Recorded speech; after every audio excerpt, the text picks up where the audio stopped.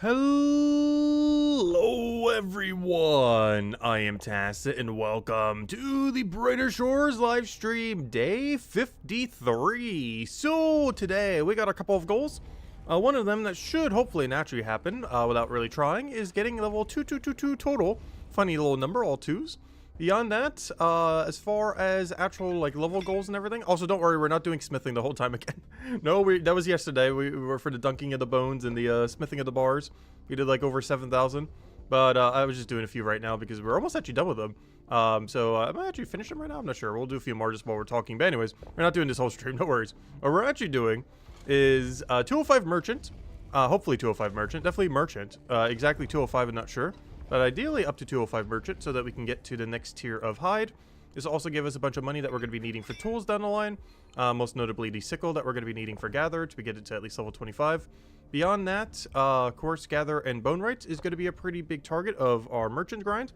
We're going to need 102 Bonewright by the time we have 112 gather. And I think we need 112 by the time we have 115 gather, which is only 3 levels later. So, yeah, there's going to be a bit of a weird gap. Because, yeah, obviously it's like right on top of each other. So that's going to be a little problematic as far as getting the XP. But that is what merchant is for. Is we're just going to be kind of covering that gap. Technically, we can start doing gather as low as like 107 once we have the apples and just do drop on apple. But I might just knowledge all the way. We'll see.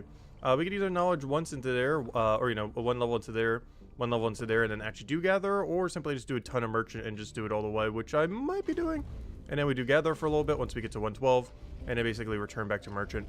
And if we need a break at any point, we'll probably just do a little bit of Leatherworker. One of the reasons why we need 205 merchant, well, don't need, but you know, one of the reasons why it would be kind of useful to have 205 merchant is the 205 merchant will end up giving us the hide we need for 190 Leatherworker. And what 190 Leatherworker will allow us to do is, of course, pretty much get to 200 if we want to. There's one other hide in between, but if we really wanted to, it's not going to be that big a deal to do the final 4 off the 190 hide instead of 196. Ideally, we'd get the other one. However, the other one is very far away. All the way at level 222 merchant, which is something we are not reaching in a short period of time. We will at some point, just not anytime soon. So, not sure exactly how we're going to go about that. But for now, 205 is perfectly fine enough for what our current needs are. At least until, like, later down the line when we really want to prepare for armor maker and everything.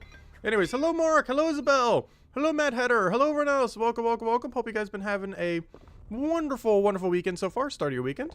But, yeah, I guess we'll end this after this inventory and go do our cooking run. And then start getting into merchant. I'll go do the other 200 or so later. As much as I want to go clean the bank, this will be the last inventory we do for now, just so we're not doing this the entire stream like we did yesterday. That was yesterday's stream, not today. I'm going to have to dunk some amount of bones today, though. But it's only going to be the ones that we ultimately end up collecting. So, it shouldn't be that many. Because I don't actually plan to get that many bones. We're going to need to go from 112, like 3 levels off of bones. But then once we get to Bone Spike, I'm not sure how many we're actually going to be collecting. Obviously, I want to reach the Bone Spike, but I'm not sure if we're just going to be farming them or just going back to Merchant or what really the game plan is by then. But at some point, we'll finally have our equilibrium between Gather and Bonewright. Not in the sense that they're the same level, but in the sense that we, you know, whatever bones we can gather, we would also be able to process and just keep that kind of system going and going all the way until we have 200 Bonewright. Alright, this will be our last inventory then.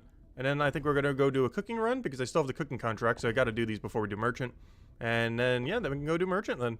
I just got to go clear all these off our board. We already did the daily thingy. Both of the 2 alts are reset, so they're good to go for the rest of the day. They're doing one of those like 24-hour AFK ones, so I don't even need to check them till tomorrow if I don't want to. They are good for a while, that is for sure. Anyways, let's go grab this and get out of here. I feel so tempted to finish, but if we do, we'll do it later. I'm not going to do it right now. But if we do want to go finish out, look at how close we are. Look at these perfect bars. All the perfect bars. Ignore that. We're using that for the AFK. And then 192 bars. We are so close to finishing. Though we're probably going to be getting even more iron or something. I'm not sure. I still haven't decided if I want to go the iron route or the basalt flint route to try to get 206 stonemason or just throw it all into smithing yet. I haven't really determined. But anyways, let's go do our cooking run. And then we'll go and, yeah, be able to start merchant then. Because this is basically required that we go finish these out first. I think all we have to do is a triple omelet into a... whatever on earth the other turn-in is. The other turn-in's a little bit annoying. I think I might do the omelets first and double check if there's any fish that I do need to go buy. Just so I don't need to go double run to the fish. Because, of course, there's a bounty board ready to go that we can potentially get something off of. So let me just do an omelet run, and then we'll go do whatever on earth the other shenanigans are. Alright, what are we doing here? 6 plus 8 plus 21. Boom, boom, boom. Alright. Let's grab all this, cook our things, go turn in all 3 of those. And then we'll go and see what fish we need, if there's even anything on this board at all. Let's see.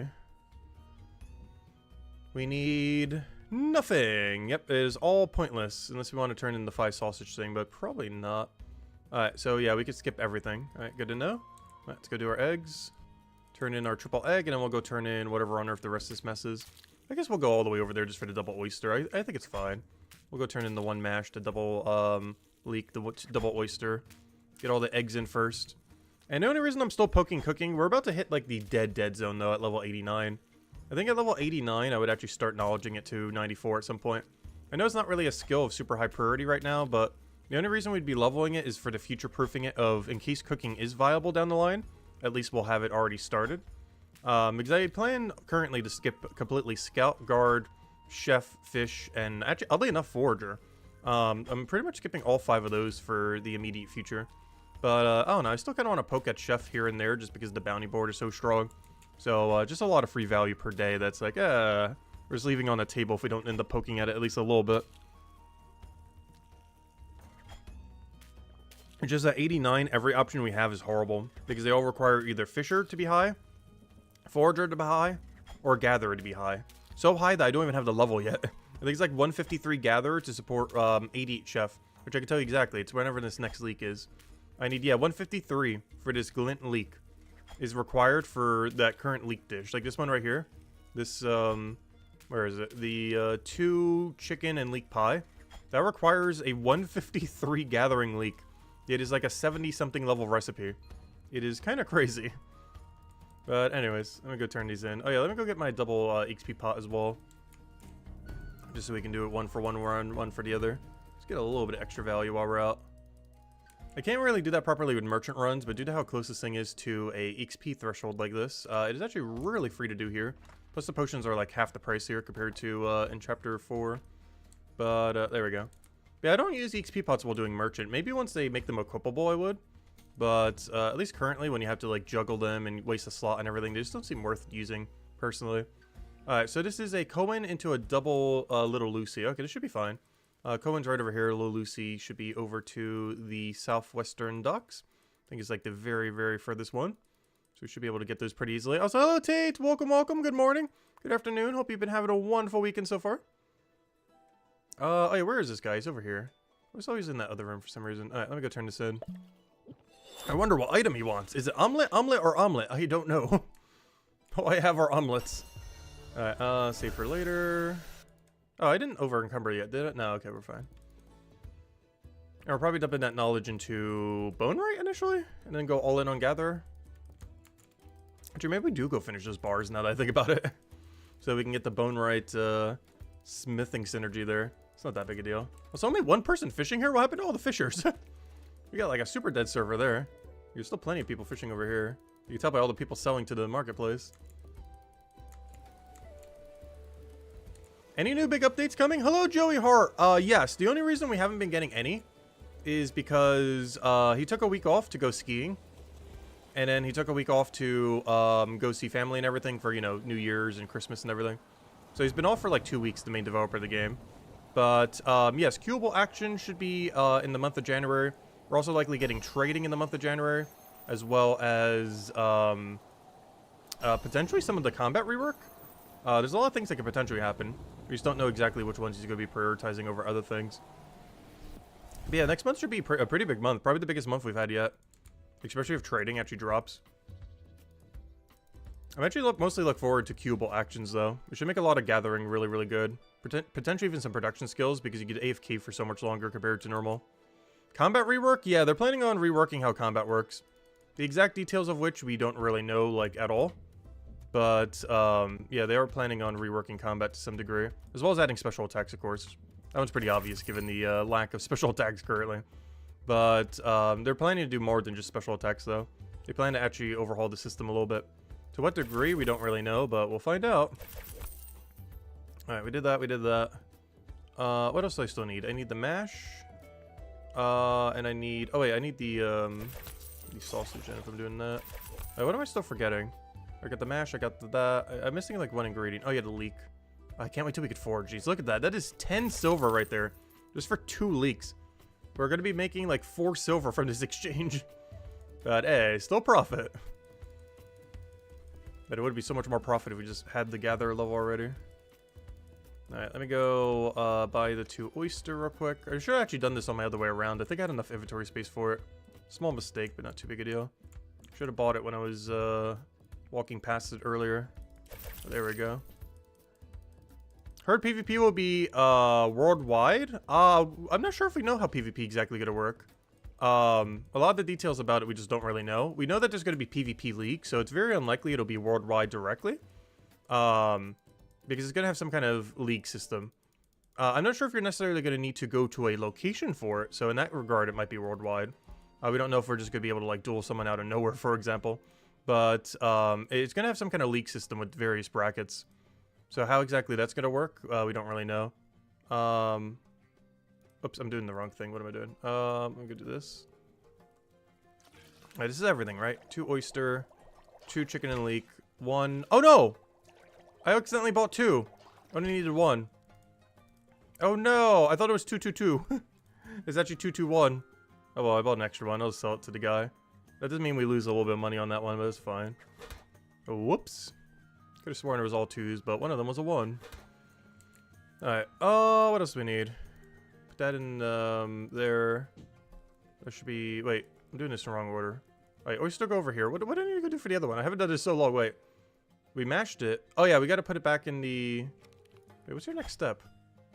Gosh, I haven't made this one in so long. Gosh, we haven't been doing cooking contracts in so long. Oh, yeah, yeah. Wait, never mind. We didn't mash it yet. That's the problem. I see. I thought we already mashed it. That was what I was confused by. Like I said, I thought we already mashed it. Never mind. Okay. And then we go fry it. Okay. And then we bake the other 2. Then we go sell this other one. I accidentally bought 1 too many. Hello, Jackie. Welcome, welcome. Yeah, RuneScape Classic did allow you to duel anywheres. And since he's pretty heavily going along the Classic route, I wouldn't be surprised if he could duel anywhere. He did mention PvP leagues and everything, so it almost seems like it's going to be more of a duel arena style than a duel anywhere style, but oh no, we don't really know yet definitively either way. Alright, there we go. Alright, let me go turn these in. Alright, so the hooked hand, then enchantress, then south wall. It's going to be a little bit of a tough walk to south wall, but I think we'll make it. We went out of fear pot. Problem is we're almost guaranteed going to get aggroed, which is going to waste 5 seconds, but we should be fine. And then we'll go do some merchant, now that we finally have a nice cleared out thing. I'm not sure if I'm going to be juggling XP pots or not. To some degree, I kind of don't want to at all. This is going to be so annoying to do. I'm almost tempted to go do a little bit more smithing real quick since our knowledge bar is so close, though. Just to put 1 smithing pot into Bonewright, so I only have to bring gathering pots with me. Or, you know, chapter 2 pots. Let's see. Alright, let me go drink this. Oh, yeah, let me double check. What do I even need for you? Because all of you need a different item. So you need oyster. We'll give you oyster. Then we need, sausage and mash, and then turn in the other one. Hey, another hat. Nice, nice. Actually, I got that exact same one before the stream, by the way. It's actually double blue pudding in a row. Because I was smithing some bars before the stream just to try to get the pile down. And, as you saw at the beginning of the stream. But, well, I was just, you know, just kind of gathering some stuff around the house and everything. Also, if you hear any noise, by the way, today, there are some people nearby that are leaf blowing a lot today. As well as some people that are still doing some stuff with the roof back when we had, like, hurricane damage. So, if you hear any noise, it's one of those 2 things. Luckily, it doesn't seem to be making much noise right now, but, it might at some point. Let's see. And if you hear dog barking, it's probably the dog barking at all the noise outside. I'm not sure if most of it's coming through the mic. But, most of it shouldn't, though.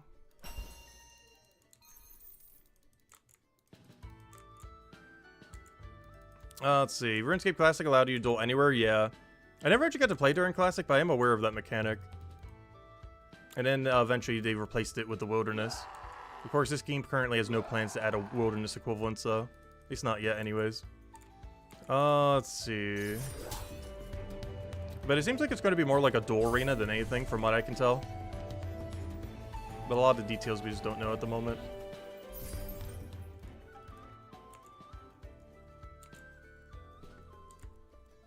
Did RuneScape 3 do that too? Interesting. Well, I guess they kind of had to since they kind of removed the wilderness. Let's see. Alright, there we go. Alright, what's our knowledge at right now? You know what? It's close enough that I think I'm going to go and finish the bars real quick. No worries, we're not going to do a whole stream of bars again. But just because we're so close with it, and I want to put it into Bonewright, I kind of want to go put this into the Bonewright wall using the pot for the other thing.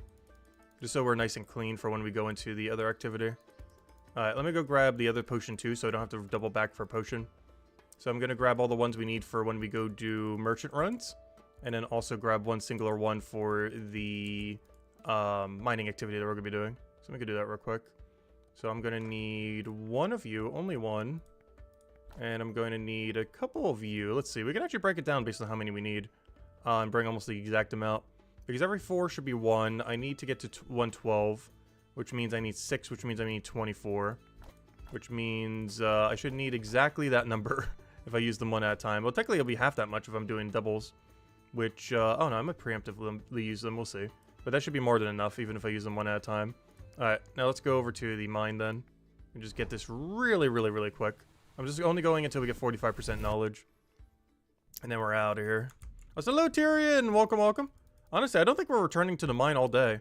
The only thing we'll ever need to return to the mine for today is maybe to dunk some bones. If I even bother doing them on stream or just do them off stream, I'm not sure. But I do want to start dunking a lot of my stuff like the day of, just so we don't have to do what we did yesterday. Where we did an entire stream of just dunking. Alright. But let me go start doing these. I'm just going to keep them in my inventory. I'm not going to bother dropping them here. But we'll just do this until we get 200% knowledge and go over the merchant then for probably quite a while. Because I'm going to need to get 25 knowledge from merchant. 1 to put into Bonewright and 24 to put into Gatherer. So how long would it approximately would that take? Like 5 hours a merchant? 4 to 5 hours a merchant is how much we'll have to go do then. Which hopefully should bring us close to 205 merchant, which is the goal. And then we can go move on to Gatherer and manually train Bonewright then. As we'd be able to do the 102 bone that we'll be able to do, as well as gather the 112 thing. And the 112 thing is the thing that's the 102 bone. And we should be good to go from there. Yeah, basically the history of PvP in his previous game was, I believe you could, let's see, it started as like 1-to-1 person duels. Then I think was almost like PvP enabled anywheres, almost, like in the entire world, where you could either enable it or disable it. But then it was like, okay, let's just make the wilderness. So we made the wilderness where you can attack anyone within the wilderness, within your level range, but only in that area, not in the entire world. And then eventually he made the duel arena. Then eventually the wilderness got deleted, but the duel arena was still around. And then like way later, past his time actually, the duel arena was then also deleted. And then replaced with whatever on Earth RuneScape 3 has. Though in Old School RuneScape, it was never actually deleted, though. Well, it still has the Wilderness. The Duel Arena got deleted, but the Wilderness did not get deleted. The Wilderness is still just like what it was, pretty much in like 2002. It hasn't really been updated much. Like, it's gotten new content, but the actual layout of the Wilderness is almost like identical to what it was in like 2002. It's kind of insane. Like, if you see a map of like Classics 2002's Wilderness, or 2001, whatever it was made, it was 2002. But if you look at like the classic version of 2002 Wilderness and you look at like a map of Old School RuneScape today, it looks like 90% identical. After like 20 something years, it's kind of crazy. That's still intact. Obviously it has like more content than it did before, but most of it's underground, so you don't really see it when you look like from a map view. Because they wanted to keep the integrity of the Wilderness from how it was way back in the day. So it's almost exactly identical. Anything that's like new in the Wilderness are almost all in caves or underground. Like the Revenant Caves or Scorpio Cave. Stuff like that.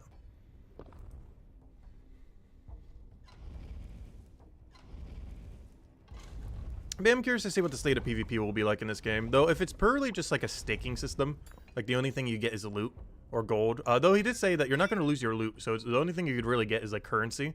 You know, like silver, gold, stuff like that. If that's the only reward from PvP, I'm probably not going to be partaking in it that much. If you got, like, specific PvP armor, like the old Ancient Warrior armor, or, you know, the equivalents for this game, or, you know, you got, like, some kind of other thing for it, I'd probably do it. But if the only two things is, like, a leaderboard plus, like, you can earn some gold from it. I probably wouldn't be partaking in it much. There's like a billion other ways you could be earning gold. And I'd prefer not to do something that's like a 0 XP activity. And this is like a fun minigame. Like a PvP minigame I would love a lot. But just like a PvP 1 versus 1 duel, I'm not even sure how you would make that work in this game. Because there's a whole class system in this game where, you know, things are weak to other things. So, a lot of dueling, assuming you could choose who your opponent is just going to be mirror matches against, like, your own class. Like, I'm not sure how they're going to make it work. Because it's not like RuneScape where, you know, you can switch, like, within just switching your gear. You can switch basically what class you are, essentially. But, yeah, this game you're locked to it. So, like, what kind of Guardian is ever going to fight, like, a Cryo Knight? Or what kind of Cryo Knight is ever going to fight a Hammer Mage? Like, unless you're forced to have to with whatever, like, the queue system is, you would never queue up into a battle that is against your weakness. The only thing you would ever be able to battle is your own class. Like, Cryo Knights would only fight Cryo Knights, Guardians would only fight Guardians, so on and so forth. Because the only thing that's going to be really weird with the system, unless it, like, forces you into, like, an auto matchmaking system where you'll be forced to have to fight someone like that you're either strong against or weak against. I don't know, I'll have to wait and see. There's a lot of details with it that are just kind of questionable on what on earth is going to happen one way or another. Like, we have no way of really knowing. Well, I'll see what he cooks up, and it'll probably be out in like 2 months from now, 3 months from now. I don't think we have an exact like date, but based on his current trajectory of things he's probably doing in the near future, it seems like a February or March update. We'd likely have PvP by then. I have no clue what's going to look like by then, though. Also, can you guys hear that, by the way? Something that sounds like a really loud blowing noise. Yeah, there's no multi-combat in this game, either. I'm not sure if he's ever going to implement that, or how he even could, given how the current system works.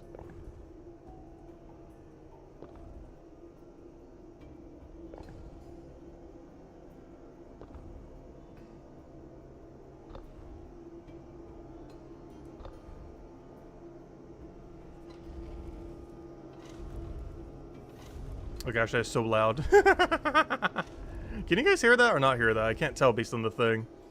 Oh, hello, more zombies. Welcome, welcome. Hope all's been well.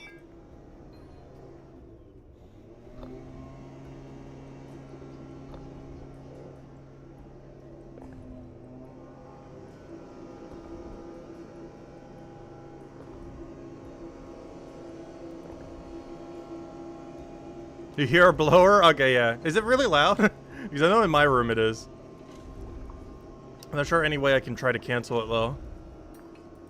Unless I just start muting the mic anytime I'm not talking.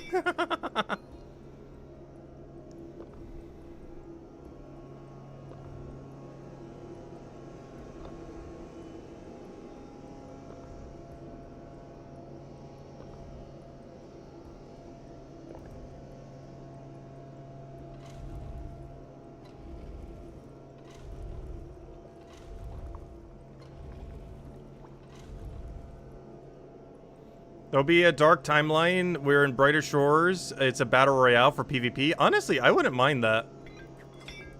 I honestly would not mind a battle royale system for PvP in Brighter Shores. It would somewhat fix the whole class weakness system thing. I don't know. Old School RuneScape did it, and it wasn't that bad. If I was to point to the best piece of PvP content in Old School RuneScape right now, it is definitely the battle royale system they made. It's called Last Man Standing. They basically made PvP into a 1 versus 1 battle royale. And it has a really good reward system. It teaches you PvP while risking no gear at all. It's a really, really great system. I'm not sure if he would implement something like that, but one benefit of it is it's purely 1 versus 1, so technically he could. It was also probably the fairest PvP in the entire game right now.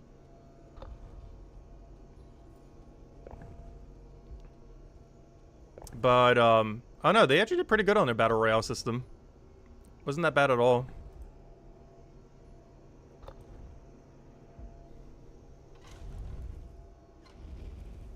You want the battle system to be like Wizard 101? I actually played Wizard 101. I forget what PvP was like in that game, though, because I played it when I was, like, really young. Like, pretty much when it launched. So I would have been, like, gosh, like, 12? Somewhere around there? I forget exactly when it launched. I would have been, like, super, super young. But, yeah, I never actually played PvP in Wizard 101. I only played it for, like, a month or two. So I never really got to the PvP aspect of the game. I was just kind of messing around in single player.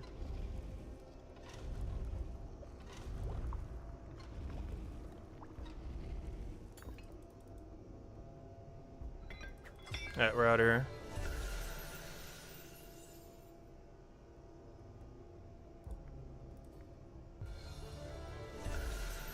Alright, we are out of here. To the merchant! Alright, let's go do merchant now.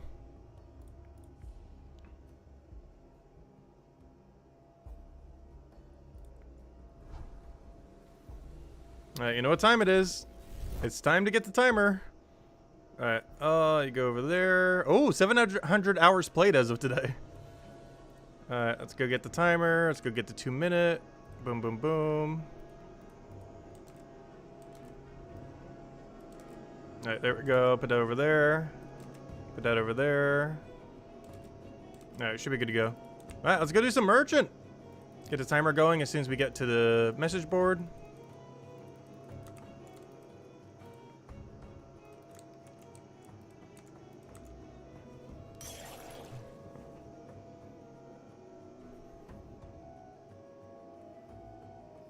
Alright, what do we need? What do we need? What are we doing? Let's see. Grab one of you, grab one of you, grab one of you, grab one of you, wait.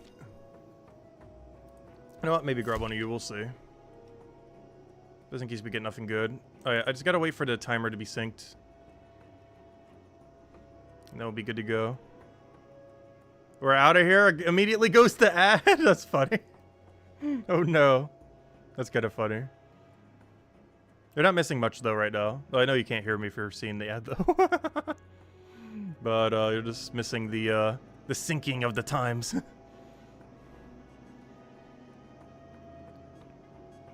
I know we should be good to go.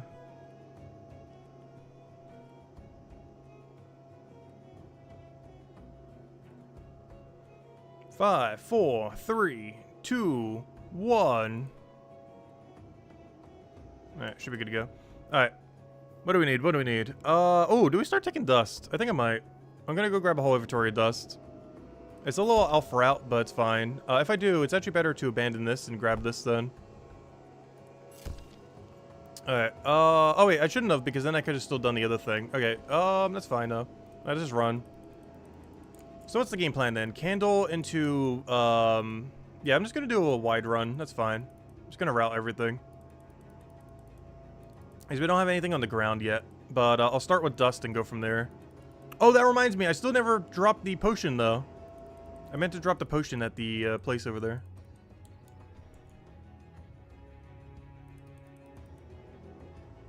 The irony was on point. Oh, you didn't miss much. We were just syncing the time to the merchant board. So we could do our merchant run. And now we got a properly synced timer.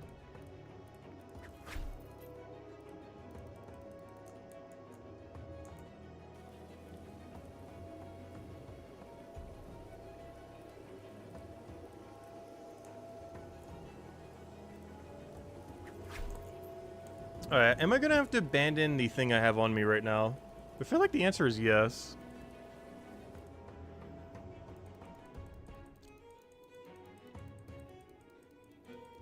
He's accidentally kept the potion on me, which is not ideal.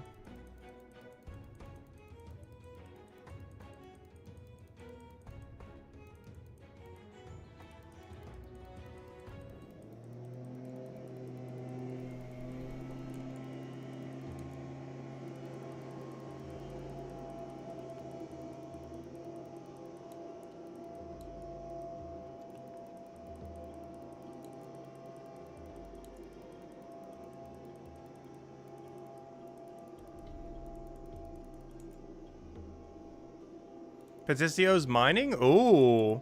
I wonder what level pickaxe he finally ended up getting. I assume it's like at least 25. Not sure if he would have gotten higher. Ooh, Black Christmas hat or Santa hat. Nice, nice. Good to go. All right, let's go grab our banana. Go turn it on middle. Grab all the other junk. Unfortunately, it's going to be one item less just because I accidentally forgot the, forgot to get rid of the, what's it called? The potion. Which I guess I could route storing it, but then I have to go back to grab the potion every time we need it. Which is not ideal.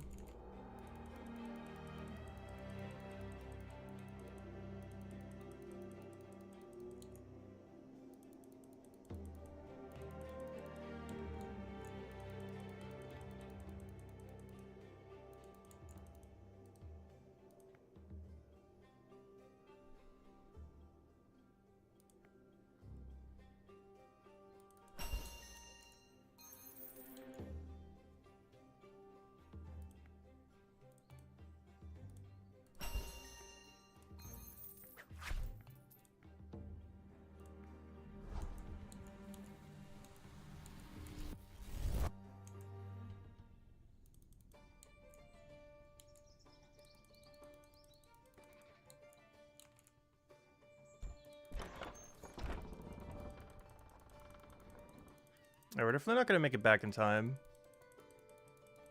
So we're just gonna have to grab whatever we get.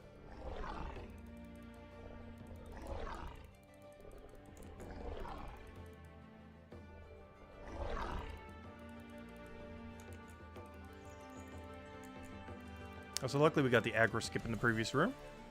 Alright, I believe I just trade with you. Do I buy from you too? It's actually kind of convenient if so. Can't remember if it's this guy or the other guy. No, it's the other guy.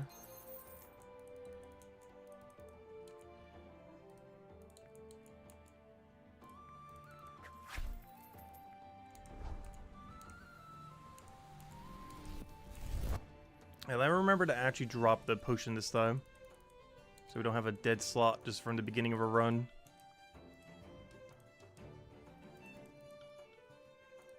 Oh, it got nice and quiet now. The noise might be coming back though. Don't have much control over it, unfortunately.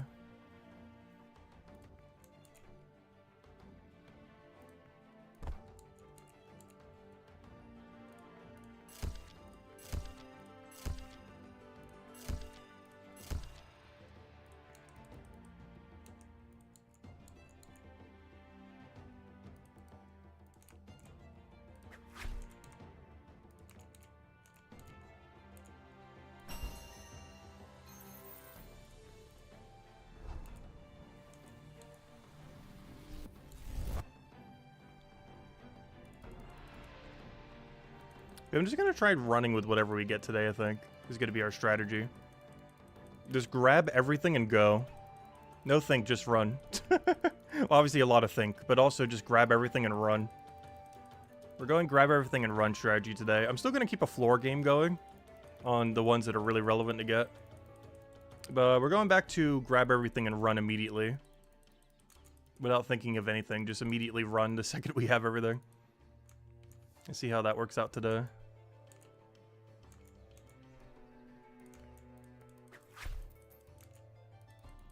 As we're like really close to timer. Like if it was like 30 seconds or less, or 40 seconds or less, maybe I'll wait around. Just reset the ground and everything. But otherwise, we just grab everything and run strategy today.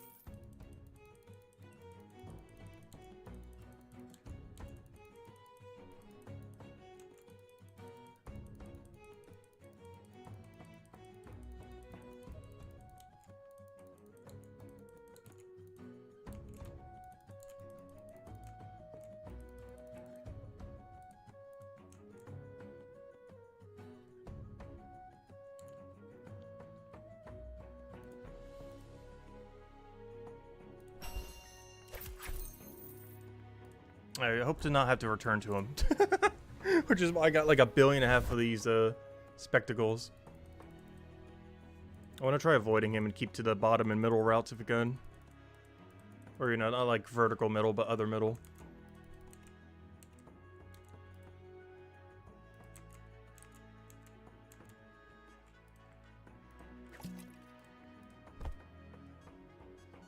Alright, Snow Globe I don't have yet. That's pretty easy turn in. Ribs, Synergize Medai Ribs.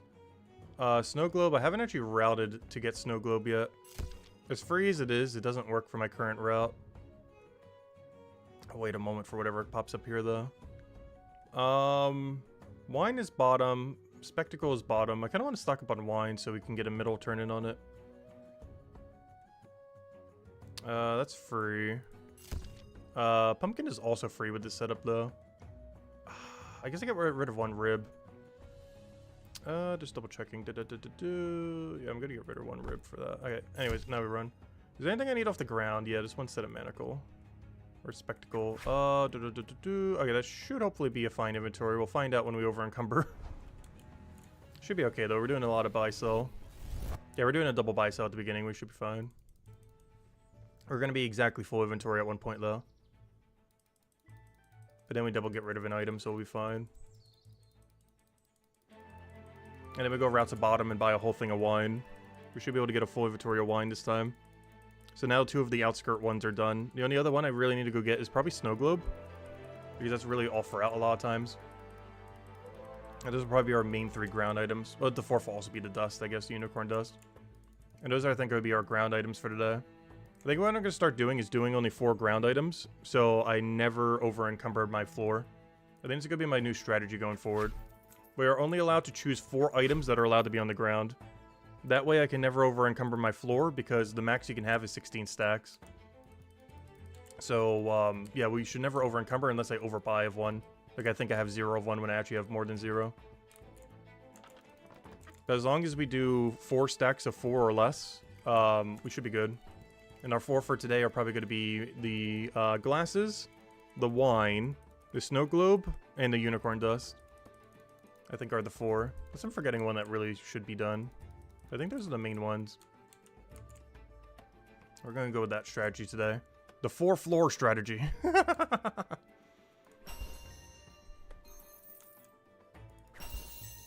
No, we keep getting purple elf. We're at 60 purple elf compared to only 57 Santa. We're losing. We're losing. It's not ideal, but yeah, it keeps happening.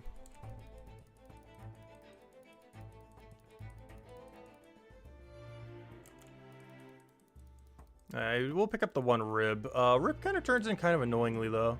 I just realized I can't really do rib with this route. I guess I could telly back and turn it in when we go over there if we have time. Rib is actually kind of off route for what we're doing. I'd still turn it in, though.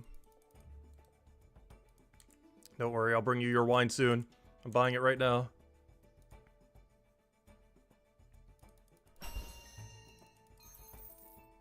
Alright, do I bother turning in rib? I guess I will. It's a little bit out of my way because I have to double backtrack it, which is kind of annoying.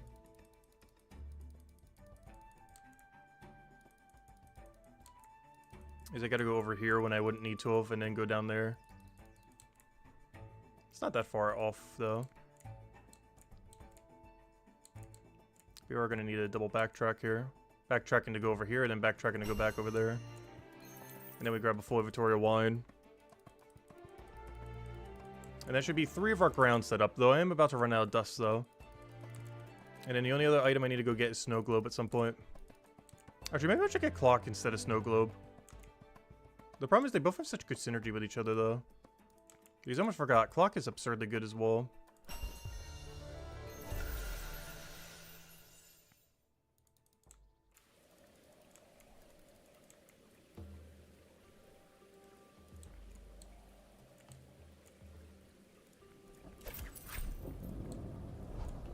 Alright, definitely not make it back in time, but that's fine. Let's just go get our floor situated. And just grab everything from the board and run. Yep, we're almost at a merchant level already. Though, in all fairness, we kind of started pretty deep in one.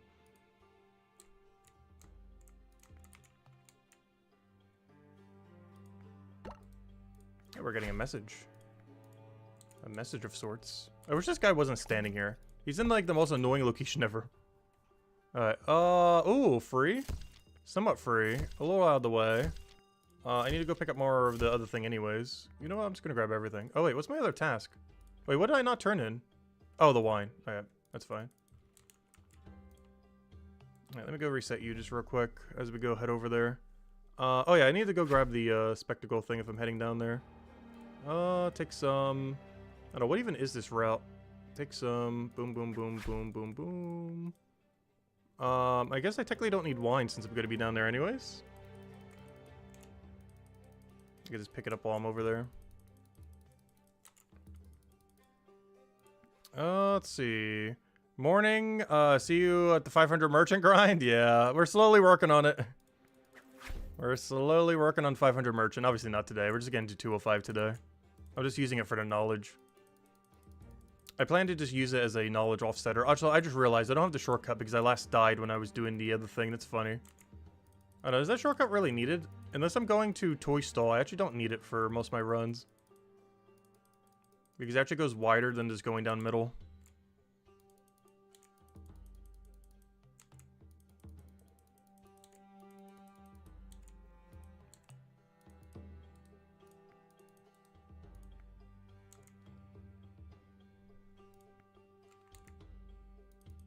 No! You were supposed to... What did you cancel? I was gonna go catch the thief and do the thing. Alright, let's see. I need wine, go head north. I guess the only thing I can't really route on this is soap, oddly enough. Also, one of the few times we don't have cloth, and I can actually do a cloth run. Oh, we're almost up to 2 gold. Get to see our stack move up slowly. Wait, am I going the wrong way? Where am I? Oh, yeah, I know where I am now. That threw me off for a second. But yeah, we're right over here. And then we go north. I thought we were already at that building, which is what threw me off.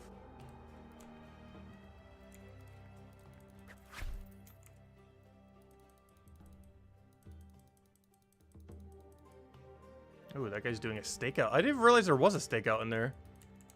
They're in such weird locations. I still haven't done all of them for like the first time bonus because they're all scattered all over the place.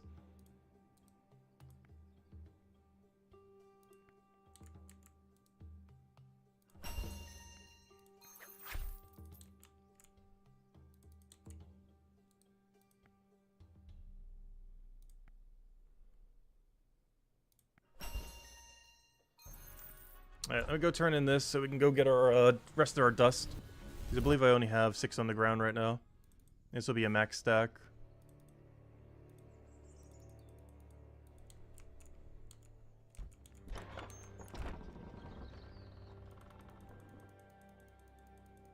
I just need to go pot up on our next run.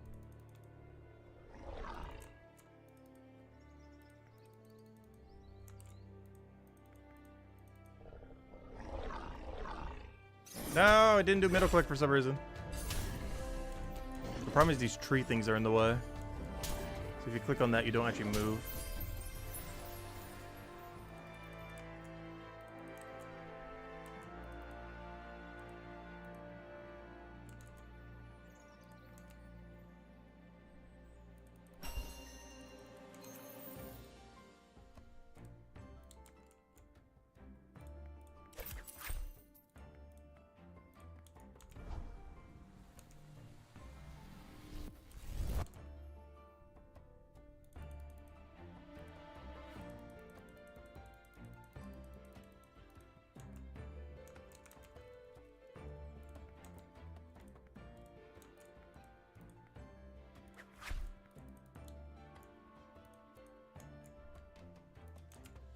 Hey, what's our current run? Oh, soap. To go with our soap. Let me bring this up. We're going over there anyways. Banana. What else can we really do? That goes just cheese if we ever go over there. I don't really need to though. Go to middle. Go to top. Yeah. And grab this for later synergy. Okay, that's fine. Alright, let me just drink up. Put that into knowledge. Put that into gatherer. Drop that, pick up all that. Drop that, pick up all that. Are we good to go? Should be good to go. Alright, off we go. Go pick up our meat real quick. Not sure it's really worth it, but we're already over here, I guess. And we go turn in middle. The only thing I won't be able to do then is the clockwork for a later run.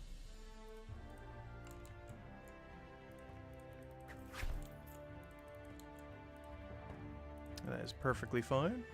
So I'm gonna have to go through a middle route rather than cutting through though. Just so I can turn in the meat before we go over there.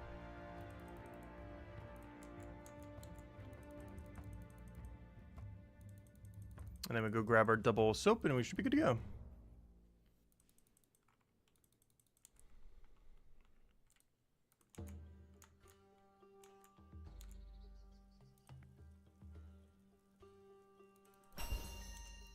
Come on, 202 Merchant, you're almost there. But we're likely going to be throwing a lot of Merchant here and there whenever we need knowledge nowadays. Because post 200, the knowledge rate is still exactly the same. It's not like it gets worse. The XP bar is moving like 4 times as slow, but the actual knowledge per hour is the exact same. Right now we're just using it for knowledge per hour. So we can go feed into gather and, you know, any other skill we need at a given time. Eventually a lot of Bonewright. If you're wondering how we're getting 200 Bonewright, by the way, this is what the 200 Bonewright looks like. But not quite yet. Obviously, we're going to be doing gather to 200 to try to offset it.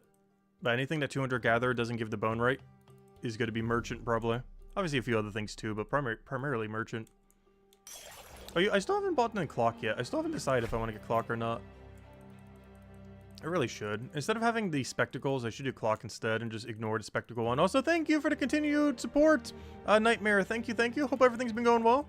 Hope you had a wonderful holiday, as well as an upcoming new year. Also, we will be streaming on New Year's Day and Eve, by the way. Not exactly when it hits New Year's, my time, though. But we're still going to have actually full schedule still around that time. Like any stream we would have been doing, we'd still be doing.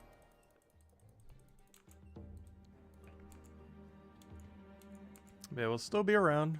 Oh, that's not what I wanted. It's the other shop.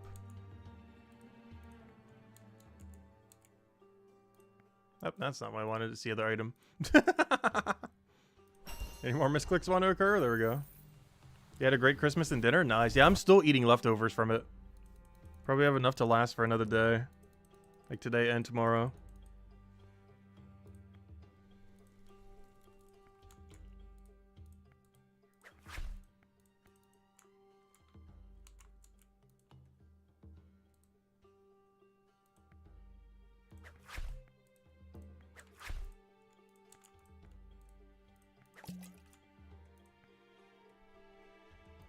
Alright, yeah, we have this clock thing now. Alright, what do we do about this? A lot of these are just dead, though. We'll see about the other guy. I'm probably not doing him, though. Alright, do I need anything from the ground? No. Ooh, this is a very awkward run. Is this just a buy max snow globe run? No? I could buy candle and then route over by walking. I definitely can't do this or that. They do sync together, though.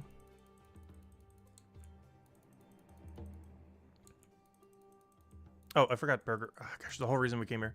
Only reason we're even going down there. So I can also do the burger turn in.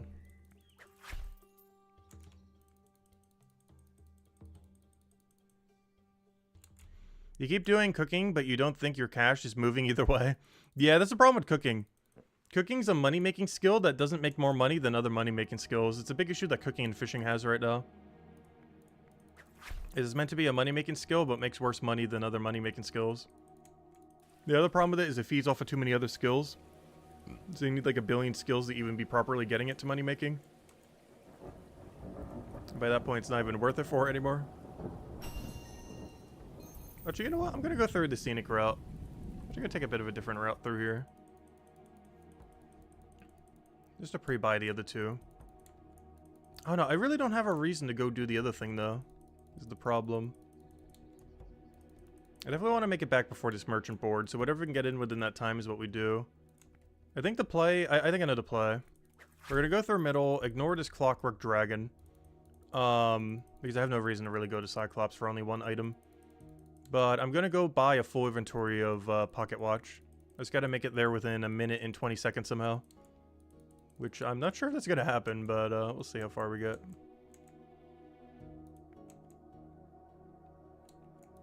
Yeah, it might actually be quicker going this way. I'm not sure which way is quicker. They're both about the same distance. I'm going to turn into this candle and just buy a whole inventory pocket watch, and we should be good to go. I still need to get the snow globe at some point. Not sure what I'm doing about that, because I currently have glasses on the ground. And I can't have both glasses and snow globe. I have to drop one or the other. I'm not sure which. The problem is, whatever one we don't grab, we're basically never routing in.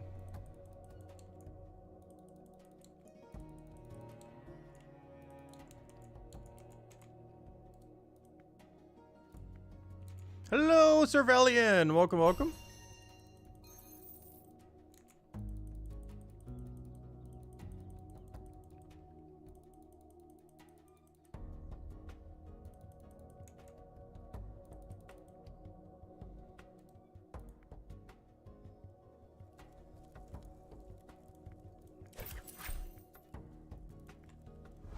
Oh, we're not gonna make it back in time.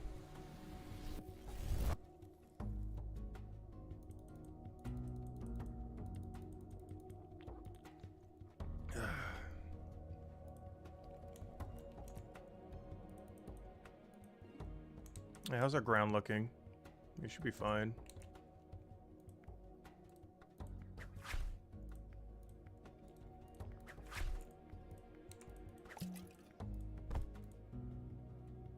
Alright, second snow globe. Kind of makes it tempting now. Pizza can also be bought en route. And then, pumpkin for a later run. Seems fine. Just double check anything else. Can drop that for, grab the clock for a later run, I guess. Alright, is there anything off the ground I need? No. Just need to go reset the other thingy. Alright, grab all this junk. Drop it back on the ground. Is there anything I need to go do immediately? Yes, I need to go south. Oh no. Alright, let me just do the pass action one. Alright, pass action, go. It actually died the last time I was here, so I can't use the shortcut right now. Alright, we should absolutely obliterate them here. Oh, we just one-shotted him! Wait, we're one-shotting right now. Oh, come on. Why with the low roll? Come on, get those one-shots in. This is hilarious. Alright, anyways.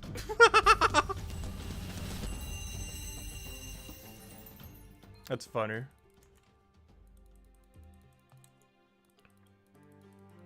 Yeah, they got a little obliterated. Just slightly.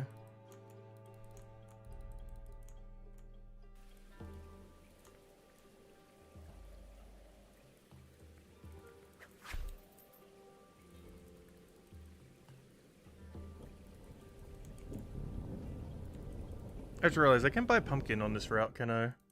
Oh, also, I forgot to bring Monica with me. There was one thing I need to grab off the ground. No, I forgot the thing. That's fine, though. I can actually buy it where I'm going. I just turn it in on our way back. This is not too big a deal. Yeah, how's our gatherer level looking? Technically at 107 we can go back, but we'll probably wait till 112. Just one pizza, please.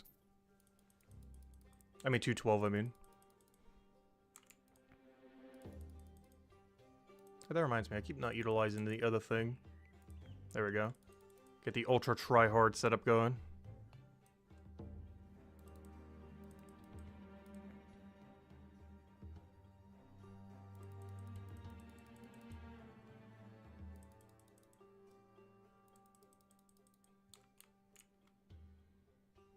Oh, I forgot to turn the snow globe because I was messing with the map. That might help.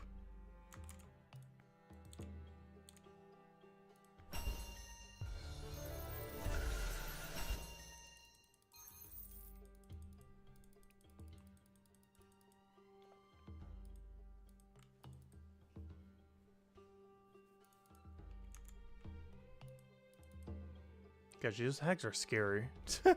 How strong they can be.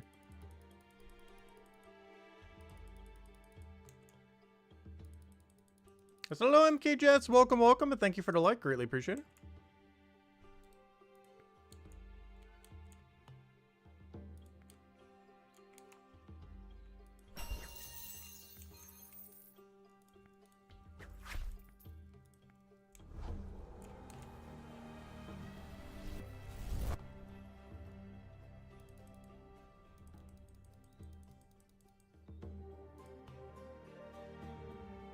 Alright, once again, I'm not going to make it back in time, unfortunately.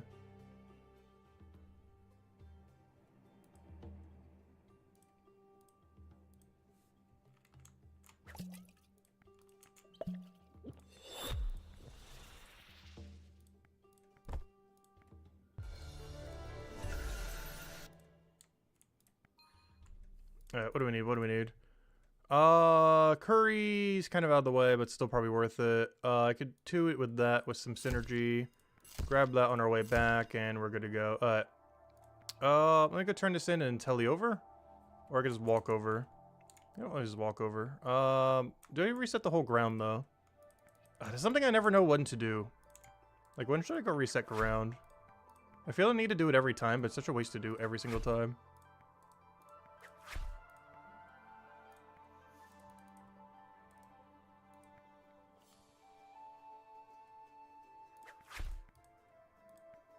Anyways, we're off.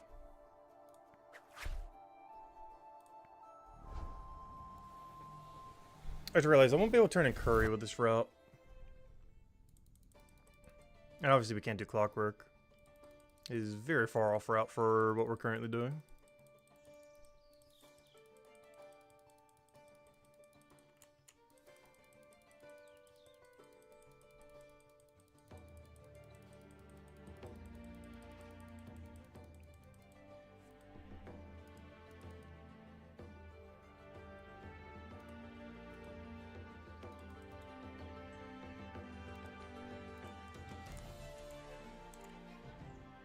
Yeah, I can buy curry, but I can't turn in curry.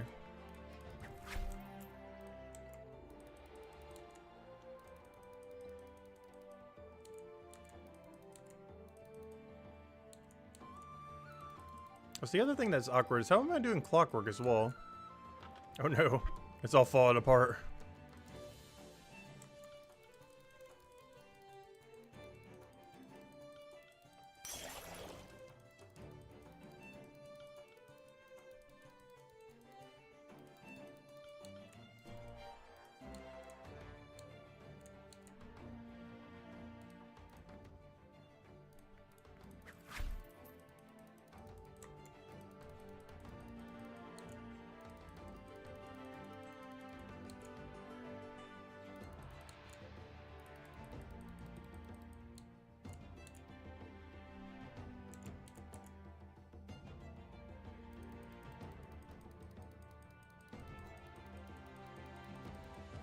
Turn in soap over here. Soapy soap soap. There you go. Don't forget to buy tomato. Oh, the guy just pet the kitty. I'm sure that was a misclick or deliberate.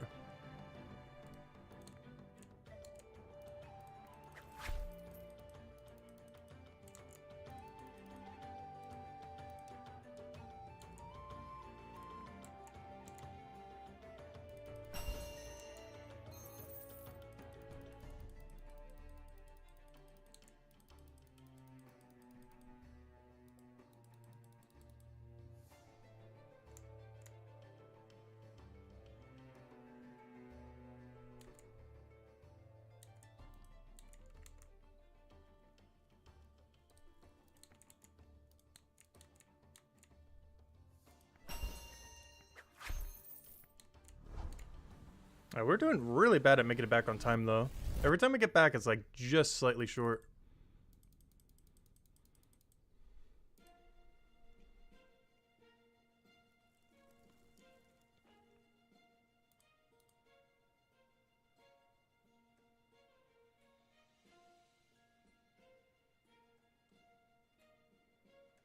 Of course, the second curry. I can't really do that. Top left, turn in, turn in, turn in. I can't really be done this route either. Souvenir to textile. Double bottom.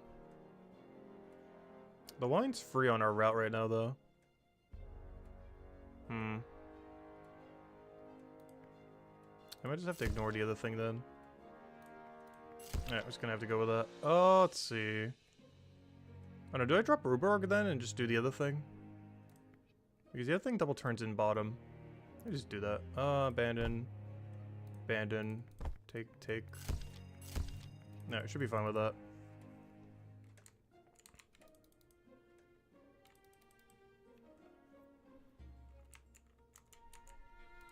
I think. We'll find out when all falls apart. Trying to process my head when we need what. Do I have to buy this now or later? I think we can get away with buying it now.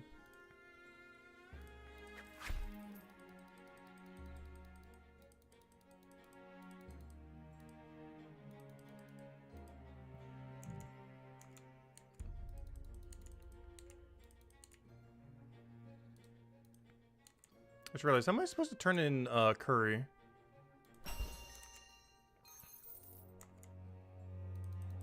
This route doesn't really ever turn in curry at any point. It just kind of holds in our inventory and pretends to exist. But I can't actually route over to curry right now.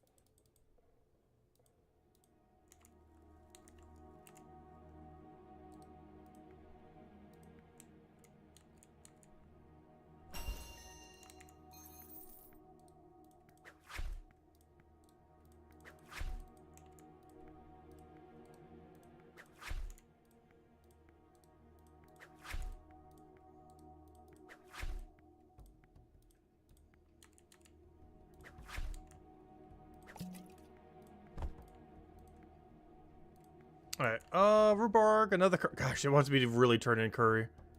Too bad we didn't buy like a whole max stack. We'd get so much value from it recently. Boom boom. Curry. I can only do one curry though. I'm just gonna abandon.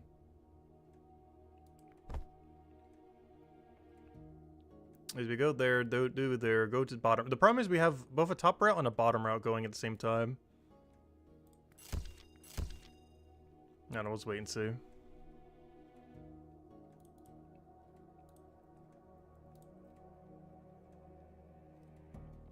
That doesn't help. Actually, yes, it does. That does help. Because I already have pre-bought wine. I have pre-bought glasses too. I guess we start getting rid of these and go for the other route then. We have to go out of our way slightly for the other thing, but that's fine. Let's do something like that then. Alright, is that everything? What do I need? Give me some wines, please. And those two. Give me those. Give me a wine set. Oh, wait, how am I doing this, though? I can't turn in both. I guess I could do the other one initially and then tell you. Do I think there's anything else I'm missing? I feel like there is. This monocle probably wasn't worth doing this route. But we're doing it. Because I actually have to. I can't not do it because otherwise I don't have enough inventory for the double rhubarb.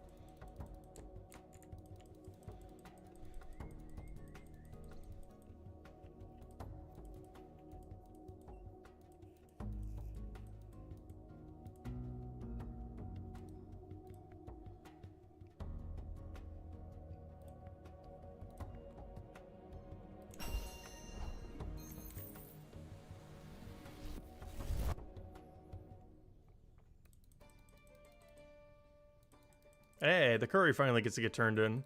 Finally.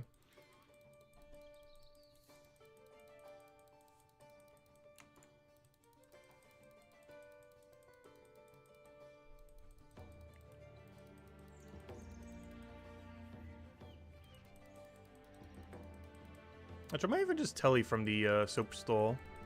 I don't know, I think we can make it back in timer. Because that's something I never really bother considering. Is it just worth getting like the rest of the tasks and just synergizing it with what we have?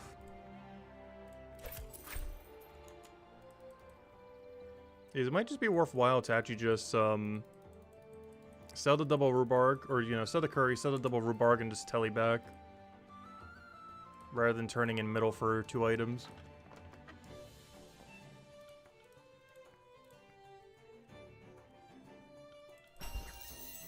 Oh, red outfit. Does that give the most amount of hats per hour, by the way, what we're doing right now? Just like any amount of merchant. The more efficient, the better. But even like half, like decent merchant is probably still best hats per hour. Like, even if you're doing it like super, super average or even slightly below average. As long as you're doing it at like 60% efficiency, it should be the best hats per hour. Unless you're doing combat like super, super boosted. Like a boost pot like every single fight with a good weapon.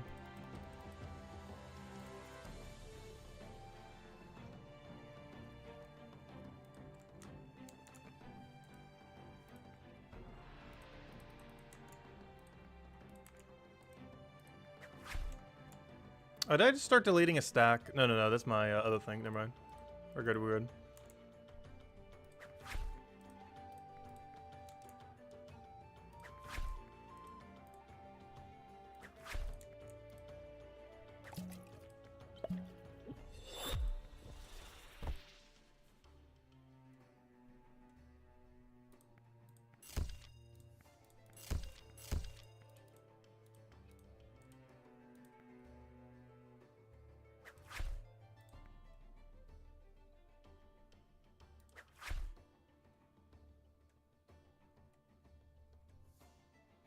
Wait, what do we have? Candle, I'm going there anyway. Spectacle, I don't have a second one, unfortunately. Dust is free.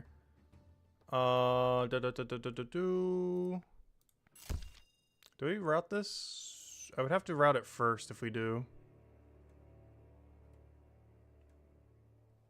Math, brain, head. Do that there, there, abandon that, do that there. Alright, that should be fine. Did I ever bother resetting the stack? I don't remember. Find out what's deleted. That's my big issue with having like a bunch of stacks on the ground. I feel like every single cycle I have to go reset them. Alright, this is a tele to other area.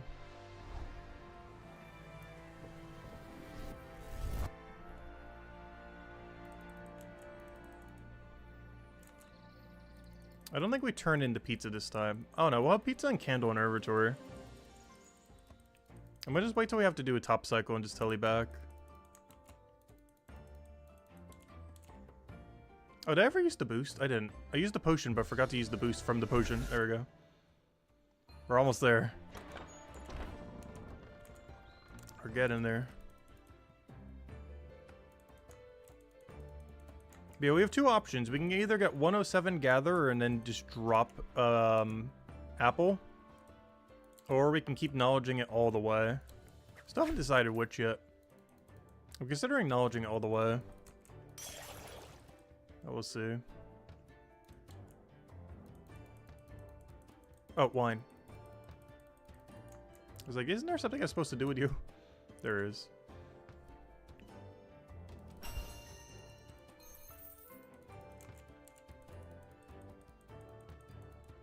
Honestly, instead of map, I'm considering replacing that out for my knowledge bar.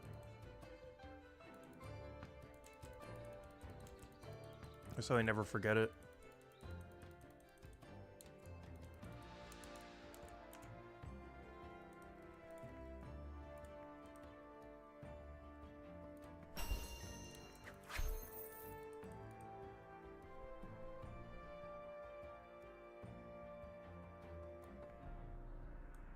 There we go. That way I can use my knowledge quickly. That's a bit of a different location than it normally is, but I think for a merchant run, that's where it needs to go. Because I don't really need the map for anything. We know where everything is. We know the city like the back of our hand at this point.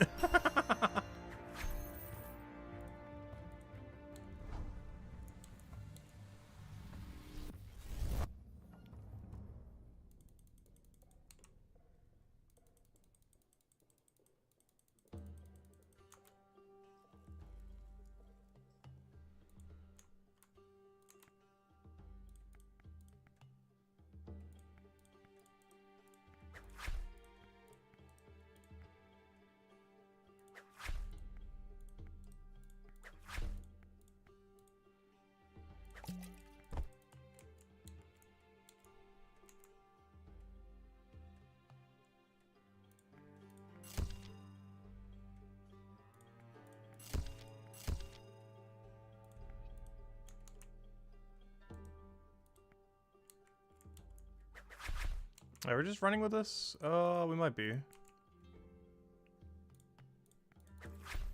I just recheck the board. It's low enough that I think I might just take it. The problem is we're not going to get that much value. I do kind of want to get rid of Rug for something better, though. And get like a double in there. Come on, show me something good. Oh, an extra candle. It's off route, though. Pump again, I can't do a 2 different route. Yeah, none of this I can really do anything with immediately. I'm already going to be at the place, so I guess I'll grab that. Alright.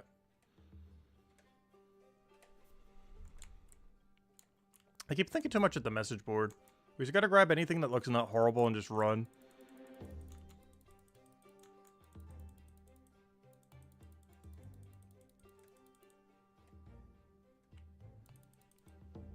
I really hate how little this one turns in for, though.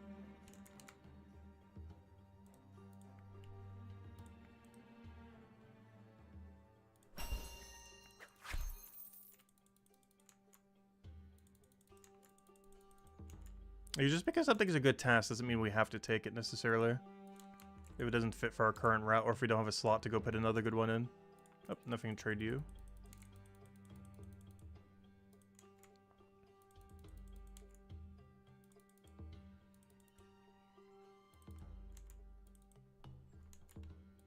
I was gonna keep for remembering that we can always turn in an item on the next route. Like the next rotation. I feel like that's something I don't do too often. Like, I'm gonna do it with this cup. Like, I don't have to turn in this cup. I can do it next rotation. I don't have to do it this rotation. I can buy the cup this rotation, but then turn it on next rotation. Because we're going to be going by it anyways, most likely. And then turn it in for free on the next cycle.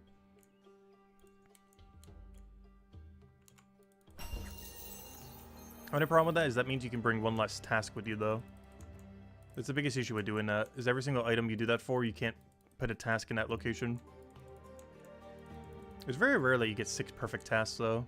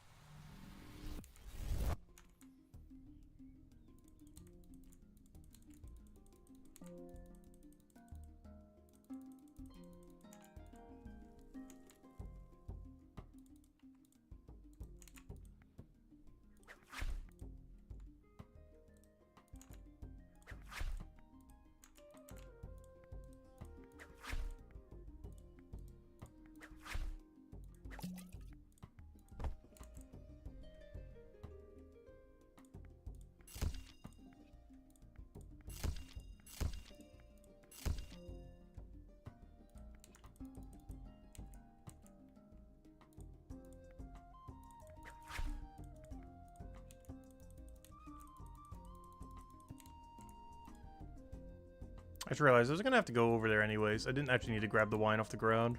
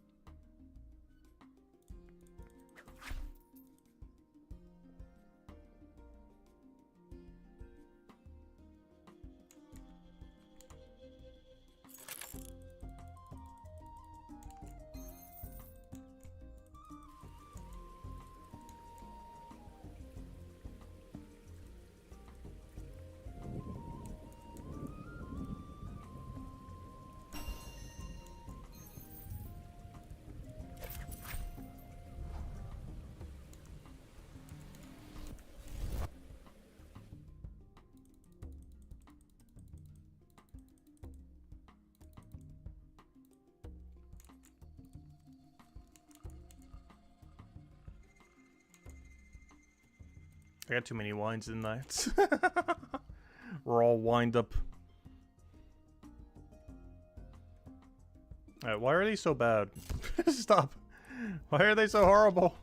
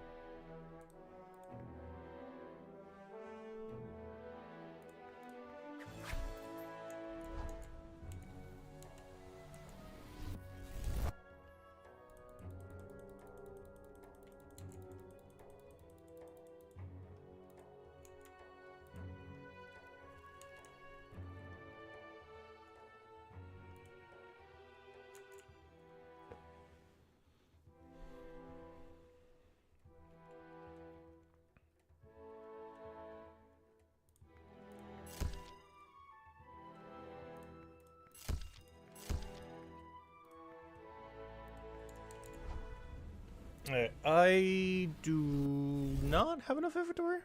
Oh no, do we? I think we do, because we buy-sell at vase stall. We should be okay. And then we buy-sell again for curry. It's gonna be a tight run, but we should be able to do it. The only thing we won't be able to turn in is curry. And I guess technically teacup, because we'll get it on next cycle. But we should be fine, barely.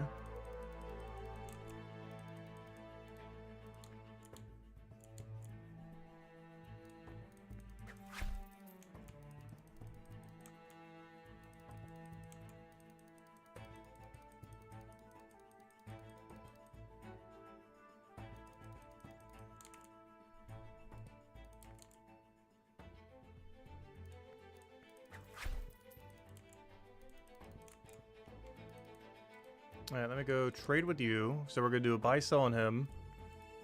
Alright, we're gonna be fine because I also get to sell banana. Forgot about that too. I'll be fine. Even if we didn't have to do this, we'd still be fine because we'd buy-sell the other thing. The tomato for curry. What am I missing then? Oh no, I'm not missing anything. And then we buy-sell the tomato to curry. Honestly, I don't think it's even worth having pocket watch on the ground. If I don't also have snow globe on the ground.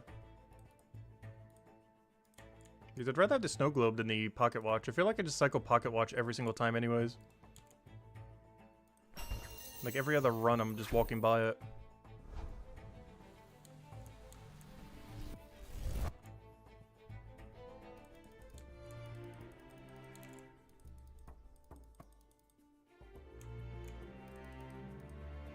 Because it feels weird doing this without the map open. I just know where everything is, so it's like, oh yeah, it kind of works, I guess. Because the only thing I really need the map for is like preemptively click. But if we just do that anyways, we don't really need it for anything.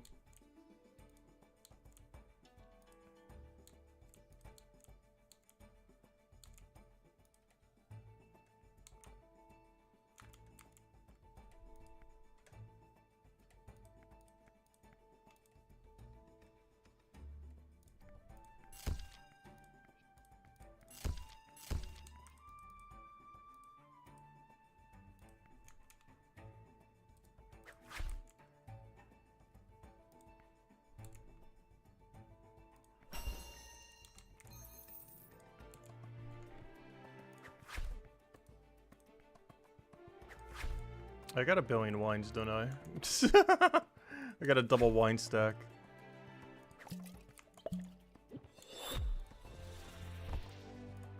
I keep forgetting it's over here. That's the whole reason why I put it over there. So I could do something like that. Take all. Get a gatherer level. See what else on our board. Be disappointed by what we see.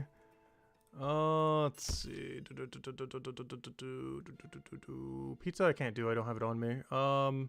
Wait, did I forget to buy pizza last run? No, I think I grabbed that from the previous board. Yeah, I can't run pizza here.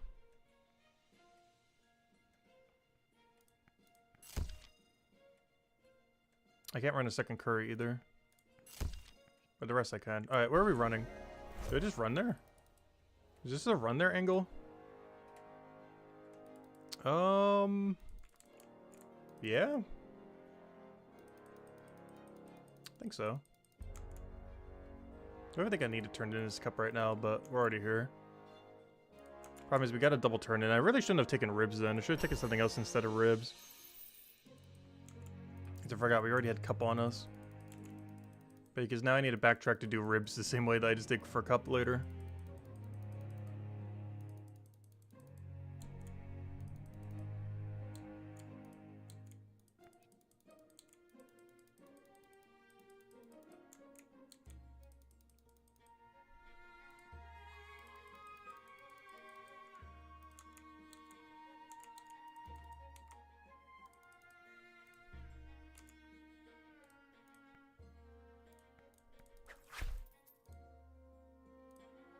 Oh yeah, I don't think I mentioned the poll yet today, did I? I don't think I did. But the current poll is, in future Brighter Shores chapters, which skill type do you hope gets the best new options? With the options being... gosh, it's so hard to read while doing merchant. With the options being, combat at 48%, gathering at 16%, Production at 12%, and utility or other at 24%. With utility and other being things like, you know, pretty much what we're doing now. I would consider merchant and like detective in like the utility slash other category. Which I would definitely say is my favorite one. But combat's currently winning. Though I'm curious to see once combat's not associated to, you know, like the skills directly, what they might do for a combat skill.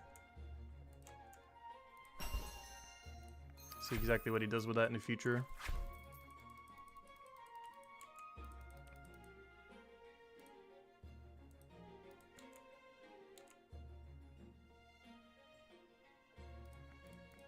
Because combat skills in the future aren't going to be like, you know, scout or guard or something like that. They're going to be quite a bit different after the combat rework. If there even exist at all in the future. But I'm pretty sure they still would, just way different than how we know them now.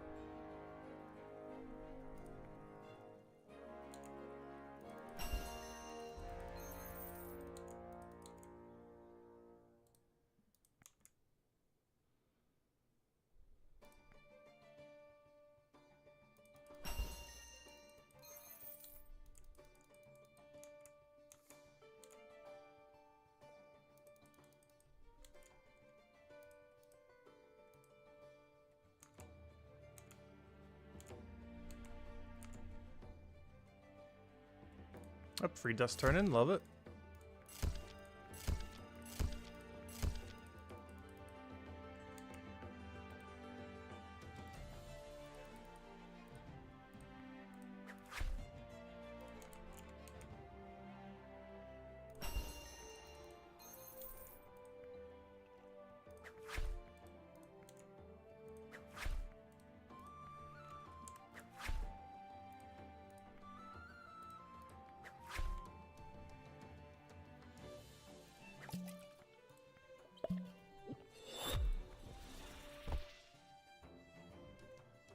Alright, what do we have that's not awful? Oh, let's see. I might return that in. Might as well. Am I going there for anything, though? I really don't have any reason to go there, though. Abandon one of these for... Let's see, going up. Well, I guess I'm going there for candle. I guess I go for a future route kind of item. So I just want to turn this in now for free, I guess. I think I have enough inventory for it. Should be fine. I say that this task is worth like nearly 0.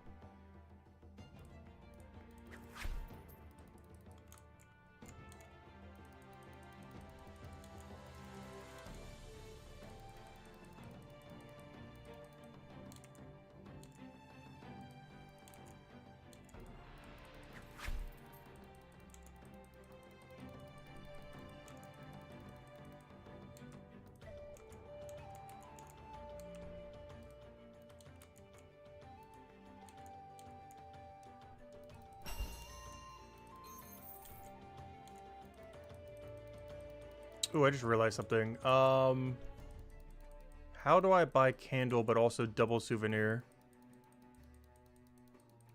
Because that doesn't work.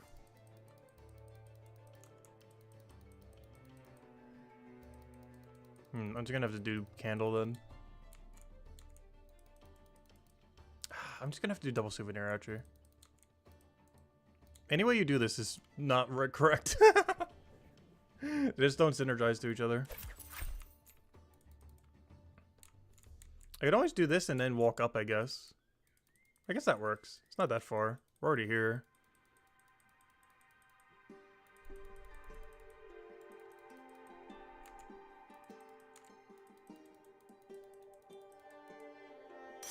Oh no, the XP pot got wasted. I was trying to do it by turning in enough stuff, but then I stumbled too long.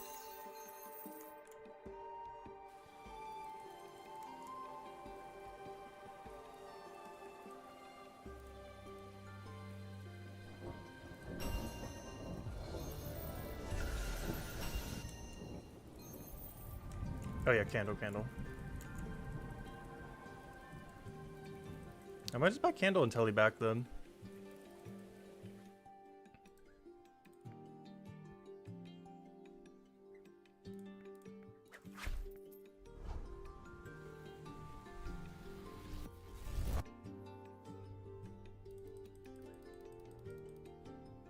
I said hello, Cap. Welcome, welcome.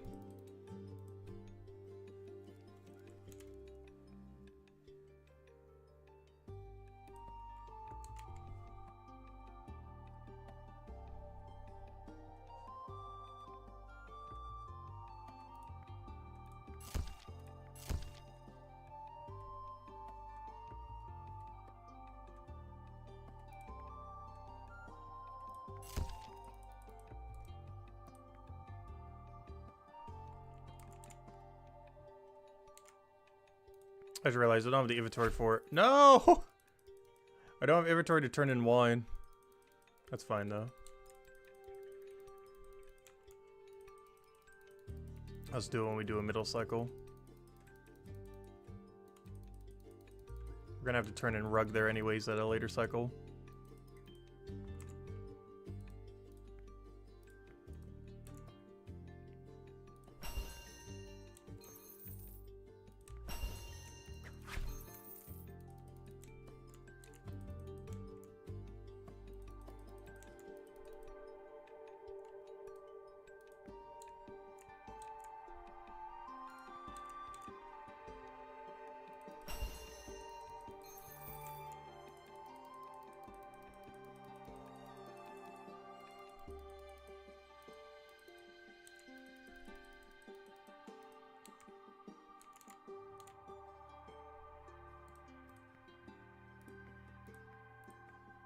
Nope, too early. There we go.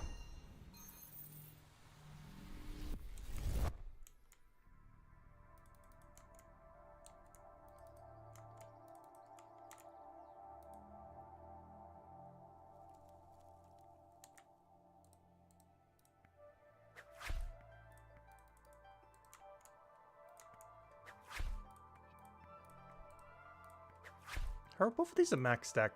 I dropped the wrong item.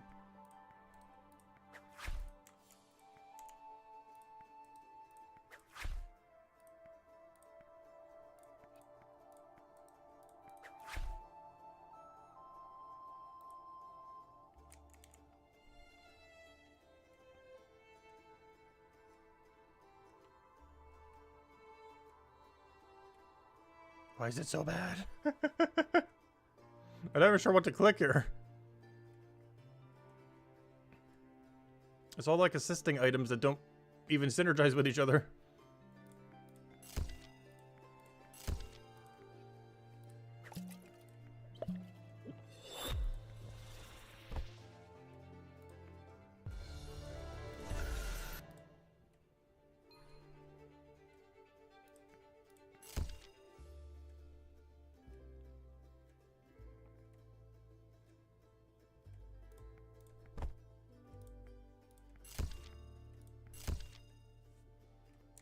I think we're making this run. I guess that works. Alright, give him the wine. Anything else we need? Otherwise, we are heading to the west first, I think.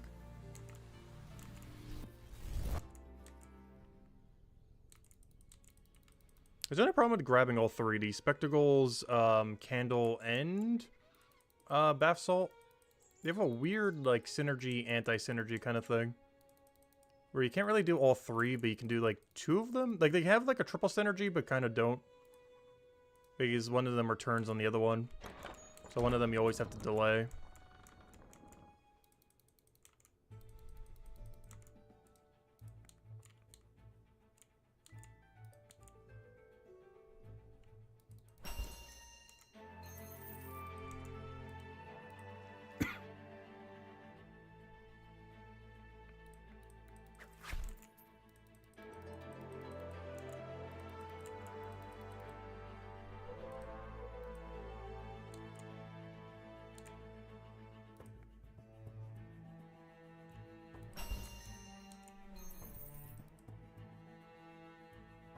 So where are we going from here? I guess I'm doing everything but the spectacle right now then.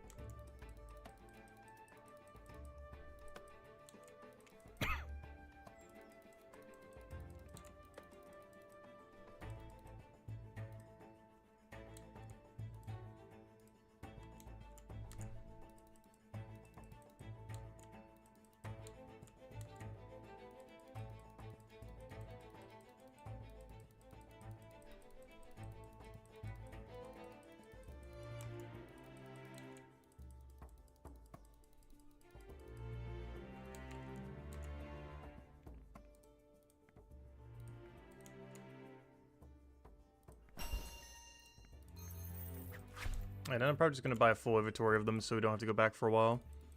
I was considering turning in a rib so we'd have one more, but I think we already have enough stuff on the ground. This will eventually have to cycle back here anyways at some point. If we ever want to do a bunch of bath salt again.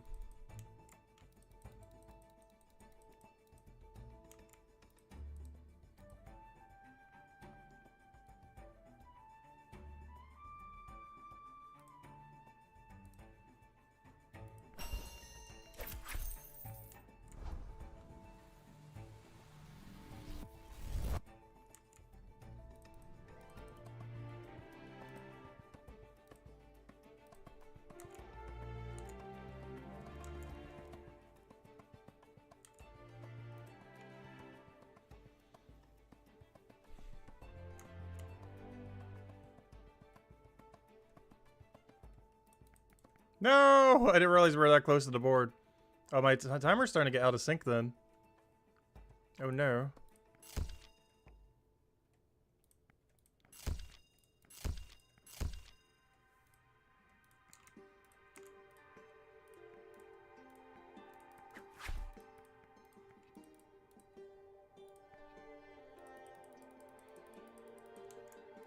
Is that all I need?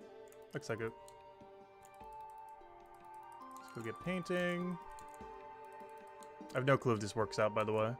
Also, there's no way I can get rhubarb with this route. Let's spawn it for next route.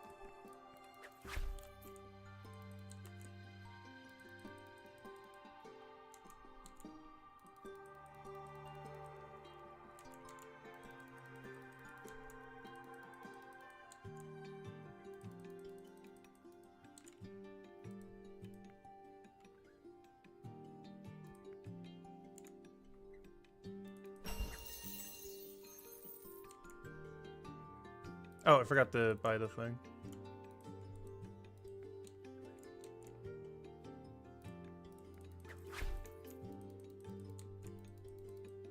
I might just have to do one cycle here and just do the other ones on next cycle.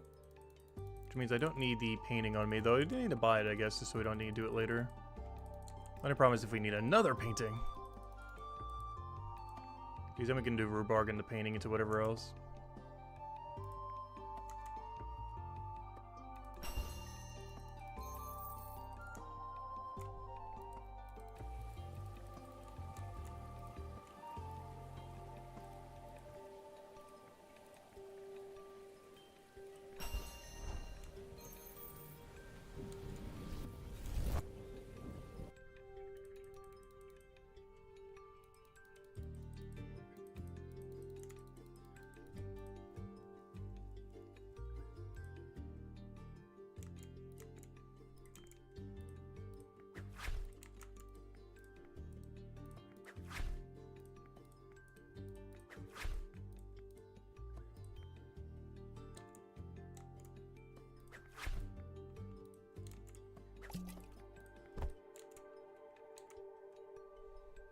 Snow globe I don't have pre-dropped yet.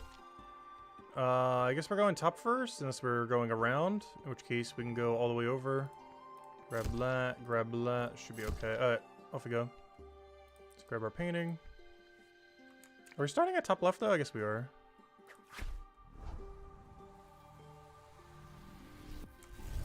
Oh, I forgot to bring the caviar though.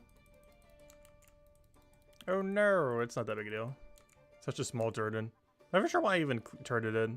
Just because if it's on route, it's like, yeah, it's free, but it gets more in the way than anything. I don't understand why it's worth so little, though, is the problem. Like, I see, it's like, oh yeah, it's probably weighted like any, like, slightly weaker task, but for whatever reason, it's like the lowest weighted task in, like, ever. I don't understand why. Because the difficulty of it isn't really that much easier than any other task. It's worth, like, nothing at all.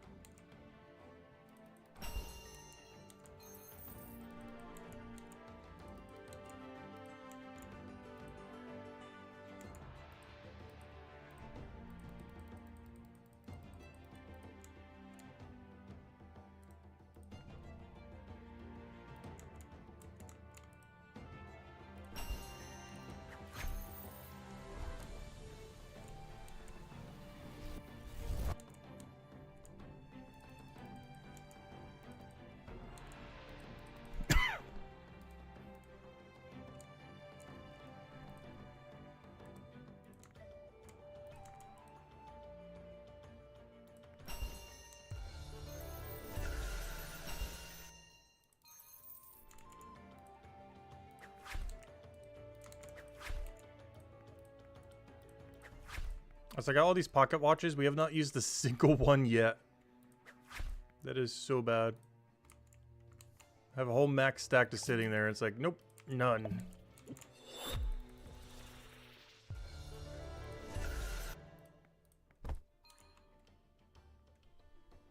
Alright, candle, other thing. Oh yeah, let me go get my timer resynced. It keeps desyncing. I'm not sure which one keeps getting extra delay. I assume it's the Steam timer. I'm pretty sure it's the one that keeps getting extra delay every single time.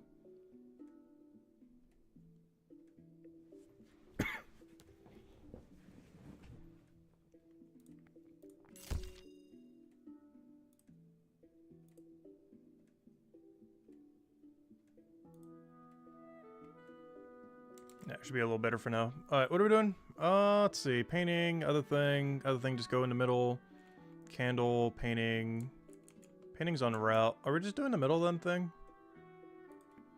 Wait, we did double stake too. Drop that. Because we're not really going all the way over there. Boom, boom, boom, boom. Wait, we go middle, middle, go to the other place, grab painting while already over there. Okay, this should be fine. Oh yeah, I won't have inventory for painting though. We'll do that for like a later run, I guess. Alright, go. Go, go, go. Oh wait, if that's the case, wait, what am I doing? This is, left telly then.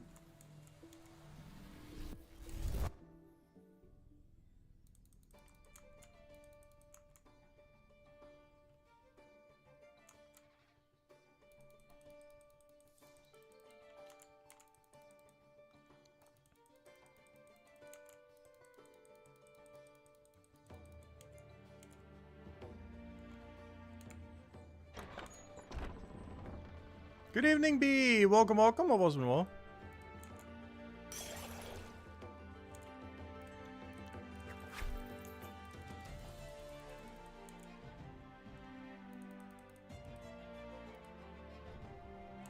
Have you had a great Christmas? Oh yeah, it went really, really well. Still eating leftovers for the next few days. We had so much food.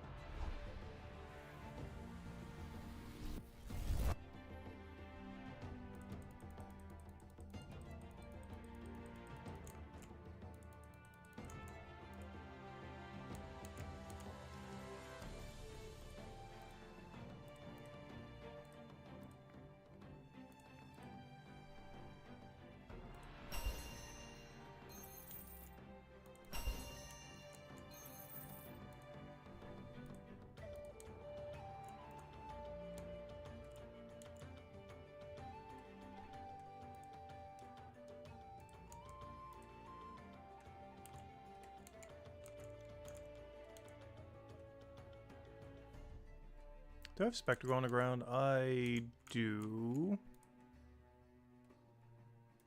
Problem with that is I already have Curry. I mean, I already have the other thing.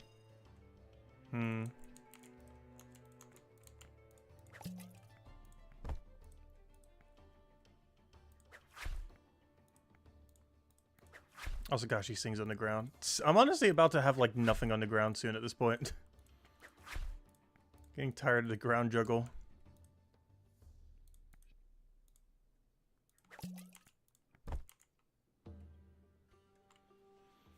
Alright, to curry or not to curry? I'll grab it and see what happens.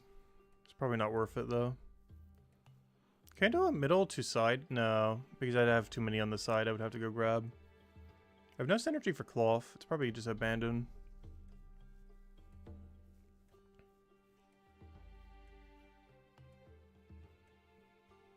Finally! This run is so horrible for it, though. Of course, I finally get it, and my run doesn't support it at all. Like, at all. I was gonna circle around.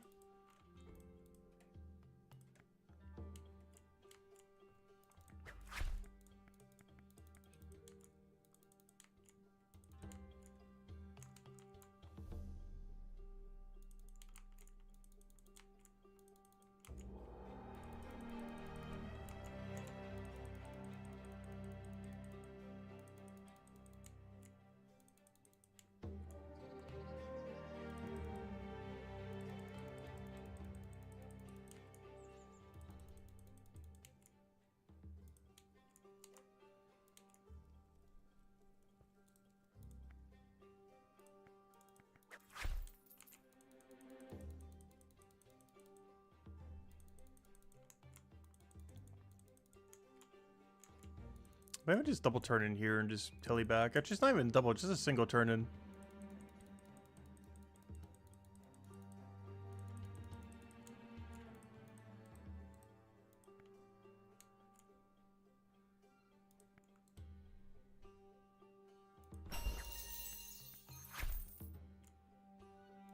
I was gonna walk there.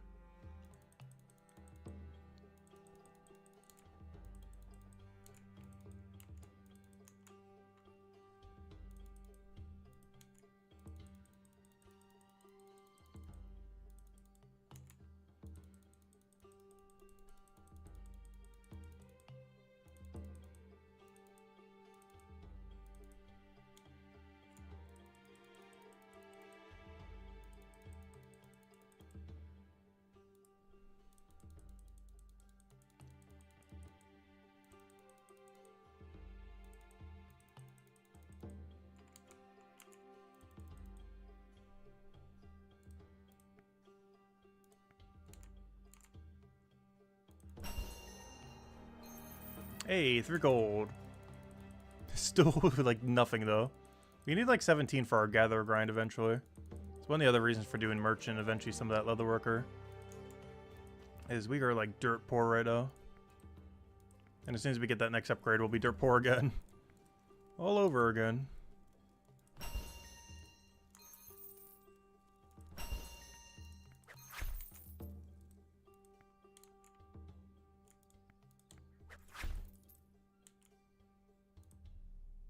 Alright, so I'm doing neither. These are just telly.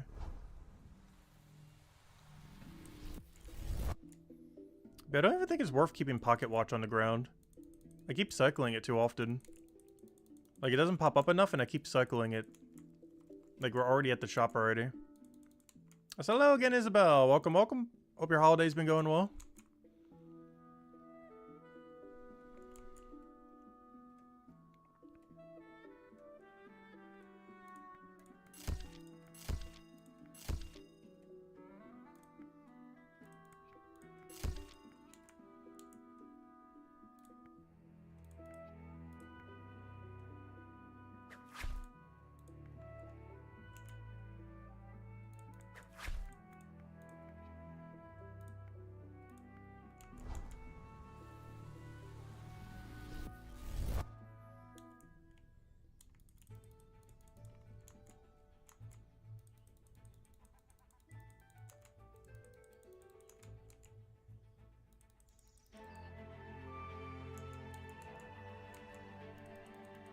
There's realized one problem with this inventory. How am I gonna buy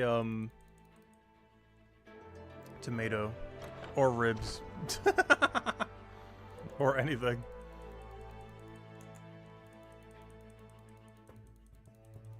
Yeah, ribs and tomato kind of dead.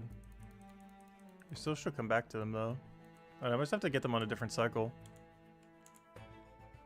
because I have no way to buy them.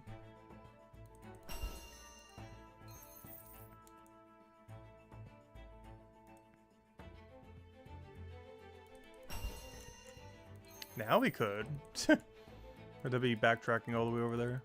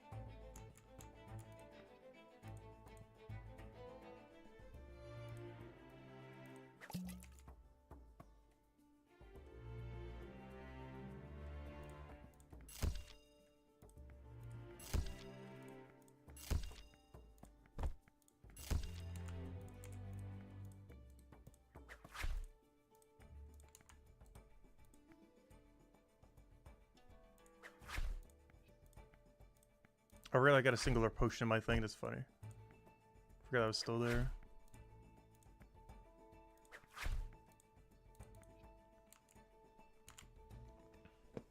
Let's see what we get here. Anything. What are we even getting rid of here if we do anything? Honestly, we're kind of already got to run. Pizza for the thing. And do that first into middle into boom, boom, boom, boom. Drop soap so I don't have to return to middle. Wait, do I already have banana? No. So I'd have to get rid of banana and soap and then turn in pizza into the other thing. Guess that kind of works. Not sure if this actually works or not though, but we'll find out when it doesn't.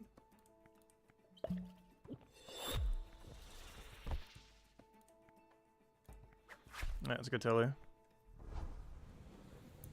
I have no clue if this works out. Oh, no, no, no, no, don't tell me, no! I forgot the wine. Oh, now it's definitely not going to work now. We're getting to that point where we're just doing way worse at merchant. Which makes sense, because we're about at that time. It's normally by, like, the 2-hour mark we start to crumble.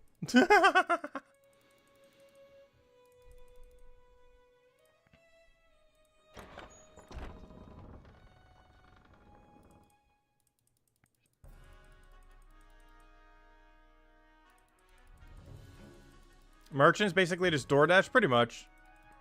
You pick up an item for someone, you then deliver it over and over and over again. It's just a DoorDash simulator.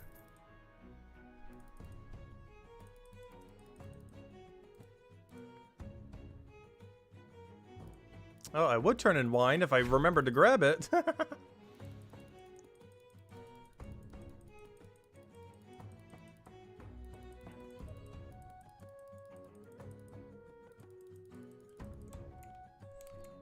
Yeah, I definitely enjoy it. It's my favorite skill in the game for sure. It's just really annoying to do for a long period of time.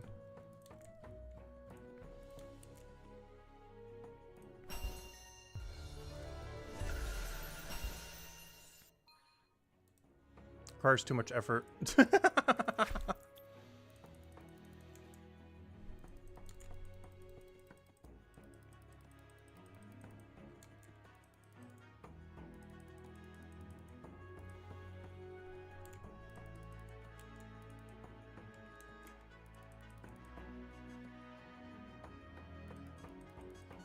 Yeah, carpentry's worse for sure.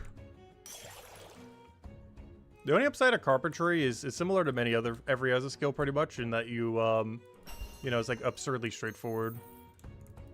The only big downside of merchant, even though it's really good, is you have to be like 110% focused at any given second, or you'll make at least some amount of mistake. Like, it's pretty much impossible to do merchant perfectly like any other skill. I think that's the biggest issue with it. Not that it's an issue, but it's not an issue at all. But just like a little thing that's like quite a bit different with it is that you can't really like min-max it to the full degree. You'll always be like slightly worse than perfection whenever you do it. Whereas every single other skill you can almost have tick perfectly. But it's impossible to do that for merchant just because of how much nuance it has. I think this is the thing that drives it crazy with me, because I'm like a perfectionist when it comes to a lot of things. And it's physically impossible to perfectly perfect merchant. Whereas most other skills in this game you can get it down to like the exact tick and how perfect you can do it. Like within less than 1 second of error. But you cannot do that with merchant, not even close. Not even slightly close. It's also really adaptive in the sense that you basically have to do something different every single time.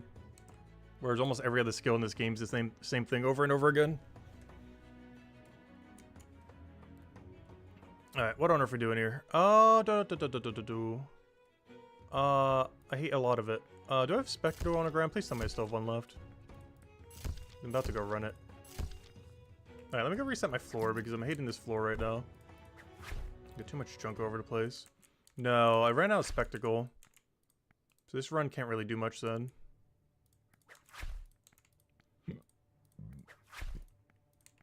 Alright, what even is the play here then? I guess we grab our wine. And honestly, I think I just telly and just figure out what we're doing. I was gonna telly go down middle and something will happen.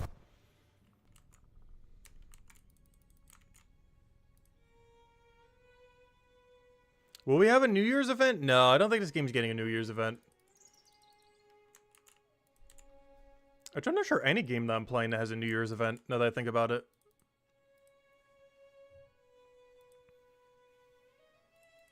I know some will do Lunar New Year. Oddly enough, yeah, I can't think of a single game I play that has a New Year's event. Like, at all.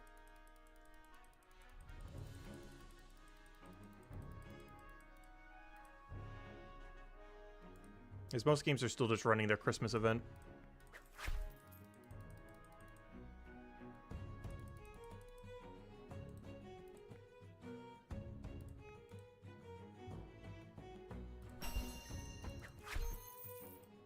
Ah, 2 more merchant levels to go. And that'll definitely be the cutoff point for a little bit. If I still need more gather XP, I'm just going to manually train the gatherer off of apples and just drop them on the ground. I think 205 merchant is our goal right now. And whatever XP we still need, I'll just get by, you know, actually doing the skills. Is that all we could turn in? That's not ideal, but better than nothing, I guess.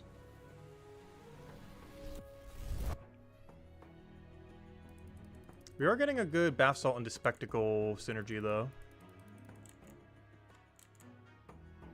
I'm not sure if they're going to do a Lunar New Year event. I know based on his first MMO, the only events he ever did were Christmas, Easter, and Halloween. Not sure if he's going to do more than that this time around.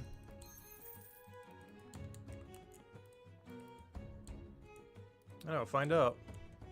Actually, what animal is next year, by the way, for Lunar New Year? Because I think this year was the year of the dragon. I completely forget what it is for next year. Oh, I already have some of those in the ground. That's for top synergy, but it turns in at the wrong spot. That we don't need. Grab that. Okay, let's just run with this. It should be fine. I'm just gonna reset my ground real quick. Take all that, we need it. Take all that, we don't need it. Gosh, why are we getting so little clockwork things? It's like one of the best turn-ins, and we haven't seen it, like, ever. We're getting so unlucky on it. Alright, what is this synergy right now? Do I just run? I think I just run top left. I'm pretty sure this is a run top left angle.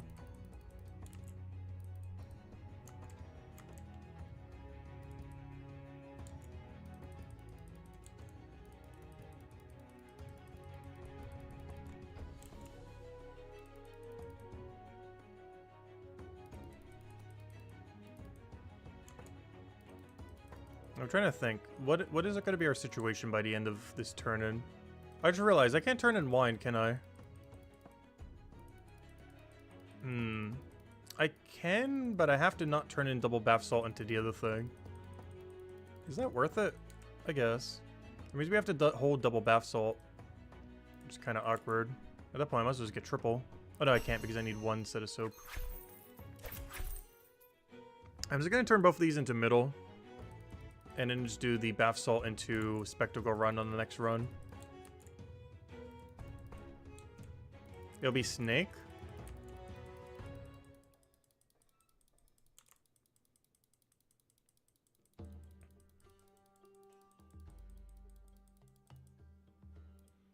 And maybe he'll bring back snake hide armor. Yeah, that in his other MMO. That'd be funny. I highly doubt it, though. I'm pretty sure he's almost guaranteed doing nothing for Lunar New Year, though.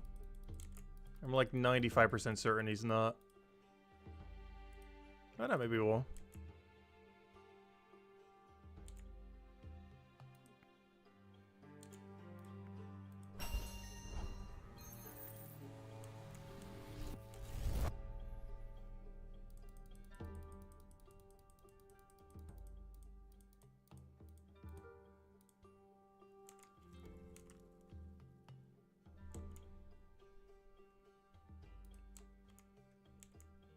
So our ground's looking pretty pitiful right now. Could be putting some monocles on it soon. Wine, I don't have any. Bath salt, I can't get another. At least not at the moment. Why is there so much bath salt? Why? What do I even get rid of?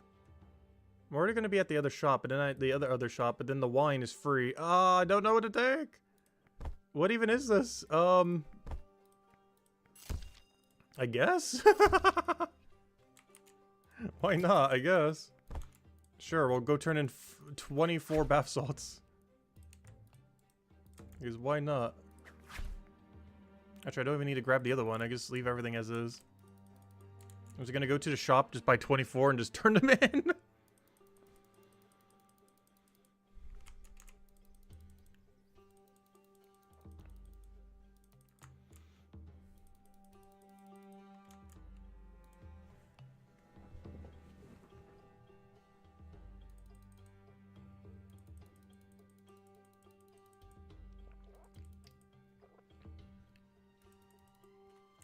I think we invested in the wrong item. We don't need pocket watch. We need like 10 bath salts. Especially when how many have canceled. I'm not sure why bath salt is appearing so much today. Like we've probably gotten like 5 times more bath salt than I have pocket watch today.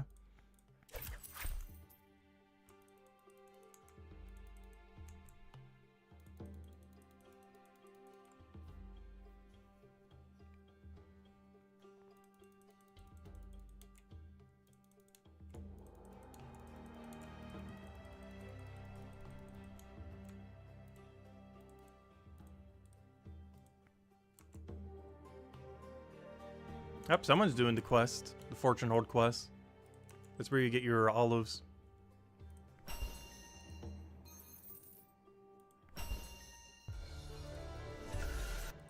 Really? That cancels? Oh, come on.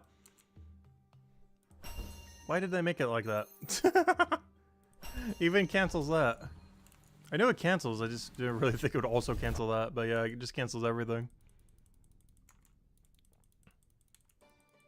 Got to keep getting the pop-ups rather than denying them. It punishes you for denying pop-ups. Alright, let's see. Drop all that, grab all that, drop all that. Apparently we got some spare soap if we ever need it.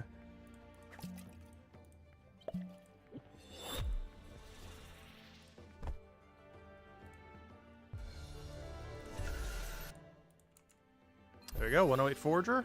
Hey, finally! Pocket watch! They do exist. I was starting to think they never do. No, we're just gonna do this run. Well, let me go grab our billion pocket watches I've been just sitting there doing nothing.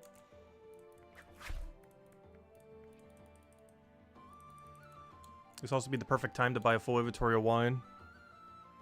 12 of which we need, the other ones will be spare for later.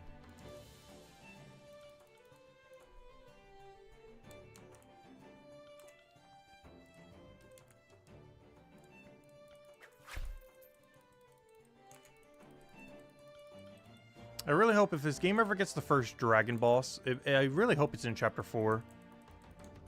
They literally have a dragon on their shield, as if they're defending against a dragon or something.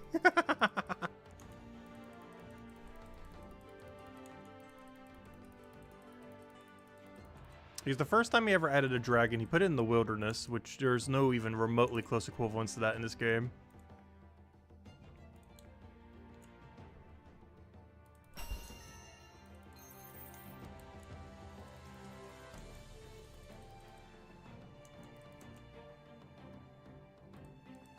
I just realized, what's my route from here?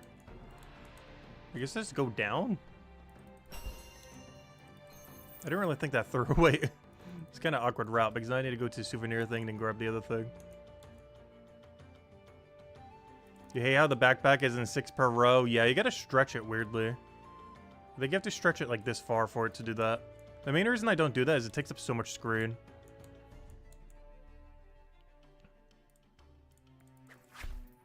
But you can stretch it so it is 6.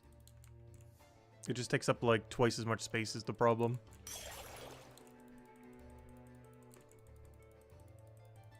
You already got very limited screen space to begin with.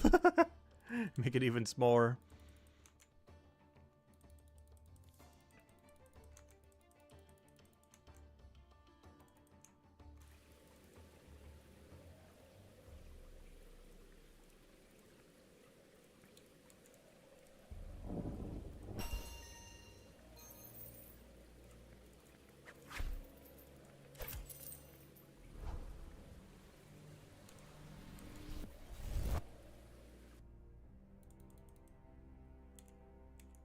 There are no dragons in Brighter Shores. Hello, Blazendo. Well, there will be eventually.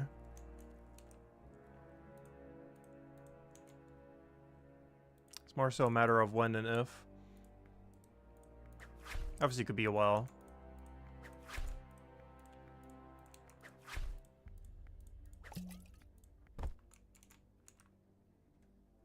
Yeah, there's a little dragon figurine. The Clockwork Dragon.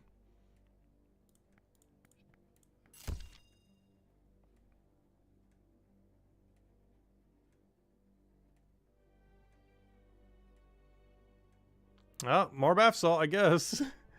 I don't know. Do I even bother with the other two? The problem is they're not on route. A lot of this is just off route. I'll still grab it for later, I guess. I'm not doing candle this route, though. What I do need, though, is 1 bath salt, because I'm not routing over there, I don't think. Oh, wait. Actually, I can pick it up when I do curry. Oh, no. I'd rather just pick it up, though. Should have grabbed pumpkin from the previous set. How are we getting double curry, though? We're just gonna go middle and then top and then somewheres, I guess. Should be fine. Wait, is that the right number? Yeah, it is. That was a weird number to go grab. Okay, let's go over there. You gotta turn in all this wine, buy the curry. Go turn in bath salt. Which I might not even turn in the curry, oddly enough. But then that leaves candle as like a dead task, though.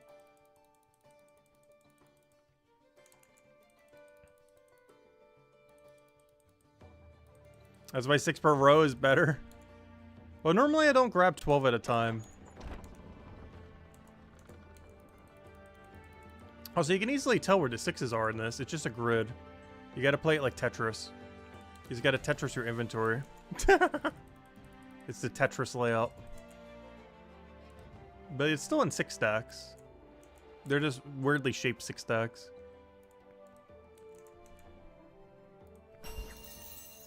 The problem with that is the pile itself is like a weird size, which is what threw me off. Not that the inventory is. Because I was looking at the stack that we were grabbing from. But this, the problem is anytime you have a different number of items in a stack, it makes a different pile. Like shape when 6 is in a stack compared to 12, compared to 18, compared to 24. It makes a different stack of items on the ground. And that was like a weird 18 one that threw me off.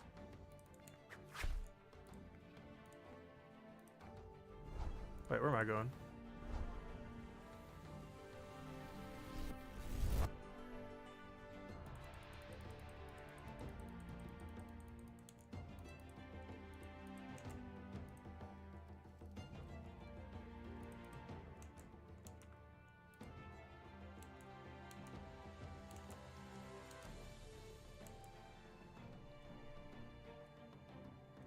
Double candle. It's making it... It really wants me to go get candle, doesn't it? The problem is I can't route it with this inventory. Like, this inventory can't support candle right now.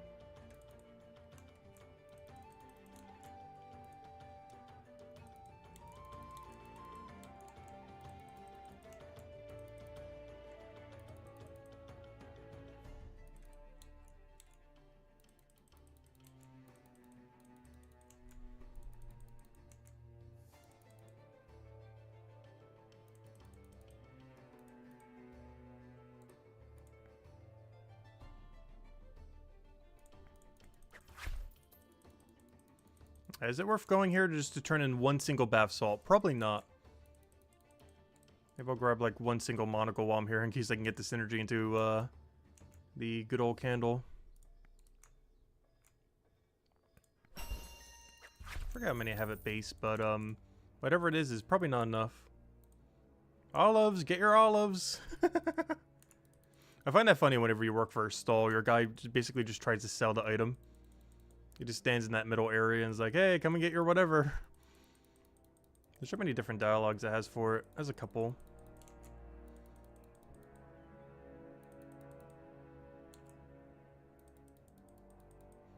You think you'll hit 400 merchant today? Nice. What level are you now? Because I know you're like high 300 something.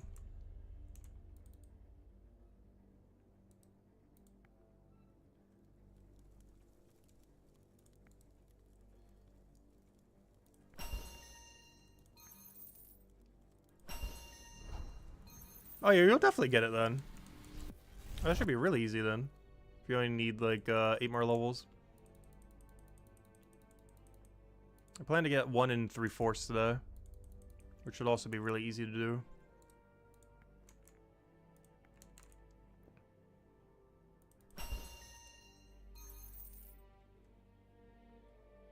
Yeah, let me reset the ground out of my paranoia of how bad the ground is right now.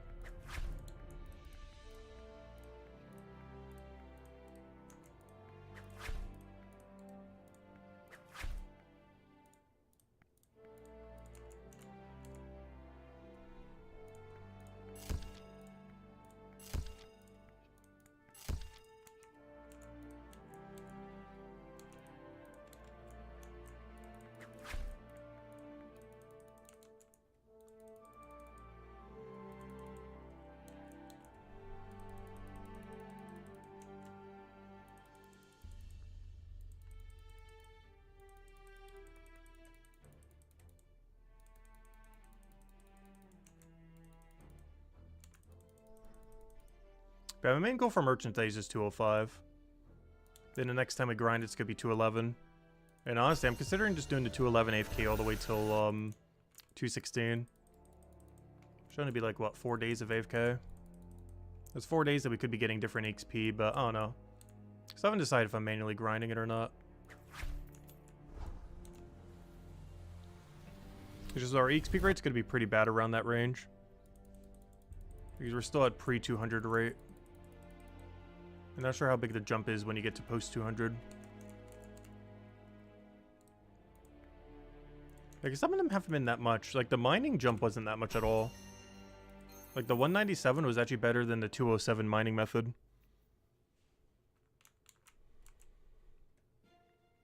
Mostly due to the pickaxe upgrade.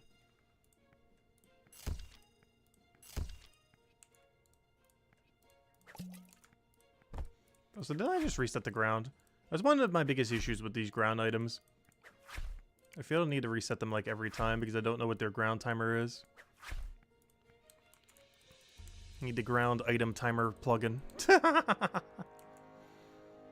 hope he eventually adds that to the game. A timer next to every stack you have that tells you when it's going to despawn. Let's see. Let's grab that. Because of course plugins aren't supported for the game. It's like one of the few, out of like every single feature in Runelight, that's like one of the top 10 that I wish this game had. The biggest one is definitely menu entry swapper. That basically lets you set your left click to anything you want, as long as it's an option. Like for example, I could set it to left click trade. So instead of having to bring up a menu every time, you can simply just trade them with one click. It's basically what menu entry swapper lets you do.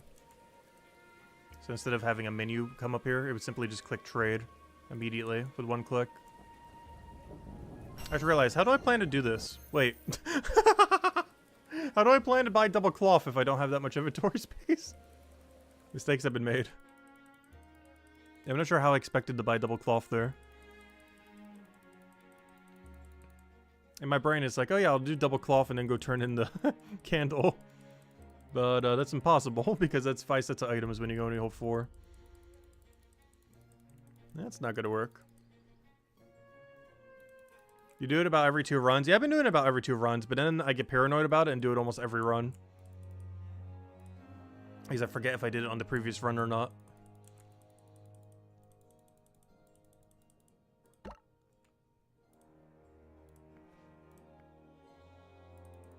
Sound close to the clues. Can see all of them and the timer. Wait, sounds close to the clues. Wait, what do you mean by clues? Hey, blue hat.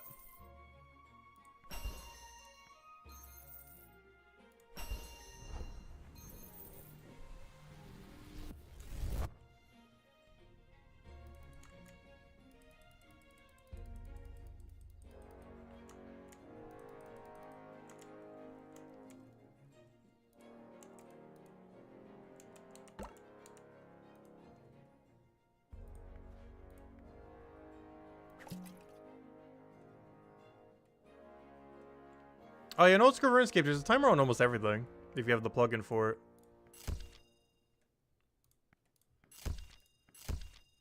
And with clues specifically, it shows you the timer even in your hub menu, if you have a plugin for that as well. We don't need that for Brighter Shores. It's like a little overkill. But, yeah, I know what you mean. So I'm so used to having my stats over there that it keeps... It's bothering me that's over there now. Alright, what does this run? So I take these. I think this is a bottom run. It's gonna run it. Oh no, the timer's like right there. I think we drop curry. Oh, that's free. We can take the free one real quick. The one that's like 100% free. Like we literally just grab this, turn it in, and come back real quick. Kind of level free. Alright, this is definitely a bottom run. The problem is not everything there is bottom run.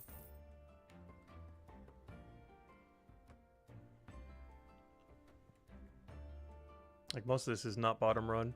Ooh, wait. There's an interesting angle here that I normally don't take, but actually probably viable this time.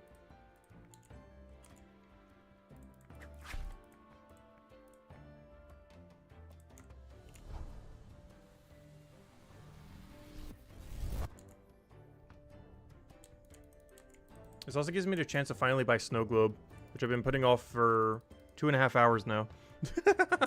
Or 2 hours at least. But yeah, I still haven't bought Snow Globe yet.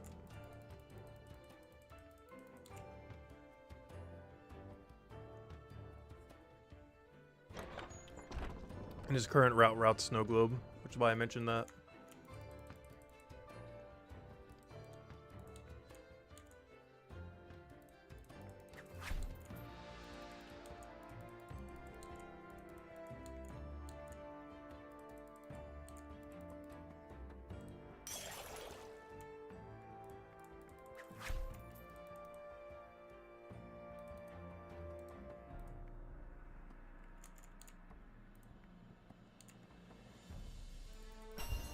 Oh wait, or does it though? Because I can't turn in double cloth if I do it this way. No! Wait, actually, I need to go wide. Let me go wide on this. Because I don't need to actually go to the other shop yet. If at all. Why is cloth so hard to turn in? It feels like in theory it should be like one of the easy tasks ever. But I feel like it's one of the hardest to ever do. I could just never get it routed properly. And even right now I won't be able to route it.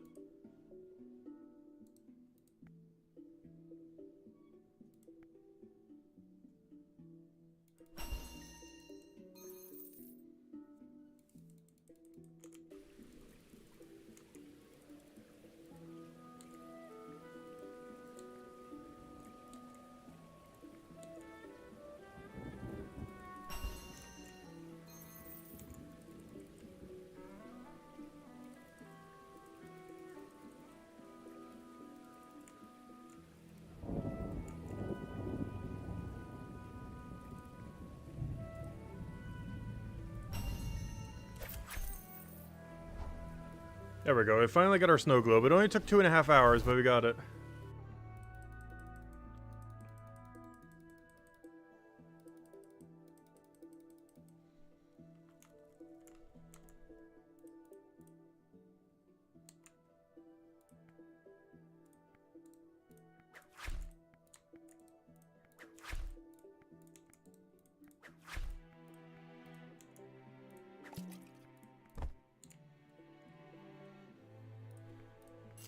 Alright, it really wants me to go do cloth. It wants me to go do cloth so badly right now.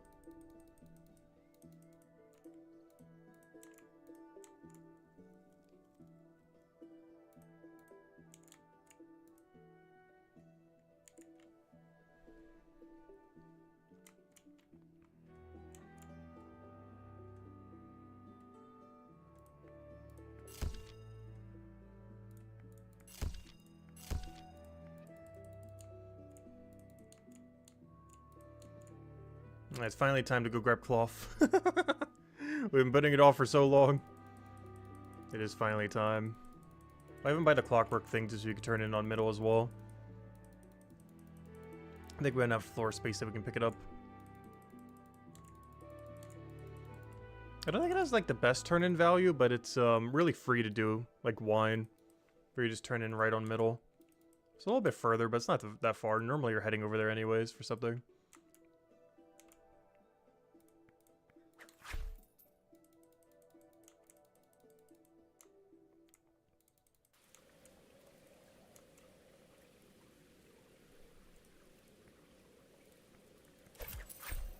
Gosh, I love that you could buy max.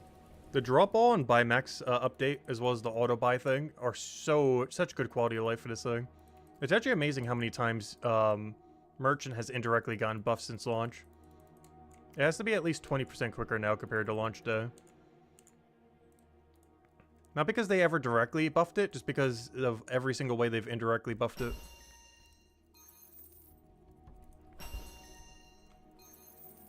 Because it's still not received a single rework. Actually, now that I think about it, I don't think any skill has been rebalanced yet, have they? They've done things that have made things easier for many skills, or fixed bugs with some skills, like Detective. But, I don't think they've actually, like, nerfed or buffed any skill directly yet. Like, singling out a skill to go do to. At least not yet, anyways. I wonder if they're going to at some point. Because I just now realize they haven't actually done that a single time yet.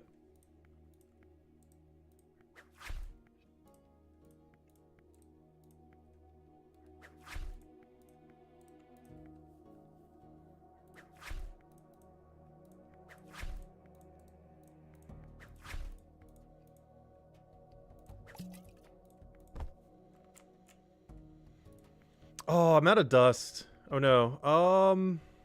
That's not ideal. I think I still grab it. Now, what even is my run right now, though? I still have one bath salt on the ground, right? Yeah, let me go utilize that. I'm gonna be doing this in a weird order, but I guess that works. Okay, what am I even doing? Because I'm grabbing that, I'm then grabbing a couple of those. Do I just grab a ton? I might. It's gonna be a weird run, but we'll go for it. I'm doing it in a weird order.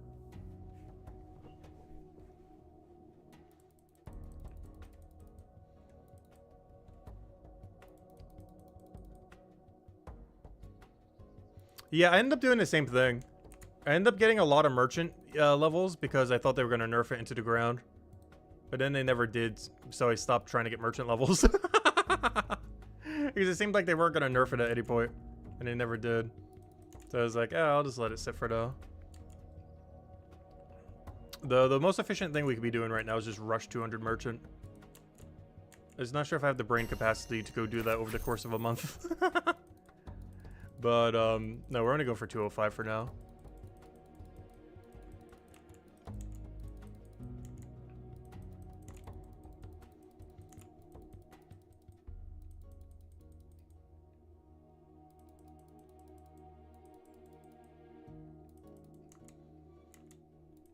I just realized it's only a double item turn-in.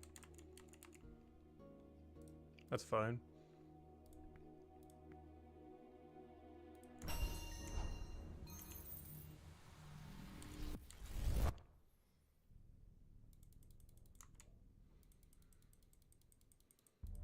The problem is I'm trying to get over to Dust, but I have no good way of getting there right now. Like, would basically be going there just for Dust and no other reason. Which I guess isn't horrible, but it's not ideal.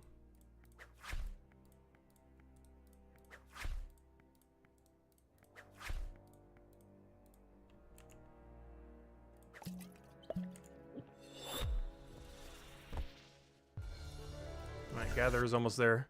Slowly but surely. Alright, oh, Snow Globe, play! Free turn in. Double free turn in. Dust, I'll keep around. Curry, I think I'm abandoning you for now. Same as the other thing. You're free. I'll keep the other thing for now just because why not? Alright, let's just go run this. What are we doing? I'm doing double manacle globe. I keep calling it manacle. I mean, spectacle.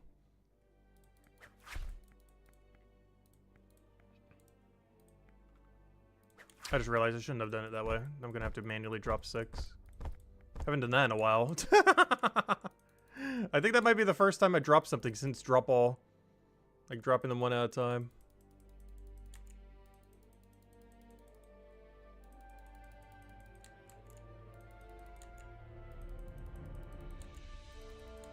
It's quicker to drop all and then pick up 6 though. I just figured I'd drop them for once. Like old time. Back before the change a couple weeks ago.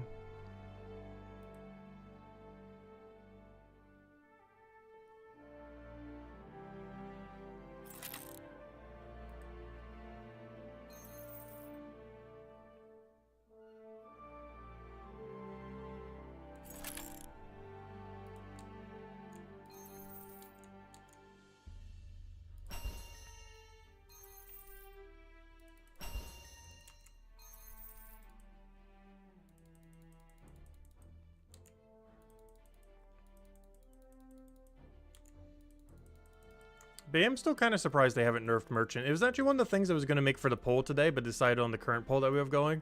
On the, which type of skill would you like to see get the best new option in the future. But the poll I was actually originally going to do, but decided not to, was should all skills give about the same amount of knowledge compared to each other? I was going to think of options that would make sense. Or, you know, not that I couldn't think of options that make sense, but, you know, there's a lot of nuance to it, because obviously skills that require more effort, like Merchant, should give, like, slightly more, at least. But right now, they give, like, double. Like, really efficient Merchant is, like, double the average skill in the game right now, for how much knowledge you get per hour.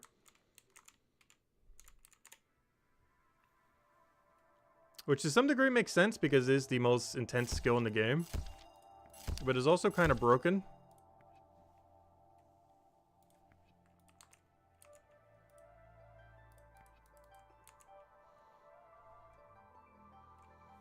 Alright, I finally have a reason to try to get dust.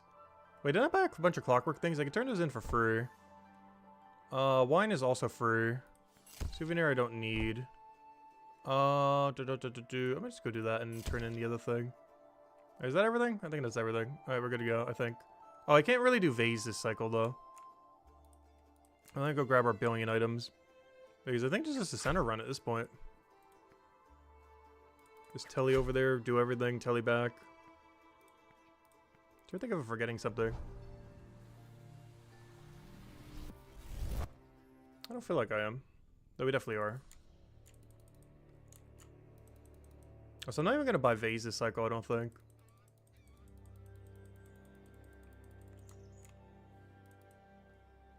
And just turn in Clockwork Dragon to the corner. Let me go buy a full inventory of dust, because I need a full inventory. Just so we don't have to go back there again for a while.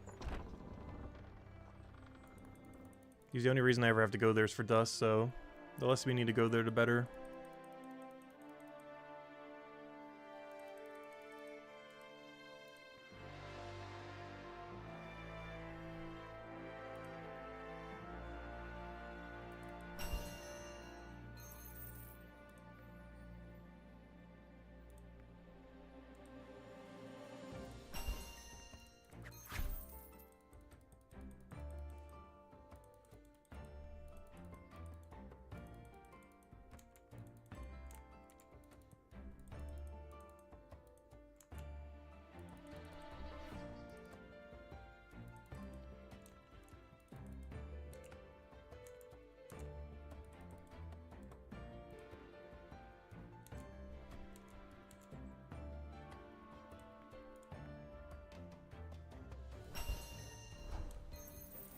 Alright, 1.5 more levels, and we're probably done with Merchant for a little while.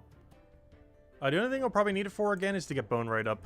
But technically we can do it with anything, and I might do it with Mind to Matube in combat just for a change of pace. Oh, wrong way. I'm so used to just going this way. That's not the way I need to go, though.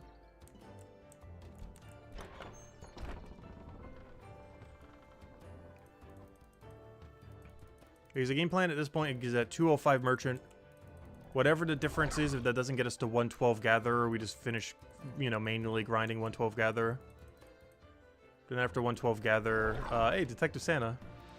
But after we get 112 gather, we then, you know, go to the bone zone for a little bit. And after all that, we go into doing the bones until we are locked out of it due to level.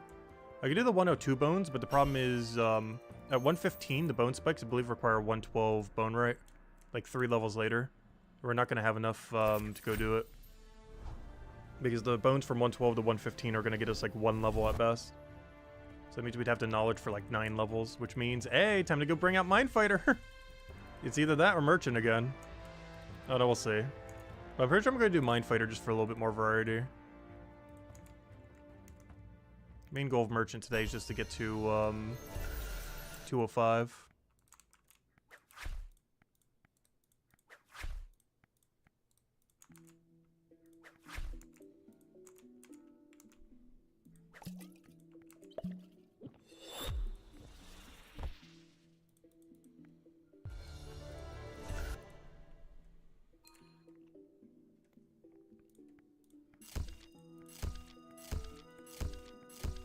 Do I have any spectacle on the ground? No. Okay, that's probably an abandoned then. Pizza's probably also too far off route. What here is free? We're going down middle. Yeah, I think this is a middle sweep and just save pumpkin for later. Alright, what do I need off the ground? Just a couple of these and we're good to go. Oh, I need snow globe though. Oh, snow globe's kind of out of my way on this route. I might just not take it. Where are my smoke? Oh, they're there. I don't know, do we bother? It's so far off route. I really shouldn't, but I'm doing it. As I didn't double check to see if I have enough inventory here. I do not. I need a mini backtrack.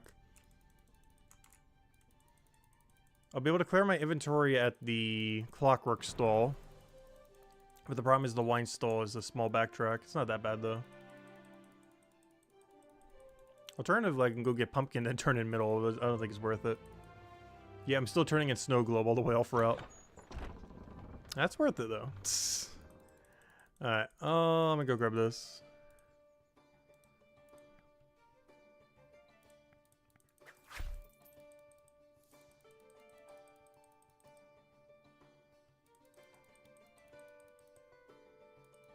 Oh, meat.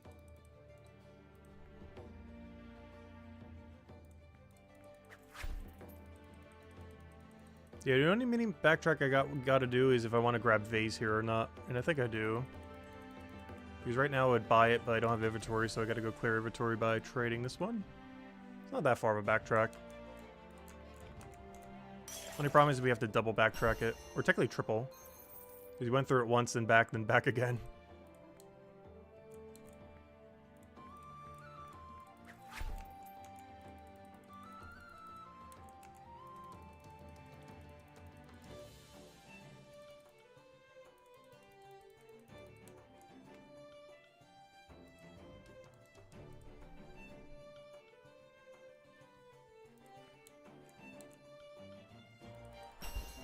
I just realized, does that guy also buy hides over there? I never thought about that. Are there 2 hide sellers you could sell to? Because I was wondering what that guy is there for. Because if that's the case, there's some interesting implications as far as some runs you can do. I never realized there was one on the other side, but that's actually what that guy's for. Because you don't use them in merchant runs. Or if you do, you don't use them yet.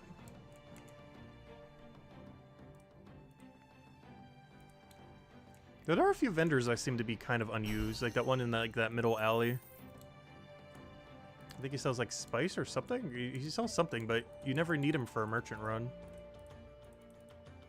Oh, please go that way.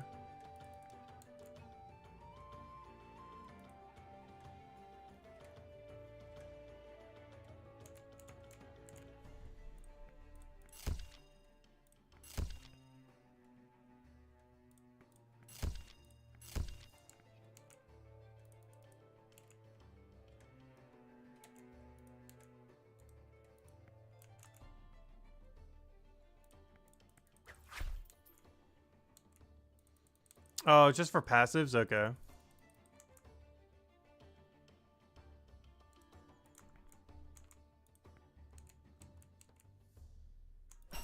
Also, why did I grab this other thing? I don't know, I guess I'll still hold it for next run.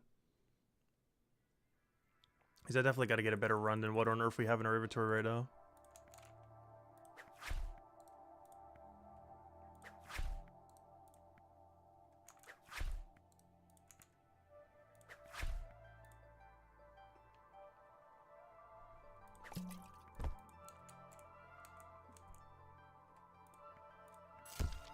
That's a little bit better. Pumpkin, you're out. Other thing, you're in. I think you also get out. You're in. You're in. Do I go turn in real quick and grab vase? I kind of want to.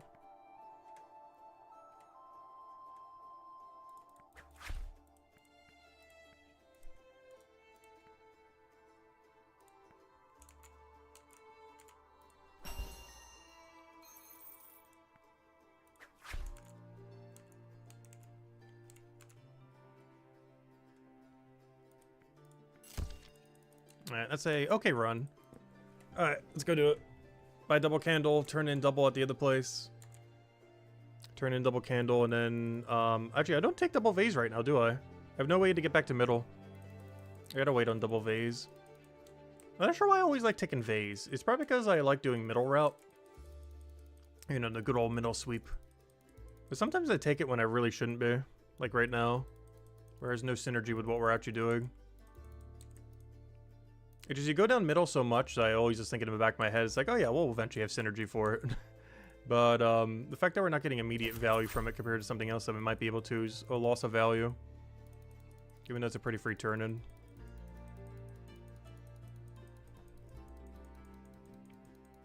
Only problem with it is I feel like you don't do buy-sell with it too often.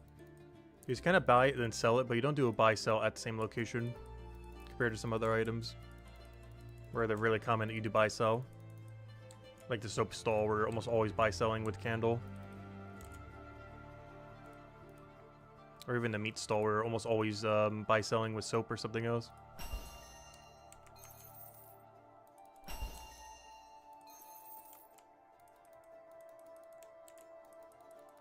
Alright, 1.5 more levels to go. And then we'll go train Gatherer manually, whatever the rest is that the knowledge doesn't cover. At our current level range, we'll have to do apples while dropping them. And then after that... Oh, PM Twisty after 500 Leatherworkers doing combat. I think they were. I couldn't quite tell. I think they were doing combat. They're walking somewhere as if they're not doing combat right now, though. Oh, maybe they're doing merchant. Just something that's really funny. A lot of people who rushed 500 Leatherworker did 500 Leatherworker and are now doing 500 merchant. Which might be the wrong order. Just slightly. I just find that kind of funny. That almost everyone who did 500 Leatherworker is now doing 500 merchant. Which is an interesting order to go about it for sure. Obviously they wanted to secure a high score by doing 500 Leatherworker first. I don't think I have monocles on the ground now. Let's see. What even is this run then?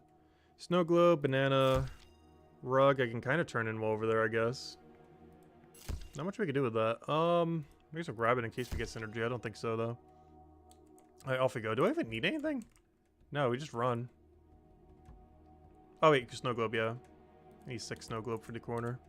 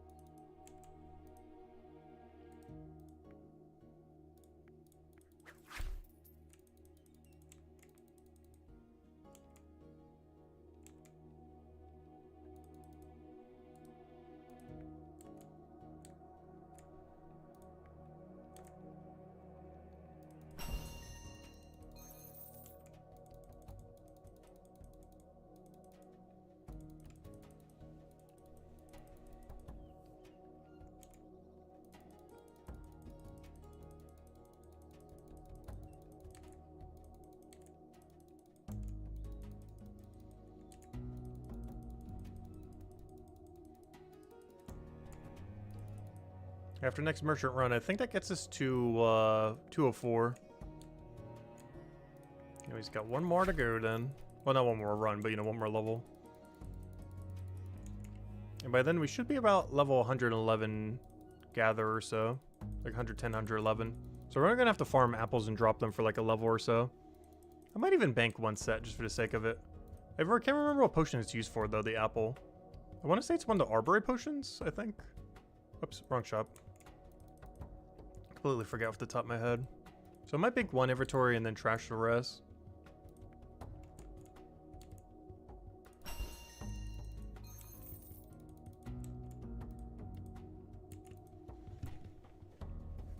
I can't remember if I banked an inventory of them yet or not.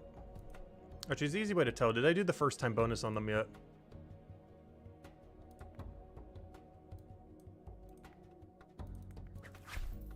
No. Okay, I definitely didn't bank any then. So yeah, I'll bank one inventory and then, trash the rest then. Oh, nice! Red Santa! Come on, you gotta catch up to Purple Elf. I think you're one below right now.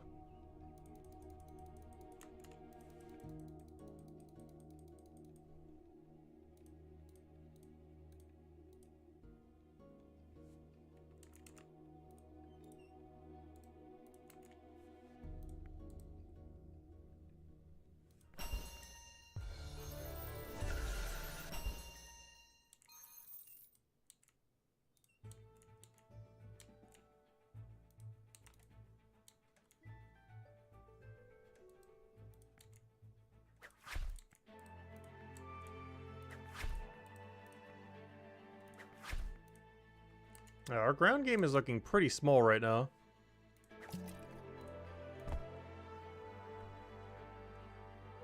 Ooh, nice though. Free. Just think I still have one of those left. Yep, exactly one. Let's see. That's free, kind of. Those two, I guess we're heading bottom cycle. Alright, give me all those. Is there anything else I need? Yeah, the dust.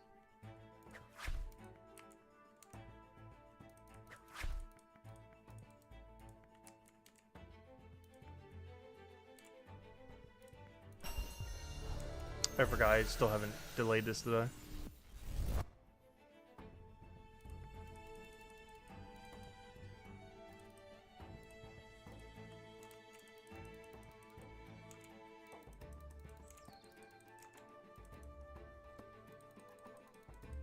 Also, given that our ground is getting a little thin, it might almost be time for the Leatherworker break.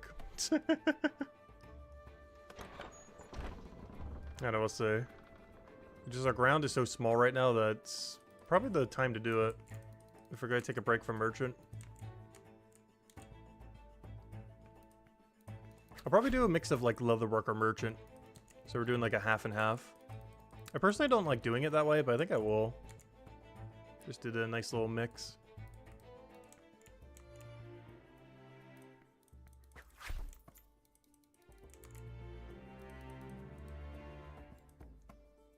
Oh, there's nothing I need to trade you.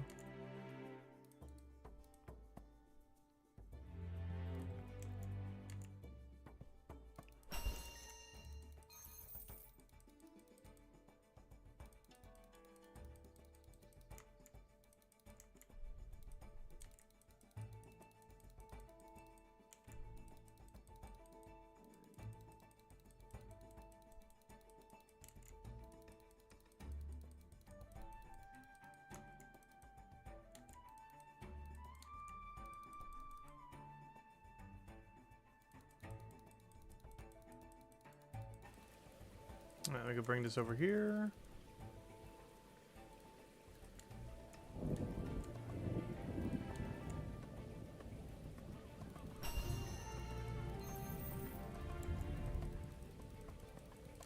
Tempted to buy 24 snow globes right now. So tempted. No, I think we're gonna start clearing out our floor. It's so thin right now, we might as well do a short break from Merchant. Because 3 hours is basically my limit, and we're almost there. We will be revisiting it, though, because we 100% gotta get 205 before the end of the stream. That doesn't have to all be consecutively.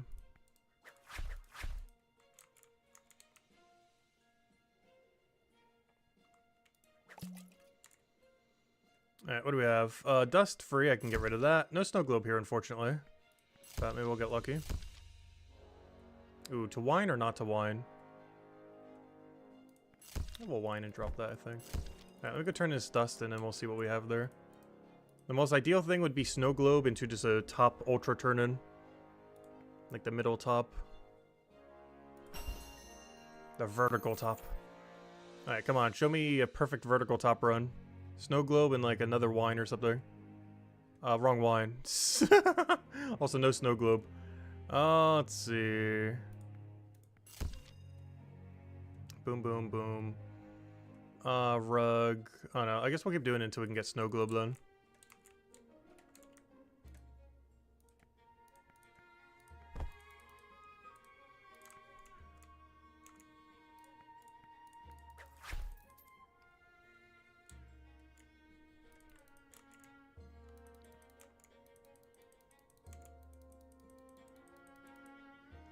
Actually, should have just done a double wine run. Oh, where am I going?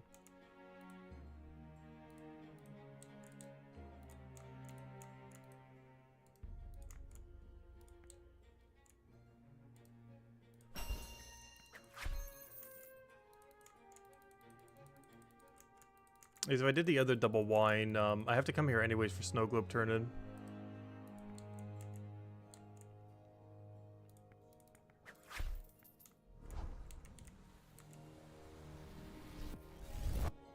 Go, go, go, go, go.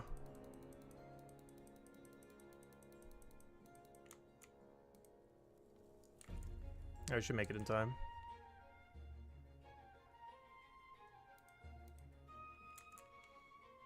Only problem is they do still have the double wine in the thing. Oh wait, this is still the same board. Oops. I thought that was a refresh. I could have turned in double then.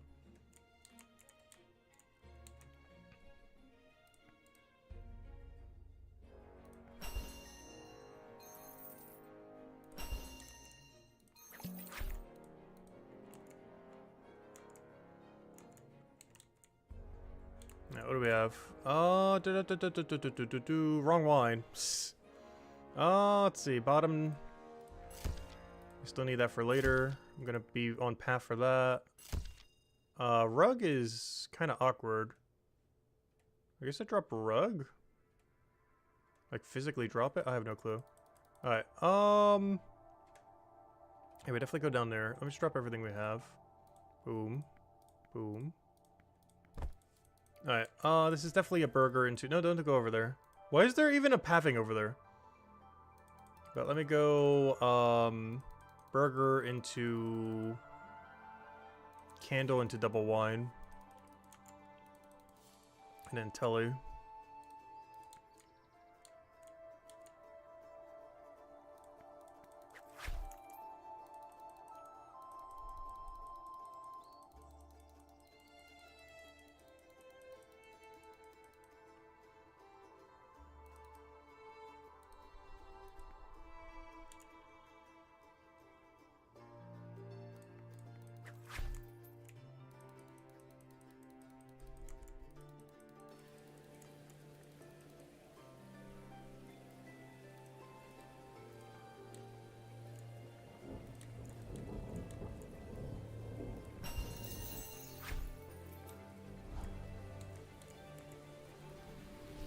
Alright, this should be our final run, potentially. At this point, I'm about to just sell the snow globe to a random shop. It just really does not want me to turn in snow globe.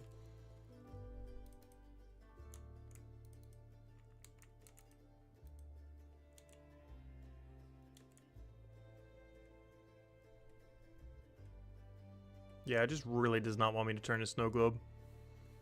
What do I even turn in as the extra thing then? I don't really have one. There's really something funny though. Not only can I not take anything here realistically, but also then I have nothing for the other thing either. Why is that so bad? I guess I'll take that. Why not?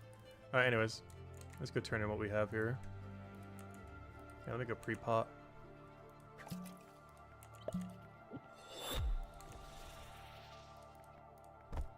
No, that's not what I wanted! Alright, go back. Chronopolis, other way. If we don't get it on the next set, we're giving up on trying to turn it in. Way too much effort to try to turn this thing in.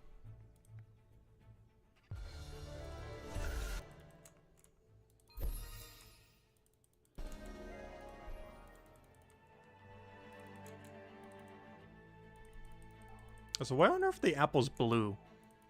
Blue apple. It's definitely not a color I'm pretty sure apple can ever naturally be.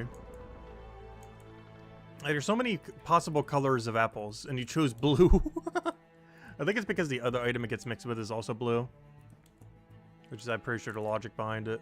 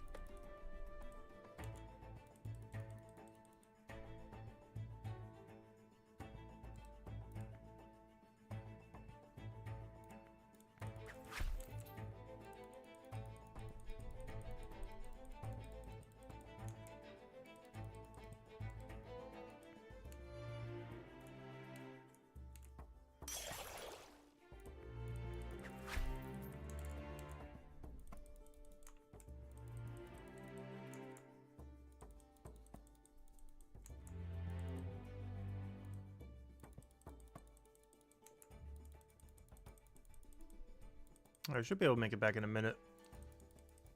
Get the double board, and that should be our last turn in then. That should get us to hopefully 204 merchant, and then we'll do the other level later then.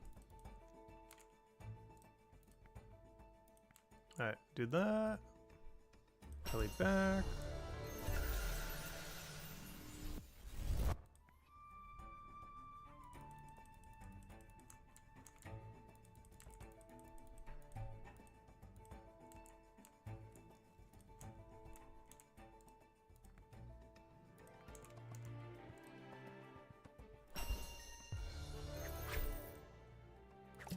Let's see, moment of truth. Can we finally turn in the snow globe and do like a center vertical route? Ah, finally! Aw, you know what? We can backtrack for it. It's a pretty big turn in. Yeah, let's give it a moment to see what happens here. Finally! Also, ideally, I want to keep this pot on me if we can. If it'll let me. Oh, double manacle, sad. Banana, yeah, we'll turn in back in middle. Oh, I could have taken rug then, earlier. And had the double rug, but that's fine. We'll do single rug. Alright, that'll be our final run then. Nice, we got it. Okay. Let's go do the run.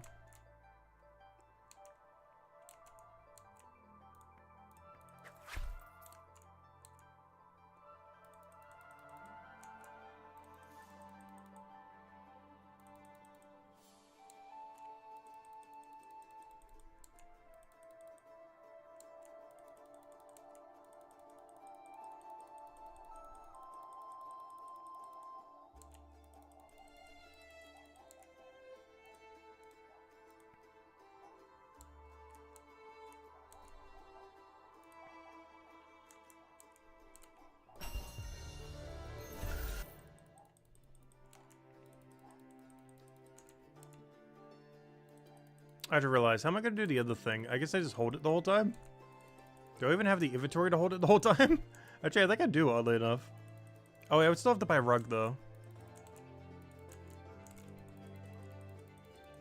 It's going to be a lot of back and forthing, but hey, enough circles, we'll fix any route. Gotta walk in circles enough times and we'll be fine.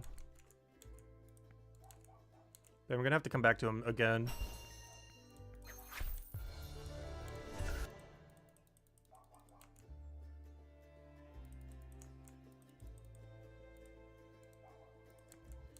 There we go. All for the snow globe. There we go.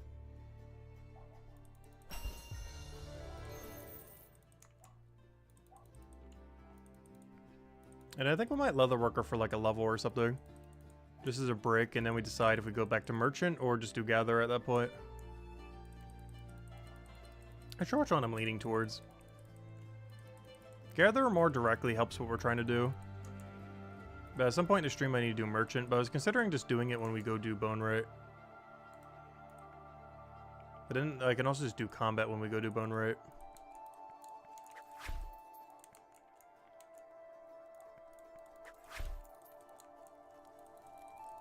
Regardless, we gotta get that other Merchant level at some point.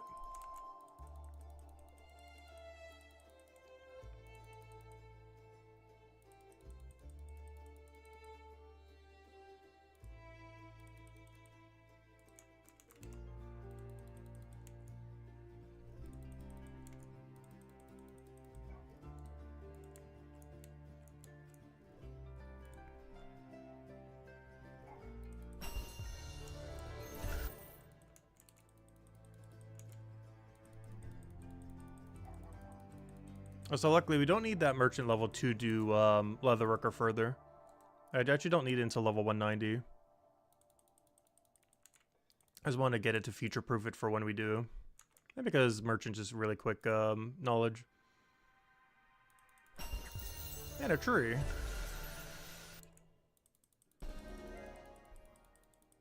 It's just gonna keep bombarding us. All of the messages.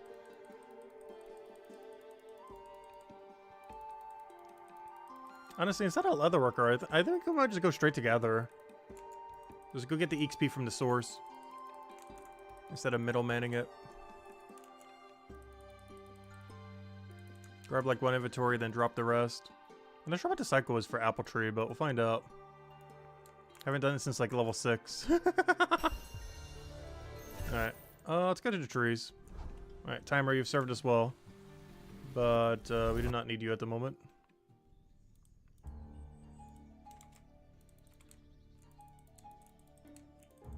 Yeah, we already got the potions on us. Look at that.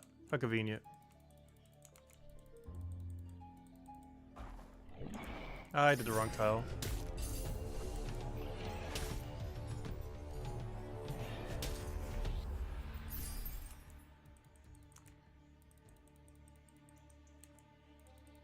Oh yeah, I can go fix this now. There we go. Much better.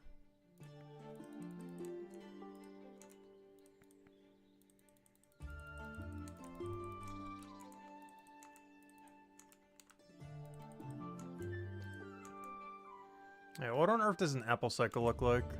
Also, why are they blue?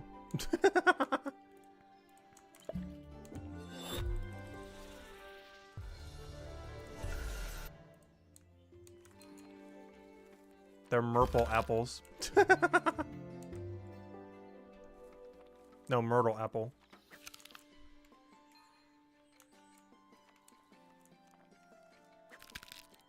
A65 an apple, that's not awful. There's only 3 in that one room. Are you gonna make me walk all the way over here? And then backtrack? Oh no, is that worth it? It's only a 6-node cycle.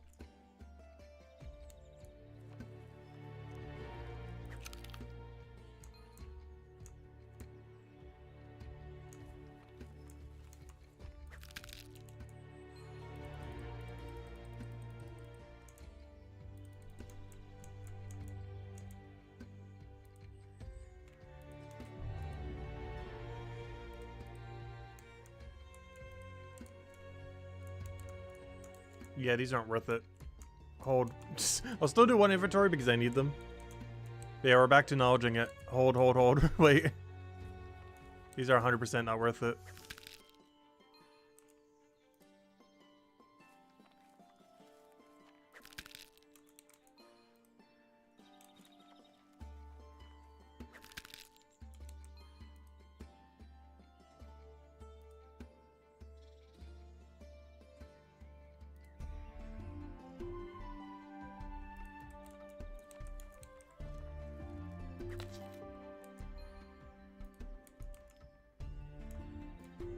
I know, we finally got a bot. I haven't seen a bot in a while.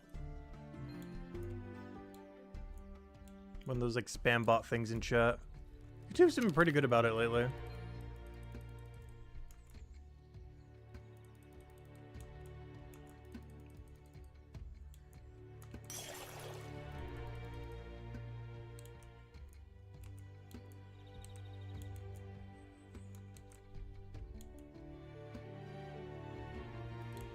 Oh, I assume it is. I'm actually not 100% sure. But it has like one of those code thingies. So they're trying to fish something.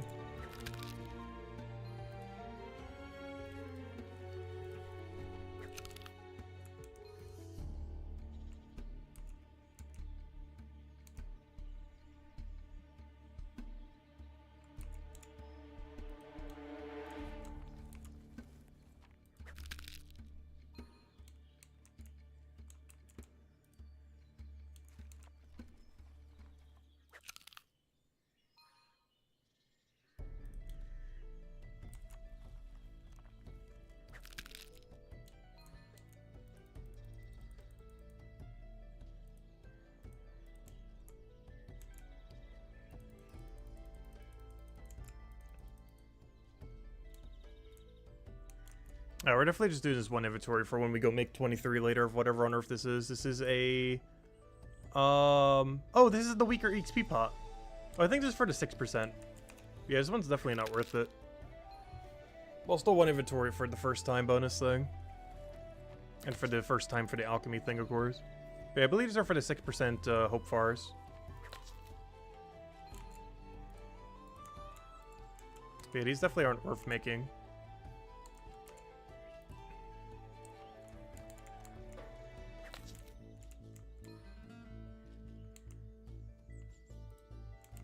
Yeah, I'll go bank these. But yeah, we're definitely going to knowledge through this section then. So we already had the right idea when we were knowledging through it, because yeah, we're definitely not going to be doing apples all the way through. Oh, I guess Leatherworker it is then.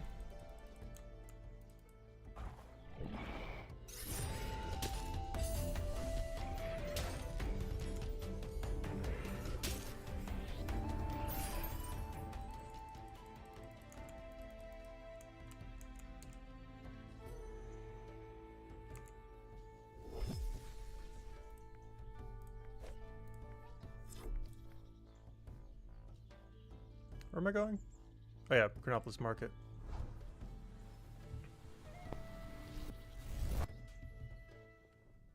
And I believe every set of hides is quicker than this thing's despawn rate. So I'm just gonna drop this over here, just so I don't have to keep it on me.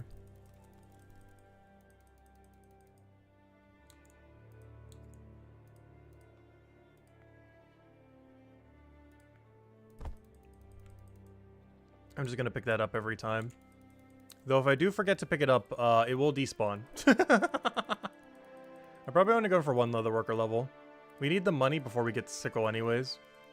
I gotta scrap together like 18 gold before, or technically 17-ish gold, before we get to like 135, I believe. Gatherer, which is still like a good like 2 days away or so. But we still gotta scrap that money together at some point. Oh yeah, what hide am I even up to these days? I think it's Hailbeast. Oh, I haven't even done it before. Oh, I haven't even done this new hide.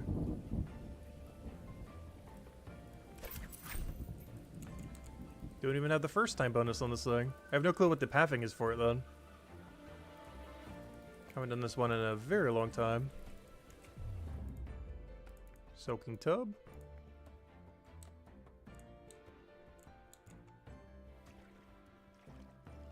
Yep, KC's still here. Has he gone 500 all yet? Obviously not, but I know he got 500. How's this 500's doing? He's rank 1 Chronopolis. Compare KC. Let's see. Yeah, 500 watch person detective that I know of. He's 310 merchant and 276 leatherworker. Currently working on leatherworker. He's on track to be the first 500 all in Chronopolis. He started with combat and now is doing merchant leather. And there's pretty much 20s down the line other than blacksmith. There's got a bit of alchemy, surprisingly. And I guess a little bit of chef. Though you kind of get chef passively. That's why we have 80.5 as well. So he's still been doing his hourly chef runs. Or not hourly, but you know, occasionally. He got alchemy probably for some specific potion. I assume the 77 potion. Because that's where you get the plus 80 cryo. I assume he stopped making them because he realized it's not worth it. Like, it's good, but if you're doing it just for combat, it's probably not worth it compared to just killing more things. So he made a few of them, and it was like, yeah, I'm done with this. So that's what happened there. 100 smithing is obviously for his equipment, though he eventually just stopped because he, you know, he just kept going with combat. And then, yeah, now he's working on the other 2 to 500. But I'm only going to be doing this for a level or so. Probably just 1 level for now. And then the pivot is... Actually, what is the pivot after this, then? I'm mostly just taking this as a break for merchant. I'm going to just go back to merchant, to be honest. It's mostly just our merchant break. So we can just relax and not think for a little bit. Until we have to go back to merchant. Then we'll do merchant for 1 more level and then see where our gather is by then. And hopefully the number will say 112. If it doesn't, we got a problem. As I can't do gather again basically until level 112.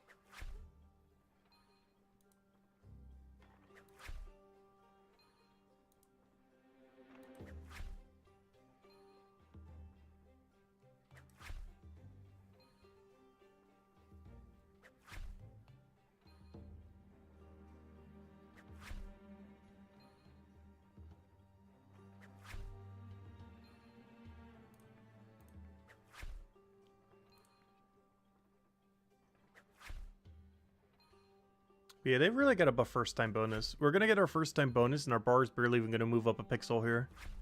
We were talking about that at length yesterday. The whole first time bonus thing. Beyond level 20 is just so bad.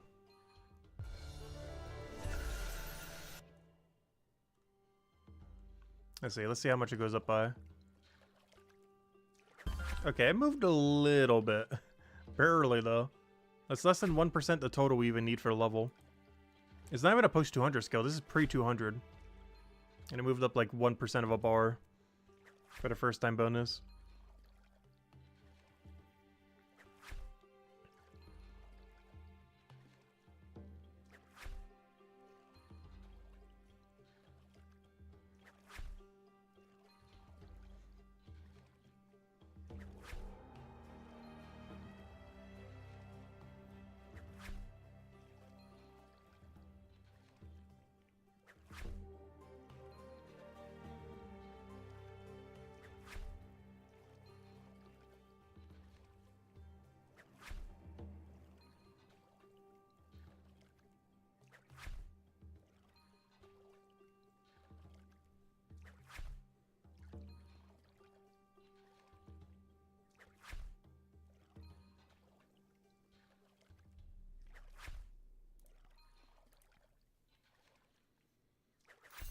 Hey, the white pudding hat.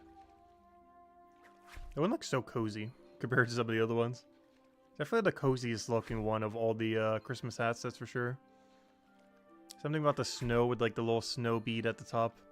Because all the other ones have like a different colored one. I do like the blue one, but not quite the same as the snowy one.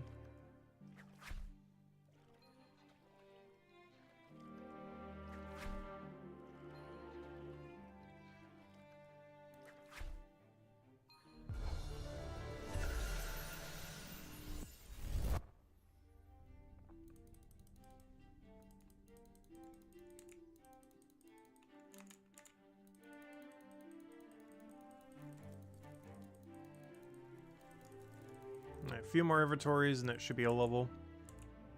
And hey, 11 more levels then till technically 12 right now. Oops, I tried trading the guy who's doing the advertising thing. That's funny. But then we'll need 11 more levels to go get all 2s.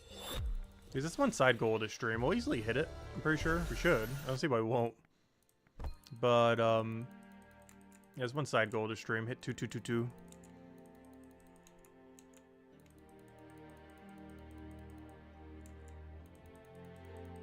As a side goal, we should automatically do without even trying, though. Even if all I did all stream was work on post 200 skills, I think we would still hit it. Even if the only thing I leveled all stream was levels above 200. There we go, 4.5 gold. It's adding up. By the time we get that level, we're almost going to have 5 gold. Which I might even have 5 gold.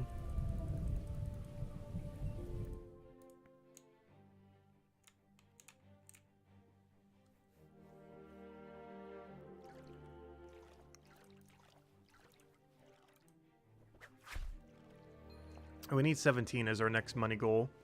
We need 17 basically by the time we hit 135 gathering. Doesn't matter how, but before we hit that, I need a 25 sickle, which I need 17 more gold for. That is the game plan. How I'm going to be making these into potions, I don't know.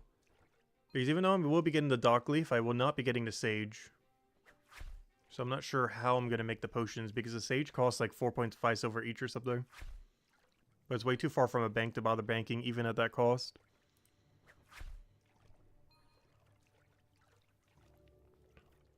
I don't know, we'll see.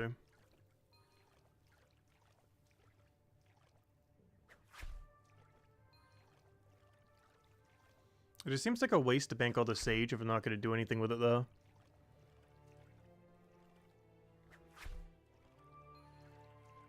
And no one can do anything with it unless you buy the other component. It really comes down to, is it worth buying a 7% Hope Forest pot for the cost of like 4.5 silver each? I don't know, I guess that's not awful. We're already spending like, what, 2 point something for a 5%? Plus we're getting the alchemy XP. So yeah, I think I will keep banking them then. And just buy the overly expensive sage from the shop. As it's still cheaper than buying like a 6% pot. And it's more effective. And it gives you alchemy XP.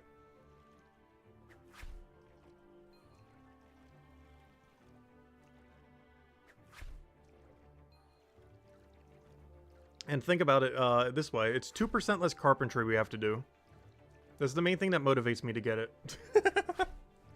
Just thinking about needing to do 2% less carpentry is enough of a reason to get them. Because that is exclusively the only thing I will ever use them on.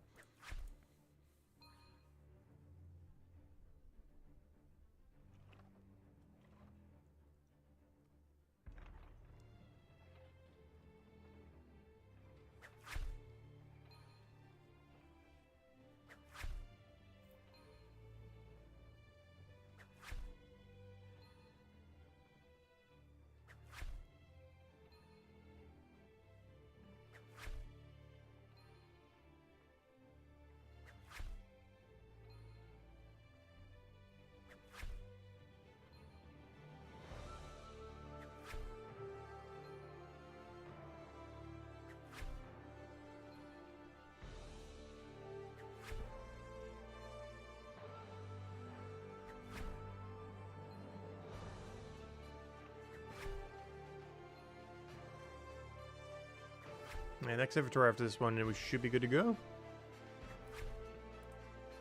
And I think we're going to go back to Merchant then.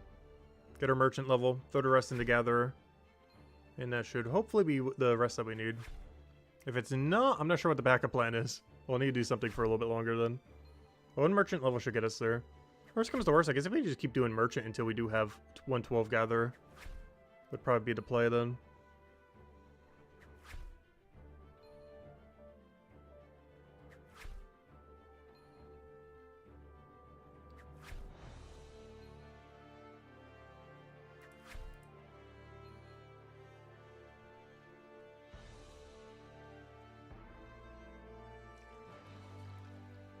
You know what I should go do in this run? I should go check the Merchant Tower.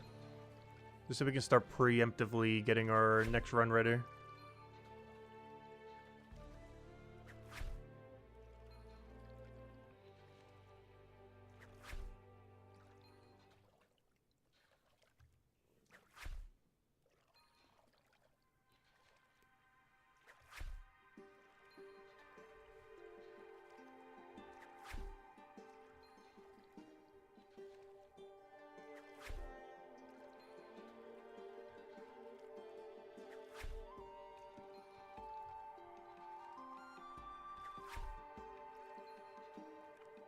Oh, will this be enough? It might.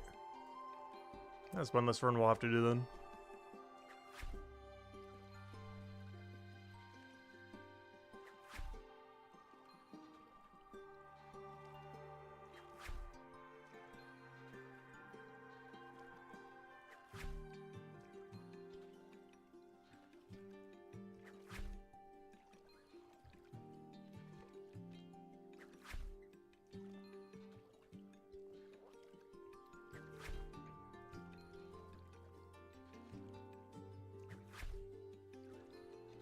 So close. Is it gonna tick over? I think it will. Yeah, it did. Perfect.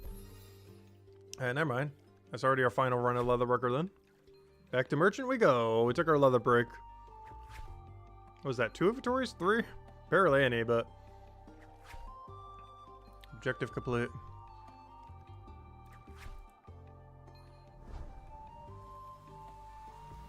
Now we're at 2211. 11 more to go. Yeah, let's go check our merchant stuff. Sell the hides, grab our potion. Maybe even start this merchant run. Oh yeah, I do need to go sync it though. So let me just grab everything here and then I'll come back to go sync the timer. Because currently it's not synced.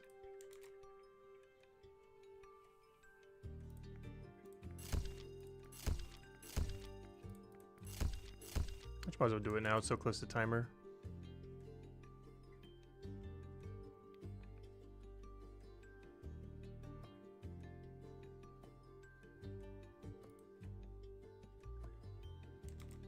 Alright, anything else? Oh yeah, I forgot. I gotta go get the setup again.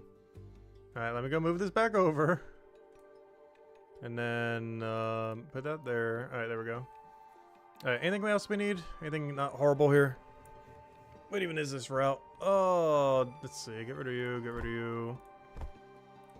Looks like it wants to go to bottom to some degree. I may just backtrack for the thing. And grab steak on one of the other runs. Which I'm already going to be at the Clockwork place. I could actually get... Oh, no, I can't because you have to go the other way. Alright, let's go do our run. However much we can do. I just realized we got to do a top left telly, don't we?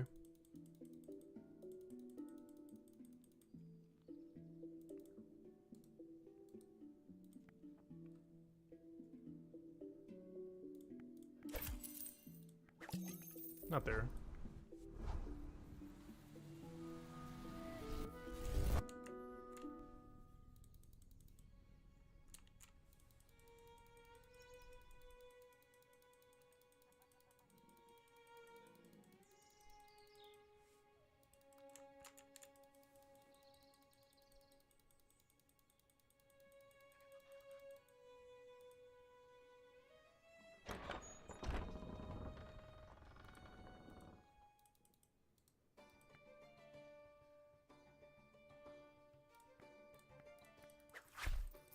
Oh, I forgot to drop the potion. That's gonna be a problem.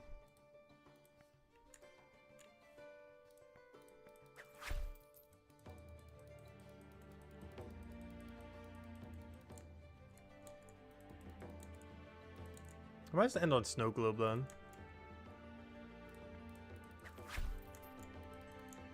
Because yeah, not dropping the potion is kind of problematic here.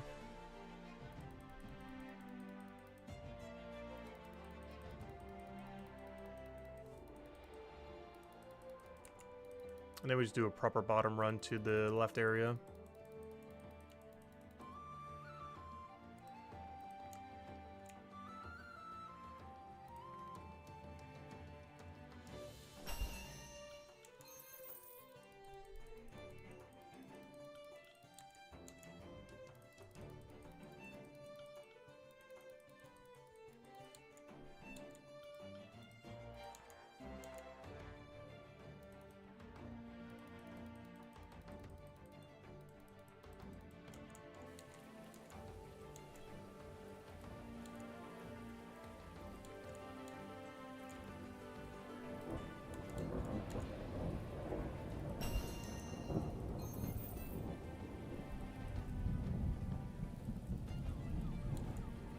The only big downside here is I can only buy 3 sets instead of 4. As I forgot to drop the potion.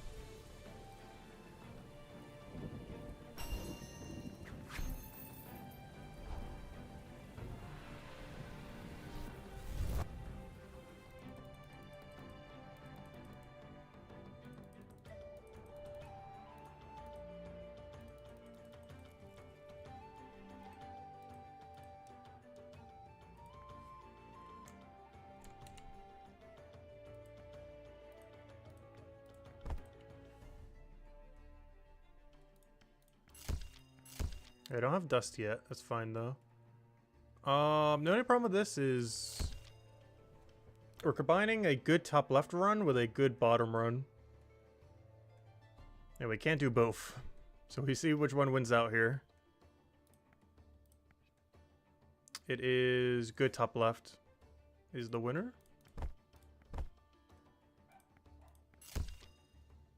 Anything else we can get for value while we're there? Not really. Don't really need to go back to carrot. I guess I'll still keep one clock, I guess. Alright, let me just tell you over. Go head over.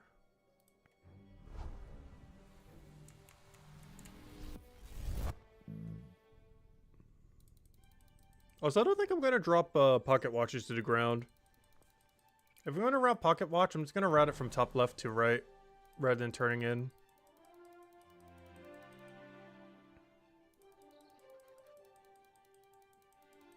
I feel like there's just so many better ground items that are way further away.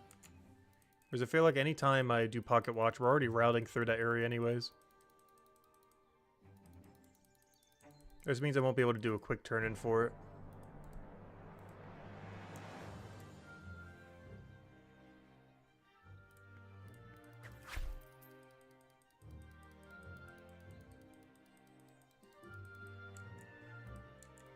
But there's so many other tasks I just wouldn't do unless we have the item on the ground. Whereas I would do this regardless if I have the item on the ground or not.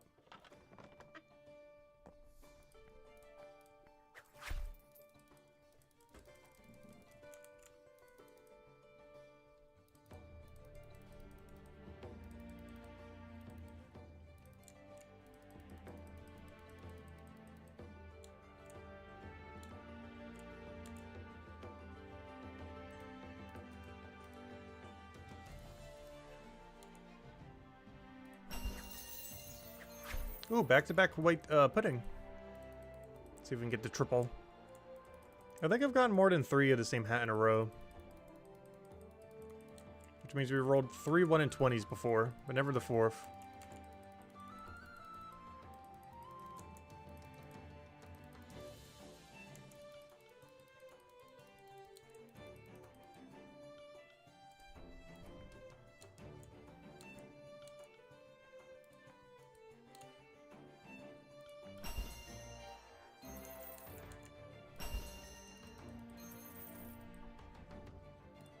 Actually, this is a telly.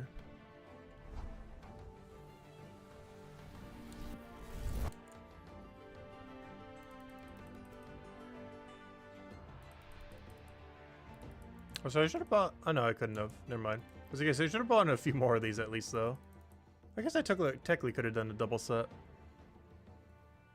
Because now if we get one, it's gonna be kind of awkward because I'm gonna go there just to turn in one. We did not, though.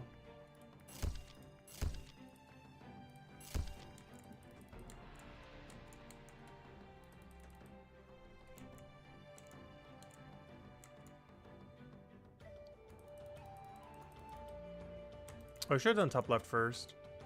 Why am I doing it this way? Oh, I'm going the wrong way as well. Gosh. Hello, Chino. Welcome, welcome. How many levels per hour are we getting? For merchant? Generally about 1 when we're doing it. Like roughly 1. I haven't been keeping track of it exactly though.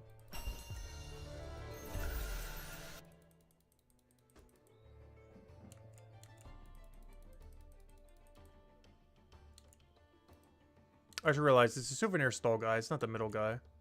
I forgot that's for the beef thing. This is the guy that sells the other thing I need. I don't normally do Cyclops, but we need it for the item. If we're already going to be over there, might as well turn some extra value in.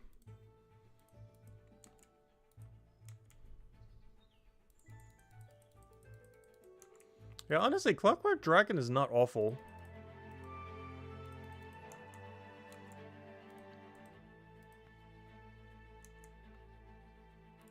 Oh, no, we want him? Only if you have another reason to go there. On its own, it's bad, but if you have a reason to go there, it's not that bad.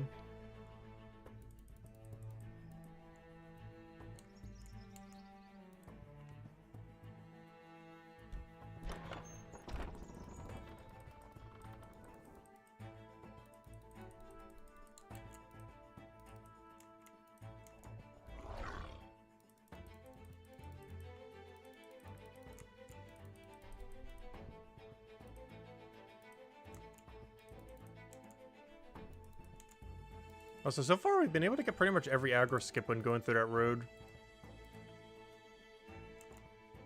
It's kind of weird because it's pretty windy. But it's not as bad as the Death Corner that's in Chapter 2.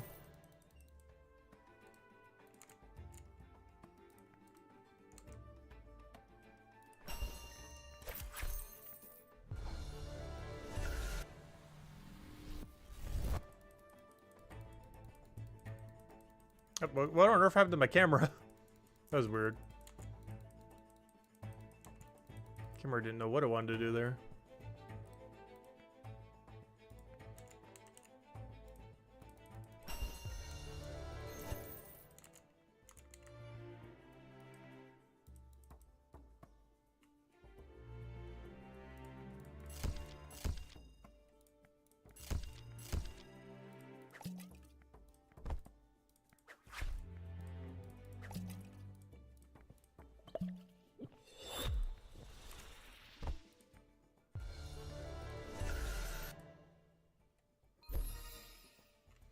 Alright, what do we need here? All of it's kind of bad. Souvenir, down to wine, down to that. Is that the play? Might be. Let's get all the bottom ones. Souvenir, souvenir, burger. I think that's all we need then. Alright, we're out here.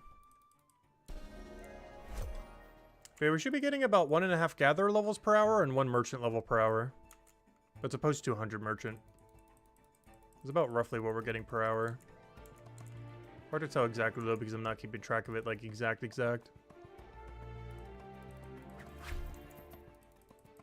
We're also still setting up our ground because it took a little bit of a break. So we're getting slightly less XP right now. And so our ground is fully established.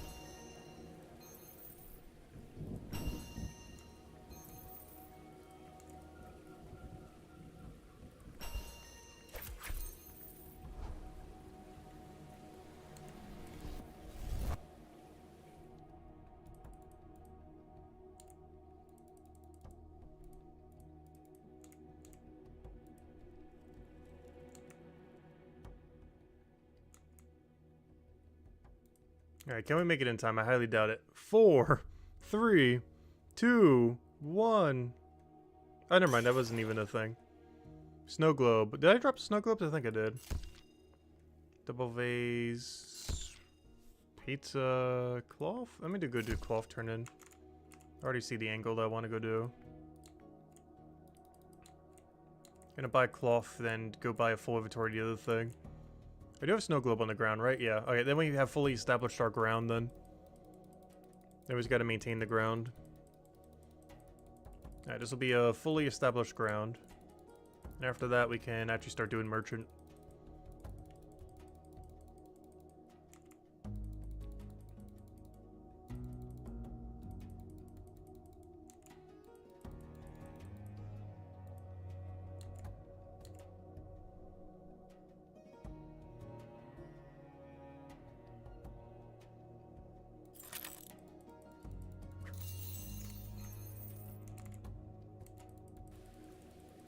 I think she started thieving at the end, but we're not going back for...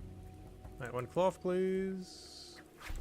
1 full inventory of clockwork, and we should be good to go now.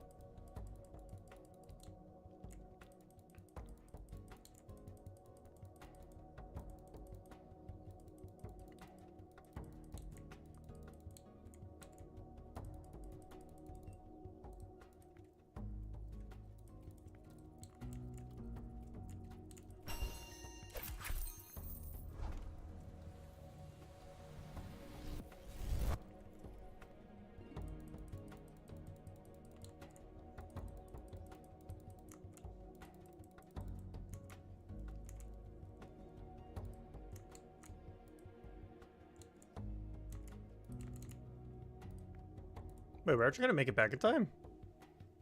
Not sure there's much I could do with it, though. Oh, plus it's empty. What am I even doing? I forgot. We made it back so quickly that it didn't even reset yet.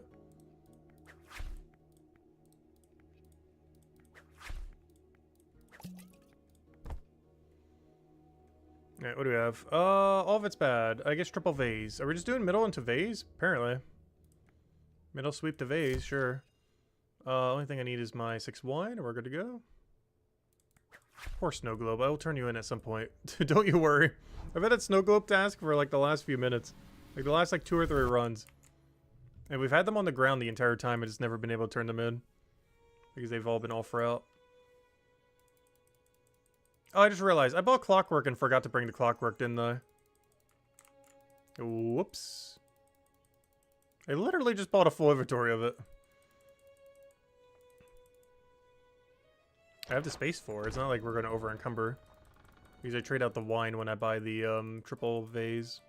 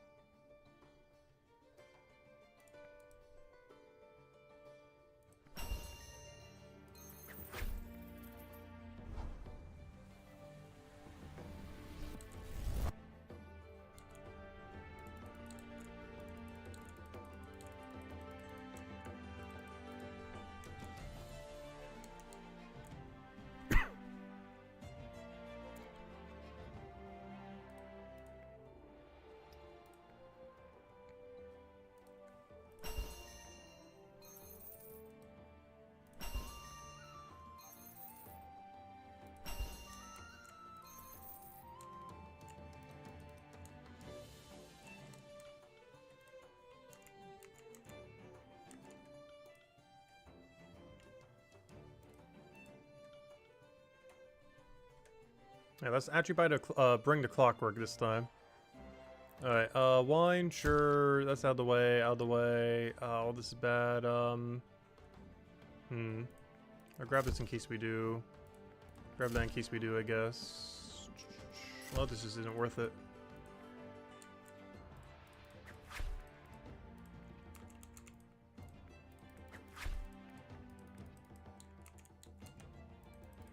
I forgot the wine.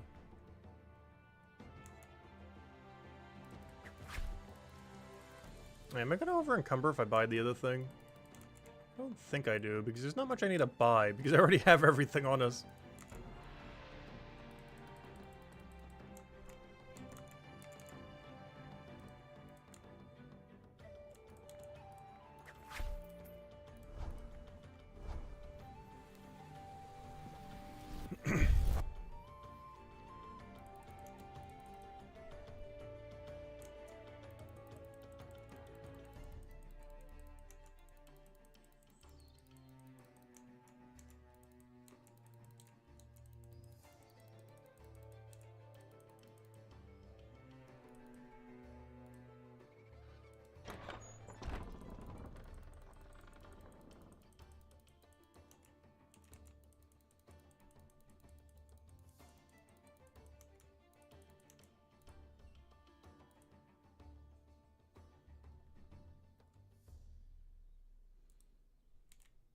How much gold is this?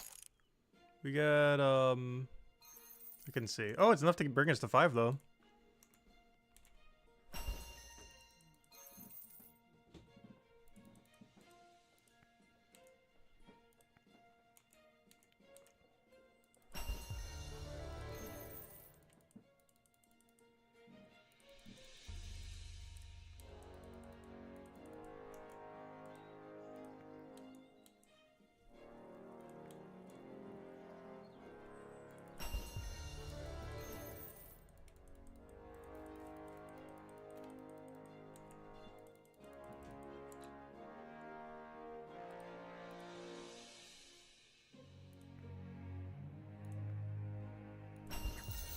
Hey, green sand hat.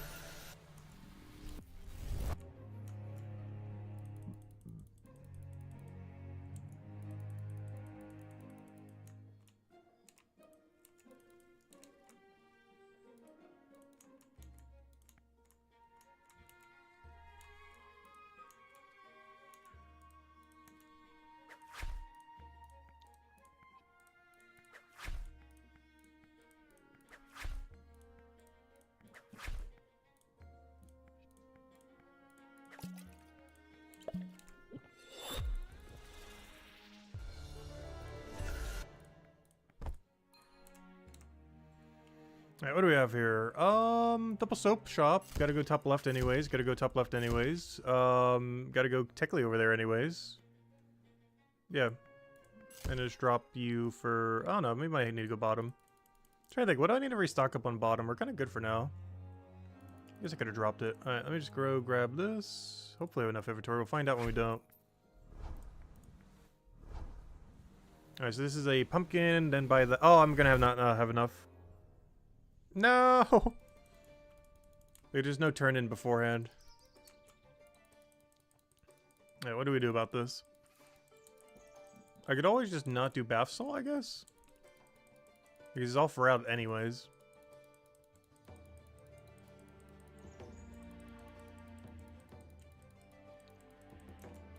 Oh, in all fairness, bath salt is always all for out.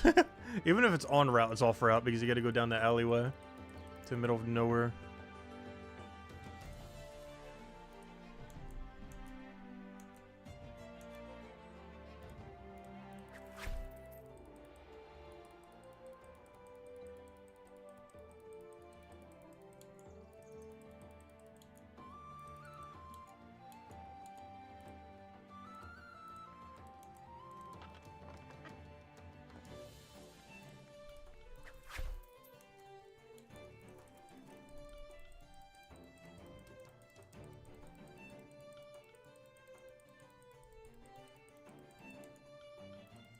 I think I might just get rid of the caviar. I'm gonna buy both and just do it next cycle. I just rebuy it.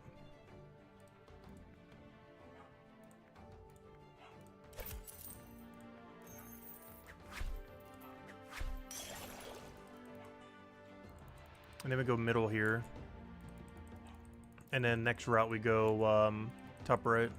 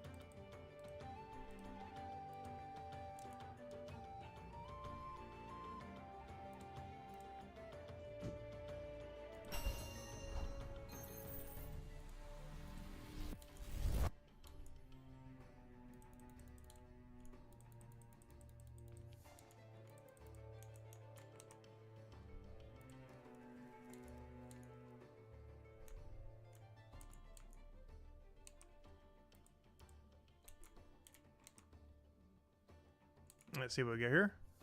Pumpkin again. Don't really need that one route though. Oh no, we could do both of those. The other wine. What can I drop? Souvenir thing? For double top to middle.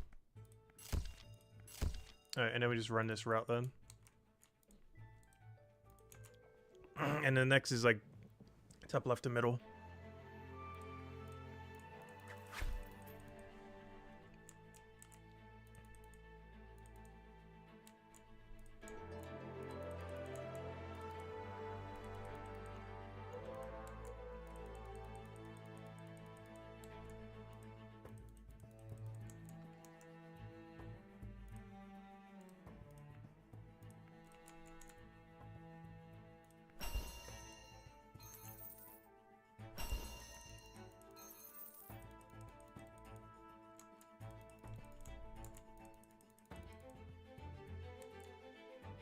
What's my plan for New Year's Eve? Probably just gonna be calling a bunch of family.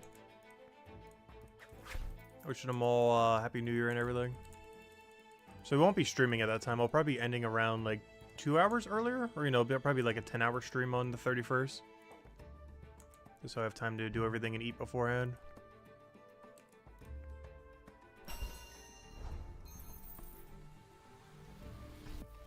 I don't have any like big celebration plans though.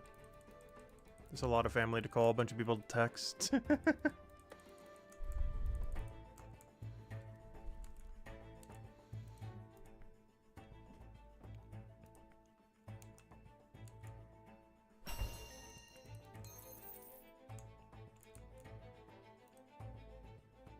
You'll celebrate Animal Crossing New Horizons by yourself? I could join you for that if you want.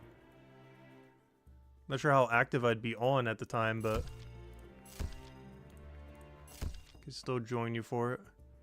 I think I'll go painting instead of the other thing. Oh, let's see. Let me go reset the floor. I have no clue where it's at right now.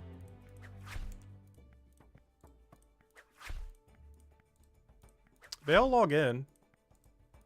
I probably won't be able to be in voice chat, though. I could, like, physically be there. Because it's not like I'm using the TV for anything at the time. Alright, let's see. We do that, we do that.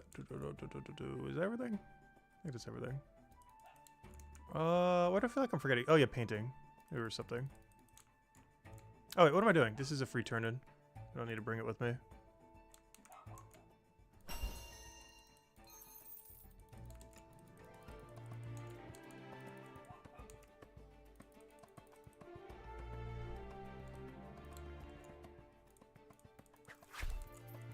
Gosh, when was the last time I even logged into Animal Crossing New Horizons? I think it's been like 3 years. 2 or 3 years now. We always mention that. That was the first game that we got, or not the first, but that was the game that took 3,000 hours for... Oh wait, I just realized I should have top left tillied. Alright, this is going to be a little bit of a smaller turn-in, but that's fine. That was the first game we ever got not first, well I keep saying first, but we got 1,000 hours in it after a few months. And this will be the quickest we ever get 1,000 hours in the game Brighter Shores, which is going to be at this point, 2 months and 2 weeks probably? Somewhere around there.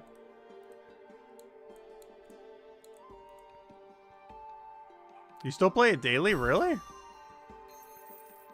Yeah, I've barely touched it in a while. My island's still a gigantic mess because of all the stuff I've hoarded. I need like a backup island.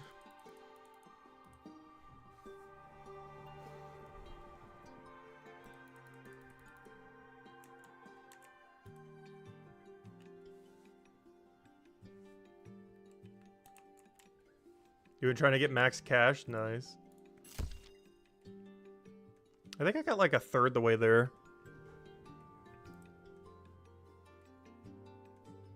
Yeah, the rest just isn't that good to take. Take it for future purposes though. Alright, let's go all the way top left.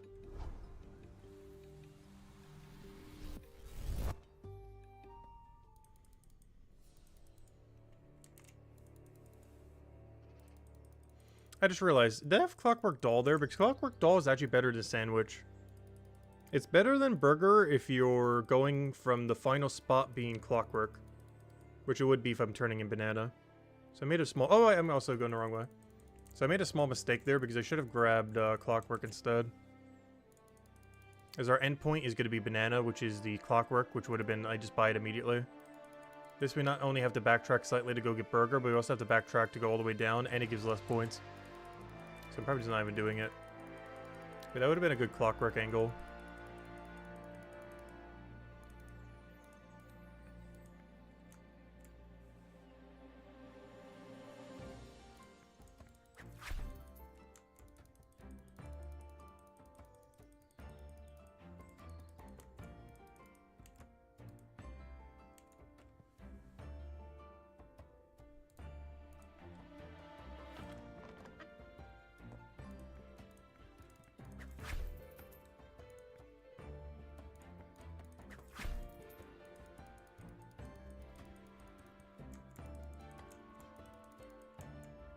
Alright, about half a level to go. We're so close yet so far.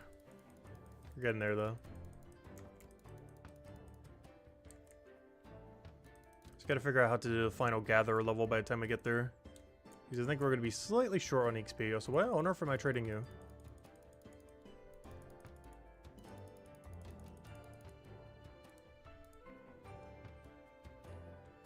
I saw the food there. It's like, oh yeah, I need meat. But then it's like, oh yeah, that's not... Not only are we not doing it this run, but it's also not where you buy it.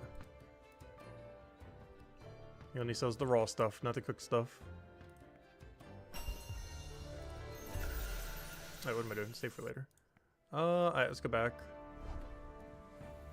I think we have enough time to turn in vase. Definitely don't have enough time to do the pocket watch, though.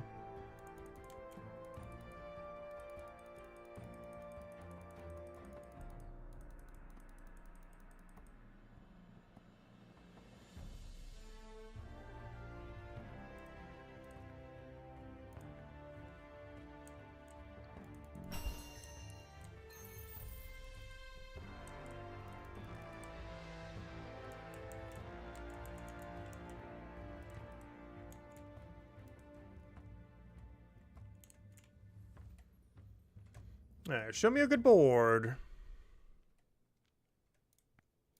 Somewhat. You can definitely work with it.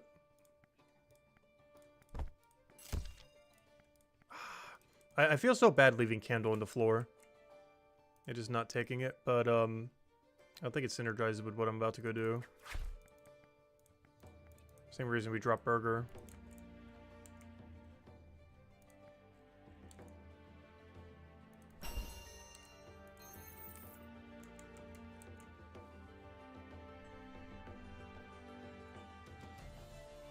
Oh, come on. I can't not take it. But it also doesn't fit this cycle. Same as that, that's fine. Alright, let me grab 6 clockwork, go grab the portrait, be good to go.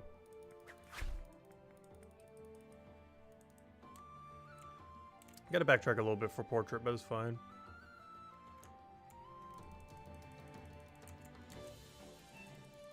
I just realized, how do I plan to turn in clockwork? I'm not sure why I grabbed it. Because I'm pretty sure I'm not even turning it in. Probably doing a double clockwork into portrait into telly back. Because I'd want to save the clockwork for when we do soap. That laugh is interesting, thank you.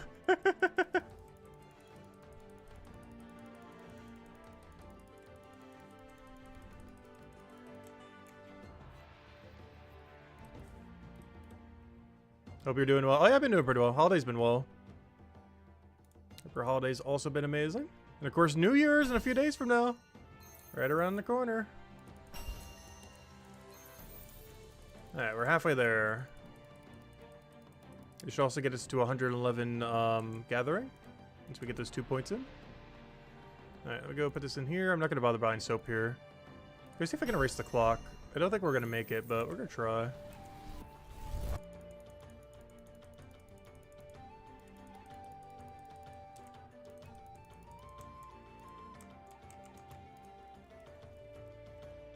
Ooh, there's no way we make that. Yeah, it's not happening. Unless this timer's out of sync. In a positive way. Oh, never mind. We didn't even need to. I didn't realize. Okay, I think this is a top left turn. If this is... Some of this isn't top left, then. Get rid of snow globe. It's good, but it's not top left. Ah, but so is the other... I gotta keep it. Never mind. I'm just gonna roll with this. That's fine. Alright, let me drop this little thing. I can't remember when I last picked up, so I'm just gonna pick up everything. Oh, also, I need to go start getting more stacks. I didn't realize we're running really low on everything. Alright, what do I need? I need the last of my snow globe, and I believe that is it. And then just telly top left. Oh, I should probably pre-drink, though.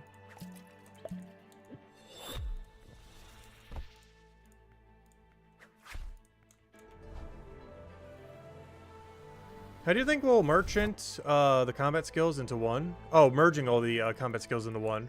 I don't think they are. They're going to be basically deleting combat without deleting combat. Basically, every skill looks like it'll still stay. But it just will be a little bit less associated with combat, despite still being combat. It almost seems like they're going to be turned into like a Slayer, each one of them. Kind of like in his other game where he made all of them, or, you know, he had like one simple Slayer skill. But basically, they're all still going to have the Slayer components like they have now. They're just going to get minus... I forgot it's over there. They're just going to be minus their combat component. So they're still incorporate combat, but they won't be giving you like combat XP, if that makes sense. Like your combat won't be tied to them. Seems to be the main thing they're changing. And that means you don't need a combat skill like that in a chapter. Or Slayer skill, or whatever they're turning it into. There's a lot of specific details we just don't know about it yet, though. But no, they're not merging all the skills into one. They're all still going to be separate skills. There's not a single skill that's getting deleted. Like, all 5 of the combat skills that currently exist in the game are still going to exist.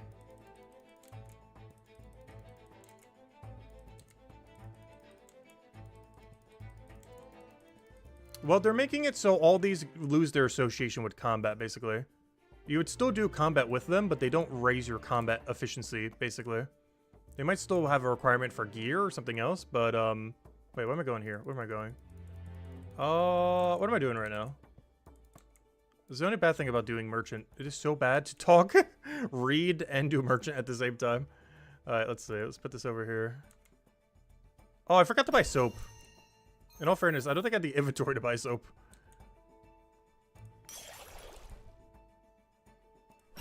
Okay, we do that, we do that. I forgot to buy the other thing too. Alright, let me just turn it into snow globes so it's just out of my inventory. But yeah, to my understanding, the way that it was mentioned is every skill is still staying in the game as they are now. But there will be an all-encompassing combat that will be added. That isn't a skill at all, it's simply just combat.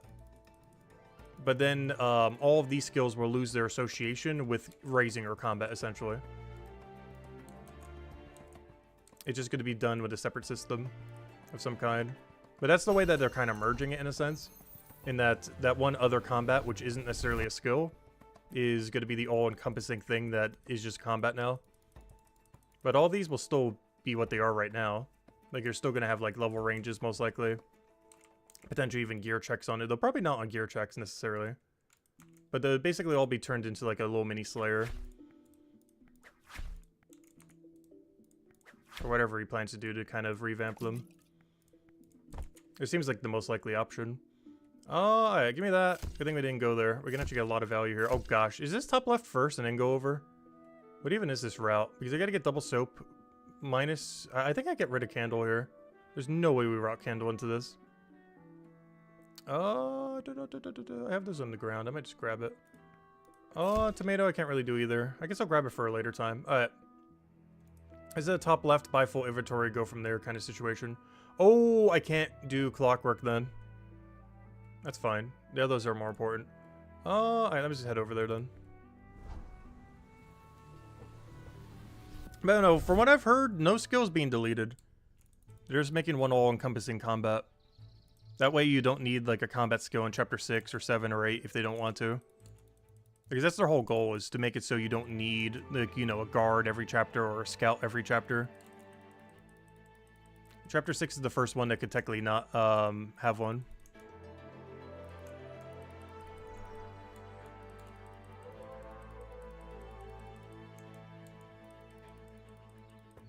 In terms of combat, we had a big long-term discussion yesterday. Gosh, it's gonna be hard to read. The struggles of reading anything while doing merchant. Let's see. The big long discussion yesterday about the best way to improve it.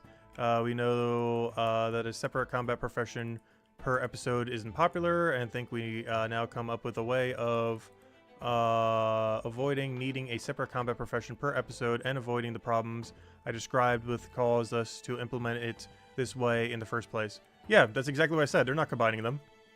Nowhere's in there does it say it's combining them. It just says we won't need a separate combat anymore. So the new combat system that will be all-encompassing will just make it so they don't need new ones in future chapters. Like chapter 6 or 7 or 8 or whenever they stop adding them. Chapter 5 should probably be the last one that has one. But they could still technically add one if they want to have like extra combat angle in a given chapter. Yeah, that should be everything we need. What do I turn in? I'm just gonna turn in the clockwork because the other thing I need to go to get the other thing for anyway, so I'll just do these first, the little pocket watch. But yeah, nothing in there says that they're combining every combat.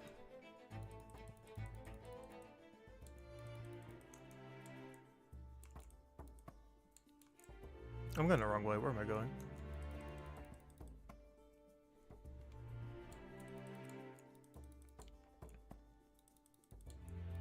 But there will be an all-encompassing combat system that he's likely going to be implementing. Which will make it so other chapters don't need to have a combat skill. But they would still have a combat skill because the all-encompassing one. I'll try to explain it simply. But yeah, nowhere in what you just mentioned says that he's going to combine them all.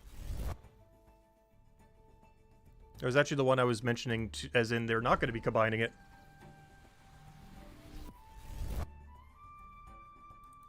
Because yes, we'll have only one combat going forward. But that doesn't mean we have only one combat skill, if that makes any sense. Like, we're going to have one all-encompassing combat, but there will be multiple combat skills. It's just every chapter wouldn't need to have a combat then.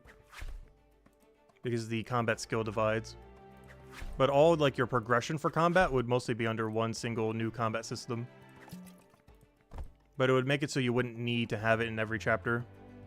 What do we even need here? I'm doing that. I'm going down. I'm taking the other thing. Oh no, do I go bother with cloth? I feel like I never do cloth. It's just such a bad one. I'm not even sure what this path is. I'm just going down middle, just hoping it works out. Oh no, I'm kind of going down the cloth path. You know what? I'll take cloth and just see what happens. I'm just gonna wait at the board so I can read chat properly. Separate the combat profession for each thing. Popular blah blah blah. Avoiding needing combat profession per episode and avoiding the problems you described, which cause us to implement it in this way. Yeah, nowhere's there does it say it's gonna combine every skill. It just mentions that they're making one all-encompassing combat. Alright, what are we doing here? I think nothing. Oh, I guess wine. I need to pick up wine anyways. Actually, do I know wine on the ground? Oh, okay, I do. Oh, good. Alright, let me go grab that. Just turn in middle for free. Maybe grab the other two while we're there if we have time. Also, I need to go pick up more wine. We need to go get a bottom route. Next time I go to Candle, I need to pick up like a full inventory of wine. What Minefighter level would be good to have for Lost and Found? It only needs 61. Technically, you need 59. You don't actually have to fight anything in Lost and Found. You just have to do a passive. It's actually a hard requirement of 59. Well, technically 61, but you can +2 boost it. But, no, it's not one you could choose with a lower level range. Every other quest in the entire game you can. That one very specifically has to be 61. Or 59 if you're using a +2 boost. But that one has a really hard requirement of it. Because you have to do the passive activity. And you can't do the passive activity at a lower level. But because it's the passive activity, you can also boost it. And the best boost potion you can buy without making one is +2. Unless you have a high alchemy level.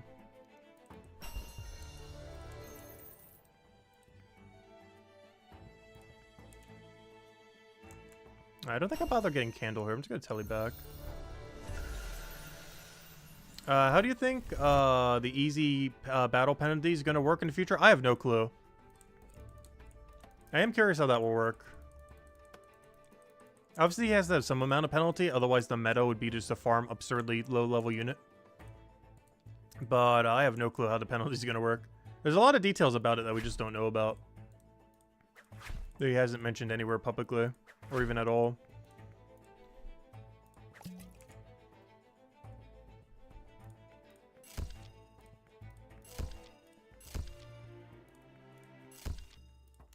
Oh, we actually got a good bottom route.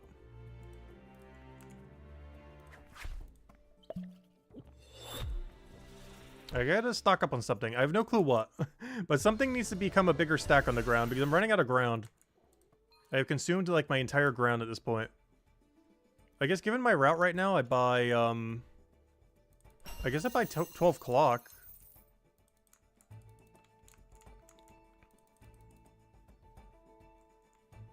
So you're saying that they will have one combat and the rest of the current combat skills will just be like Slayer? Pretty much. I assume that's what they're doing. They'll probably be revamping it a bit more than that. But they're not deleting any skill, basically. So the two things we know is they're almost guaranteed not deleting any skill. So any skill that's in the game right now will still be there. And the second thing is we're going to have one all-encompassing combat. How exactly any of those two things will work after the fact, we have no clue. How will that combat work? We don't know. And how will every single one of the current combat skills that are technically pseudo-combat skills afterwards? We don't know. But those are the two likely things that, based on what have been said so far, is we'll have one all-encompassing combat that will go through every chapter. And we will have all the current skills still in the game, just having a slightly different functionality compared to what they do now. Anything beyond that, we have no clue. And that system will basically allow them so they don't need a combat skill every chapter. Because there will all be an all-encompassing combat that will go through every chapter. Which means the purpose of these skills is not currently determined, but I assume he'll do it into like little mini slayers. Like the level range that you can fight is probably still based on this.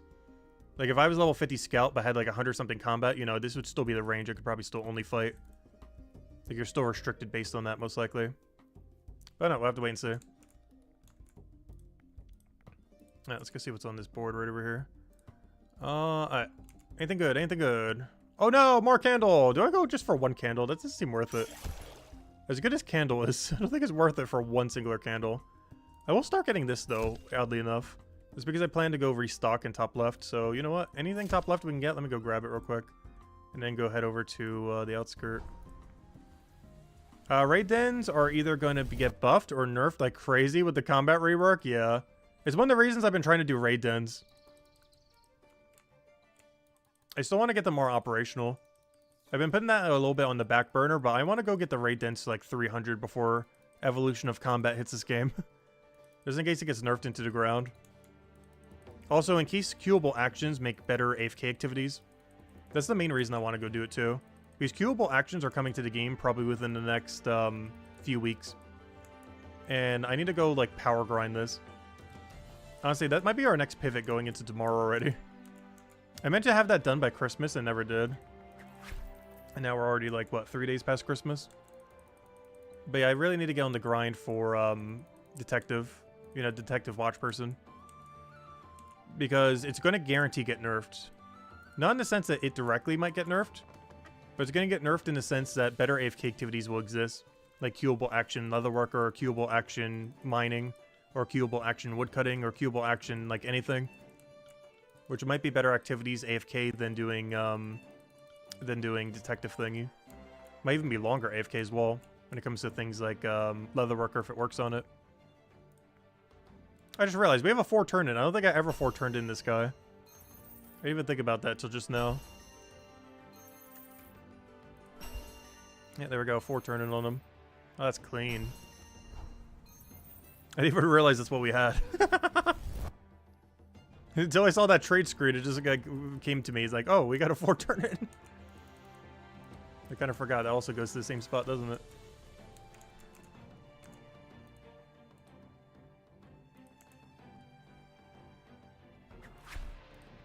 Any info on builder skill? Not really. We don't currently know too much about it. I'm hoping that you can make facilities that will help you in the area. That's what my biggest hope is from it. Exactly how it functions and everything, we have no clue. We know we can get cement and bricks and stuff. The AFK for it, or the Venture doesn't work for it, but the AFK does. I mean, not the AFK, I mean the chests drop them. Like, what am I even doing here? What is even my route right now? I think all I'm doing is just buying a full inventory and then getting the other thing. Oh, actually, I can't do cheese, I just realized. Why'd I even pick up cheese? Oh no, I guess I could still get 1 cheese. Gosh, I haven't done cheese in, gosh, 200 levels? I can't remember the last time we picked up cheese. This might actually be a cheese run. And to get triple dust instead. I do have to go a little bit out of my way to go turn it in if we don't have to go to the shop for another reason, though. What is the fastest way to level cooking? Generally, well, not the fastest way is to do whatever your bounties are. Whatever your 6 bounties are every hour, just do that. If you're looking to just mass get it up, you generally just do stews or bacon sandwiches. The problem with that, though, is it gets really slow at some level ranges if you only do that. And then the third option is knowledge it in all the dead zones. Like, I'm about to hit a dead zone at 89 until 94. So the best way to get it up would be to do merchant and just knowledge it from 89 to 94.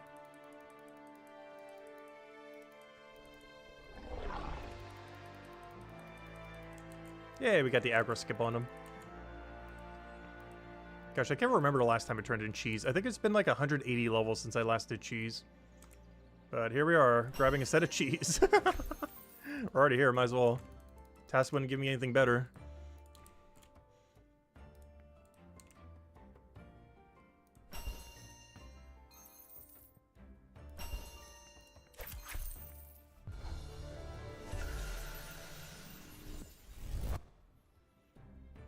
But yeah, I'm hoping when the builder skill comes out that we could build facilities that helps various things.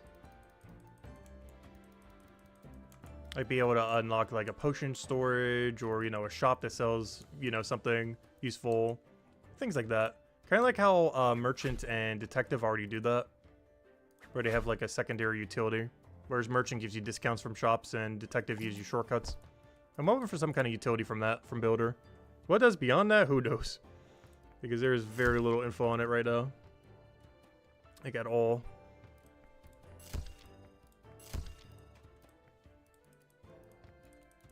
I think I turn both these in. Oh, am I out of dust? No. Wait, there it is. I was gonna say, how am I out of dust? I literally just grabbed some. How am I already out? I forgot I put on the low level.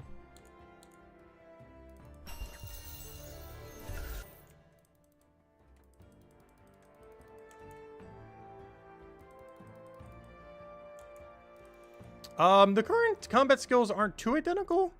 They are in the sense that the way you get them up. But the enemy drop tables and everything else like that are quite a bit different. Particularly when it comes to Mindfighter compared to the other three. But all of them have unique drops that are a bit different from each other. But yeah, the overall strategy that you use to level all of them is pretty similar.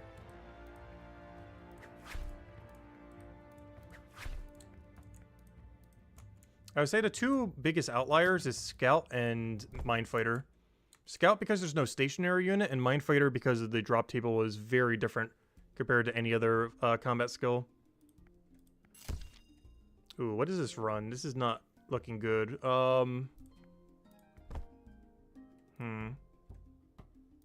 Is this a middle turn-in? I think we just do a middle turn-in sweep. And just grab everything, and if we have to go a long way, it's fine. It's only really bad thing about Merchant. It is so hard to talk while doing Merchant. Getting so disbobulated. I think I'm behind like 10 chats right now, by the way. Like, it's so far behind, I can't even see the chat that I was reading earlier. Let's see. Yeah,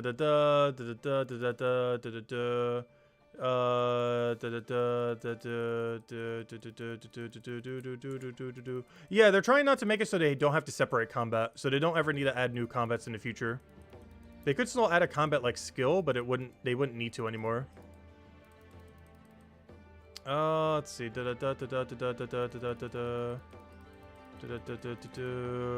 just got Andrew to do it right. Wait, oh, you trust Andrew to do it right? Honestly, same. Whatever it is in the end, I'm pretty sure we'll get to it. He did really good work last time around.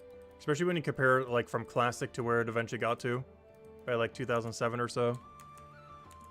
Yeah, he'll get there eventually. It's gonna take him a while. Took him, like, 4 years last time around. Before he got the game all the way to where it needed to be. Hopefully it doesn't take that long this time, but he's getting there. It just feels a little slow right now because, obviously, he's been away on vacation for, like, 2 weeks. It'll pick back up starting next year. Let's see. You really enjoyed the raid dens melee. Oh, this is the fastest way to level. Oh, so hello, Juice World. Welcome. Let's see. Let's see. Let me go grab that. Is there anything else we need? This should be everything. Let's just go do our center run then. Buy all of our meat. Go just run through the entirety of center.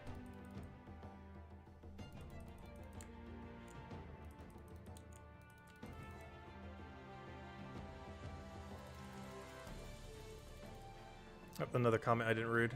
Until level 122. Nice.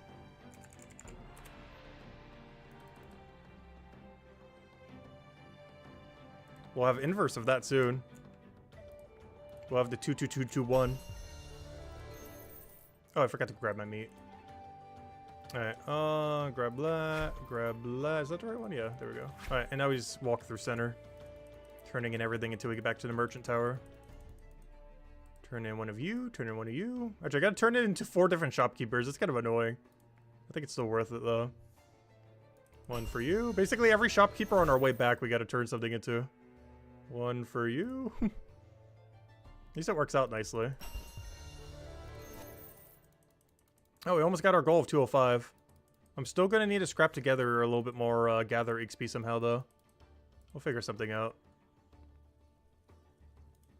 Worst comes to worst, I can just keep doing merchant a little bit longer. Just try to clear out the floor. Alright, one last shopkeeper. We're almost there. Alright, there we go. The full sweep.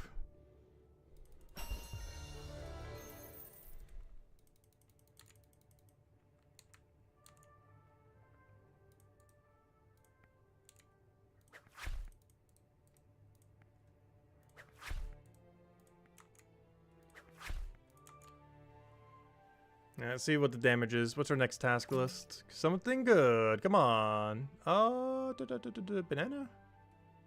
I hate most of this. Most all this is awful. Make a quick run, but it's so not worth it. Oh, throw that down. There we go. One more level to go. Oh yeah, we can go buy our rake. Oh, it's only 500 silver as well. That's pretty cheap.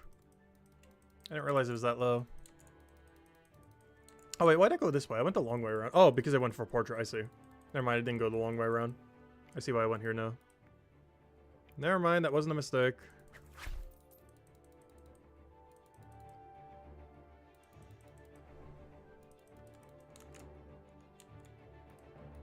Completely forgot about portrait.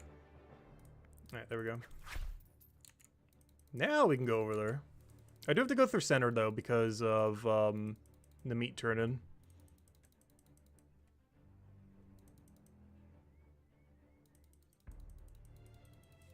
But I've been enjoying this game a lot so far. We've been streaming it every single day since launch. There's not been a single day we missed. Some days we haven't streamed it as much as others. Like obviously on Christmas, I think we spent like half an hour. I think the total playtime on Christmas was half an hour. On stream and off stream. It was very short.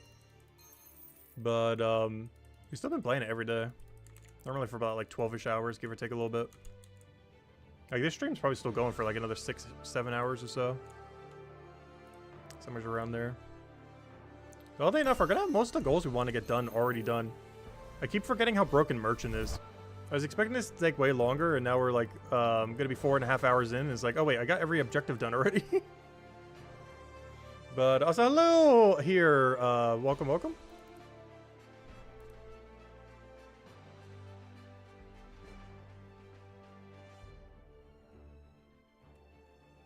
Alright, what do we need? Grab banana. I don't think we can route this. Can we? Is it worth even going there for that? Burger. Banana. And the longer I take, the more we're doing nothing. Alright. Let's just go head over there. I think I'm just walking to top left.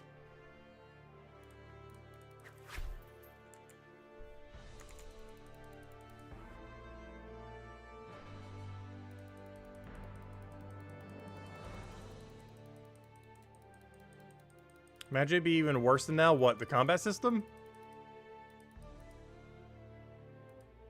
I'm not sure how you can make it worse, to be honest. It's pretty straightforward right now. But then again, I guess you could. If you look at the difference between old school RuneScape and RuneScape 3, yeah, you could make it worse. He didn't do that, though. That wasn't him. That was corporate greed. He was way out of there by the time they did Evolution of Combat.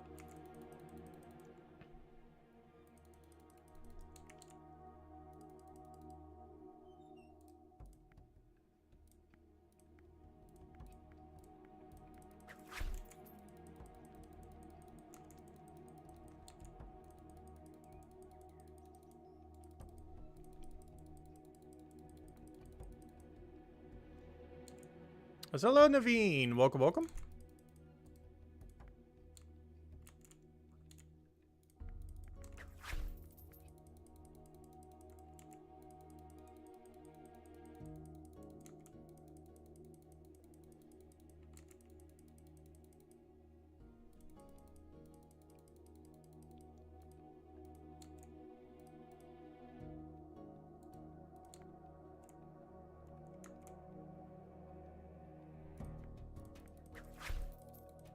This run felt really inefficient, but we got there by the end.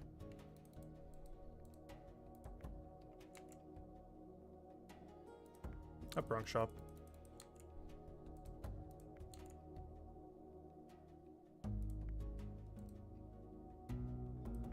Ooh, the OG bandos. Hey, and a Black Santa hat. I was almost considering taking Armadillo.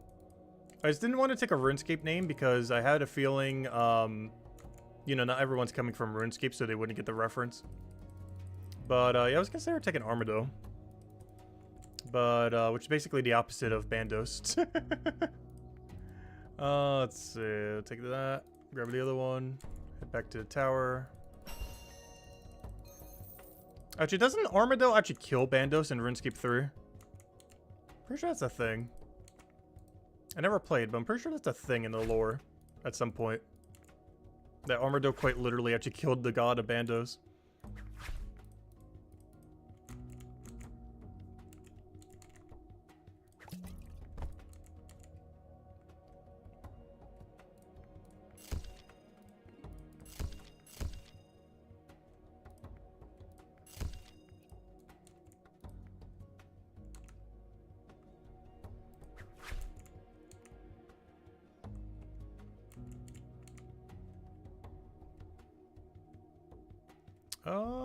Oddly enough, I think this is a candle drop.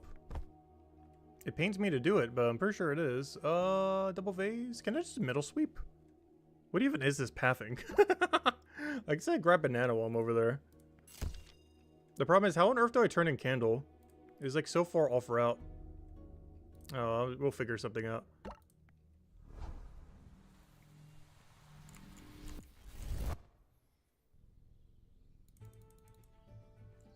I'll make it work by the end. Yeah, there was like a 2-month-long war event surrounding Falador. Team Armadillo beat Bandos hard.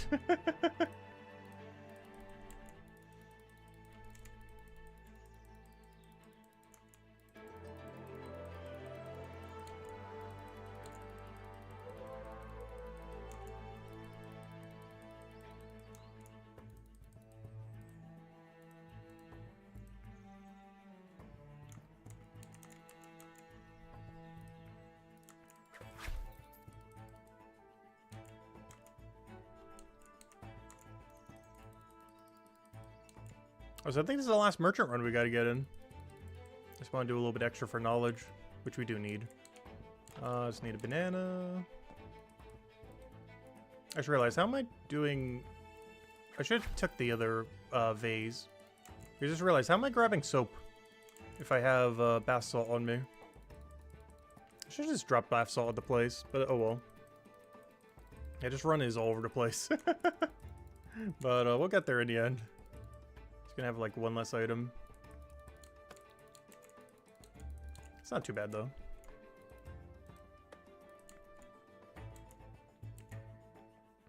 Double vase here would have been way better though.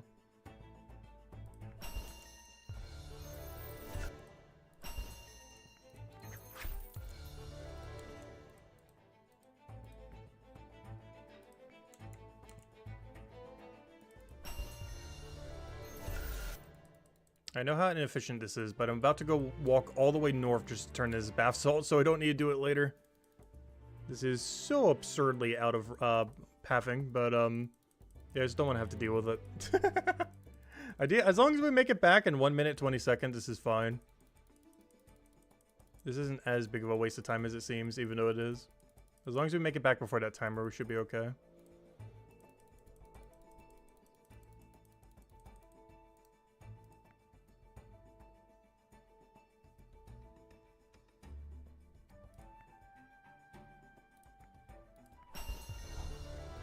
Oh, we're about to get our level. Yeah, I think we'll do one more merchant run and then just clear the floor. Whatever we have left, we just sell to the shop. I should be able to turn this in and get back to the tower. And it should be the last run we need to do. We still got to scrap together the rest of the knowledge we need, but it shouldn't take that long. There it is, 205. There's the high discount. Look at that. It's normally 7 silver, now it's 1.5. That is so nice. Alright, see what damage is. Hopefully we have some good task into some good task and we'll be good to go. Alright, what do we have? Nothing. Wow, that's horrible. We'll grab that, reset the floor real quick.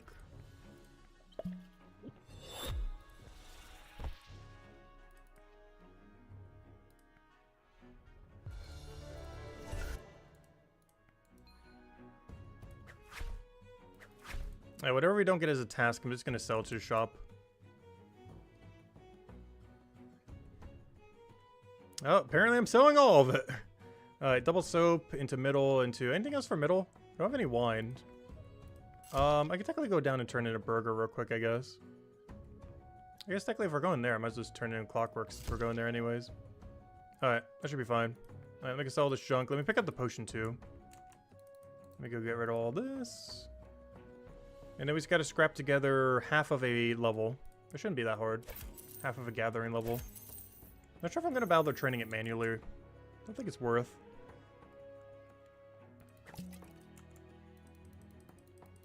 Yeah, I don't need this timer anymore. Also, I could just tell you over. What am I doing? Alright, timer, you've served us well. Thank you. But we do not need you anymore. At least for now. We'll be back, though. We'll be back. I just realized I don't have enough inventory, do I? Oh, no, I do. Because we do a buy, sell, buy, sell. Right, we should be fine.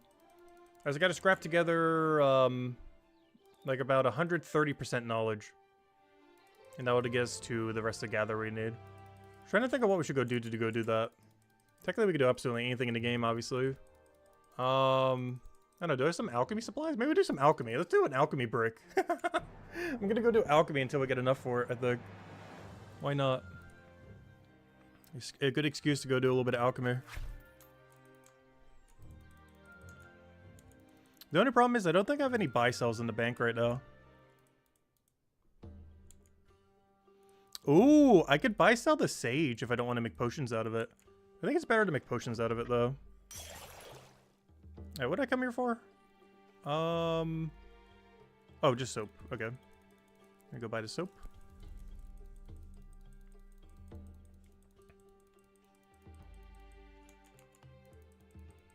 Yeah, we need to go check my forge or storage. I don't think I have any buy sells I can do. Is the only problem. Because I was waiting to train alchemy again until I had a buy sell from gatherer or forger or anything. Like resources that I don't need for any potion. Because it's too low level.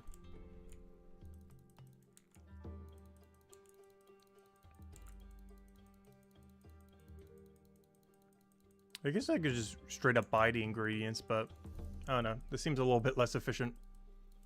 If we ever need to sell in the future, that's going to be annoying. Because we could have been selling now.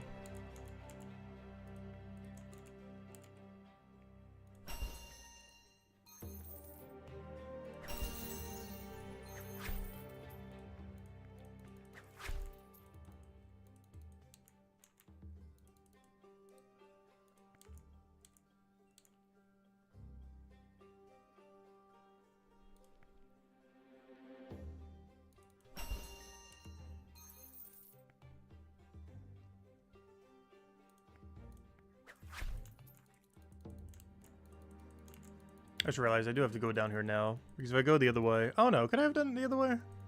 Which I still can. And just go through middle. This doesn't really matter what direction I do these three in. It's about the same distance regardless of order. Oh, you know what? Maybe it is better this way. I see the plan. I do this. Then telly over. No, not there. Other one. And then turn in this and this. And then we're out of here.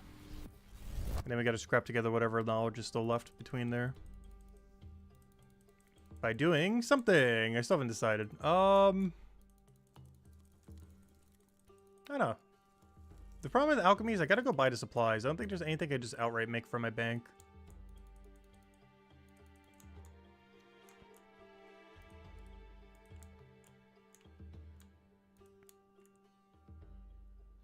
Oh, that's funny. Even though I made a plus 50 Arborite Strength Potion, it didn't count as me making a plus 50 Arborite Strength Potion. That's kind of funny. I actually did make exactly one, but I made it out of a 60, not out of a 50. Apparently that doesn't count. That's weird. Yeah, I technically made one already.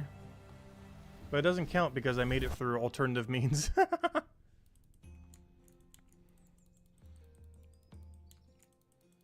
Oh, you know what? We're actually en route for our cooking contracts. Maybe I'll go do some cooking real quick.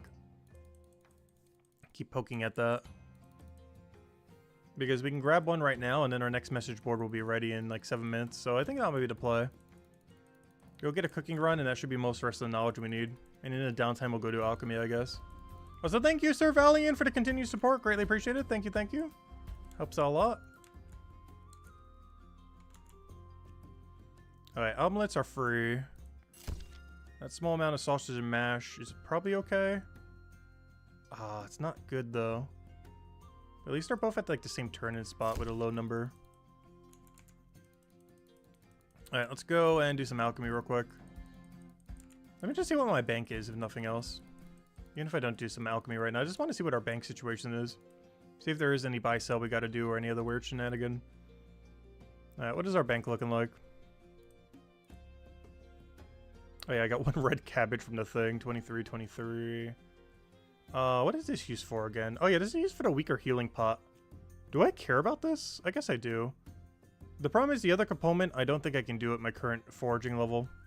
I'll be getting it soon though. But I would need the tool for it. This is for fear, I believe. Yeah, we need to buy them whenever I need them. I don't have anything I could sell though. There's a few handful of things I need to buy, but no sell.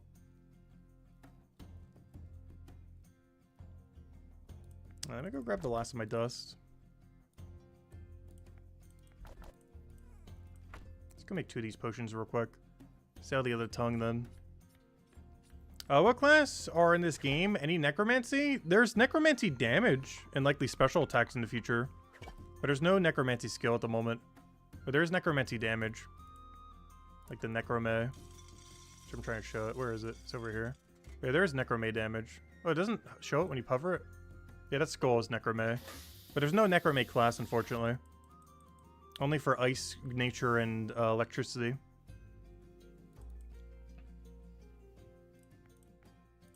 I don't need a side tab anymore. Alright, let me go fix this setup. I'm still set up in merchant setup. Let me go set up to normal. There we go.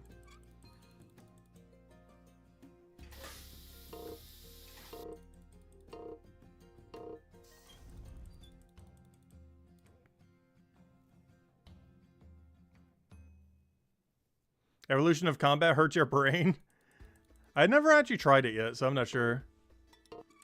I never tried it since they did it. Last time I played like RuneScape 3, or you know, RuneScape, you know, OG RuneScape, was like 2011.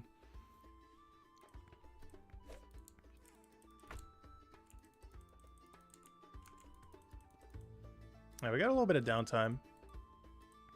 You know what that means? Let's go bring out the stew. Also because this could make it for a quick bathroom break as well. Could do a stew set.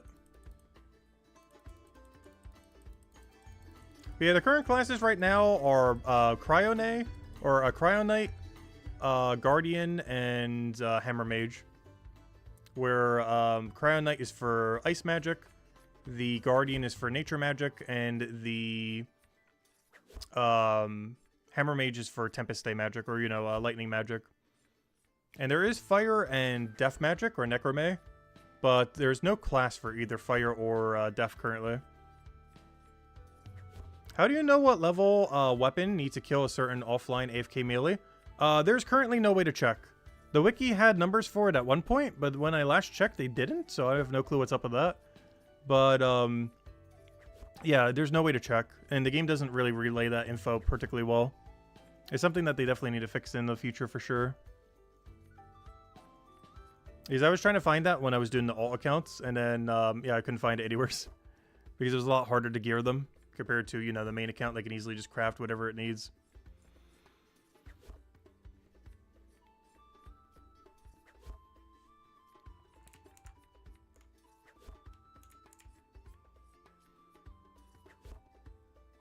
I'll be back in one moment. Just need to go a quick bathroom break, and then we'll do a chef run. And then, yeah, we should be able to go do gathering then. Might have to do one other thing just really briefly so we can get the rest of our knowledge then. Because I don't think this will be quite enough, but it'll be really, really close to where we need it to be. Hey, Chino's here. I'll be back in 1 minute.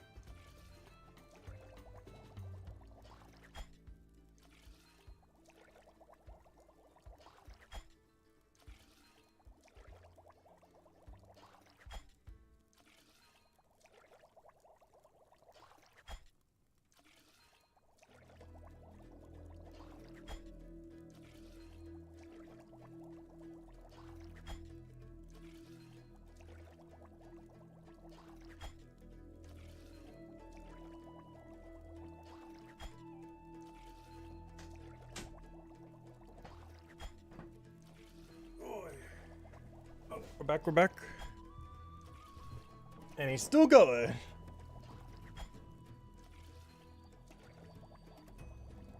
And if anyone has any questions from earlier too, I can answer them a lot better now that we're not doing merchant. Because that was really hard to do while doing merchant. My brain just cannot focus on so many things at once. But everything we're doing the rest of the stream should be pretty chill.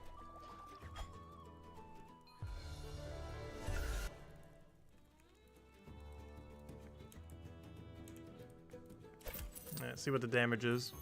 Come on, good tasks. Oh wait, you still got 30 seconds. Never mind.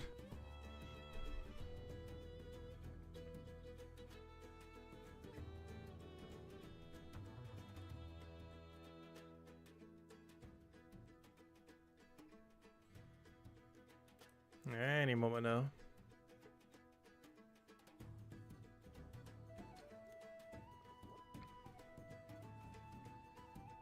Almost there.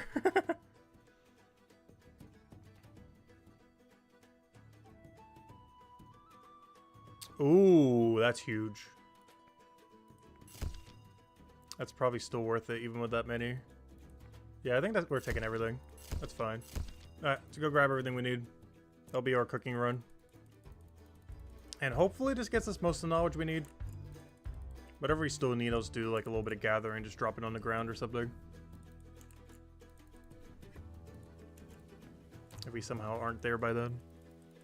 Alright, so what do I need to buy right now? I need to buy 2 oyster and 10 eel.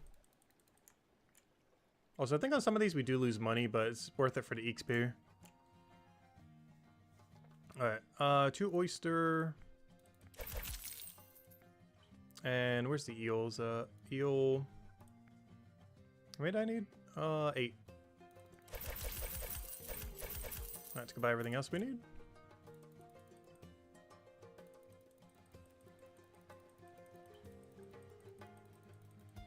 So I need 2 lemons, 8 of the other thing, and then anything that requires 4. Nothing's a perfect 4.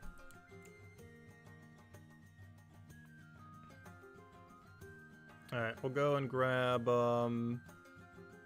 of these. And then 2 of the lemon. Now we'll store all this away. Actually, I might as well just cook it to order.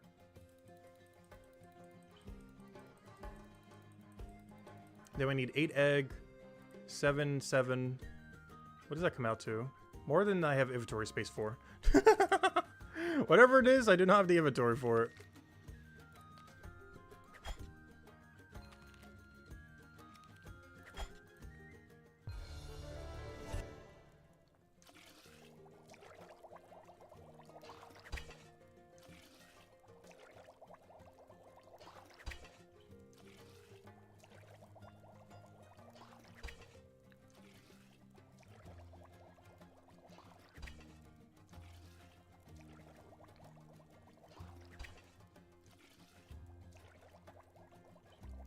So what on earth is that equation?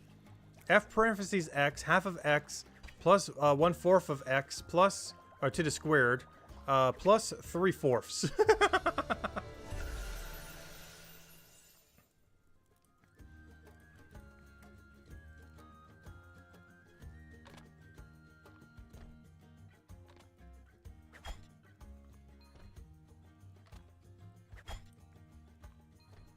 Is that the quadratic equation?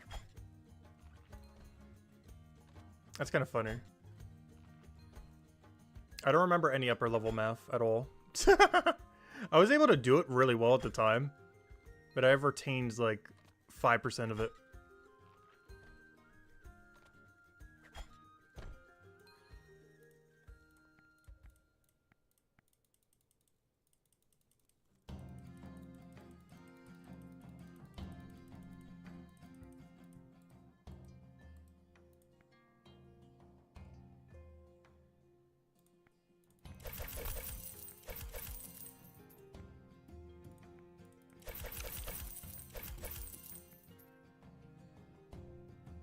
How many eggs do I need?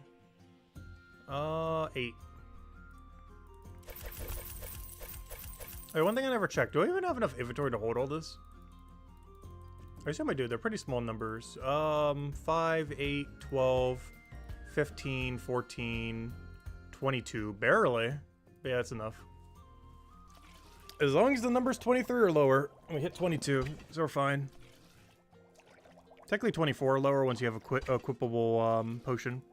That's why we have like 3 people added in this room. We have like a 4th of the whole room added.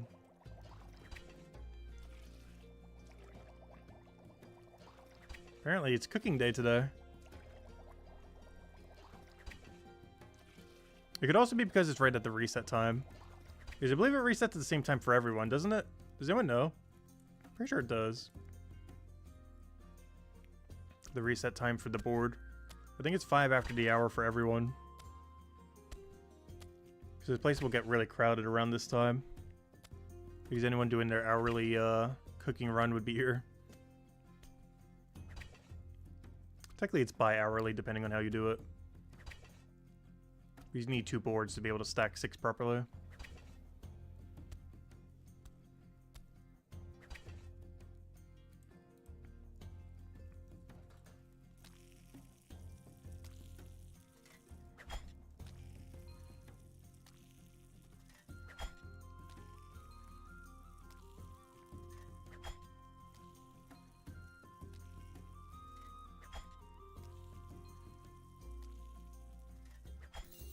Hey, Christmas tree out.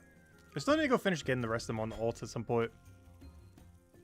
I want to try to do it before the next year because he said the event's going to end in January, like early January. But he never gave a date. Obviously, it's probably not January 1st, but there's a non-zero chance it's January 1st. I assume he'll give us like a week in advance being like, hey, I'll end the event in like a week from now. But for all we know, it could be like January 1st or 2nd.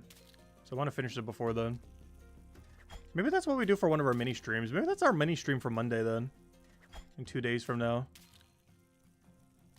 Is go finish every hat on the alts.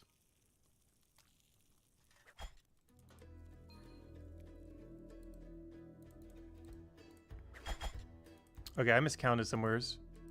Okay, we got a problem. I either made too many of something or I miscounted. I did because there's 8 of them. No! Okay, let's not do the Vincible then. Alright, can I get everything but the Vincible in one go? I think we can. I'm sure I read that as a number that isn't 8. But yeah, that's definitely an 8. Alright, Barracks and that's person we could do at once. Same as Quartermaster. Then we come through Cohen. Oh yeah, we easily can. Yeah, we can easily do this in one pot. And then just do Vincible later. Actually, you know what? I don't know. Do we bother doing that just for Vincible? I don't know. Oh, they're cheap enough. Might as well. We're already here. Up wrong storage. Gotta waste one pot just for the Vincible, but that's fine. Yeah, this is definitely doable. I just have to start at Rocky Road. Yeah, we can do a 5 turn in with 1 potion. The only one that's gonna be sketchy is bringing it back to Cohen in time. Everything else should be pretty easy.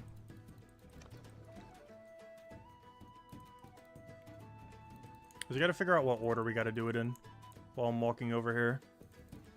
So we gotta start with sausage. Then we do...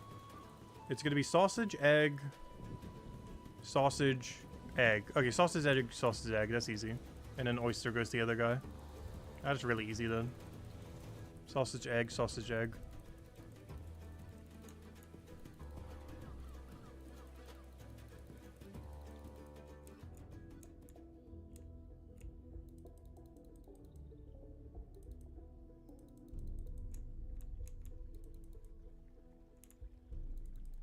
Oh, so it's really weird how these are skilled. The further you have to walk, the more they're worth. But that makes the ones that are further away the only ones really worth doing. Exam the super close ones give you so little value.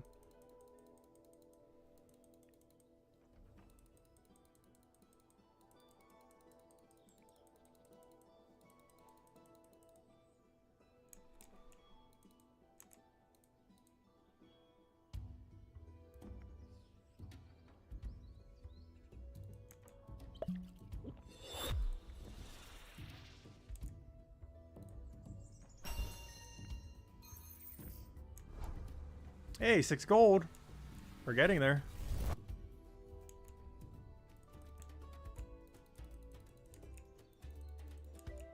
Even though we're burning money on some of these tasks, we are overall making money from doing these runs, even with the burn rate.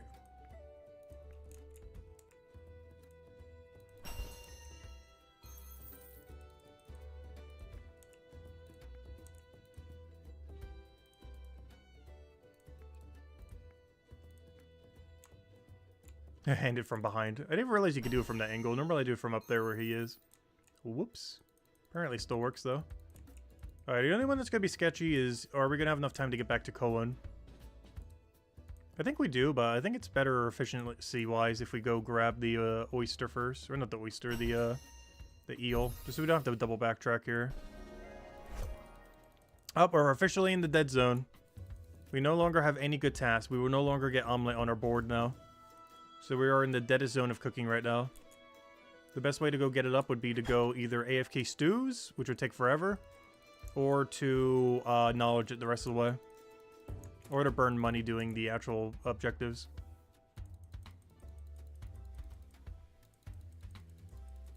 But yeah, we're in the super dead zone right now. Honestly, I almost feel like knowledging it. But I'd rather have 5 Bonewright levels than 5 cooking levels, that's for sure. If I had to choose one or the other, the Bonewright is definitely way better.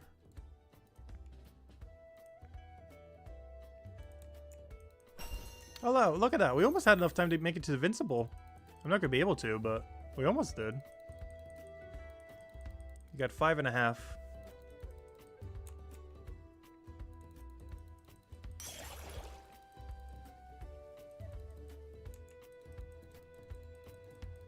Honestly, if we didn't have to go back, I think we almost would have made it. The only problem is my inventory couldn't hold all at once, so unfortunate. This count is somewhere in there. Oh, so this is the Invincible, right? Not here too often. Yeah, this is. Just making sure. I don't do too many cooking contracts. I know journaling my way around these days, though. Sometimes I still go to the wrong boat.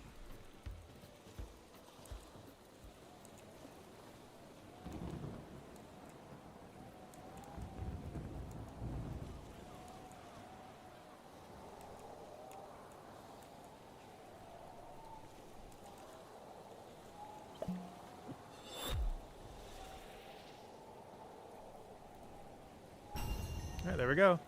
And we are only 25% knowledge short. Perfect. And that's as simple as just gathering a little bit and we'll be good to go. Just drop it all on the ground.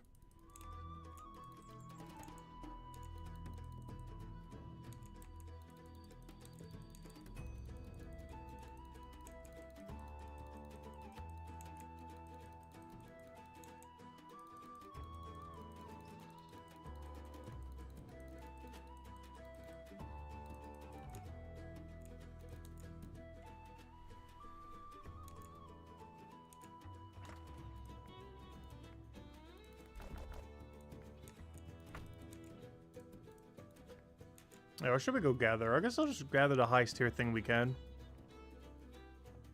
Which is apple right now.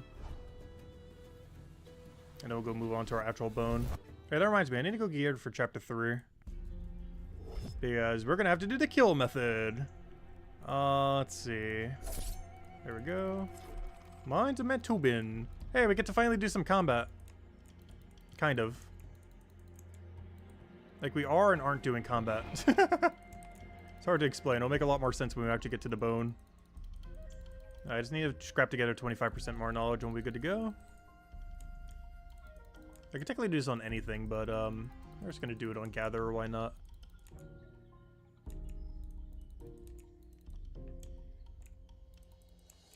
The only problem is I feel like this is pretty low knowledge. These trees are kind of forever apart from each other and there's nothing you can do in the downtime. Actually, that's not true. You can cut one ash tree in the downtime.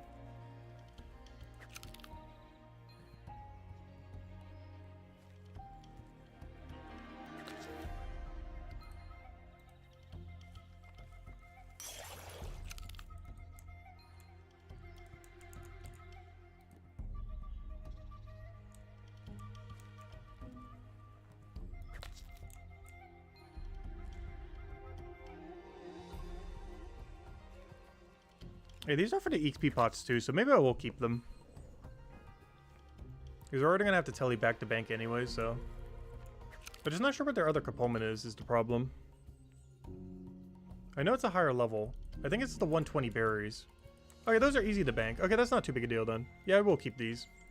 These are for 6% for Hope Forest, I believe. Which is not bad because, you know, we're using 5% right now. Obviously, 1 extra percent's not that big a deal though. But hey, adds up.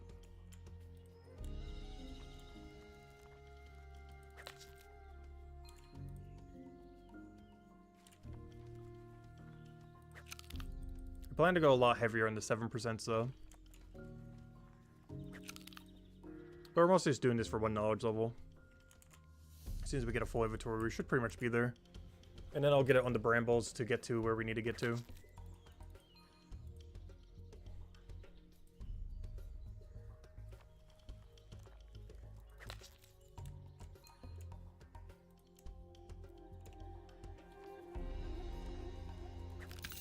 Hey, Christmas tree.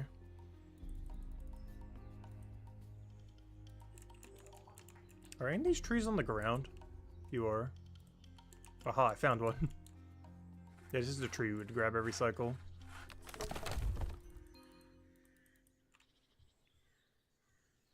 We're not camping these though, so don't need to be that efficient on it.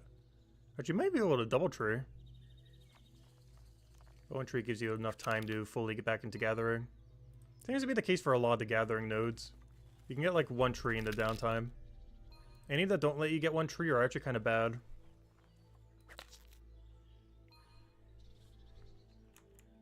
Though with the method that we're about to be doing, we're going to be doing 1 kill every single downtime. Which wastes a little bit of gather XP, but gives us like the full amount of Mind Fighter, so it kind of evens out.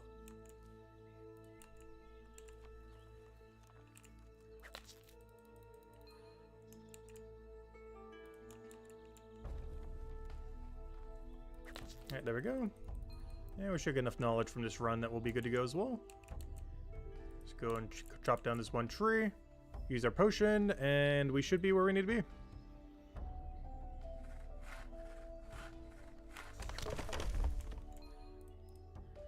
Alright, drink up.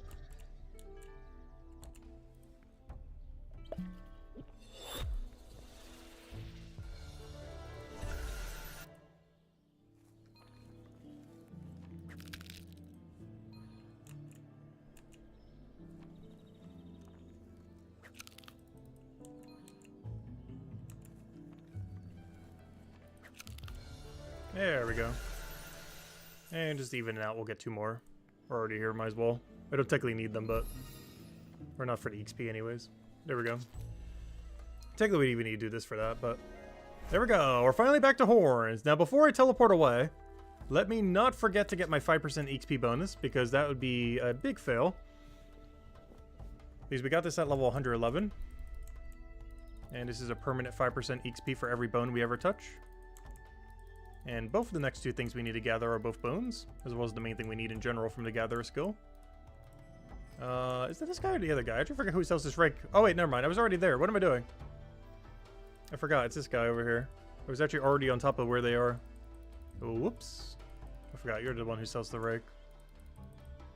Haven't needed to upgrade on one of these in a long time. Alright, there it is. Which I think that's the first one. I got these in like early game. Or at least the rake. I guess the sickle we got a little bit later down the line. Alright, there we go. Let's go tell you away. Teleport to Hope Forest Central. Bank our apples. And yeah, let's go kill, or let's go get some bones while killing the other thing.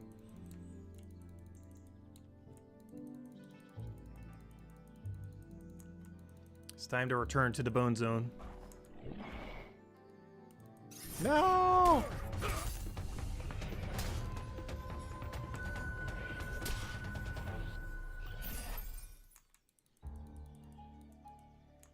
Luckily the next one's a straight line, so it should be easier.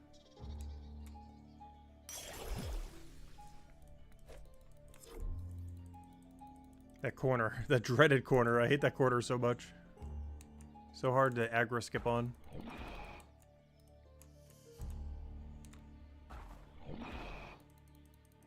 There we go, we got it.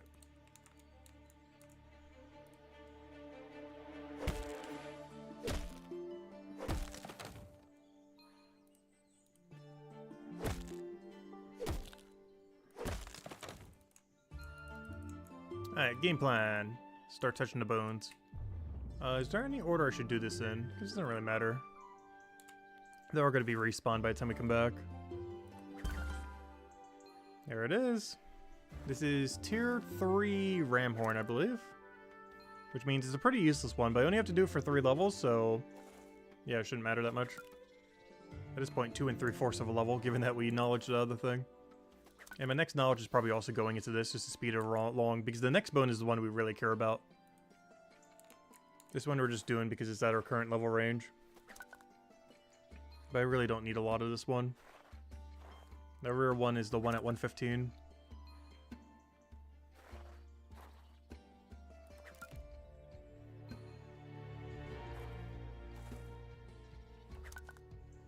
And this is why we needed combat. So there's a huge downtime between the spawn of these bones. And my solution has been to hit these guys. I just whack them. That's been our whole strategy, is to kill one. And then we go right back to the bones. And keep doing that over and over again. What's good about this is they're at a level range where I actually get really good XP from them.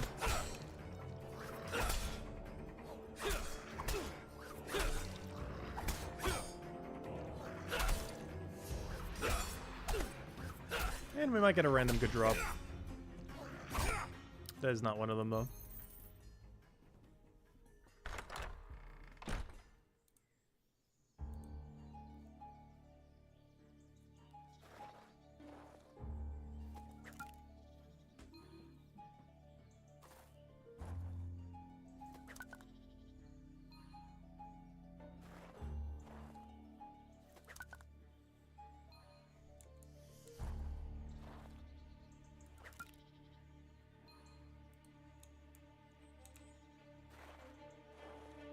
Hey, Ratsplat's here. I wonder if he's banking. The angle he came from makes me assume he's banking them.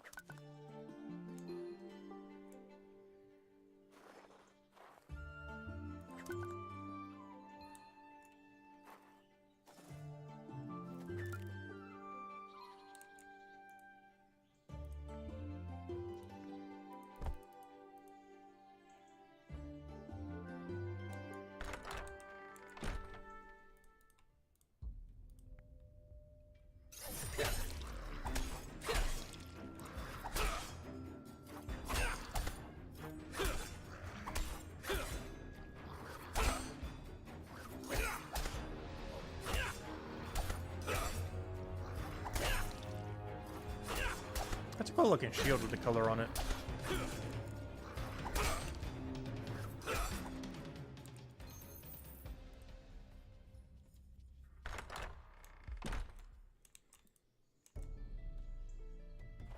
Yeah, Watts is also banking him, oddly enough.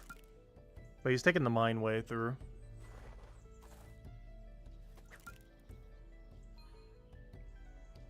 Which I'm pretty sure is longer than the other way. I mean, like 80% certain it's longer to go that way. Well, it's because you have to double backtrack. The direction, the amount of distance you have to go one way is longer for banking in the forest, but it's shorter overall. Because you don't have to double backtrack. Or there's no backtracking at all. So like the initial path is longer, but you only have to do it once rather than twice.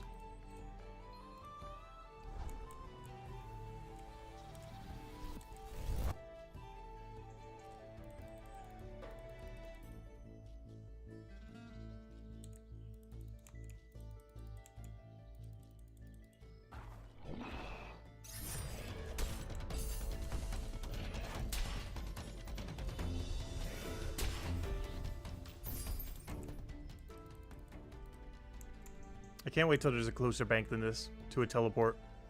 Gosh, this thing is so far. And I really hit that corner so much. Like, we'd easily skip them in the other two rooms. It's just that one corner is so hard to do it on. They never want to. Yeah, we can just walk past these two. Perfect. Yeah, we're out of here. On to the next one. Yep, Watts is also banking this way.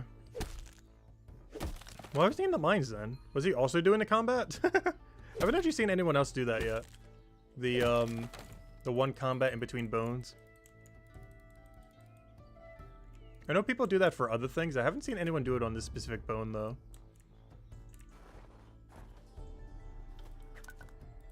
I should probably grab this before it despawns. I have no clue what the timer is. And I don't need to go kill a third stack of potion.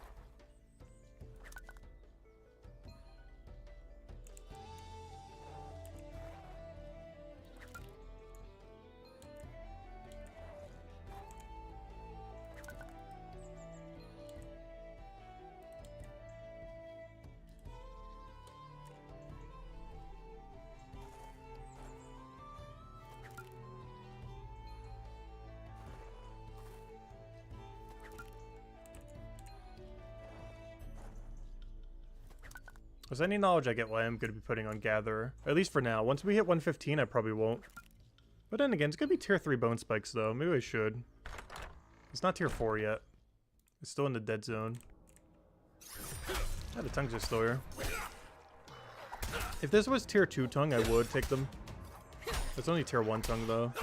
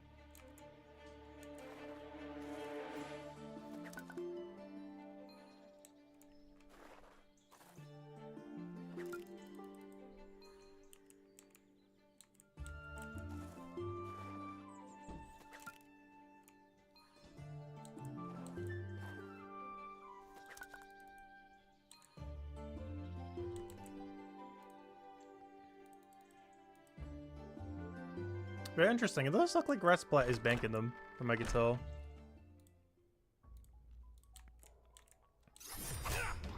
The other guy definitely is. What level Gatherer is Ratsplat even at these days? It's kind of funny. I feel like a lot of people on top 20 are doing Gatherer right now. It's like the 4th or 5th person I've seen doing Gatherer in the last few days. In the top 20. Everyone's finally getting around to. Oh, he's at the same level as us. 113. Well, you know, we're at 112, but you know. They're at the exact same tier of bone, I mean.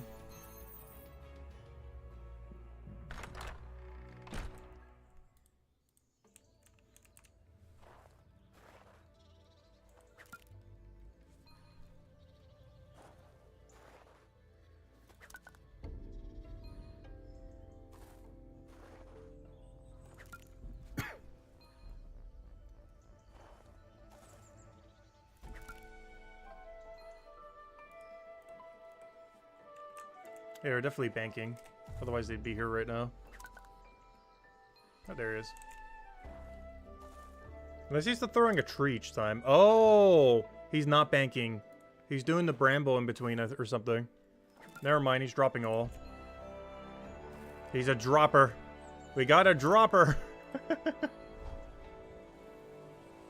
He's dropping. He's just doing the brambles or whatever is in the other room. Or the pine tree or something. We got a dropper on our hands.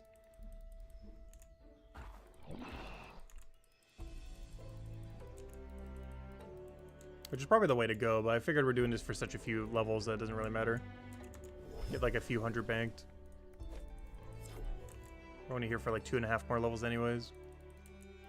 Even less because of knowledge. No, it didn't click! Oh, I hate these trees. That would have been an escape if I would have clicked. I need to go bring up the mini-map, I think's the problem. So you can get a good click every time.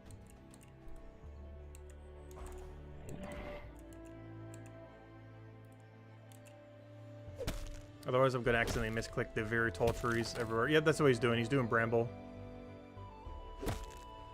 Oh, that's interesting.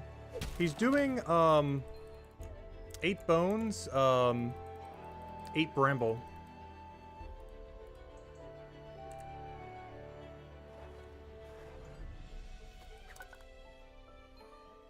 But yeah, Watt's doing more what I'm doing right now. He's doing the bones and then bank. But the guy in top 10's doing 8 bone, 8 bramble.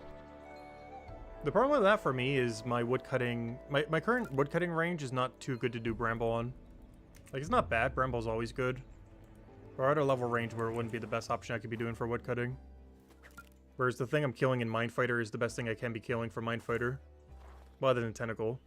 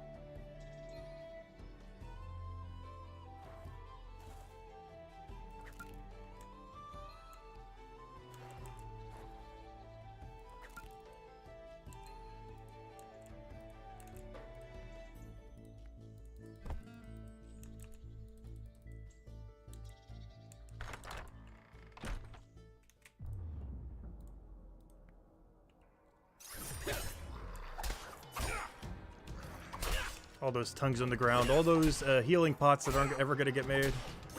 They're worth like so little is the problem. Or it's actually more efficient just to buy from the shop than even pick them off the ground.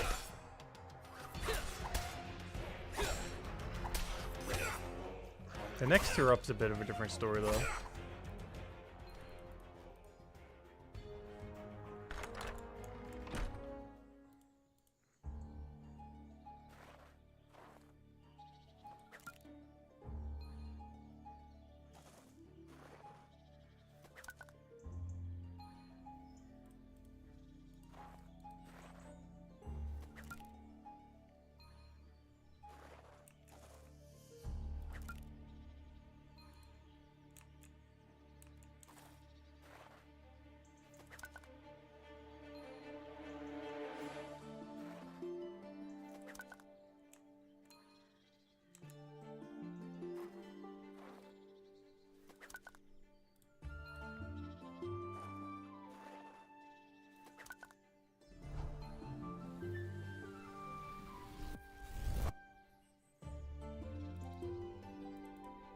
Yeah, there should be level 102, right? Yeah, that's the whole reason why we need to go knowledge the other point. Still gotta do that at some point. Not a high priority at the moment. But yeah, before I can do this bone, I need to get 1 Bonewright level, which is 2 knowledge, which is pretty much nothing. Oh, I did it again. See why I do that? Keep forgetting there's not a deposit at all. You can do that with the other storage, but not those. Always forget about that.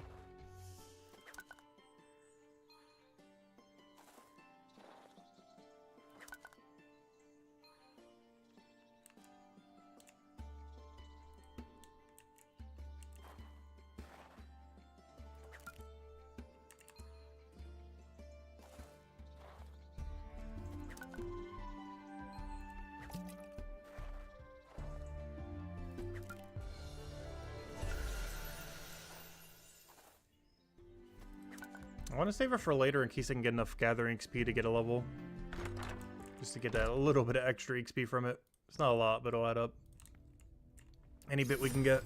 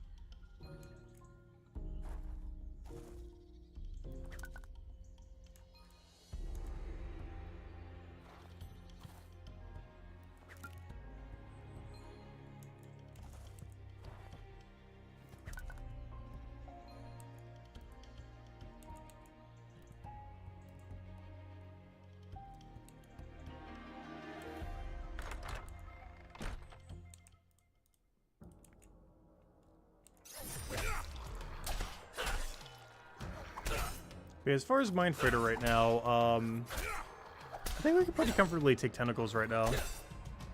As long as we don't mind spending at least a heal pot or two per fight. Definitely one. Two is questionable.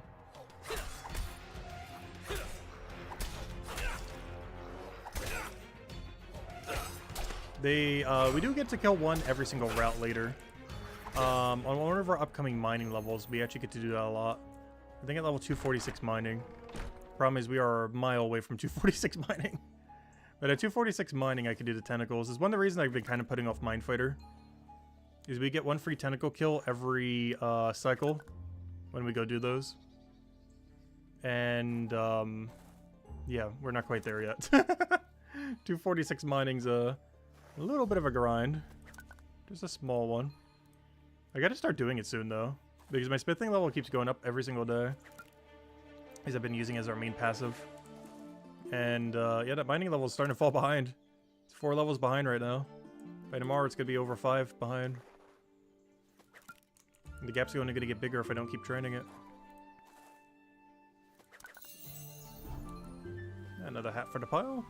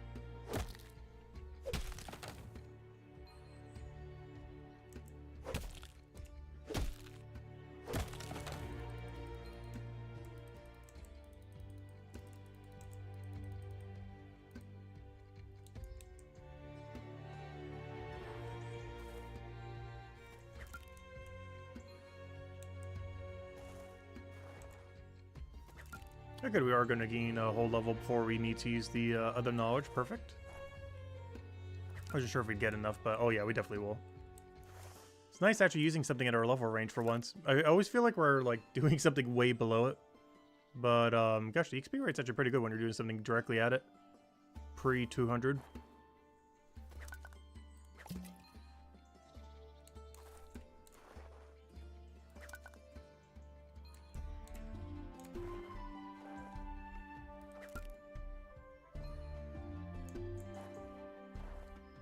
Is this the issue with the Bramble right now? The Bramble's a level 40 woodcutting activity. Or 59 right now.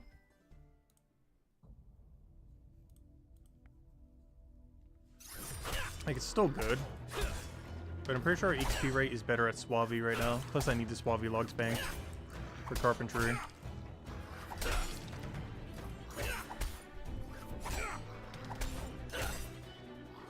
But hey, guess where the next bone is? It's surrounded by Suave trees. So we can actually do Bone Spike into Suave if we want. Which I think we will. Just gotta figure out what route I want to end up going with. Gotta count all the tiles and see what will be worthwhile. Because I want to do a route where I can keep the potion in my inventory. So I don't have to keep juggling it. I just have to bank slightly more often. Because I want to be able to double cycle, but still not consume our potion slot. So I gotta get like 11-11 basically, or an 11-12. So I gotta figure out what route I want to go do. It's gonna be 8 Bone Spike plus 3 Suave. I don't know what 3 Suave I'm taking yet. We'll figure it out. Whatever 3 are the freest to take is what we're gonna be taking. And then maybe every other run we do a 4th. And then we gotta figure out which one that is, if we do. You give in, you're in episode 4? Nice! Yes, join us at Merchant. Well, technically we're not doing Merchant anymore, but... I definitely highly advise doing Merchant. It is so insanely good, especially once you have the 83 detective shortcuts. Though at their lower level range, you really only need 18 detective. So if you're going for base 20s, you're already going to naturally get it. Because the 51 and 83 shortcut, you don't need to like really high merchant.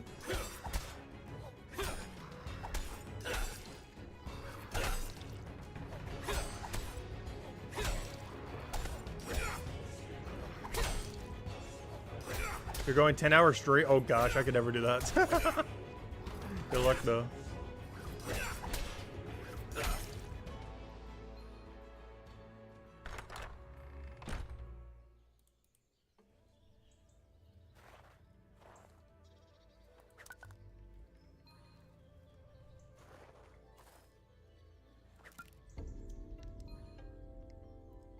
Yeah, we got basically every goal we wanted to get done today. 205 merchant, check. 115 gatherer, soon to be check. And I guess the only other thing was technically equalizing our Bonewright to it. The only problem with that is I need to go get 112 Bonewright. I'm not sure if we're going to be able to finish all of that this stream. Obviously what we're getting right now will be Bonewright XP. But I assure you, the bones that we're going to get from 112 to 115 is not going to be anywhere near 10 Bonewright levels. Even if we process them fully, it wouldn't even come close. So we're going to need to think of some other alternative then.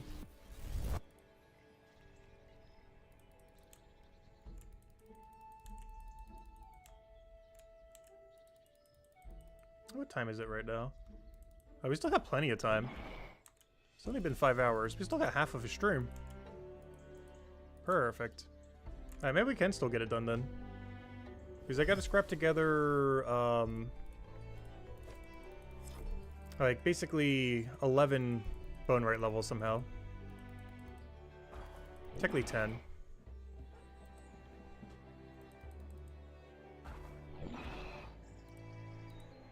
We gotta somehow do that with basically 0 bones in the bank. Which means knowledge! So why is there so many people doing Bramble in one room? Why is this room so crowded? There's like 7 people in here. I don't think I've ever seen this room have more than 2. Why is there so many people there?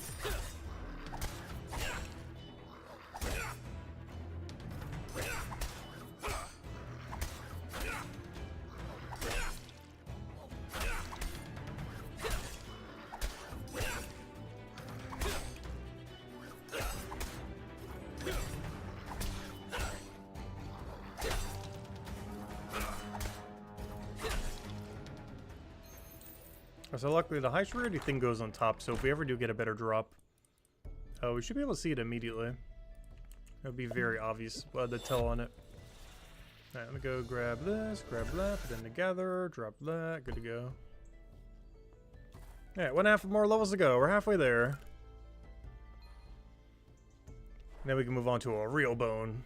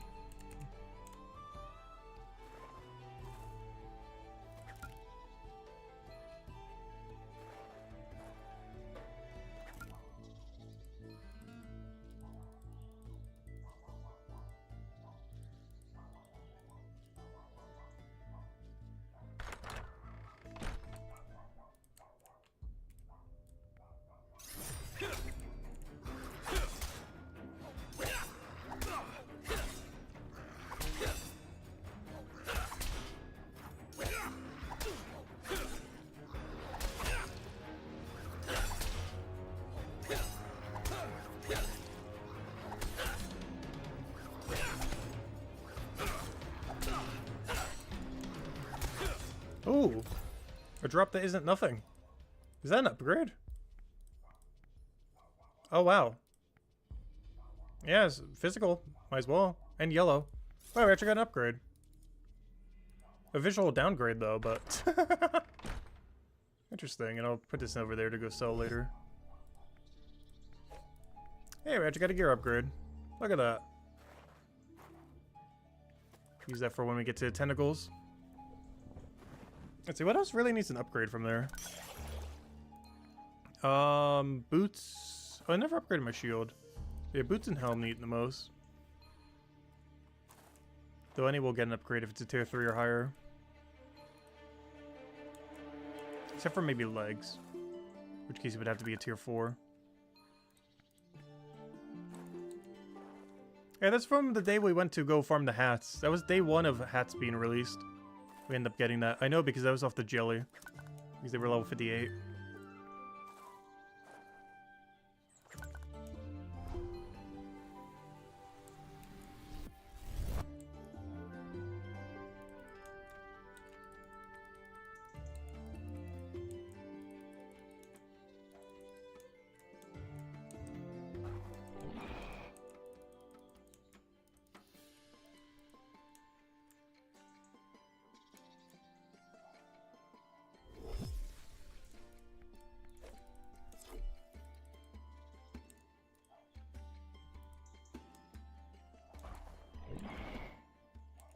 You got too many hats? Yeah. That tends to be the case. Ah, it didn't let me move. No! I hate these trees so much! That would have been a skip as well. Unfortunate. But, yeah, I have way too many hats.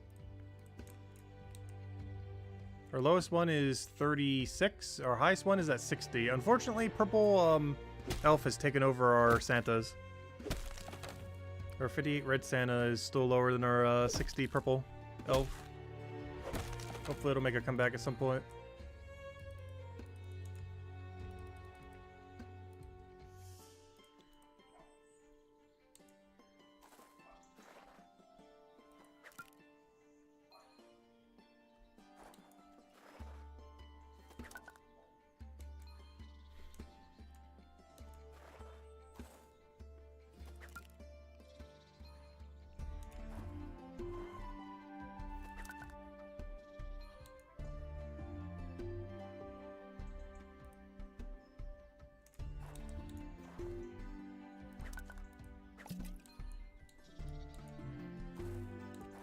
Nearly 100 of each? Oh gosh. Yeah, even if these things were tradable, you know how low their value would be? Because everyone who's playing like ultra active would have like double digit of every single one, if not more.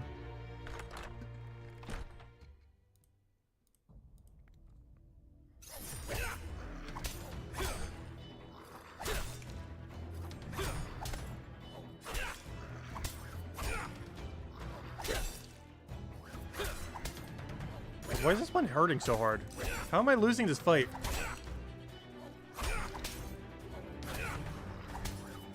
Did I like take off my torso on accident or something? What's going on? We have even more defense and we're getting obliterated.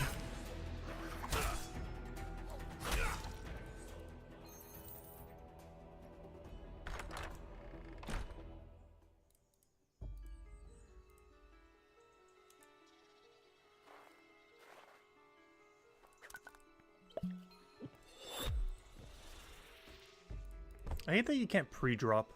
That's one thing that always throws me off. You gotta wait till the whole potion thing goes through before it lets you drop it. Because the huge delay on every potion. There's some weird things that it does let you queue sometimes, like teleports occasionally some things, but yeah, you can't queue up a drop currently.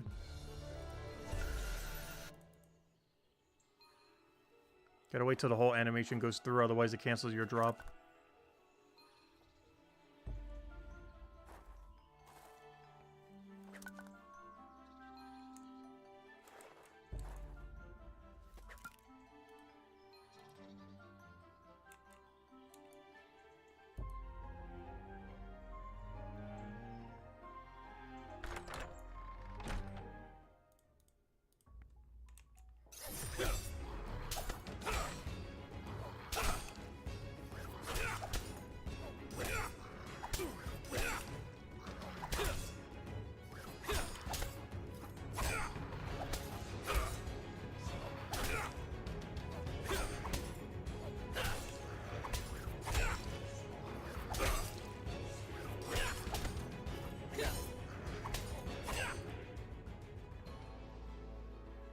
Kind of funny you dropped a rapier. If you try using that against it, it'd be so bad. As it is immune to blue. And that weapon is blue.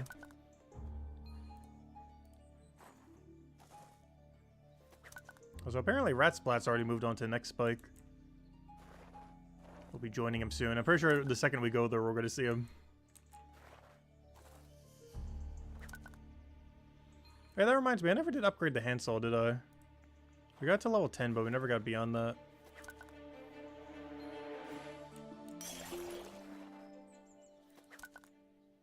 It's on the long list of things we need to go upgrade, but keep not upgrading because I keep not doing merchant or leatherworker. Honestly, off stream, I need to start doing like only leatherworker or something. Because there's so many tools I immediately need upgrade. Oh, where am I going? Oops. There's so many tools I need immediately upgraded right now that just aren't upgraded. That really need to be.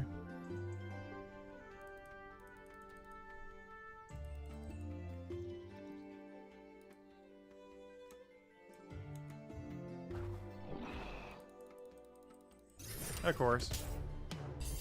We got cornered. I hate that corner so much. They devised like the perfect corner to always catch you. Even if you try to skip them.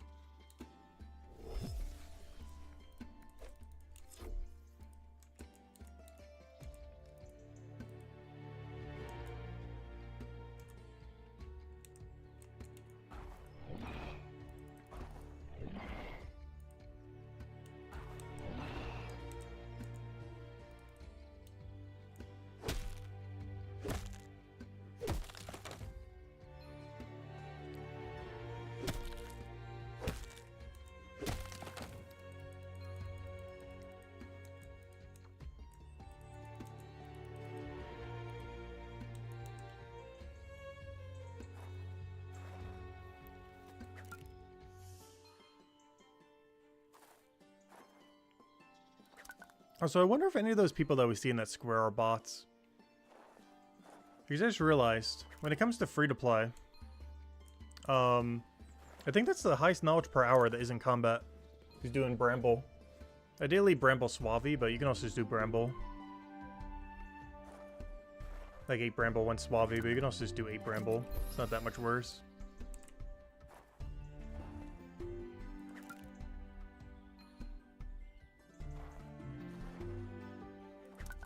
Yeah, that's like a suspiciously high amount of people in that square. I have never seen that square have that many people before. And every single one is hidden name. One of them's a really high level though.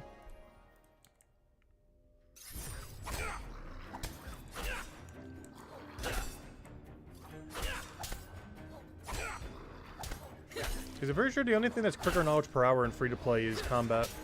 If you have good gear and everything. And using a potion every single fight. You know, combat potion.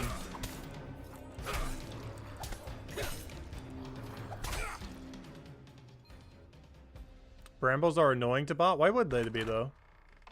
They're not any different than any other node. Oh, I guess if the bot is slow, it gets stuck. Yeah, I see what you mean, then. Oh, no, there's a lot of downtime. Oh, you know what? Maybe that's why they do that one. I think with that one, you're not going to get stuck on the spawn. Whereas the other bramble spot, you would. Because the other brambles path you in a way where you tend to go, you know, on top of the bramble spawn. With that one, as long as you move near the end, you'll be fine. Like, as long as you're moving to the next bramble, you'll never get caught. Unless you stand there for like 30 seconds straight or something. So maybe that's why they're botting them. Because the other brambles, you would get caught underneath. But I don't think those you would get caught. Due to how they're separated from each other. Which one? The one, we pass it like every time. It's the one that has like 5 people in it. We'll pass it as soon as we go bank. But it's the one all the way southeast.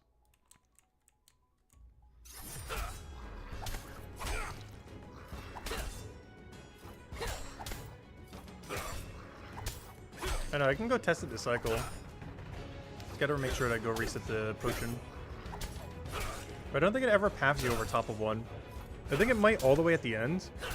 And if it does, you have like a good like 30-something seconds before it would get caught. Which is probably what they're doing there. Because that's like a suspiciously high amount of people there.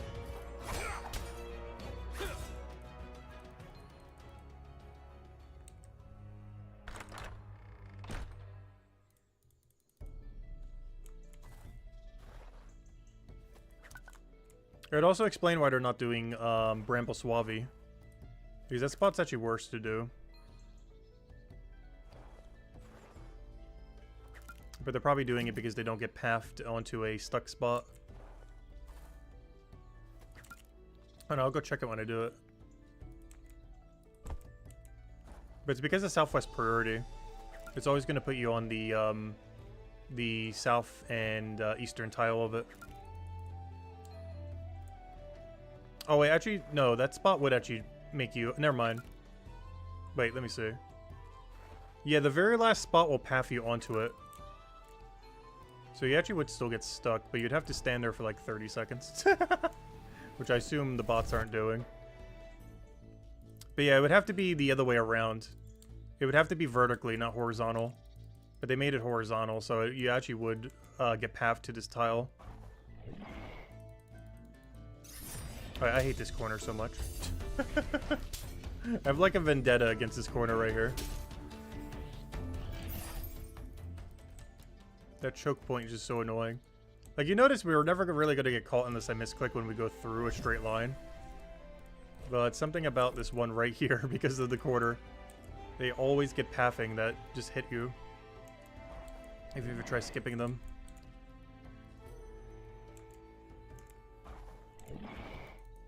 Like, look, it went perfect with him. Yeah, let me go test this. I'm gonna have to kill one, though, to get in. But let's see. We're gonna start from here.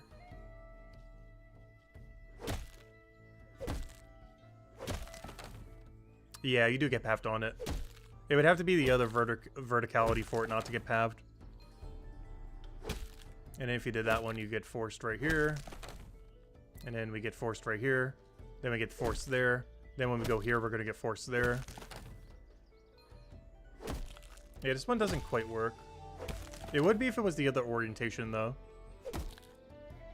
But it's, if this was like a N shape instead of a C shape, it would work. But yeah, it does path you on it.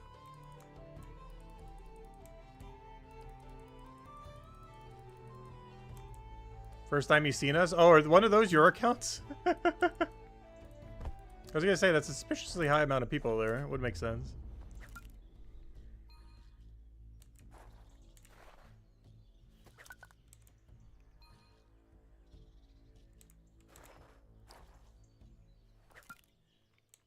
But in order to never get paffed on a bramble, it would have to be an N shape. An N shape facing north.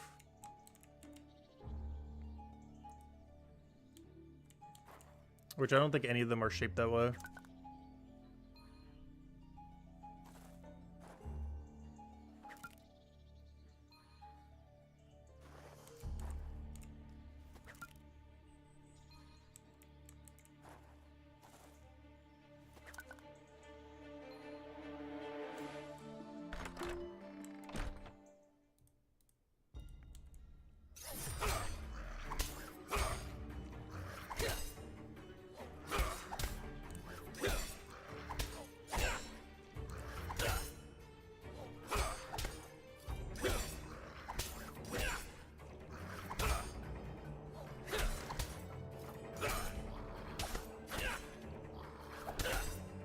You know it's going to be funny when trading comes out, though? Oh, never mind, you won't be able to. I forgot, free-to-play can't trade.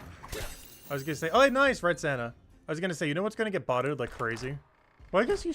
no, you wouldn't be able to, no. I was going to say, the Sage. Just because it's so far away from everything. And because it costs so much from the shop. But then I realized, free-to-play can't trade, so it would never get botted. They thought ahead. They put it in the absolute middle of nowhere so bots can't access it easily. Because the only good way to gather it would be trading it to another account.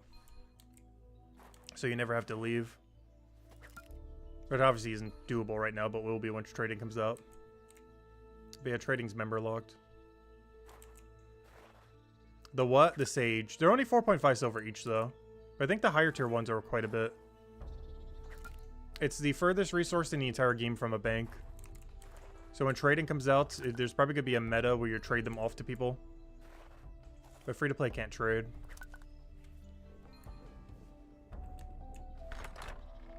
I think it's like 13 rooms away from a bank.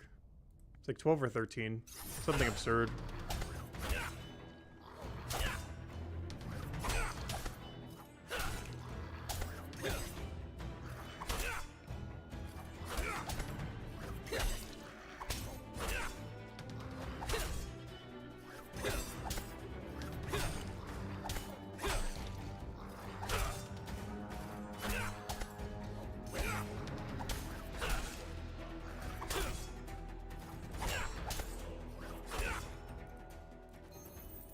Yeah, getting to trading doesn't take long. I mean, most bots wouldn't pay for trading until they're cashing out.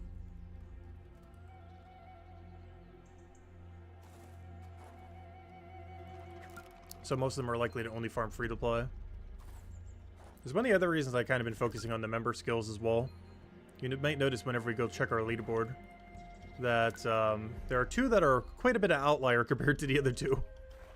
And it's mostly because free-to-play obviously will have quite a bit of a bot issue throughout the entire history of this game, as will any free-to-play in any MMO.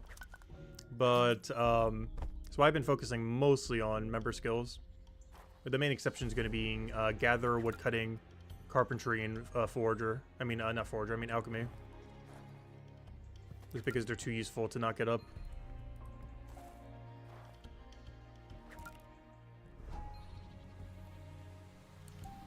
Also, it's kind of funny, I still haven't got my two alts to trading yet. I still need to. I just haven't had the time. They're both like 2 hours away from unlocking trading. I just haven't bothered grinding it yet.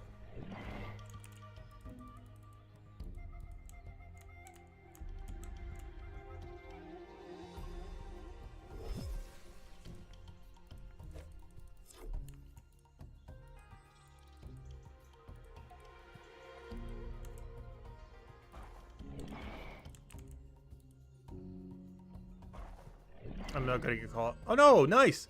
Hit you went the right way. Never mind.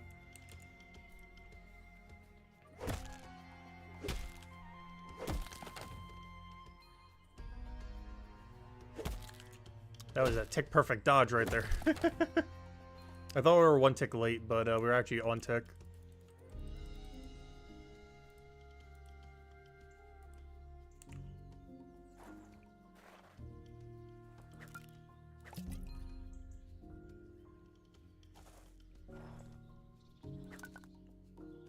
Now we're almost done with this bone. And whatever I have banked, we can go do at 102. I think we only have a couple hundred of them, not too many. I only wanted a couple hundred. Just in case we ever need them for whatever. And then we can move on to the real bones. The bone spike. The best bone of all. By like a mile and a half. I do need to get 2 inventories of howberries just so I can make my 6% though. Beyond that, Bitterford's a skip. And then Femur is the next good one. I'm only doing Femur for 5 levels until we get to Dockleaf. And that's when I need the sickle upgrade. That's when we need our max sickle. Which means time to go do Leatherworker. And or merchant.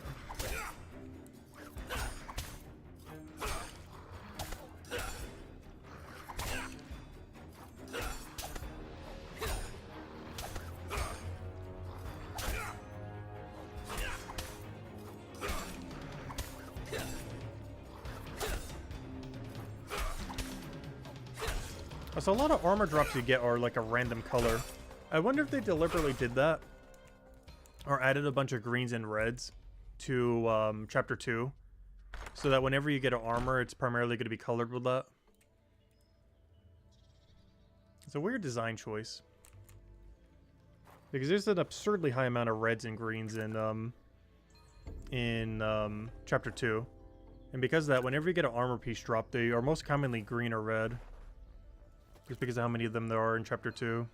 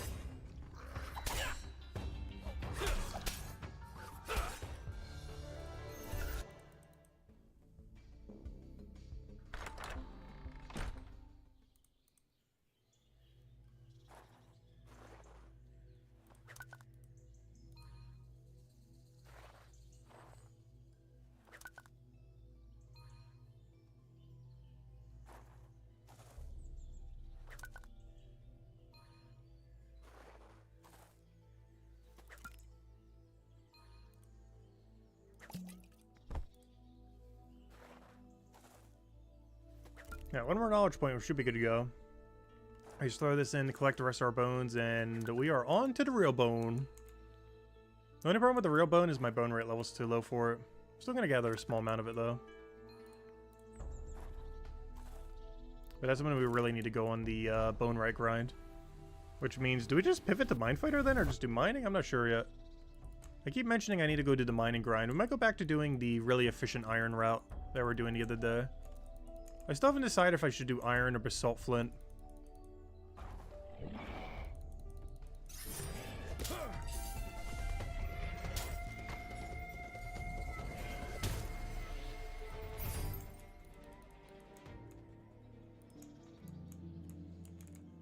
I much prefer the pathing for iron. But basalt flint I need for the eventual 206 stonemason.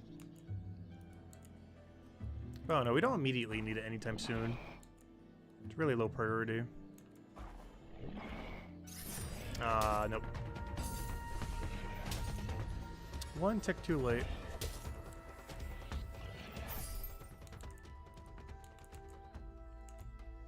I can't wait till we get like a tick tracker in game. I'm not sure he's ever gonna add one though. Almost gonna need like a little side panel on the side that has it whenever bossing comes out, if it's needed. There's definitely going to be some kind of really, really funny exploit Or, you know, not necessarily an exploit that he'll patch out, but, you know, like something that you could, like, super efficiently do. If you do something like tick perfectly on a boss or something. We're actually going to need to know the counter for it. The only big issue is it's 160 beats per minute, which is really quick.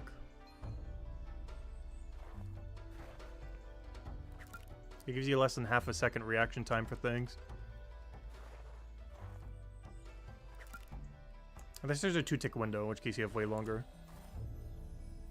But anything that's a 1-tick window is what, 0.375 seconds? Which is going to be so hard to do. There'll probably be something in the game that will utilize it at some point, though. Right now, there's not much. Like, aggro skipping and making sure you accidentally don't cancel an action early. Like, the only two things it's really used for. Though queuable actions would probably fix that second one. Oh, how convenient. It's right here. Too bad it doesn't always spawn here. I wish there's just one permanently standing on this tile. It'd make this so much easier.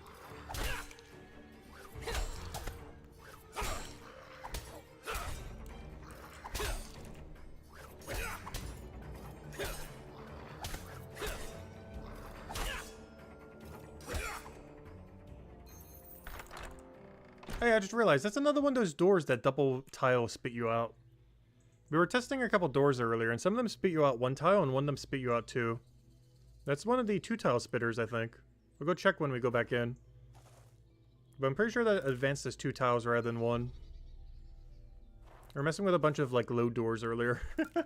Seeing which ones were, like, 1 tile and 2 tiles. I didn't check all of them, just a few of them. But, I need to go pay attention to that when we go back in.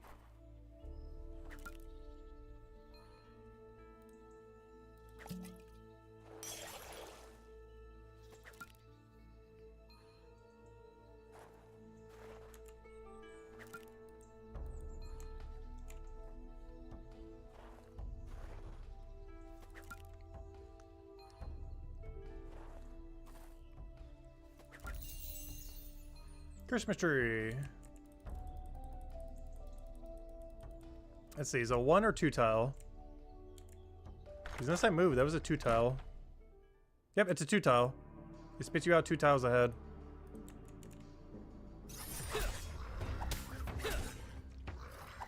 That's so weird. I don't know why. Yeah, some doors it's 1 tile, some doors it's 2 tiles. For reasons I don't know why. They just are different.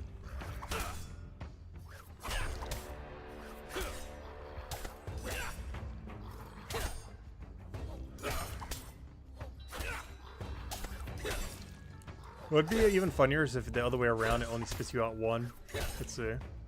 So going in it spits you out 2. Let's see. Does it spit us out 1 or 2 over here? 2. Also interesting, it spit me out on the top, even though it came through the bottom. That's good because that's better pathing. But I went through the bottom, and it moved me diagonal 1.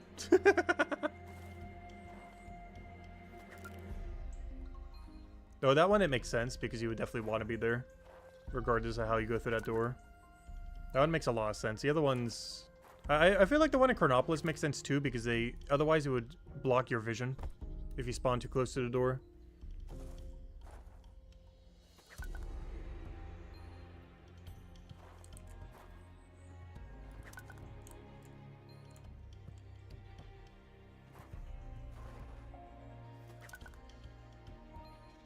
Let's see, out of curiosity, this is a 1 or 2 spit. Because the ones that are like this in Chronopolis spit you out by 1. But does the loading screen one spit you out by 2? No. That's weird. All these wooden ones are exactly 1. Even when you go through a loading zone, it is still only 1 tile. Doors are weird in this game.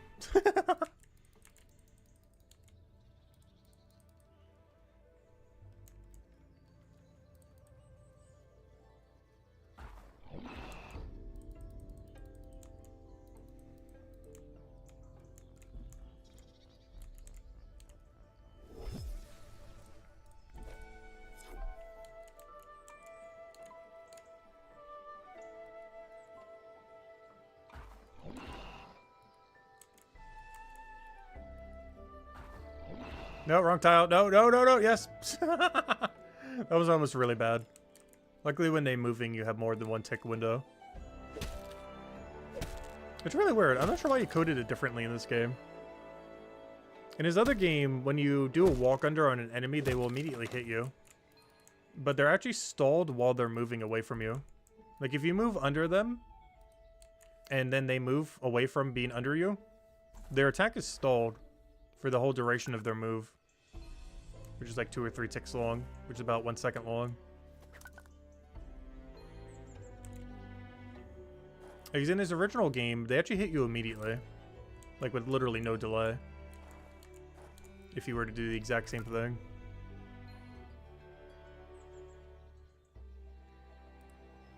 Like, you could some things the same and then things like that, like, weirdly different.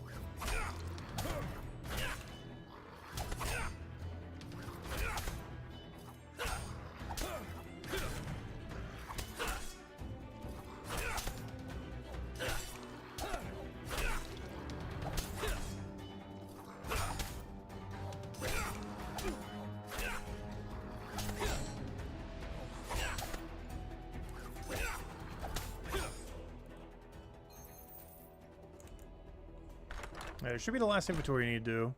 And if it's not, I might just camp them until it is.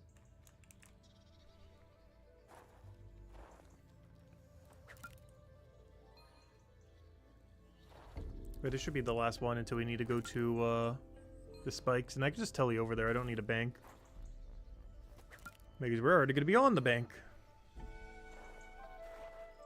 Because the location where you do the spikes is quite literally a bank itself. That's what makes them so good.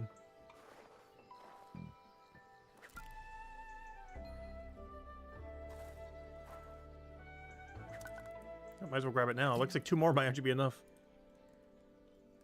Let's see, is that enough? Come on, please be enough. Come on, don't tease it. Come on, level, please. Level, you know you want to. We got it. We're out here. Alright, now to get to the real bone. There's just the practice bone. There's the real bone. Bone spike, tier 3. Now that's what we are actually here for. Not really. Tier 4 is when it gets good. But this one's good XP, so we're still going to grab it.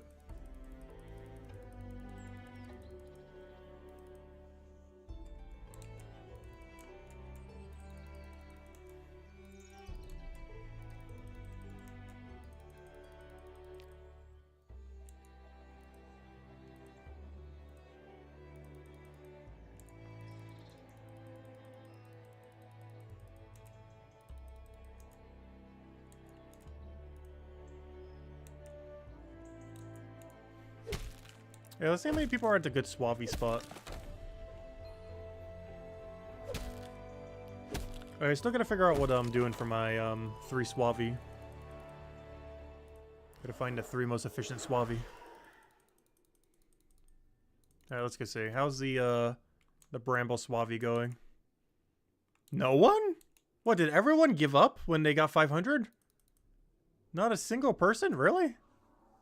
That is so surprising. That place was so crowded before someone had 500 woodcutting. Then the second someone got 500 woodcutting, it's like empty.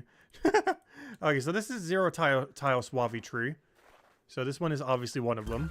That goes without saying. Alright, where are the other 3 free ones? This one's not particularly free. But it also isn't that far. It's 2 tile away. Alright, let's go check the other one. So that's a 2 tile. The other one's 0 tile, so that one's obviously free. That is way too far away. I think this one up here is a good one. It's 2 tile, but no elevation shift.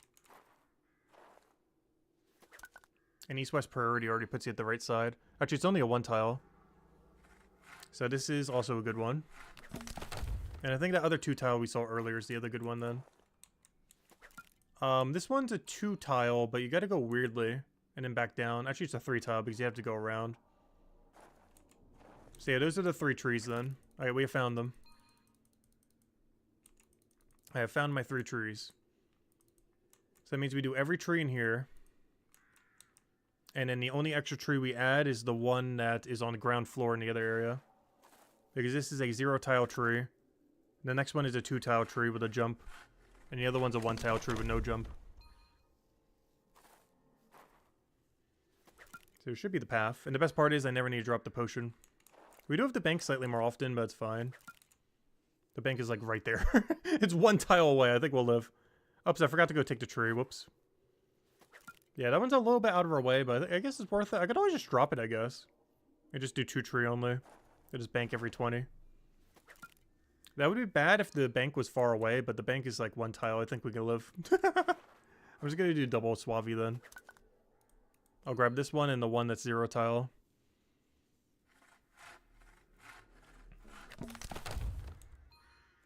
That way we only take a 0 tile and a 1 tile tree. And we'll ignore the 2 and 3 tile ones. As well as the one that's in like the middle of nowhere. Way over there. Is there not a 3rd tree in this one room? Because there's 3 in here. Why is there not 3 in here? Or is there? I just don't see it. That's weird. There's only 2 Suave trees in here. I guess because the room below has the 3rd, technically.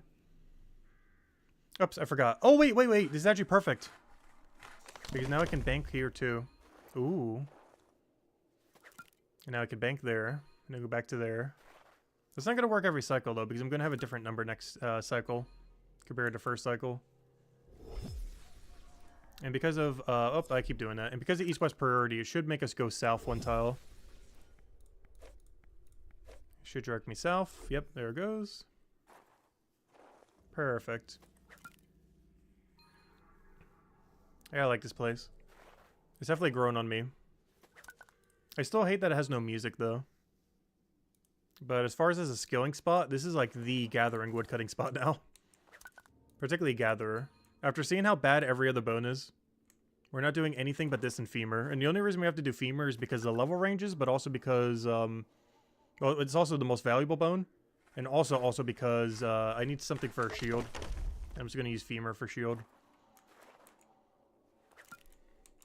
As it's the second least annoying to bank. Only behind Bone Spike, which is basically 100% free to bank.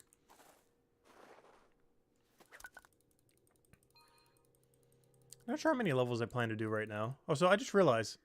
The Suave log's the best thing I can currently do for carpentry right now, isn't it? Ooh. Carpentry XP.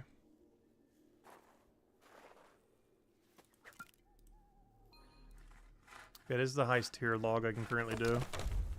Are these Suaves? Suave, however you say them.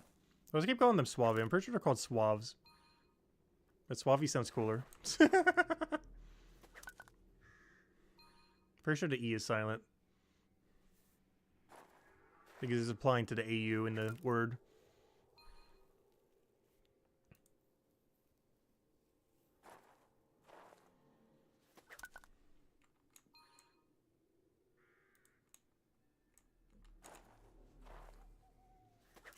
Actually, it could be Swave. It might be Swave trees instead of Suave. I don't know, Suave sounds so much better, though. Or Suave. But it might be called Swave trees. I'm not sure how that E is interacting in that word. It's definitely doing something. It's probably either Swave or Suave, but Suave sounds so much better.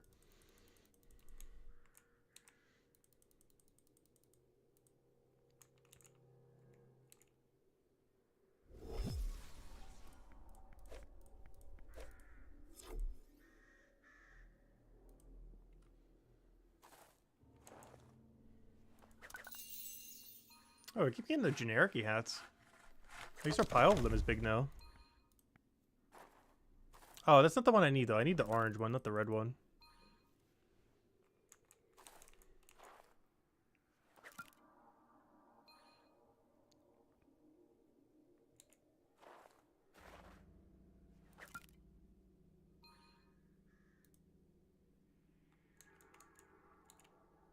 Yep, I thought I clicked on it. I was waiting for the audio cue. I was wondering where it was. Never to come.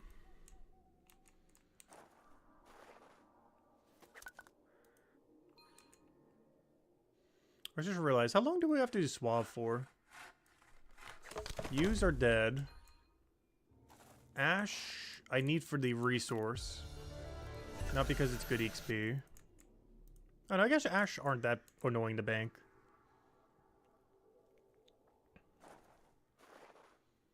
Oak are also not that annoying. So yeah, I'd have to do them till 71, basically. Which is 12 levels of them. Which we're definitely not going to get doing only 2 at a time. Worst comes to worst, you could only do them without the bone spike.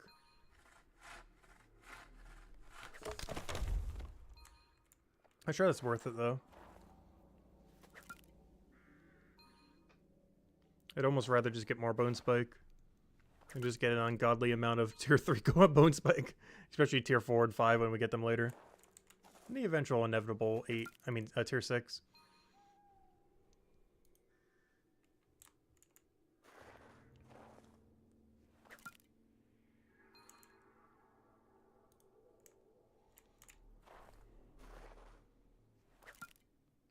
I don't think I would do these beyond 115, though. I don't think they're worth doing over femur. Though if I'm banking every femur, honestly, maybe they are. Oh no, I might need to go test it. It's gonna be really hard to test, though. But I might time it once we get to 130. Not today. We're definitely not hitting it today. But whenever we eventually get to 130 gather, I want to see if femur is actually worse XP per hour, assuming you bank both. Because given how good the bone spike bank is, I'm almost guaranteed it is worse. I still need to bank some, though, just to have, like, a few hundred. But it is almost guaranteed worse XP per hour than doing bone spike Suave.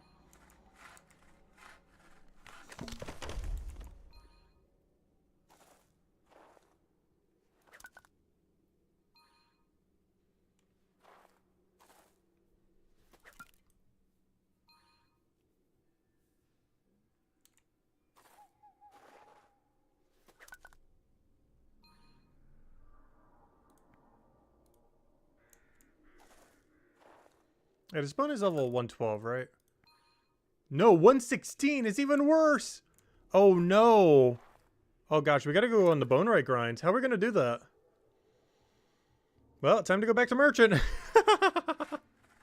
Oh no. Oh wait, that's a problem. I thought it was 112. It's 116. Ooh, that's rough. But I think it was 112. What's that 112 for Bonewright? I saw an item there, but apparently it was the previous item. Yeah, it's not the shield, it's the quarterstaff. That makes sense. Oh, duh. Why did I even think it was that? It's only weapons. We already know that bone spike is weapon only, but yeah, 116 for the quarterstaff. Oh, no. That means I have to knowledge from 102, because I'll have the, but the other bones will get us to 102. But we have to knowledge from 102 to 116. 14 levels. Well, we're doing a ton of mining tomorrow. I know what tomorrow's stream is. It is get Bonewright to level 112 by doing anything in Mind Matubin Day. Which is probably a lot of mining. Maybe a little bit of smithing because we're mining. And probably Mindfighter finally. I think it's the day we finally pull out Mindfighter. Because I'm going to need a quicker XP rate. It's either that or do Merchant again, but let's just switch it up a little bit. It's probably going to be Mind Matubin Day. Because we're going to have to go from 102 Bonewright, which we'll have by the end of this stream, to 116 to even be able to use what we're gathering right now. But that's good, because I've been needing an excuse to go get 215 mining. So we'll go do that tomorrow. And then the rest is honestly probably just going to be Mindfighter. Like, obviously I'll also process all the ore we get from that, however many it is. But the rest is just going to be Mindfighter then. Until we have 112, or sorry, 116 Bonewright. It's pretty much our whole goal tomorrow. Get 116 Bonewright without training Bonewright directly. Because I can't train it directly again until 116. That's the game plan then. Today's game plan is... Actually, what is the rest of the game plan? Honestly, I pretty much got everything done that I wanted to get done already. I really underestimated how long it would take. Obviously, we'll still keep grinding for another 5 hours or so. But every goal I had today, we already did. I wanted to get 205 Merchant, we did it. I wanted to get 102 Bonewright, we can get that within like half an hour, not even. And I wanted to get 115 Gather, which we're gathering the thing from it right now. So every main goal we already achieved. Though there is one goal from yesterday we can go try to finish though. Because if we're going to get a bunch of more iron tomorrow, I might as well finish it today. I got to go do the rest of our iron so we have 3 clean banks. Oh wait, but then I'd also have to go do the bones. Well, oh no, I just realized I can't get 3 clean banks now. Never mind, scratch that. Because I can't process this spike. Because I would need 116 Bonewright, which is tomorrow's goal. Oh no! Oh, we'll fix that later. But yeah, we can't fix it today because there's no way we get 116 Bonewright today. That's not possible.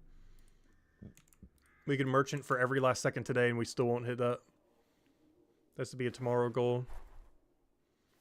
We can work on it some today, but we definitely can't finish it today.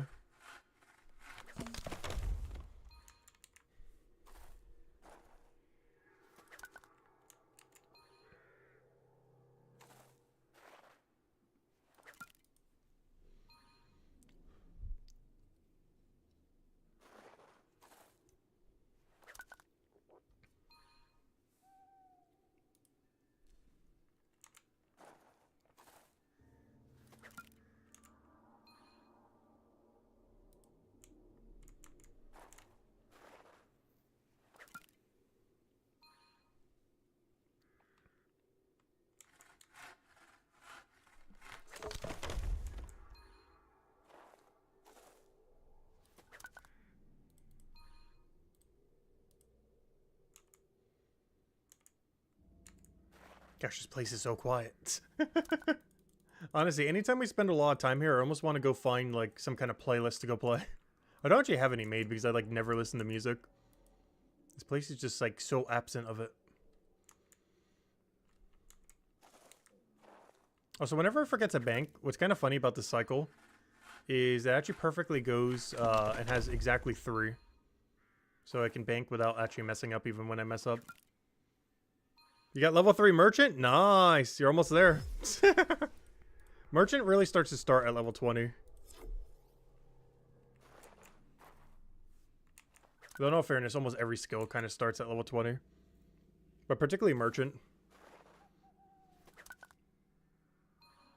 Actually, one funny thing I was doing on the alt accounts, so you know, the other 2 profiles, was I was just waiting at the bounty board because, you know, I was doing it off stream, just like AFKing it.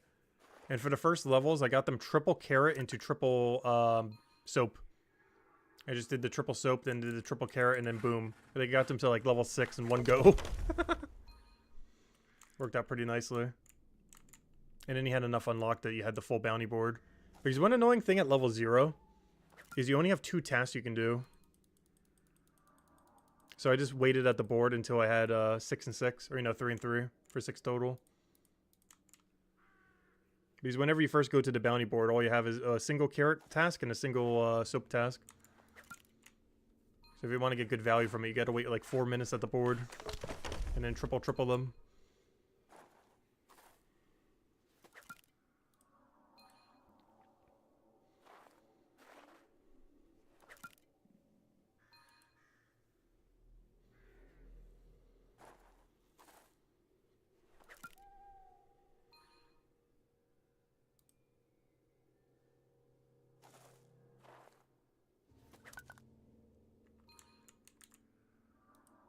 No, okay, good. But that was weird. It looked like our guy was going to go to the other tile, and he was like, nope, I'll go to the correct one. That's very strange. I've never seen that before. Where I was about to cancel our paving for the wrong paving, but then still decided to do the correct paving. But showed a little symbol as if it was good to do the wrong one.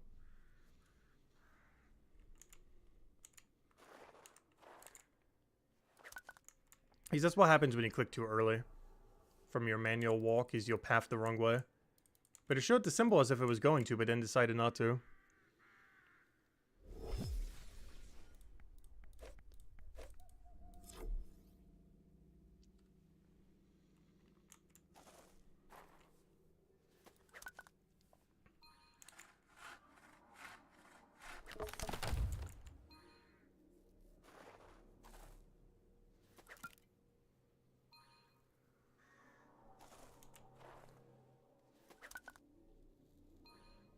Oh, so remember an early game when we first... this is like a real throwback. But on like day 2 or 3 or 4, we were getting the 32 carpentry grind done, as everyone does, of course. And because we were calculating out like the math at the time, because there weren't guides or anything on it, we were calculating out the math for every single one. We did figure out that Suavies were the best value that you could end up doing. So I just stuck with Suave all the way. It was like a level 14 tree or carpentry thing. And we did it all the way until 32. But one thing that's going to be kind of funny is due to every other tree, we're probably going to be doing that a lot for post 200, up to 200 carpentry as well. Because the easiest out of any log to go bank is Suave. So we're just going to have a naturally high amount of them compared to any other log.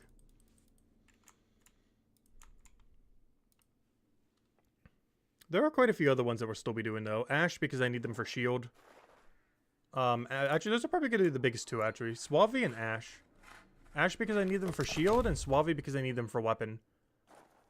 I guess the other two that are important is skip oak, because it's only for Bonewright, and we don't care about that. So I'm probably going to be skipping oak trees. They're not that bad to bank, but you only care about that if you're a guardian. And we're not a guardian. Maybe I grab a couple hundred just for the sake of it, but they're mostly just a skip. And then the other one is... which I think that's it. And then every other one we would still get then. Juniper is kind of annoying, but I believe we need it for a couple items. We wouldn't get a lot, but we would get some. Hickory and the other one are used for stonemason and Bonewright. So we would need them eventually. At least tier 4 and higher we would. Anything below that's kind of trash, though. But tier 4 and higher I would need them. Because then that's when you start getting the 199s out of them. Oh, so did I forget a tree or something? Why am I missing one item? I either skipped a bone or skipped a tree. I have no clue which, but we skipped something. Oh, whoops. Oh no, it has to be a bone. I can tell because we have 4 tree. Well, the bone skipping begins. Always happens. Every resource thing. There's always that one that gets by somehow, eventually.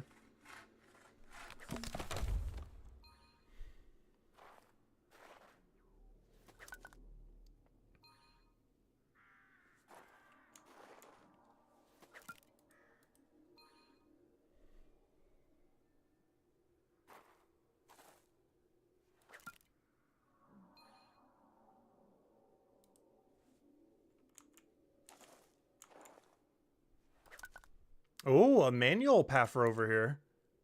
Ooh. Look at this guy being efficient. Oh, he's even... Oh, that's some tech right there, too. He's even moving on the tile and using the forced tile movement. Is that quicker? Wait, is that quicker than not moving? Wait, do you have a quicker movement speed when you do that? I didn't even think about that. I wonder if that was a misclick on his part or if that's actual tech right there. Hold up. I wonder if your movement speed is quicker when you're being pushed out of an item compared to if you're walking to a tile. I'm pretty sure it's the same. I think that was just a misclick on his part.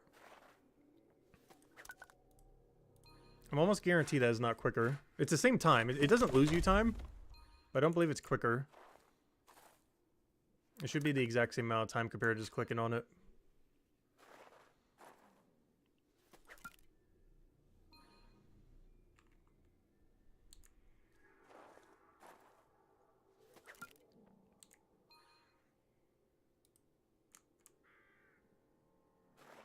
Yeah, he did it again. I don't know, is that quicker?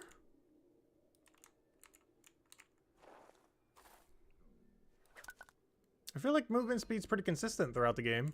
At least for your own character.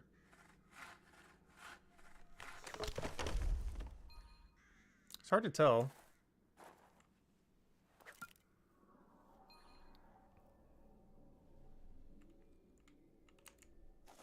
I'm almost guaranteed it's the same time. It's also hard to tell because we're both doing a different method right now. He's not doing the Suave trees right now. He's just doing the 8-bone spike.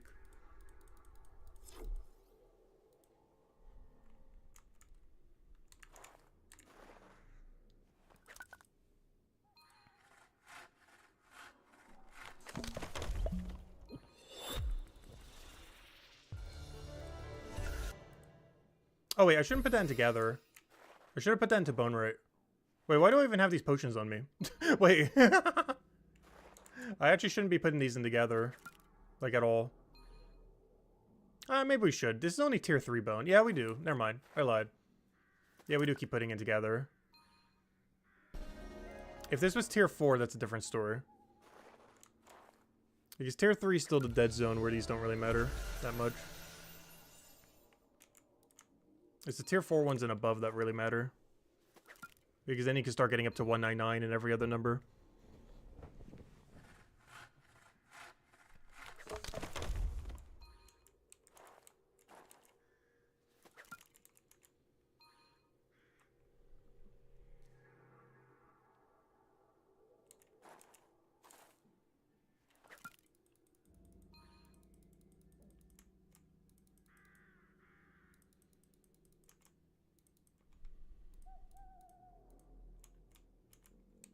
Oh, that guy's name was Man level 2. That's actually a reference to RuneScape as well. Because the men in RuneScape are level 2.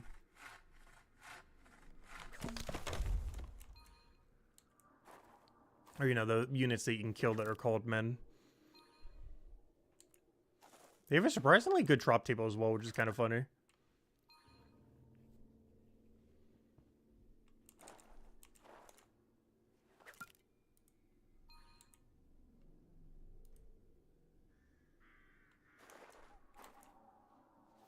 The drop table kind of reminds me of Mines of Matubin, where you'd kill a level 2 unit, and they get an alchemy supply for like level 100 something. That's basically what men were in RuneScape. You would kill one and get a herb for like level 50 something when the max level is like 99.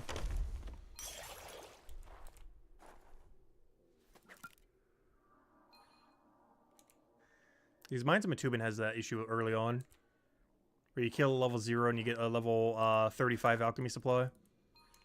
Then you kill a level like 18 and you get a level 139 alchemy supply.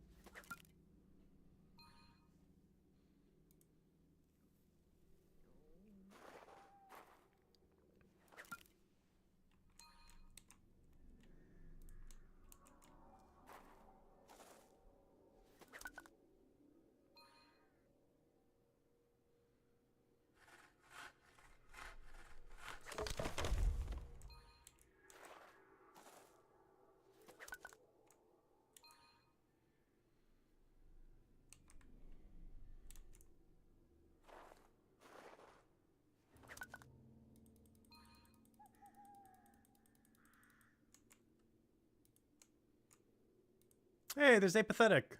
That's, I believe, rank 2 Gather? Be something. Yeah, rank 2... No, rank 3 Gatherer. There he is. Yeah, rank 3 Gatherer. Oddly enough, I don't think he's actually done Scout and everything else. He's just been going pretty heavy on... no, he has. Just not as heavy as he has been doing Gatherer.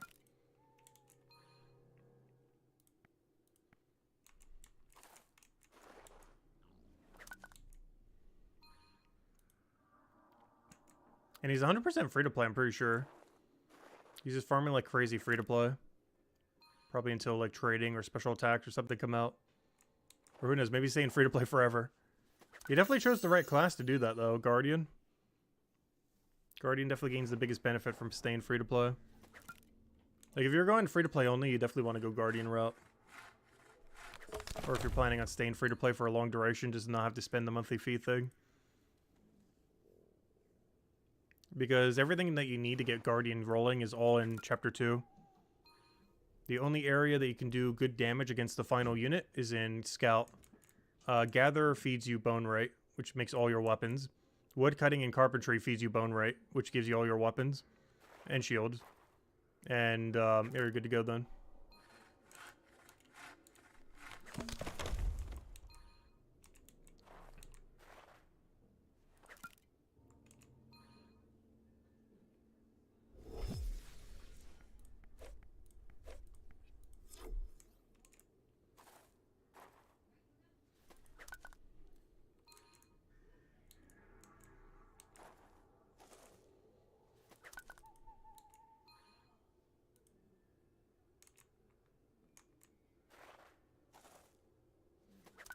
Interesting. He's still doing that pathing.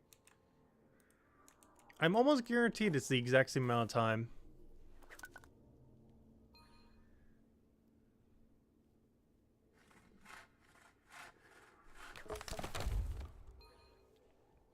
Yeah, there's no way that's quicker. I'm almost 100% certain that's the exact same amount of time. It looks cooler, though. It does look cooler. Oh! Wait. I just realized something that he was doing. Wait, what tile does this one push you on? Because that one might actually be worth it. That one might actually save you a tile because I keep going wide. That one, it might actually save you a tile. The other one, I'm almost guaranteed saves you nothing, though. Well, let me go test it on the other one. I want to see if it pushes us the right way. Because that might still be a tile save. I'm not sure how push out works on a lot of these. Because I haven't really messed with that. He seems to always do south. Is there any way to force it to do north? No, it seems to always path you south.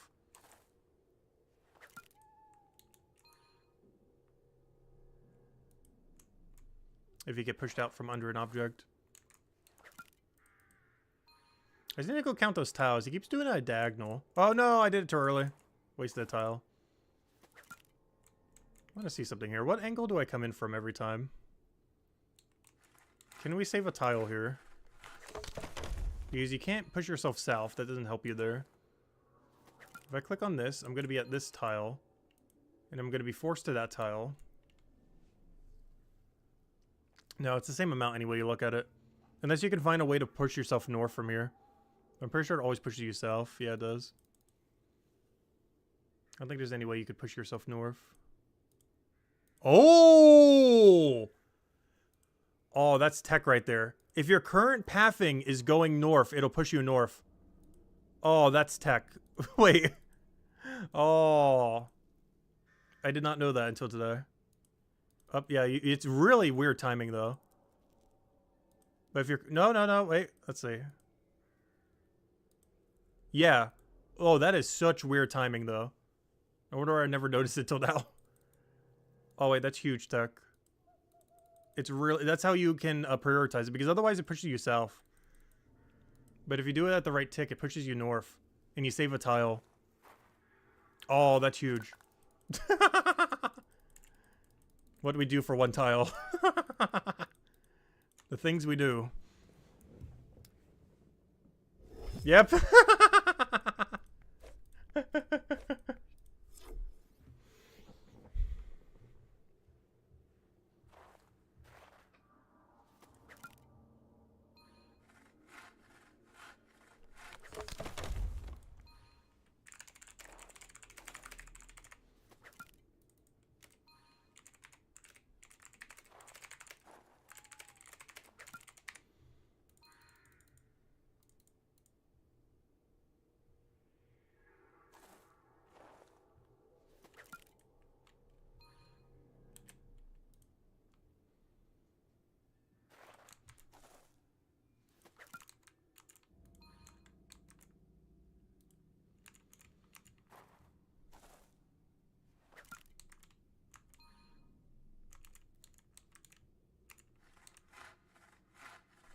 I'm almost guaranteed this one does not save a tile, though. I refuse to believe that one does. This one definitely does save a tile, though. No, I did it wrong. No! Yeah, you gotta wait a little longer. Oh, he does it, though? Still gotta count it out. Because you're still going to the same spot. Wait, I might actually not save a tile now I'm looking at it. Because you're still having to move the same 3 tiles. You're just moving 3 tiles in a different array. A much more annoying to do array. But it is some interesting tech though. If your movement is going north, and you path out of a tile at the right time, it'll actually path you out north rather than south. Otherwise, it always paths you south. Alright, let me go count the tiles here. Because now that I'm thinking about it, I think it's this exact same amount of tiles. It just looks fancier.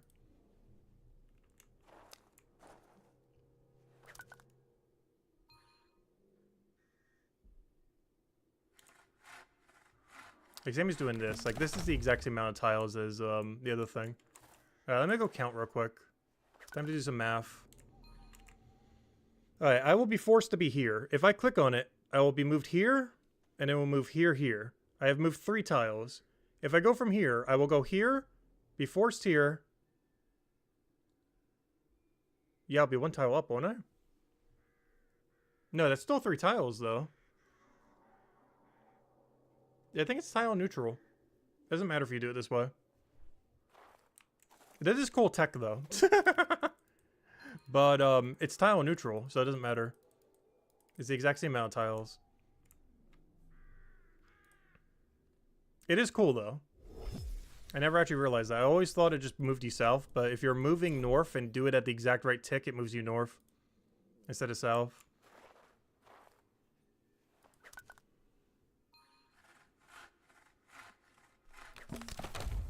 But no, it's the exact same amount of tiles. It doesn't save you anything. Though it might in some instance. Though in that instance, it doesn't save you anything. It just looks cool. But unless I'm missing something, it's the exact same number of tiles, so it doesn't matter if you do it or don't do it. The only one that matters on this set is to manual move to that tile right there. Otherwise, you lose 1 tile going there. Because if I click on this, it'll force us to there. Because of east-west priority, but you actually want to be on this one. It saves you having to go back over this tile. Because we're 1 step ahead of where we need to be. Otherwise, you have to diagonal through there. But I'm pretty sure the step under thing doesn't save any. Like, me doing that, I'm pretty sure it's the same speed as just walking there. Let's see if we can get this one, just for the fun of it. See if we can get it. Interesting.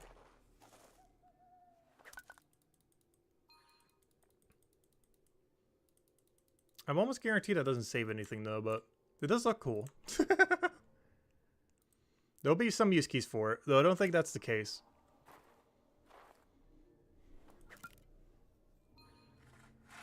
It doesn't actually do anything other than look fancy, though. The only one that matters is the northeast one. Unless that is quicker and I just don't know about it. I'm not sure if it starts your next action quicker or something. I don't believe it does.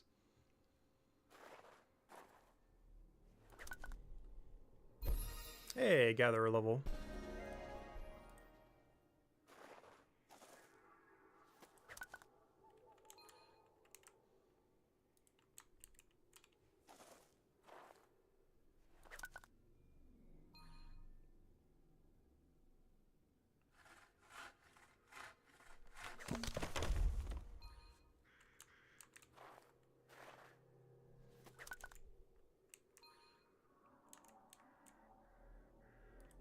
No, I did it wrong. Yeah, if you do it wrong, it wastes tiles, so it's not even worth it.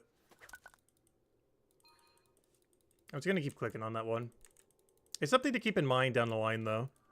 There will be an applicable use case for it somewheres, but that isn't it. It's tile neutral, so it doesn't actually do anything for you. But there will be some skilling method somewhere that actually will save you 1 tile. In that case, it does not. So there's no point even trying for it, because if you mess it up, you lose a tile.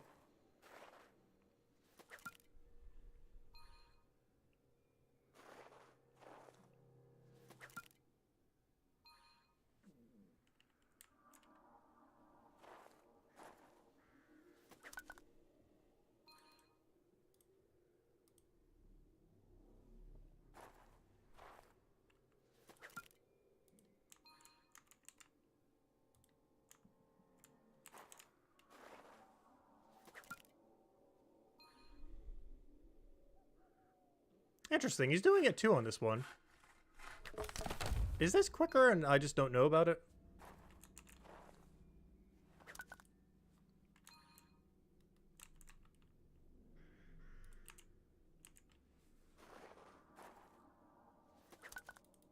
Because the rank 3 gather is also doing it. Maybe it just makes your animation quicker when you go to the next thing.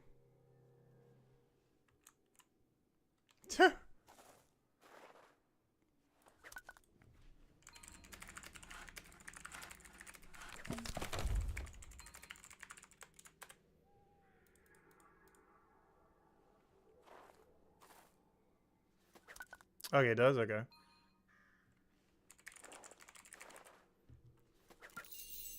Hey, another red Santa.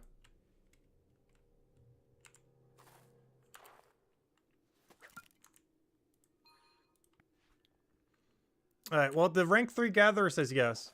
Don't tell Nat.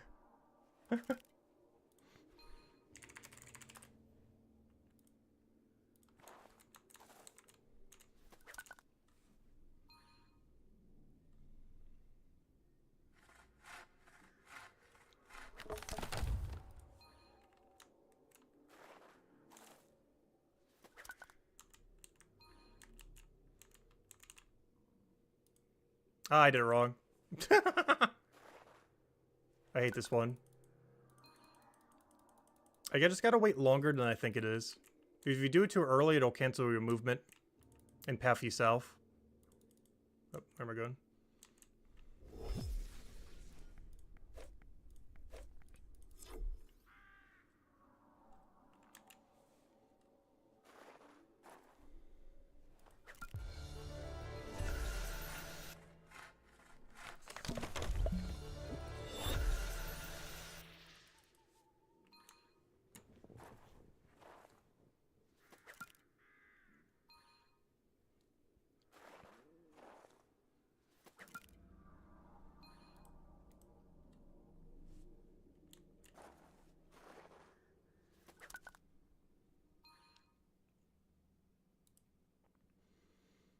What mouse and keyboard do I use? That's a good question these days. I need to go double check. Because I switched both of them pretty recently when I got the new computer. And I actually forget what both of them are. Though I have, actually, the mouse I'm still using the old one though. Keyboard I switched out. But, I have switched to a lightweight mouse. Like one of those that, like, you know, tries to be as light as possible. And I don't think I'm ever going to switch back. Because they are so good. I can't remember exactly what brand it is. I think it's something under Steel Series. Like one of the lightweight Steel Series mouse. Keyboard, actually, I think it's also Steel Series. I forget exactly which one it is, though. I need to go double check later. But yeah, I know the mouse I'm using is one of the Steel Series lightweight ones. And I don't think I would ever go back to a normal mouse again.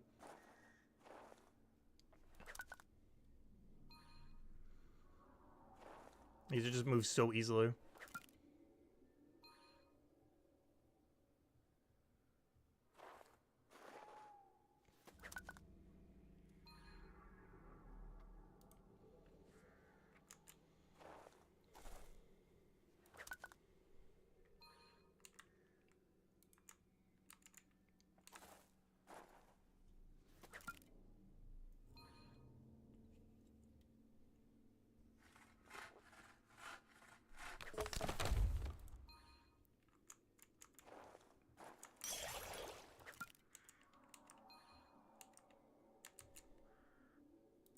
No! Gosh, how long do you have to wait?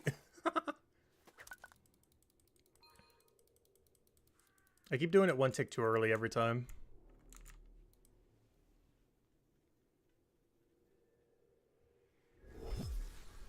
Hey, I knew about the south pathing thing. I knew about the east-west thing. But I never knew you could actually path north by waiting a tick. That's kind of interesting. And apparently walking under those and grabbing it does make your animation quicker. Supposedly. Rank 3 Gatherer says it. With how much gathering they done, I honestly don't doubt it.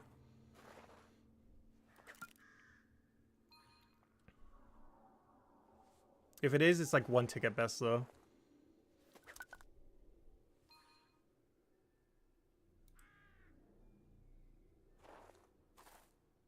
And you can only ever do it if the movement where you get moved is worth moving to.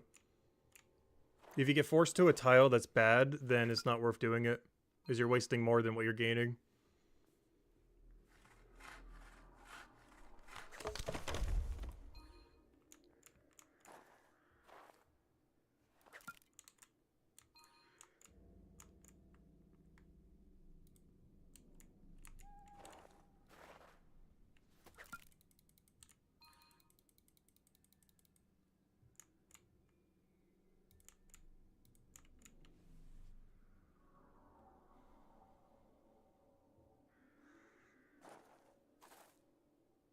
You know, it felt quicker when you were doing foraging, but it might have been placebo.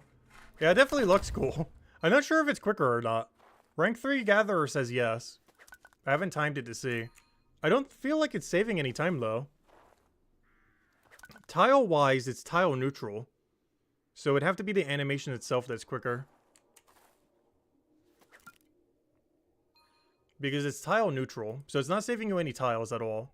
In either one of them. But if it's making the animation come out quicker, then it's relevant. But that's a lot harder to time.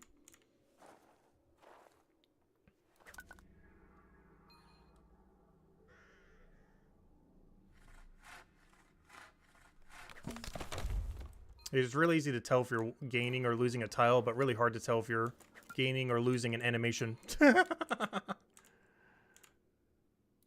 bit of a different situation.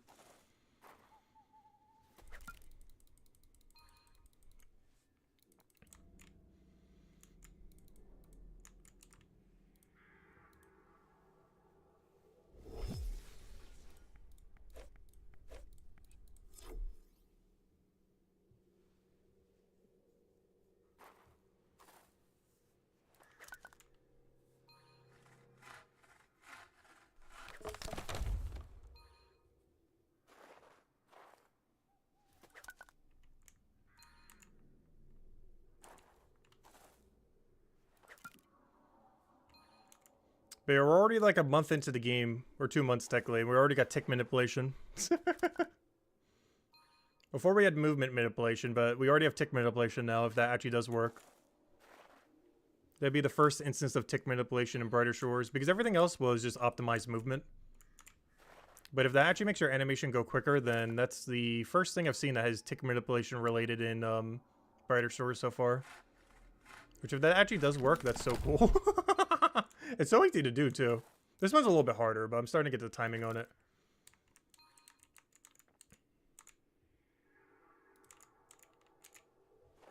You just gotta do it a lot later than you think you need to.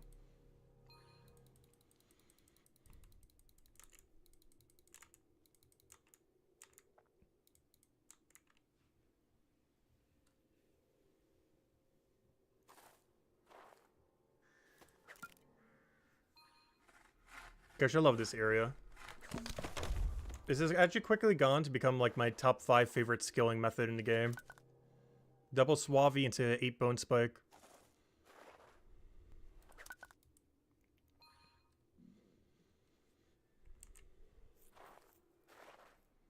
It's even better than 8 Bramble into 1 Suave. Most because the bones. This gives Bonewright XP. Bonewright XP is precious to us.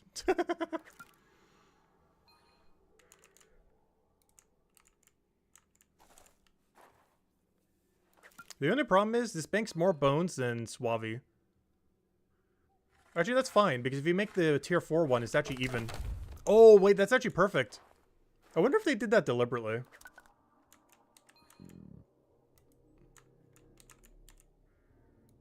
Oh, I did it wrong again. No, I failed. People forgot it, though. But, what's that going on about? I wonder if they did that deliberately, because I just realized we're getting 4 logs, but 16 bones. 4 logs becomes 8 material. And that's 8 material to 16 logs. Which is, oh no, never mind. That's not the right ratio. Never mind. False alarm. Because you need either 1 to 3 or 1 to 4. I thought it was a perfect 1 to 4. But never mind. You're actually getting more logs than you need. Which is perfect still, though. Well, more than we need, at least. But yeah, all that we get from this will cover all these Swavi logs will cover every bone we get and some.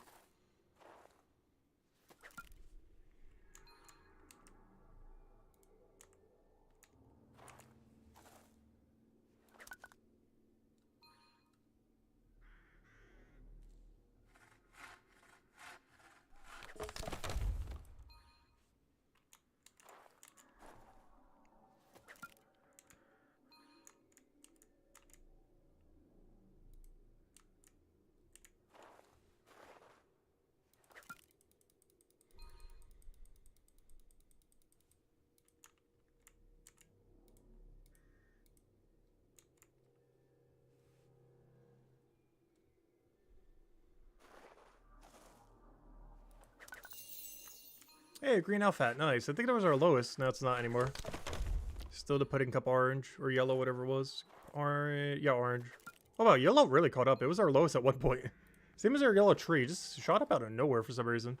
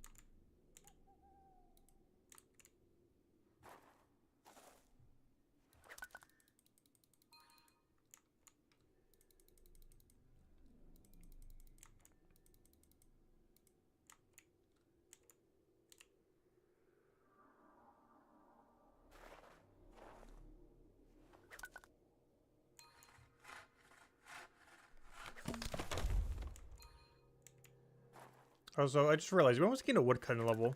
I wasn't doing this for woodcutting, but it is a byproduct of what we're doing. As well as banking carpentry down the line, of course. But the main reason I'm getting them is to support all of our weapons. Though I am getting one tier 2 low, though. There's a tier 2 log and a tier 3 bone. Obviously, the other bone spikes we got earlier, they'll go towards. No! Okay, yeah, that did that again. That's weird. Like, it gets confused for a second. But it wasn't late enough that it moved me the wrong way. I mean, early enough, I mean.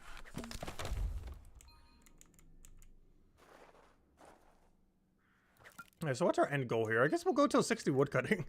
Oddly enough, even though we're trying to get gatherer. Probably do still about 60 woodcutting.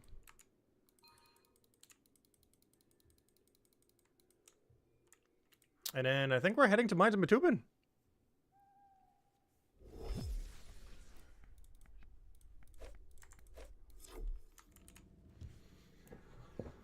Main things we gotta go do in Mines of Matubin is get our Bonewright level to be higher than it is right now. Which means it's dunking time! It's only a few hundred though. All the bone specs I'm getting now, we don't actually have to dunk. Well, we do, just not today because I don't have the level range for it. Tomorrow's goal is to get 116 Bonewright. By not training Bonewright at all.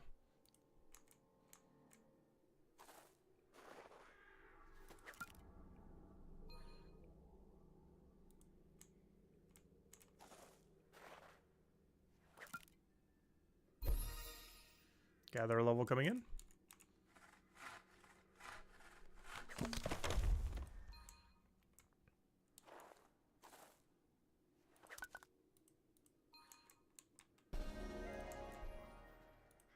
I did it wrong again. I keep wanting to do it way too early. And we do definitively lose a tile whenever we do. I'm going to start manual clicking that one. Because even if what we're doing is saving time, we messed that one up enough that it's probably just worth clicking on.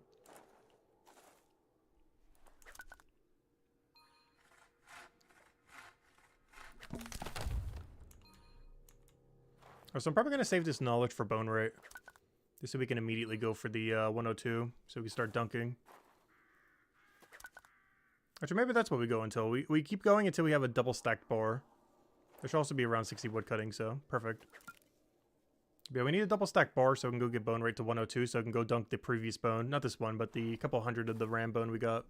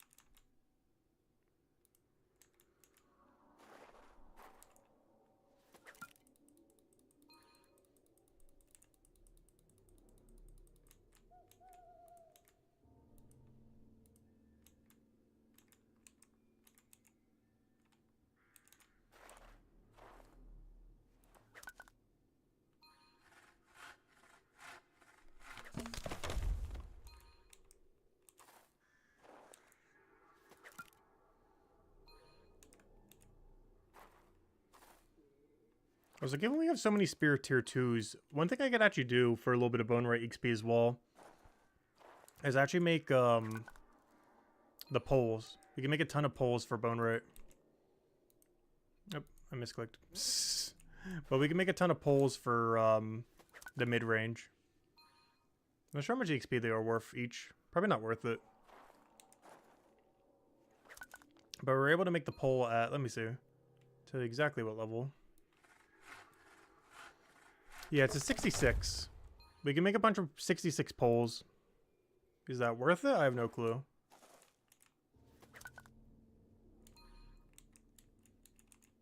But if we need a little bit of a pinch of extra XP, I can make it on my Suave logs. I would have to go do the carpentry component though. Oh, time to go do carpentry. Oh gosh. That's the only downside of it. Is we'd have to do carpentry. The upside is it's the best log I can currently do in carpentry. The downside is we have to do carpentry if we want to do it. which is not ideal.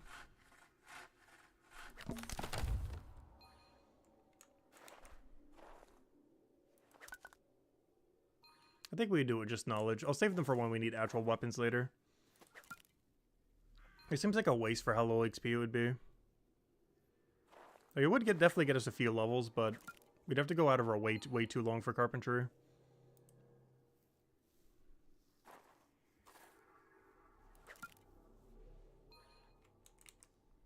But it's a grind we eventually have to do for carpentry, so I don't know.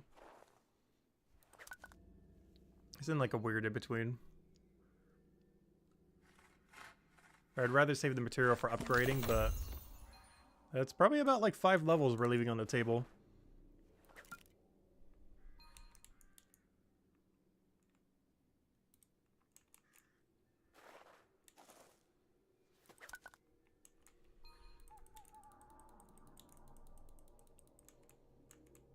Jeez, we gotta get a lot tomorrow. We gotta scrap together like 14 levels. And to have 5 already completed would be nice.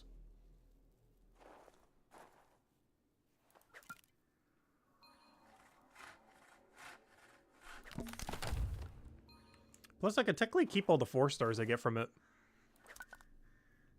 And use them for upgrading the other chapters.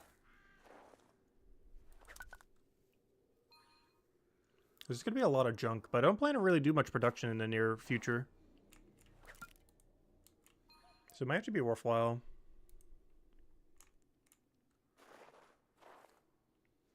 Because that'd be really good for upgrading gear for chapter 1 and 2.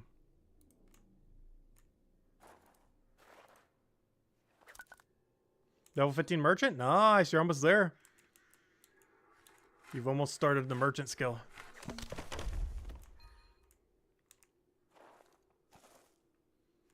Is it, don't you get like pumpkin doll around that time, I think? Yeah, doll you already get. Oh, technically the skill is started at 16 then. 23 is when you start getting the real XP for the higher range then. But the actual 23 turn-in is awful. Don't ever do it.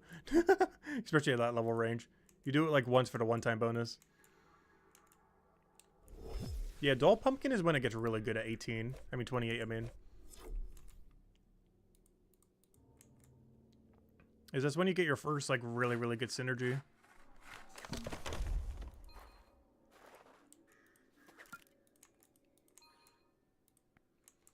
Because your runs at that point are doing plate, you're mostly doing plate, carrot.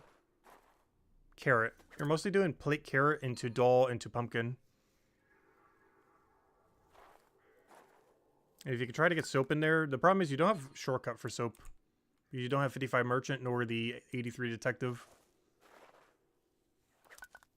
But, yeah, I'm pretty sure it's mostly the meta at that point. Plates, carrots, dolls, and pumpkin. I just realized both of these are the same distance around, isn't it? It is. It just happens to path us that way each time, but they're both actually the same distance away.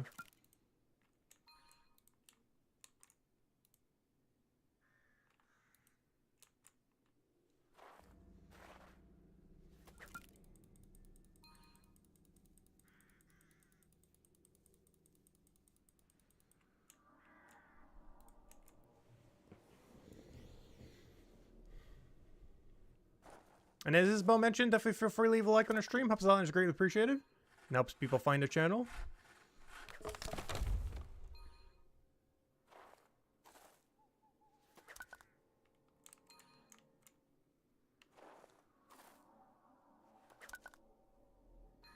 Yeah, still can't wait till this game gets updates again.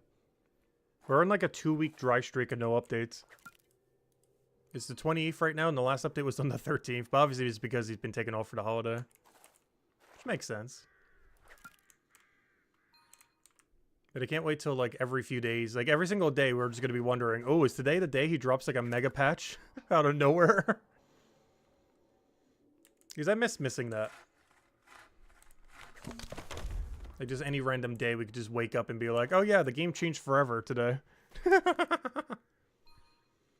That's what 2004 to 2006 RuneScape definitely felt like for sure.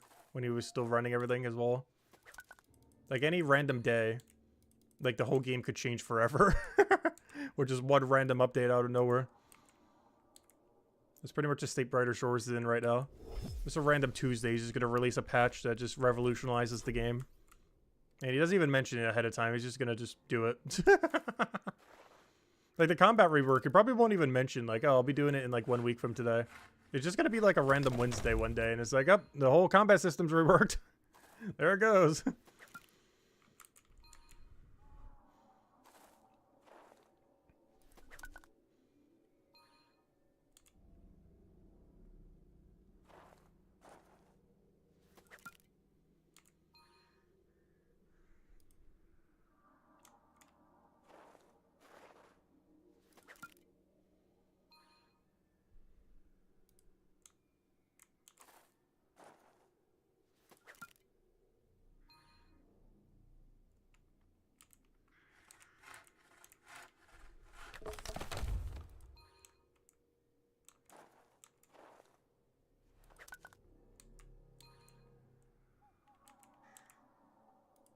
No, I hate that so much.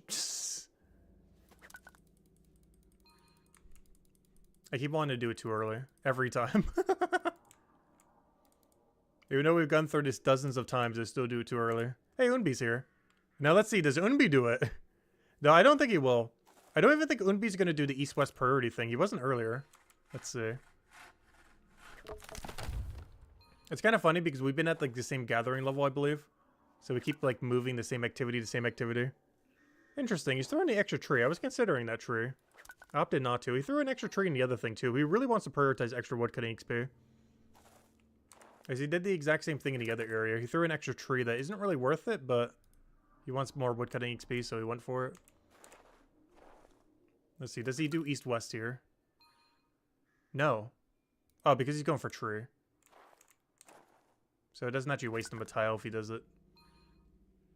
He really wants those trees for some reason. Every single pathing he does gets like every possible tree. I've noticed.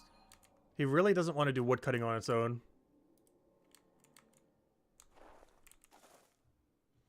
He was doing the same thing on Femur Shard. He was going for a tree that was pretty inefficient just because he wanted more woodcutting XP.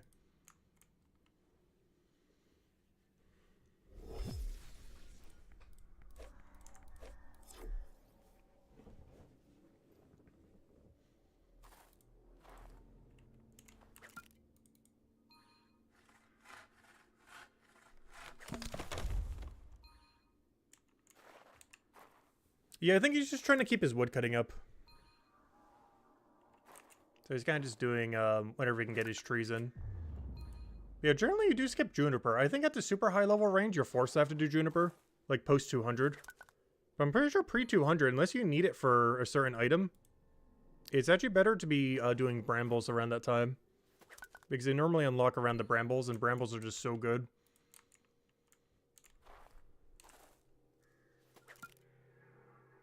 Yep, Caladron is also over here.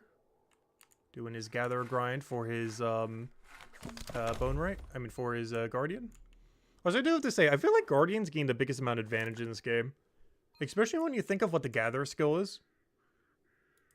Because the Gather skill is not just their bones for Bonewright. But it is also their best in slot potion.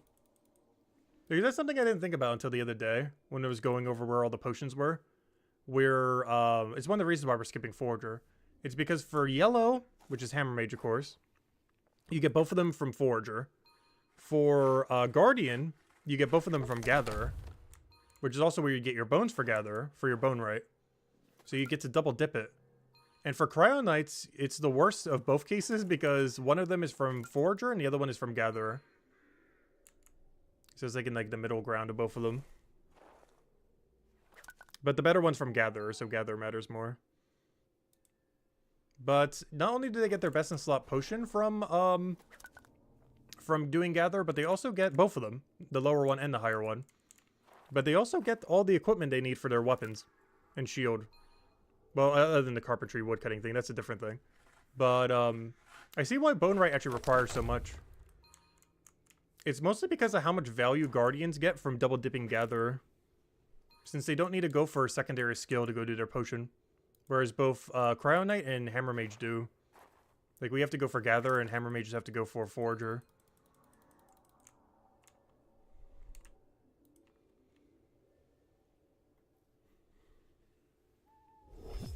It's something I didn't notice until yesterday. When we were, like, comparing all the class differences and everything. But yeah, Guardian is double Gatherer. Hammer Mage is double Forager. And, oh gosh, I hate it when that animation looks like it goes all the way. And Cryo Knight is one of each, but the better one is on Gatherer. Oh yeah, speaking of numbers, we're 2-2-2-2. I'm about to ruin it. I didn't even realize it. Look, we're all 2. We hit the 2-2-2-2. We're 2-2-2-2. Too many 2s. It's 4 2s. You know what I mean. 2,222. 2-2-2-2. They finally hit it. And a tree. We're about to ruin it. Any second now, though. But yeah, we've achieved every goal we wanted to get done this stream. And still got like 4 hours left. But every goal that we wanted to do today has been done. We got 2,222 total. We got 115 Gatherer and some.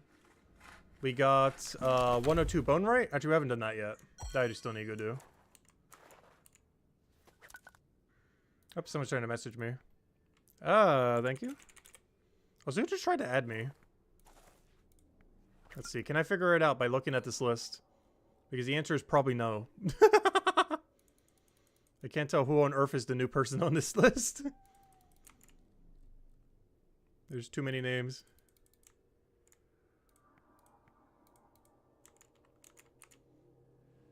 Oh, let me do the woodcut. I want to get a woodcutting thing already. Wait, one more tree, one more tree. It's such inefficient pathing, but I'm trying to get both at the same time. I'm trying to get 60 woodcutting and 200% knowledge. Are they both going to roll in at the same time? Perfect! Look at that. And the reason I want that is now we have gotten every goal done this stream. We're still going to keep going for another 4 or so hours, though. But now officially every goal has been completed. Because we're going to go get mining pots now. And that gives us 102 Bonewright. Alright, so next order of business. I think we go do 2 things. I pick up some cooking contracts because I don't think I'm doing more merchant today or tonight. So go get some cooking contracts, let them sit. Try to get another cooking. Oh, I forgot. We're in the dead zone though. Oh no, we can still get good ones if it only requires 1 to 3. It has to require 1 to 3 though, otherwise it's pointless. But yeah, now we go and get 102 Bonewright with knowledge. That'll be every objective for the stream. But then after that, we keep just grinding Mines of Matubin. Because tomorrow's stream goal is 116 Bonewright. So we might as well get a head start on it because it's going to take a while. That is not a quick grind. Especially if we plan to do it by only dunking bones. And or knowledge points. Because those are the only 2 ways we're going to get it up. Which basically means I have to knowledge 12 levels tomorrow. Sorry, 14 levels, not even 12. Well, maybe 12, because by the time I use all the other bones, it'll be about 12. But yeah, I got to knowledge about 12 levels tomorrow. Which means we need 48 knowledge points. Are any of these good? No, these are so bad. This was my concern. These are so bad. In all fairness, that one's actually not that bad. You know what? Maybe I'll take that one. Everything else here, though, is so bad. Honestly, this one's not too bad relative. You know what? You still lose money, though. The one I just picked isn't awful. I'll keep the one I just picked. That's it, though. That's the only one. Alright, let's go head over to the mines. And tomorrow we're going to be living in the mines all day. I think the goal right now is to go use every bone we have banked. Every one that we can. I can only run the ram bones. No worries, there's only a couple hundred. I think. We'll find out. The bone spikes are going to be way higher. But we can't use those until, like, Tuesday.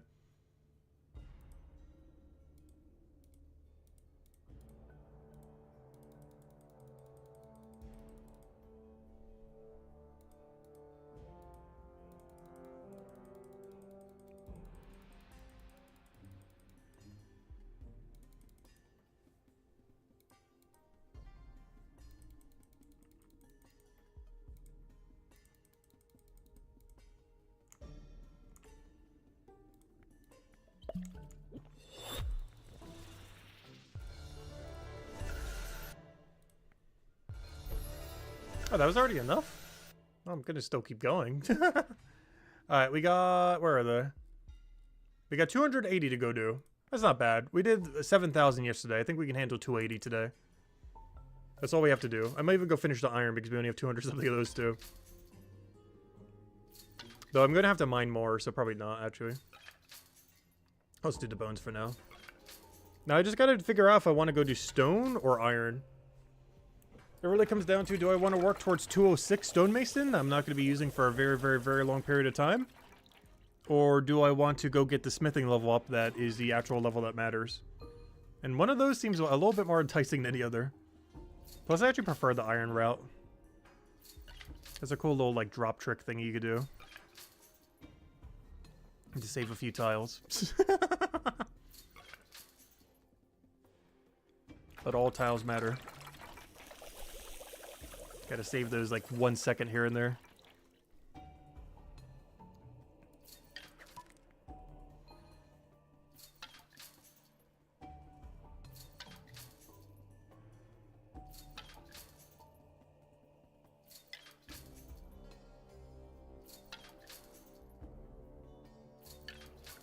Yeah, doing all these should get us to 103 Bonewright. I highly doubt gets us any further than that, though.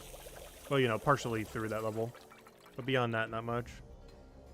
Which means we still got to scrap together 13 levels today and tomorrow. But it should be doable.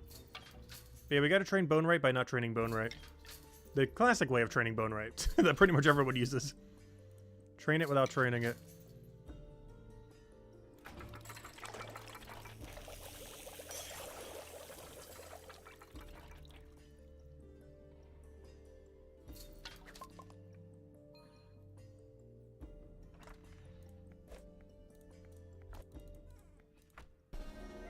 Hey, we can make a new weapon that we can never use. Nice.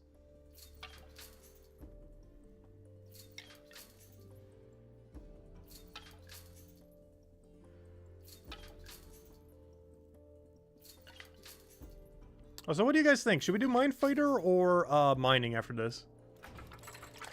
It's either combat or mine till like 215.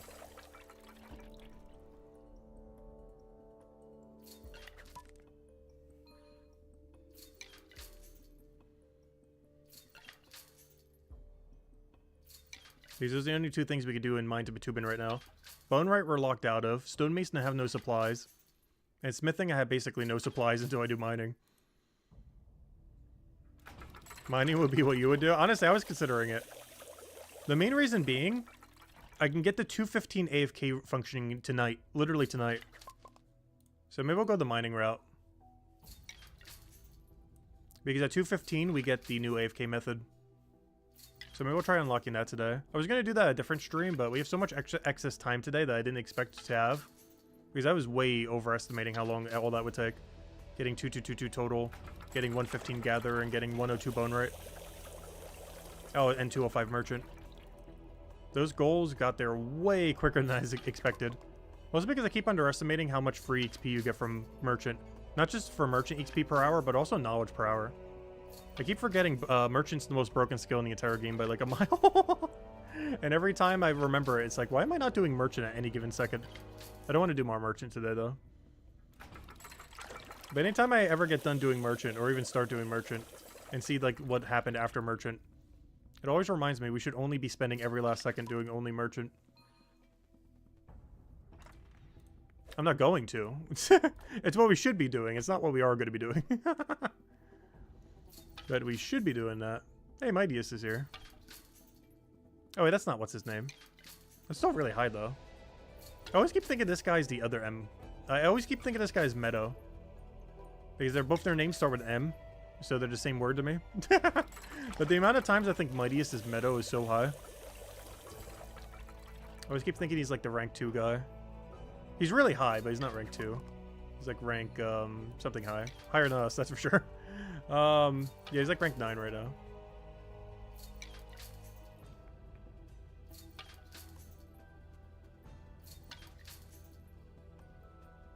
Also, I see he has good taste in cape.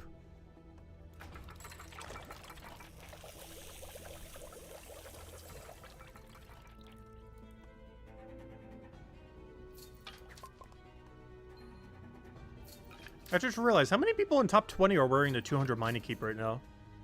Because I think almost everyone in top 20 with the mining cape is wearing mining cape. Because I know Miles ES is, Mightiest is, I am. That's 3 out of 20. I wonder how many more people are.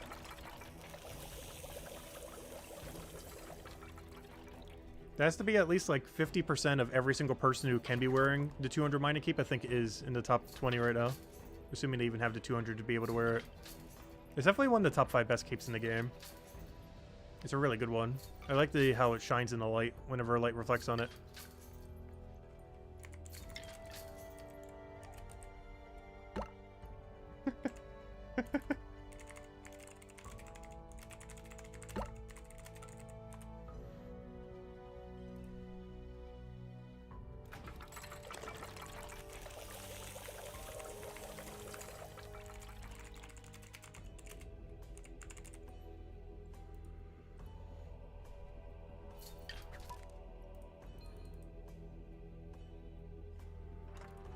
Oh, there goes Miles ES.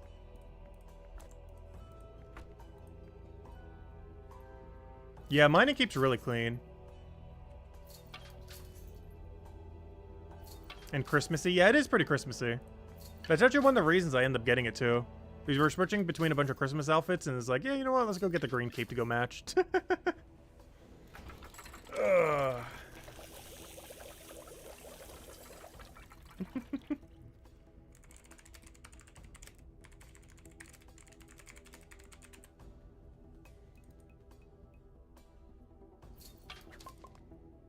You want it? Yeah, 200 mining is such a grind, though. I highly advise getting at least a 25 pickaxe. Like, even if you're not upgrading for other skills, you 100% need to for mining. It is a very slow grind. I think it's one of the top 5 slowest skills in the game. I think it's actually, like, the second slowest non-production skill. It's pretty low. Because obviously every production skill is slower than it. But of the non-production skills, I can't think of a single one that's slower. Maybe fishing?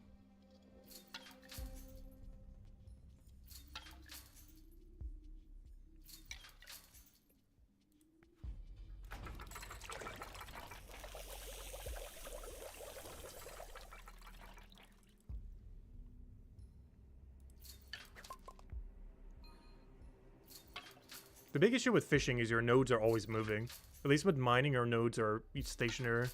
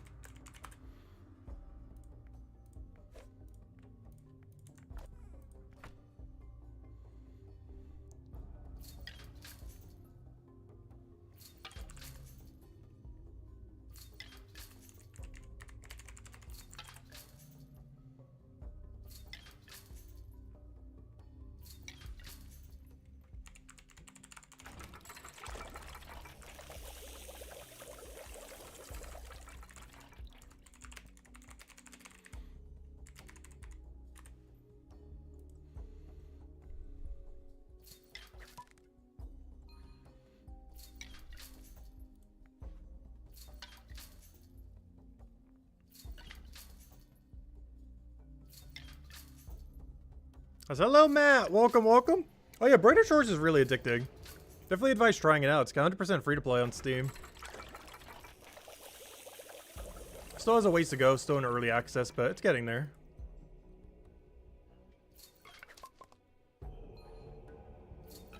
Right now, it just has a lot of endless grind.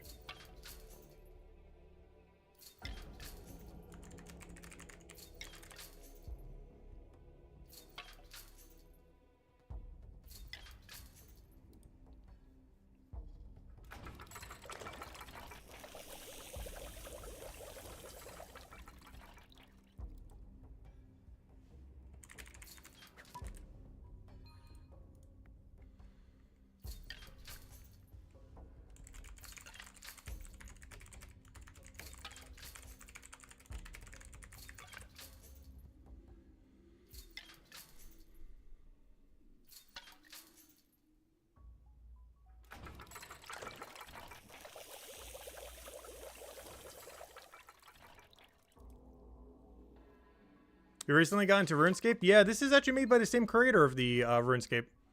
Or at least original RuneScape. He currently doesn't develop it anymore. But the original creator of RuneScape has actually made this game. So it has a lot of similarities in that regard. This one has a lot less content, but to some degree that can almost be a good thing. Because it's a lot less overwhelming compared to RuneScape 3 or old school RuneScape. They have both like 20 plus year of content. Whereas this game just came out like 2 months ago. It's not even released yet. It's still in early access at the moment.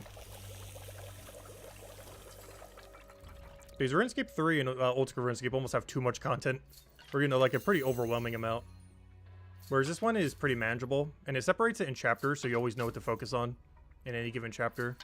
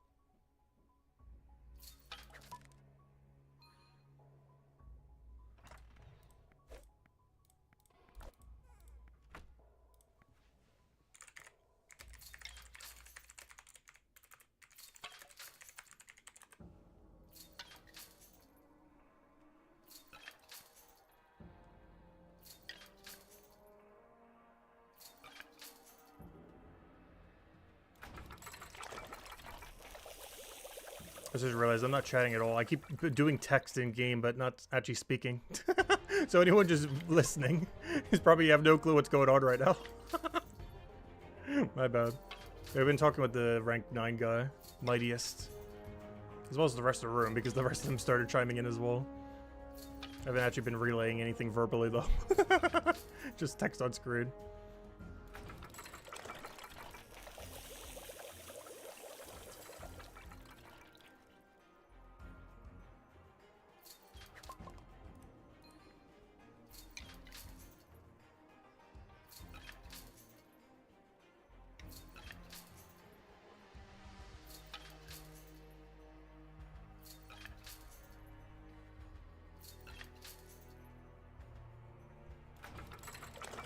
We're almost out of bones for the second day in a row.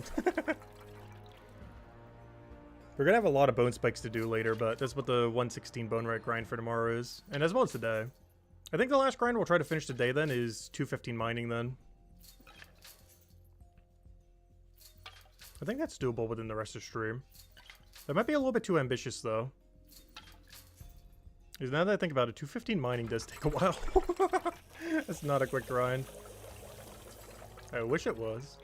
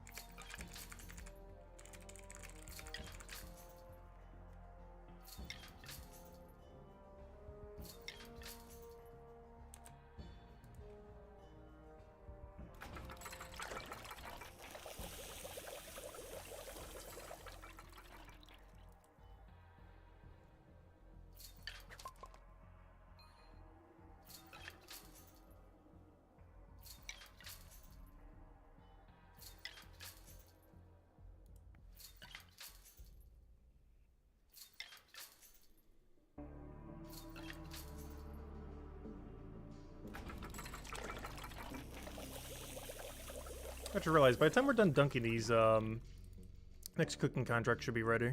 Which is good because I need to go grab an XP pot once we're done, so that'll work out perfectly. And we will reach 103 Bonewright, which is also perfect.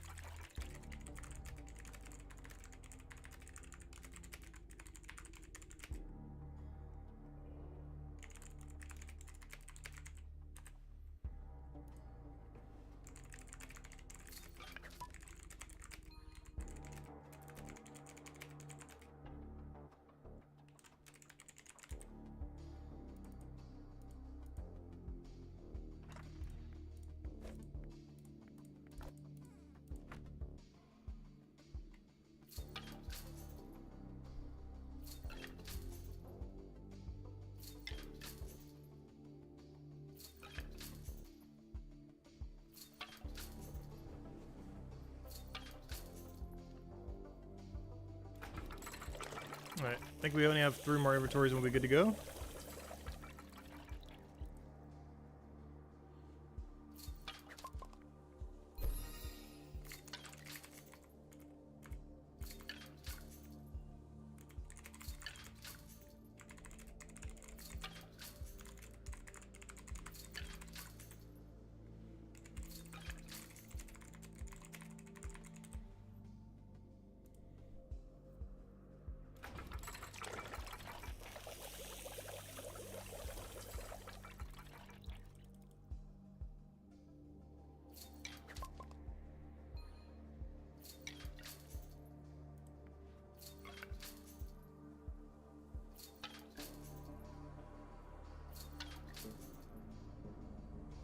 That reminds me, I still need to go check those other slots. We'll probably play them on Monday. I still need to go finish all the Christmas hats. And Monday would be like the last day that we would really have some free time to go grind them out. Since it's a shorter stream, it'd be like perfect for it. And that way if people don't want to watch the alts, you know, they don't have to watch it like in a, you know, in the middle of like a main stream. But yeah, the mini stream on Monday that we do for Brighter Shores is 100% just could be our 2 alts. We'll check on our one guy just to see how he's smithing. But probably the entire duration of the Monday stream is going to be the 2 alts, trying to get the rest of Christmas hats. Finishing every last one we're missing. Hopefully also someone will stop by who we could go trade all of them with as well. If anyone wants to do that, let me know. Because it's probably the day I'll need it. Or I'll do it the Tuesday after. Is my goal for that stream is try to get them all hats, or at least 20 hats total, so that they could trade into all hats. Just so they also have all the Christmas hats similar to our main.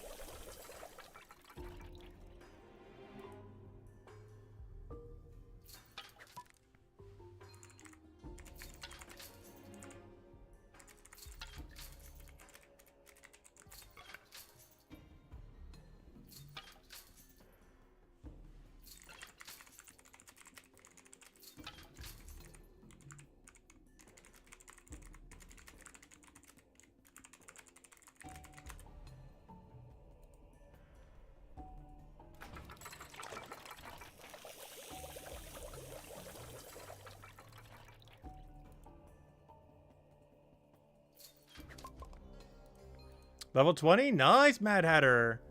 Huge congrats.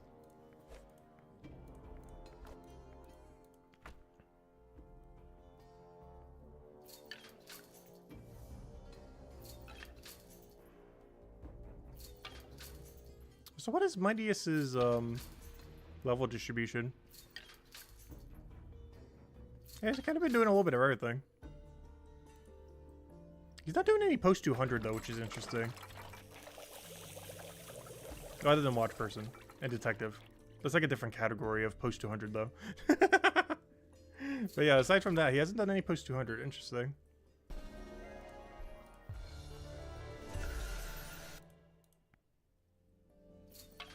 What level is best for merchant? There's a quest that requires 55, which is a nice milestone to go for. It gives you a shortcut that helps with a lot of merchant runs around that level as well.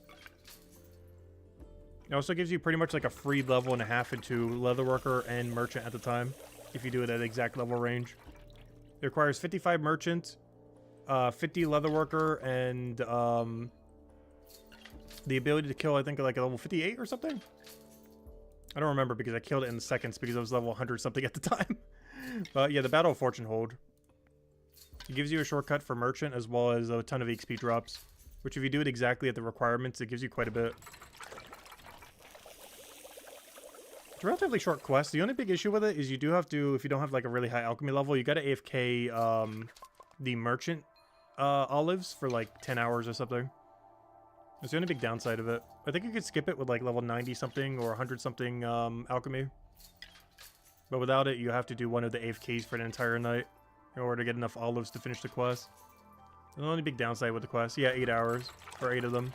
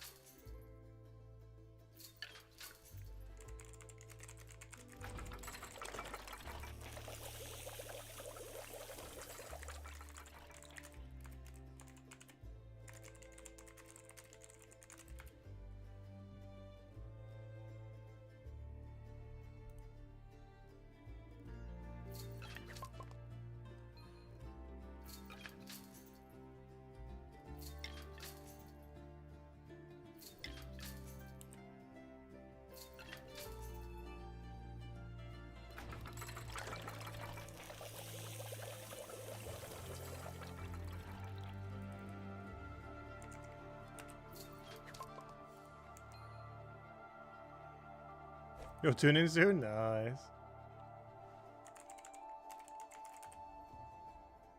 Alright, no matter. Let's see. Over to Homeport. Let's go get our XP pot. Time to go do some mining. Oh, that's funny. He's gonna tune in around the exact time that we're gonna be doing like the optimal mining thing. I wonder if he knows about it. Because I feel like he wouldn't.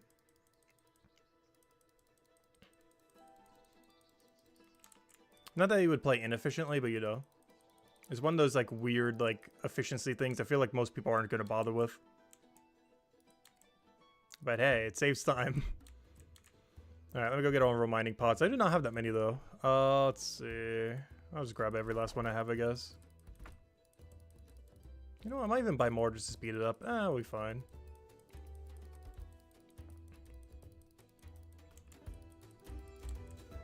But our main goal right now is to go get 215 mining. I think that's the last big goal of the stream at this point. Let me just check if we have anything good here. Oh, we still gotta wait 3 minutes. Never mind. Oh, no! No, you know, I'm not gonna wait around here for 3 minutes. Okay, I'm out of here. We'll worry about that later. I'm not gonna wait here for 3 minutes. I was gonna go do like 2 inventories of stew, but no, I'm just going to mines already.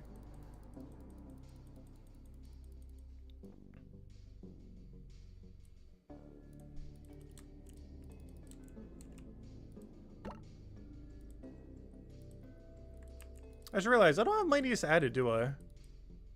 I think I do.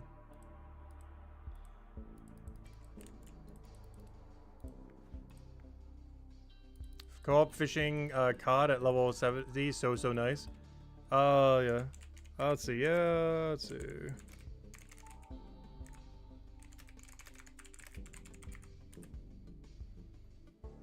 But yeah, co-op fishing does seem worth it. I noticed that too when I did co-op fishing. Co-op woodcutting, not so much, but co-op fishing is actually worth. Hey, Unicat was back. Gotta go farm it for unicorn horns.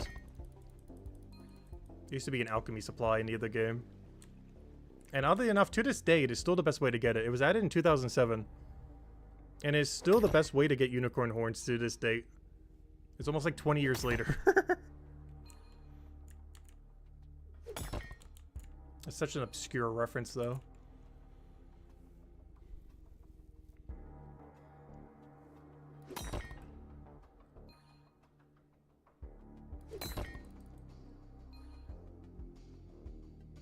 Yeah, we're going to be mining for the rest of the stream, by the way. Or at least until level 215, but due to my estimate, or based on my estimate, I'm pretty sure that is the rest of the stream. There might be a little bit of time at the end just for a wind down period. Of maybe like some somewhat AFK Leatherworker or something.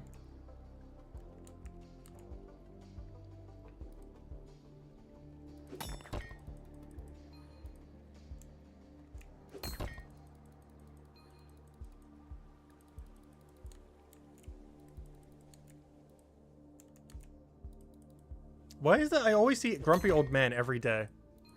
It's weird because he's wide farming the entire game. Yet for some reason I see him every day. I guess because we also wide farm. Which is always funny because we wide farm the same thing every day, it seems like. There's not a single day that's gone by where I haven't really seen him lately. And if you look at his total levels, like pretty evenly distributed across everything.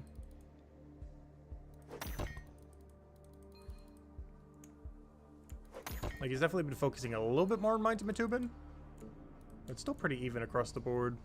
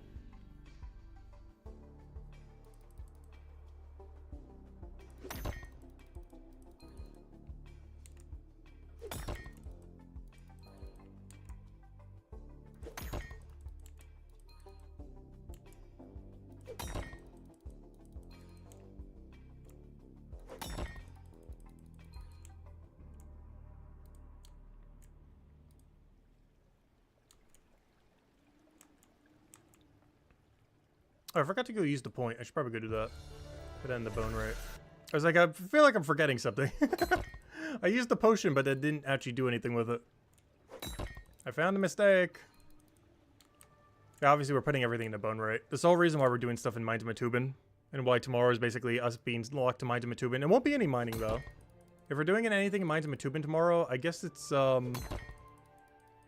guess, actually, doesn't it have to be combat, then? I guess I could smith the bars I have, but beyond that, I guess we're doing combat mostly tomorrow. If we want to use the boost pods, we'll still double dipping on it. That or merchant again. Well, it might actually be a combat stream then. I didn't think about that. It doesn't matter what we do. But doing something in Mines of Matubin, we can double dip the pot. Because we're going to have to be boosting Bonewright regardless.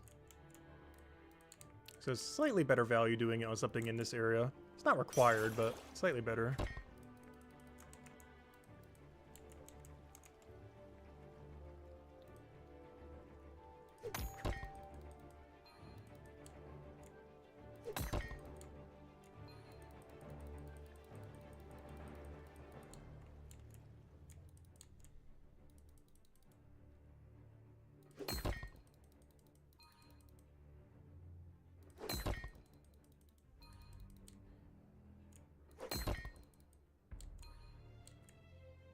Oh, so I'm going to start chugging these a little bit more.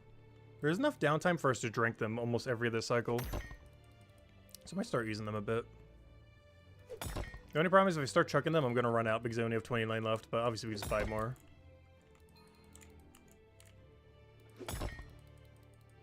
Each iron we're getting is worth more than the pot itself.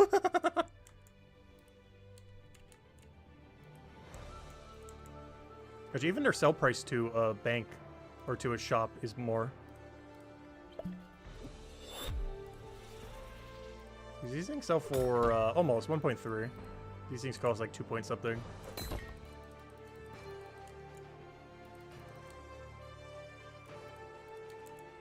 Technically, if you make it into a bar, yeah, it would be.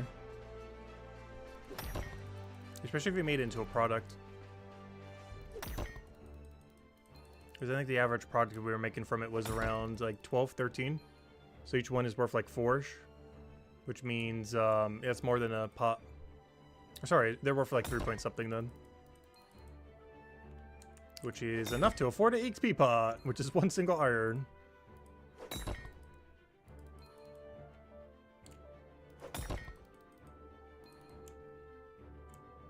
I really should be chucking XP pots more often though. Especially with a method like this where there's so much downtime where it's actually free. Like when you don't have the downtime and it's not as free, then it, you know, it matters a little bit more if you do or do not drink. But it is 100% free to drink this. You're wasting literally 0 seconds to drink the potion. So we could just perpetually keep a 5% boost going.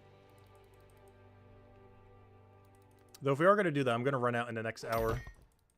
We'll worry about that in an hour. That's a later issue. I think we're going to do that just for the 5%.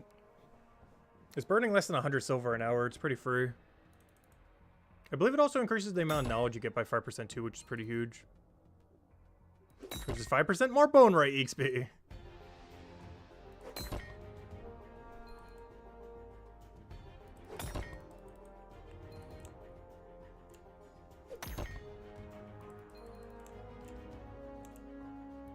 Yeah, what's our stack at right now? We're at 60. I gotta remember on the final set to go and do another one. I mean to grab one. The reason why I have to wait for the final set is otherwise I'll hit the drop all. And I'll drop all of them. Well, in the final set we gotta grab one so we can safely drop our potion. Otherwise we will delete an iron, which isn't that big a deal, but if we could opt to not delete an iron, that'd be better. Look, we're already almost halfway there. Then we kind of already started at like 1/4. No, in all fairness, it was closer to 1/3 than 1/4. I mean, not 1/3. I mean, 1/8. It was closer to 1/8 than 1/4.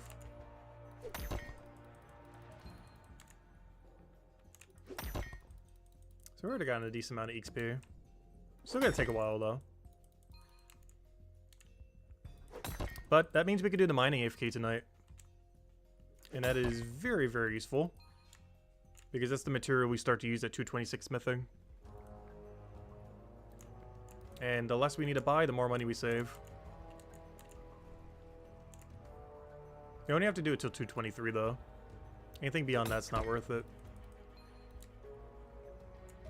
As then we get Carbonice, which should be at least 4,000 per ore, if not more. I still haven't decided if I'm banking all the Carbonice, banking some, dropping them, doing them at all. I definitely gotta bank a few thousand. What we do beyond that, I'm not sure though. On one hand, it's a lot of smithing XP, and I need the material.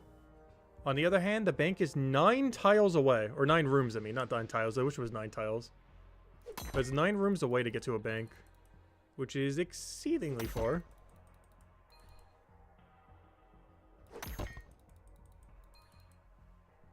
And the ore isn't even worth more, at least with Sage. Like, it's in the middle of nowhere, but at least it's worth the price of it being in the middle of nowhere. The biggest issue with Carbonese is it's worth almost nothing, but it's still in the middle of nowhere. For seemingly no reason. It's like they forgot a storage bin or something.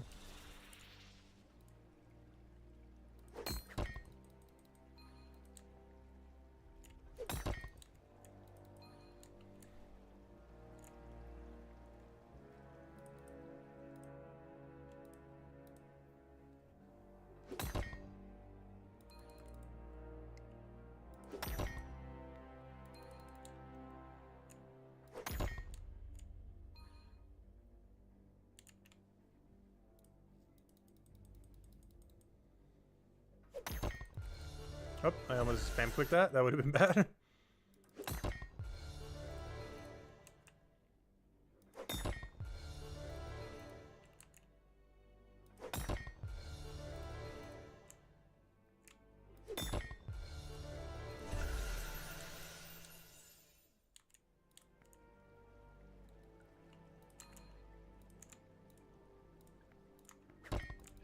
Yeah, I've remembered to grab it. Success. I just gotta drop the potion on next cycle after I drink it.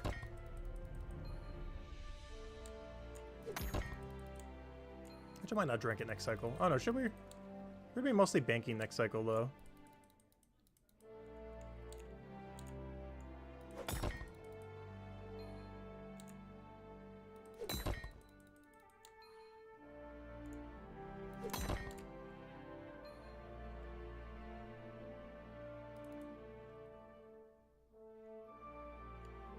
So I'm curious how many iron I'll actually need to go get our level. Or, you know, our 2 levels. I want to say 2,000-ish? It's hard to tell. He's currently reminding something at 197 for level 213, which is not ideal. The same issue is with Merchant as well. We gotta do it 197 all the way till, what's the number? Until 216 as well. Actually, it's the same thing. Yeah, same thing ended up happening with Merchant.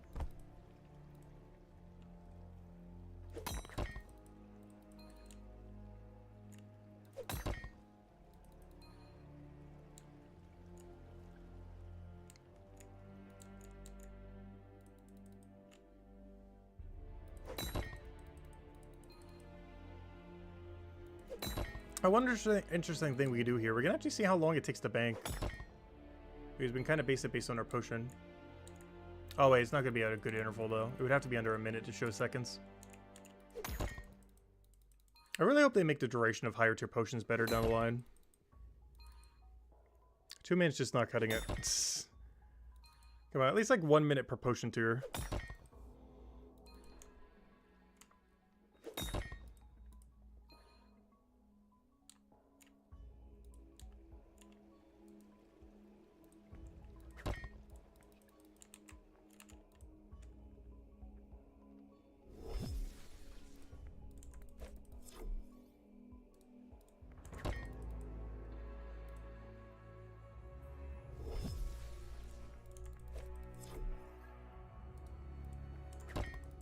Oh yeah, that doesn't take long at all to bank.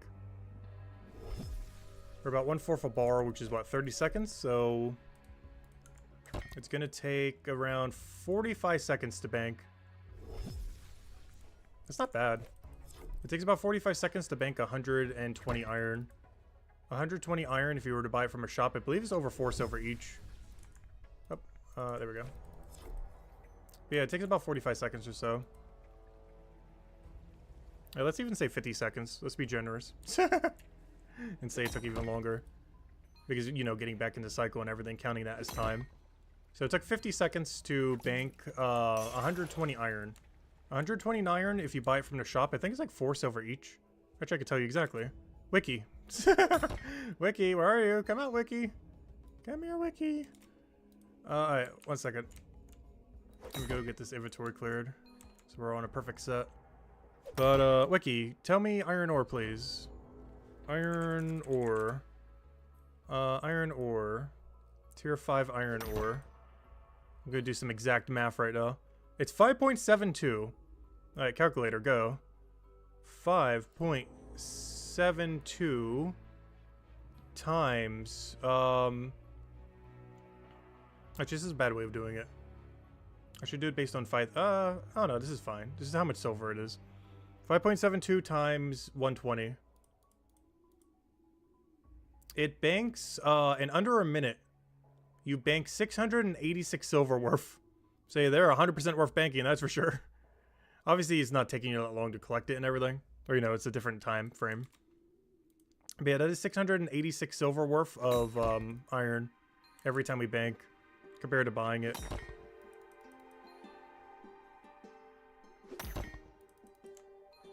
Hello, John! Welcome, welcome. It's time to increase blacksmith level by 2? Nice. Let me go wait a second. Oh, hello, Abby. Hello, Evil. Hello, Silent. Welcome, welcome. Right, I'm just going to wait a moment here just so it's perfectly in cycle. I'm kind of wasting time, but I just want to make sure all my ores are good. Since we were stalling on the menu. Gotta be in perfect cycle. Otherwise it will throw me off the rest of the time if it's like slightly off. But yeah, it looks like it's good to go now.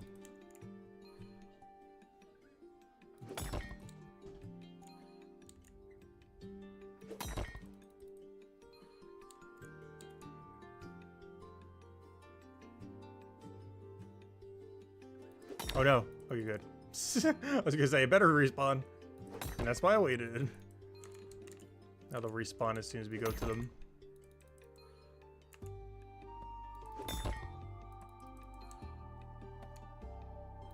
Alright, now we're back in cycle. Alright, let's go bring this over here so I remember to grab it so it doesn't despawn.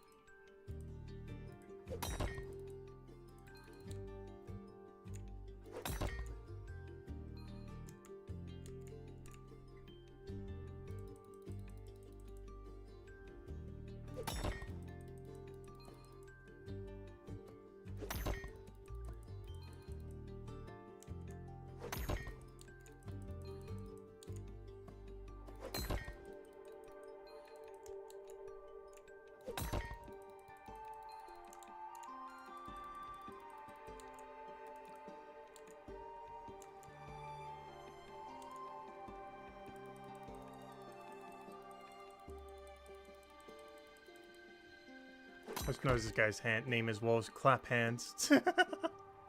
Not sure why some names just stand out to me.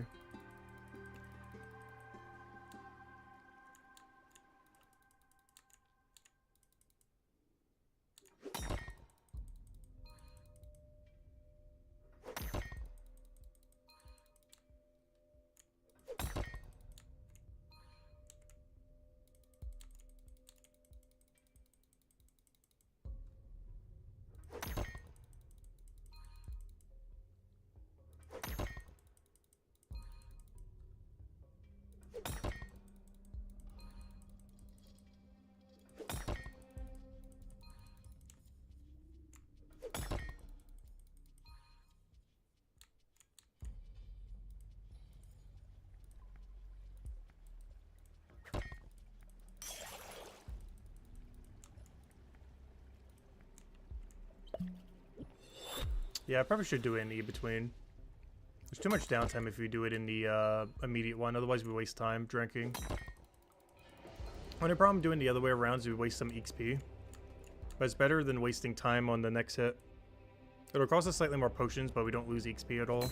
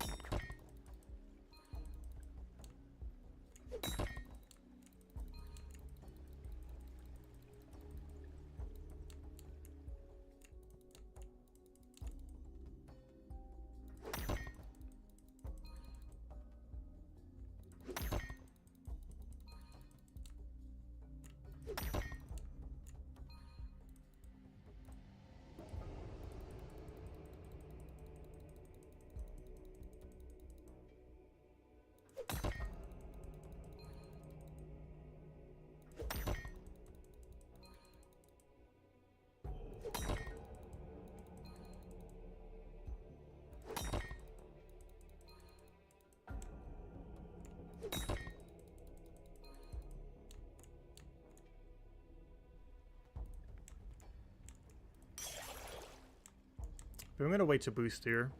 We'll do it on every other run. There's just not enough downtime there to be able to do it. Oh no, maybe it's still worth it. I have no clue. The problem is our first hit will be delayed if we do it at the beginning of the set. There's just no delay if we do it in between, but then we're doing one whole set without 5%, which is not ideal either. Which is probably worse XP than just skipping one. So yeah, I think we do it at the beginning. And if we waste some time, we waste some time.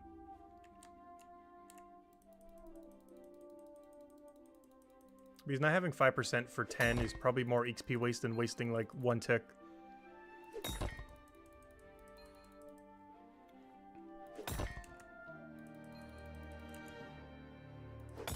Hey, Squire joined us.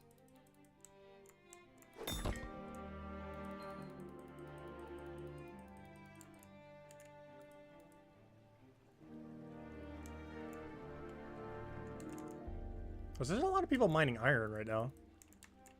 I don't feel like I see this place as busy as it is right now. And we're gonna go in this room and there's gonna be like 5 to 8 people in here.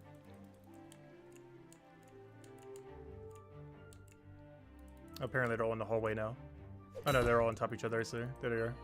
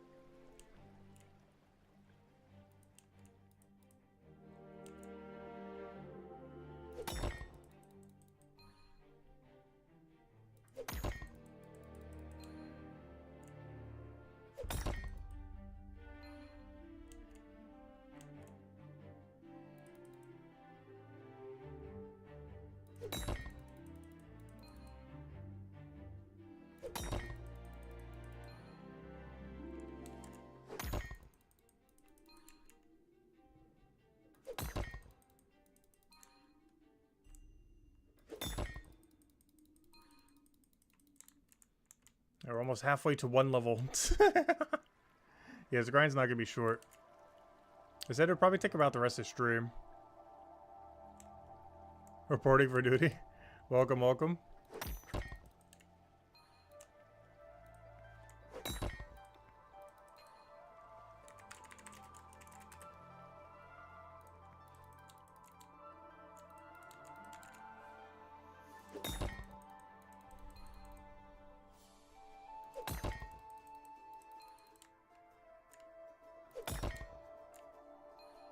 But yeah, I am going to go buy some more XP pots after an hour.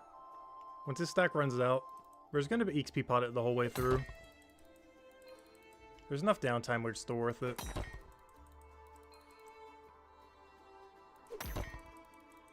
Also saves us probably about like 10 minutes compared to not having it. Maybe a little less than that. Definitely several minutes as far as how much we would not have to mine.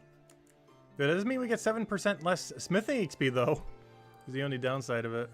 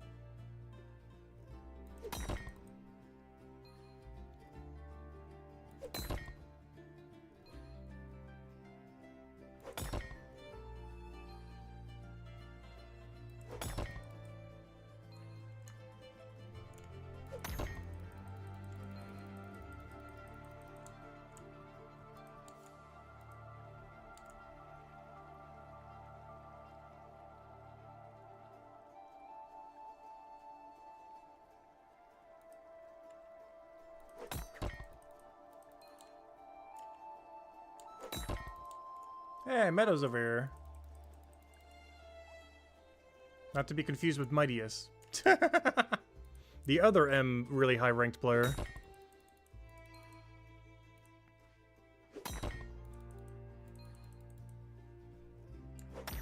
Is that question to me or to the other guy? But that question was to me. I chose both of them. We have one of each. One Cryo Knight, one Guardian, one Hammer Mage. And we'll probably be playing them on Monday. Because they need to go finish all their hats out before the end of the holiday event. And then I'll also unlock trading for both of them during that stream. Or should be able to. I don't think it'll take that long. They're both only like an hour or two away from doing it.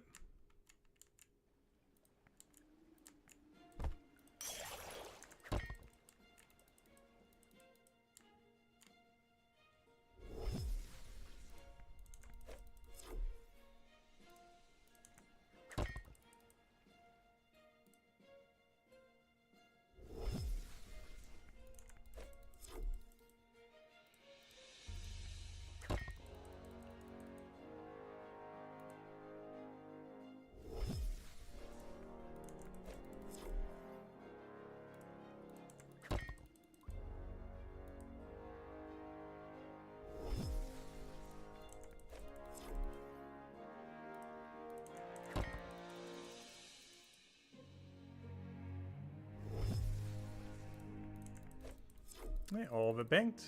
Let's go on to the next one.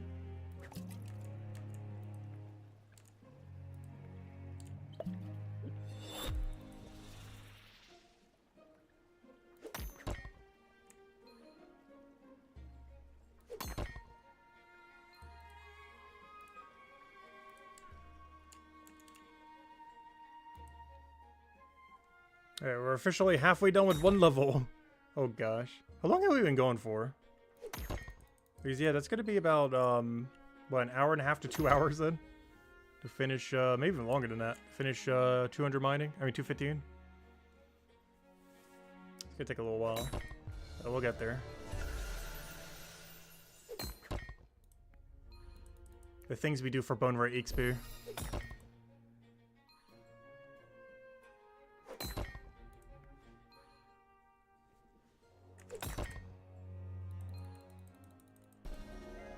Give you a second account of 48 combat. Nice. What area is it in?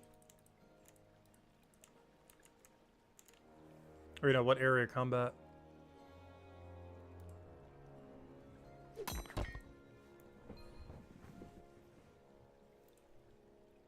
Hello, Silent Girl. Welcome, welcome.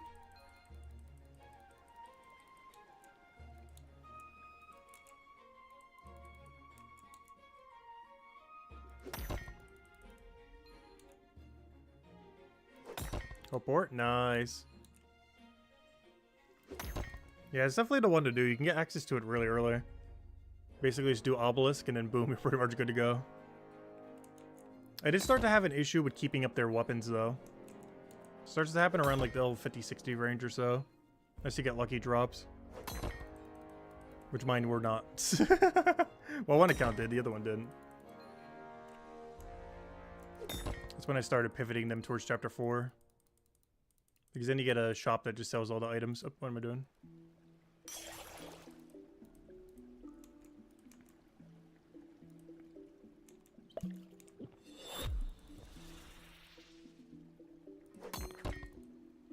Hey, Greybeard's here as well.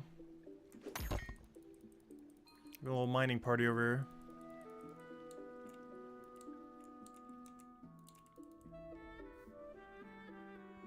If only there were actual group activities in this game besides co-op fishing. And technically co-op woodcutting, but it's not worth it. Co-op fishing is, though. The biggest issue with co-op fishing is finding someone at your exact level range who would be willing to do it for like hours on end. Also, it uses a different tool, so even if you were to do it, it might not even be worth it.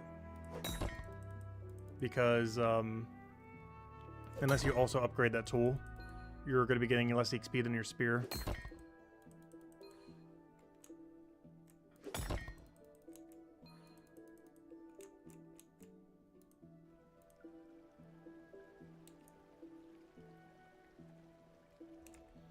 After we had 215 mining, we don't have to do mining again for quite a while. Next time we'll have to do mining is 223 at the earliest. And the next time we have to do, like, seriously do mining after that isn't until, like, 246. So we got a long while where we just don't even need to engage with mining. After we get 215.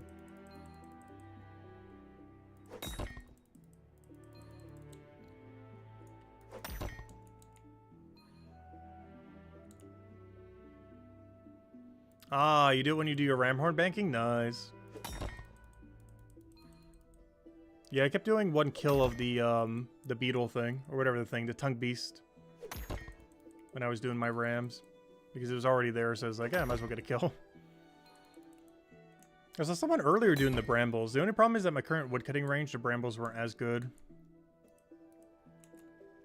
I think they were dropping everything, though, instead of banking. Oh, no, I did it one tile too far. No! I did my old tile. No, I gotta make sure I do the new tile. The new tile stays one tile. Oh, so hello, Abby. Welcome, welcome.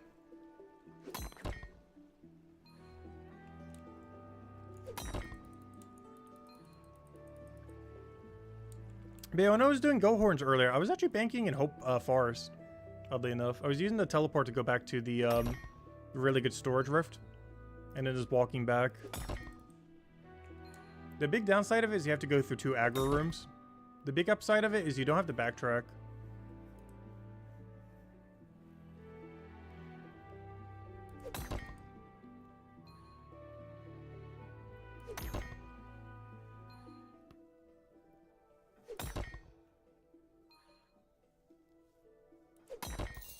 Oh no, we got another purple elf. Stop. I need more red Santas. Our purple elf is taking over. We're at 61 compared to our 60. Oh no, you know what? They were actually tied. Okay, it's not too big of a gap. Hopefully red Santa will catch up at some point. We're getting there.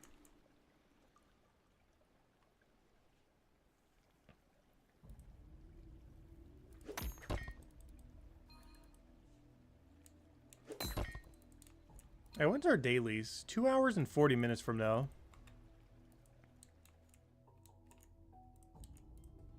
Which just seems like a good thing to do the stream by then. I think we'll end stream when our dailies are ready. That'd be like the perfect timer. So we'll go for another 2 hours, 40 minutes. And wherever we are by then. Hopefully we'll have 215 mining as well as whatever our wind down activity is. Which oddly enough might be making iron bars. We're gonna start and end at the same place.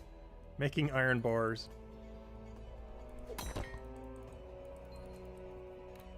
Just so we can go finish them, just so we don't have a lingering like 2k plus stack of them just sitting there intimidatingly.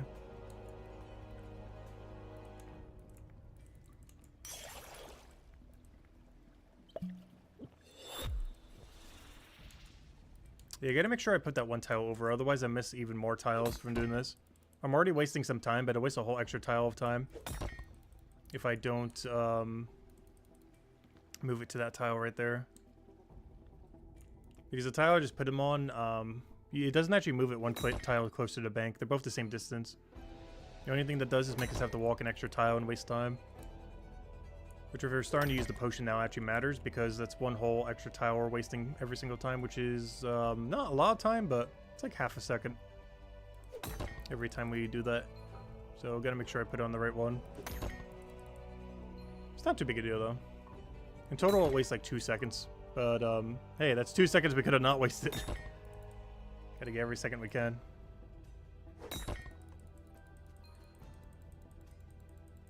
Yeah, I tend to stream pretty late.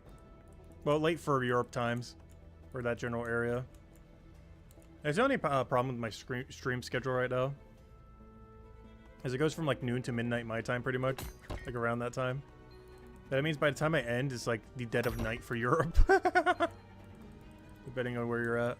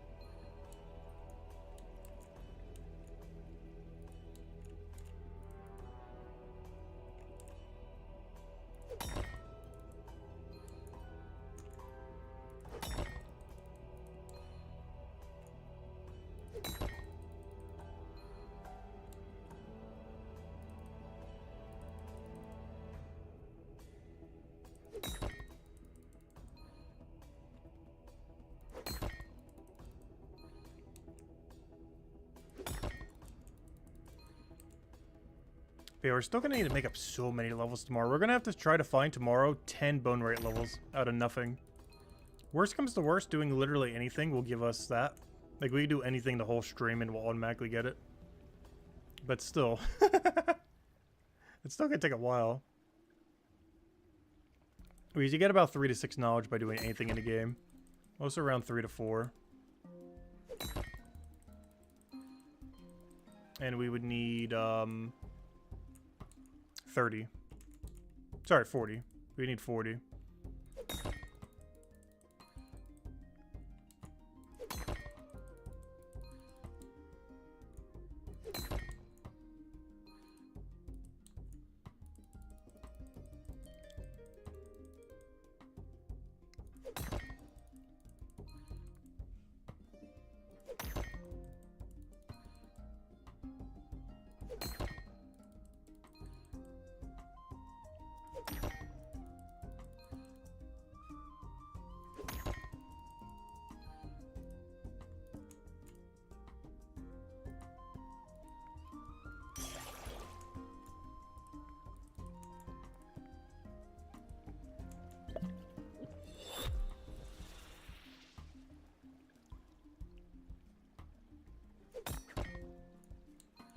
Alright, during the downtime of next cycle, I gotta drop this potion and pick up one singular ore. This will be our last opportunity to do it. But yeah, I think we're gonna keep doing it like this then. We're gonna pot at the start of it. If it wastes a little bit of time, it doesn't matter because the extra benefit we get from 5% extra XP makes up for it. If we lose a tick or two on like the first hit, it's outweighed by the 5% bonus.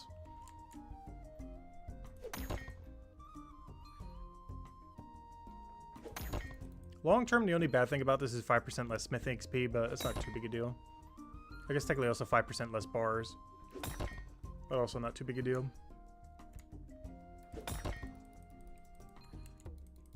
Anything that gets us to 215 quicker.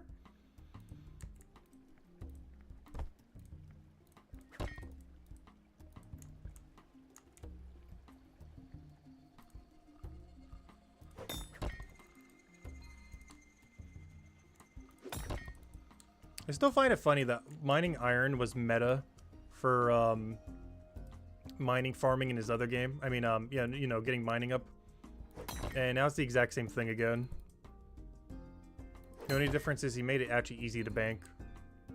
Whereas all initial iron back in the day was so annoying to bank. Nowadays it's way easier. But back in the Andrew Gower days, every iron was a mile from a bank. Even in member areas, they weren't even that close. They were closer, but not that close. Not as close as you want them to be.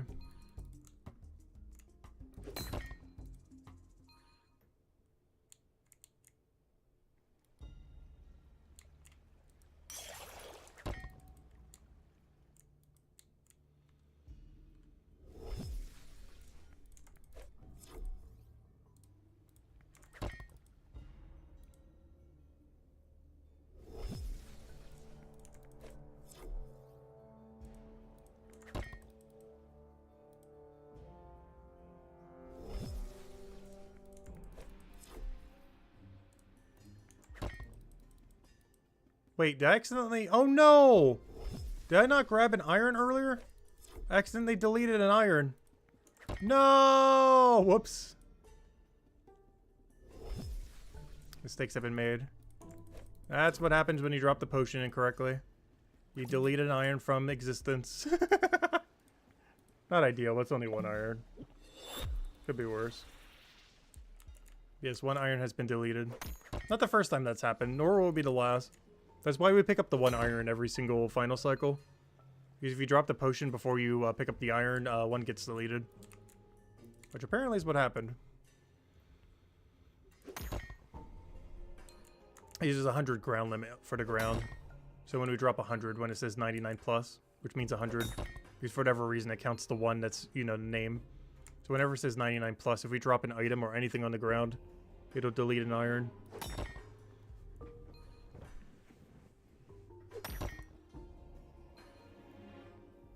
And each iron's worth like 5 silver. So, yeah, those are pretty precious. It's basically like deleting a potion. And how much value is deleted.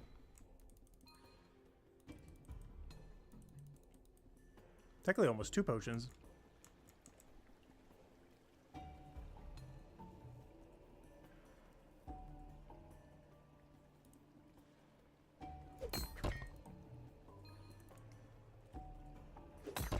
Oh, you know what I haven't checked in a while? What are my building supplies looking like? We have 5 bricks. I thought I had more than that. Is it really only 5? I could have sworn that should have been a double-digit number by now. What happened to everything else? We only got 5 bricks so far from the little bit of detective thing we were doing. Luckily, we're at a level range where we can actually get a lot now. He's been getting pretty unlucky with bricks. He keeps wanting to give me grapes for some reason. And the low-tier ones, too. It's not even giving me the good ones.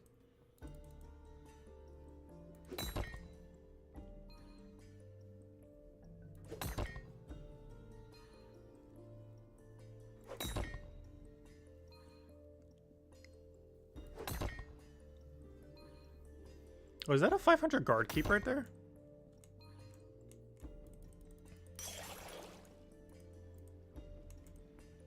Sure looks like it. I have to count the number of layers being like, oh yeah, that's 500. Pretty sure it is. I'm not a big fan of the 500 guard keep, though. Out of every 500 combat keep, it's probably my least favorite. In order, it would be Chronopolis, definitely number 1, or, you know, Watch Person. Second place being Mind Fighter. Third place being Scout. And then last place being Guard. So basically inverse order of chapter order. Ooh, does that mean chapter 5's keep is going to be amazing then? For Shield Breaker? Because currently I like them exactly in inverse order. 4 the best, 3rd the second best. 2nd the still kind of in there. And the first one my least favorite. Of the combat keep specifically. Oh, Black Christmas hat. Actually, I think Black Christmas hat's finally starting to catch up with Santa. Or Red Santa. Let me go check. Oh, no! Black Santa is now my highest hat. Not only has it bypassed our Red Santa, it has bypassed all other hats. By 1. Yeah, that officially makes it the highest hat we have. 62 Black Santas. I was hoping Red Santa would win, but at this point, if any Santa wins, that's also good. As long as Purple Elf doesn't win. Those mischievous purple elves. Trying to be different by not being a green elf. So I'm not sure what's happening with our green elf hats. We only got 40. We got like 0 of them.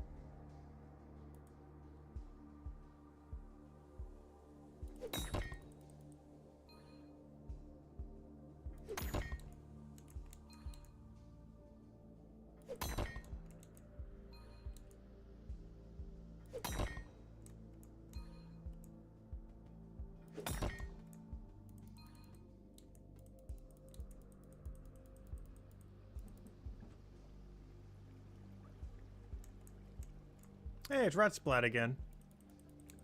That's kind of funny because we saw him while we were doing Gather. We were both doing the same Gather activity. Now he's doing the same thing with us over here.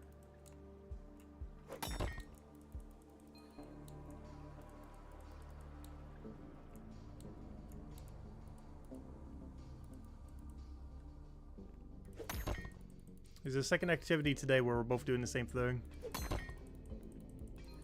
In the case of the bones, he was there first, but in the case of this, we were here first. This is our iron.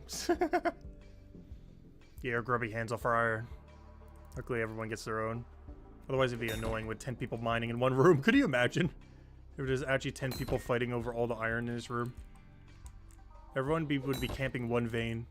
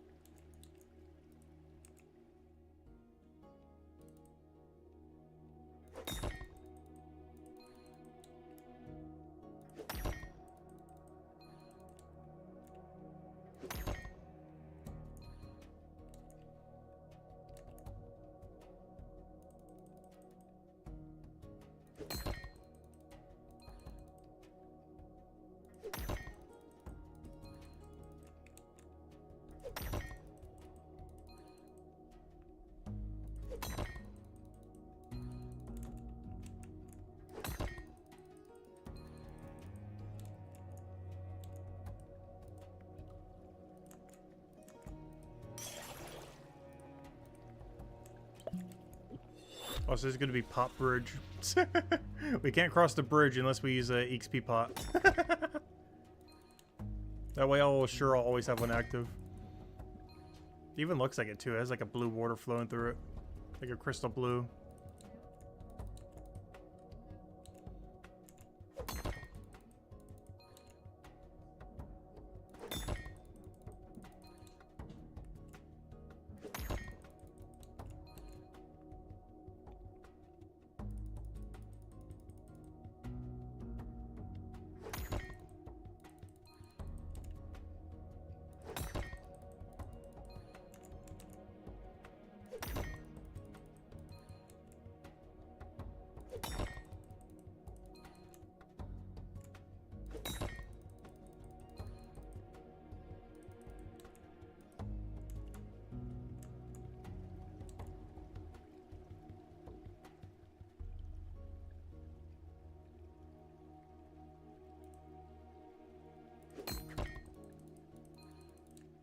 Actually, you know what? I might make the focus tomorrow, since we still need the Bonewright and can do almost anything for it.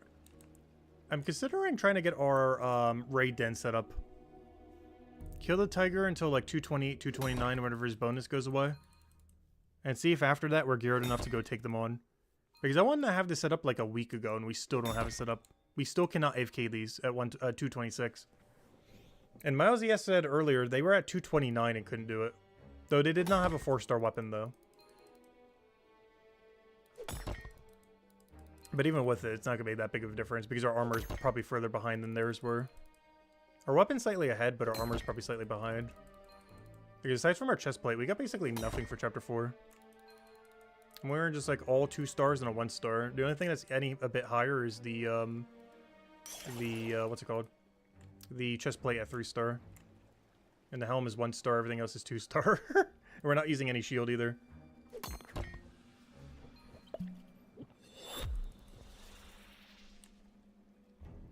That might be the play. It doesn't matter what we do to go get 116 Bonewright tomorrow. Like, we do literally anything. It's something I've been putting off for like a week now. Or not necessarily putting off, but I thought like this level would be enough to do it, and it wasn't, is the problem.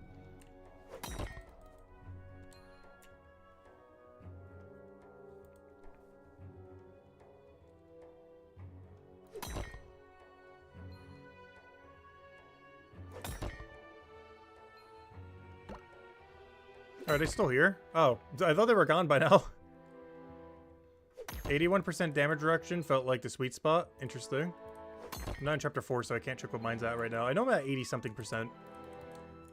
I'm not sure my exact percent off the top of my head, though. But I know at least one of the percents were 80. Like, you know, like barely over 80.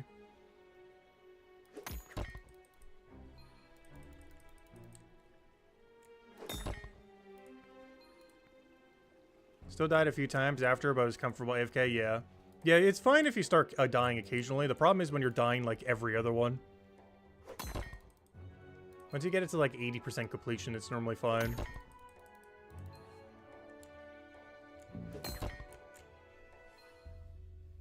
And at 90, 95, it's pretty smooth from there. And eventually you just hit 100%. Where they basically can never RNG kill you. I just realized I didn't drop the potion. I picked up the iron, but didn't drop the potion. I almost made the same mistake last time. I'm not sure what order I did last time to actually delete it. But we should be good now. We definitely picked up the iron. I think what happened last time is I didn't actually pick up the iron. I thought I did, but I actually didn't.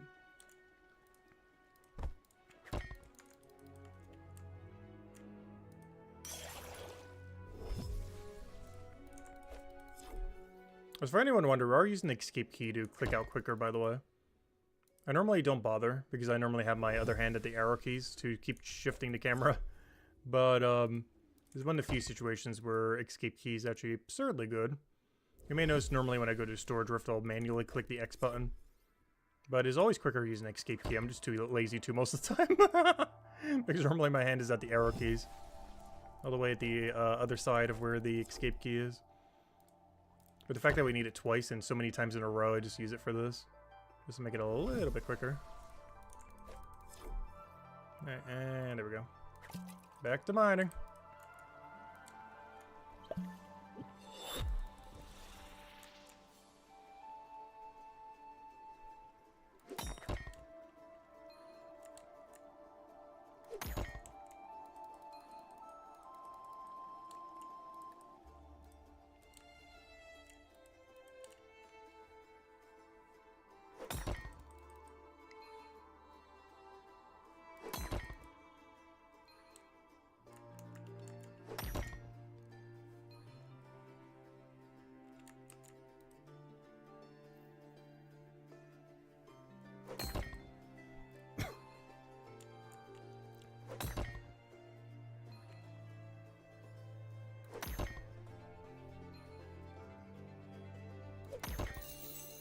Another Christmas tree?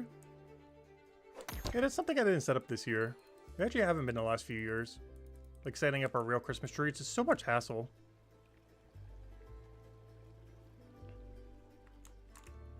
Get those like little mini fake ones.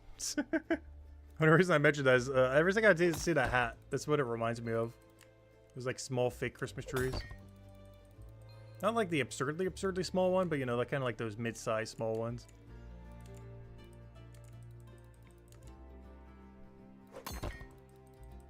Also, it doesn't help that the ceilings are really low in this house.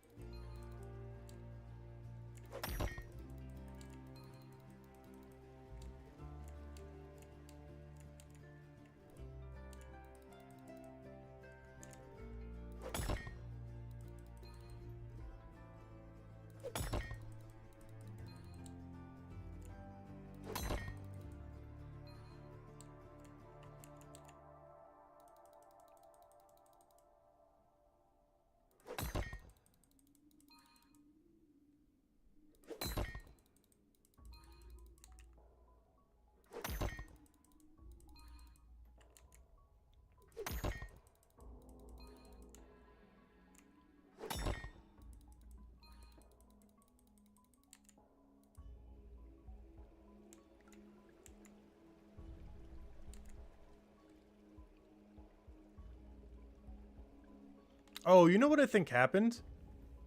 I think I did have more bricks. You know what happened? One of the inventories I did, because I was wondering, why on earth do I only have 5 bricks? You know some of those times when I accidentally clicked drop all at a storage rift instead of store all? I think that's what happened. Because I know for sure I had a double-digit number. But I think what happened is, one of the times I stored it, I clicked drop all instead of store all. Whoops. Because I was going to say, how on earth do I only have 5? But it's because I've gotten more than 5. It's just I clicked drop all the last time I put them in instead of deposit all. And the reason for that is when you go to a storage bin, you can normally click deposit all from your inventory and it'll go in. But it doesn't do that at a storage rift though. Only at a storage bin. But I still keep clicking from the inventory as if you can do it. But then I click drop all because it says the all button. Almost guarantee that's what happened. There's no way we only have 5 ever.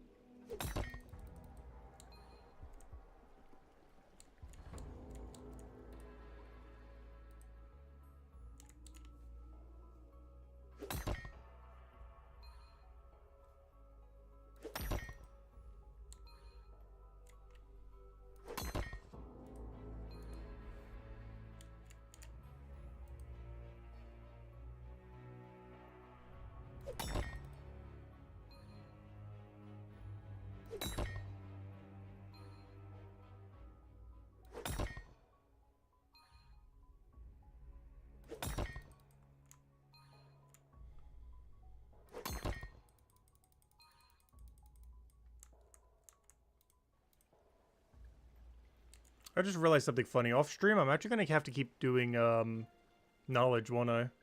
I'm going to need a scrap to get the 4 knowledge, because even if we get 215 mining, we still got to get the 4 knowledge points to go put into 215 mining.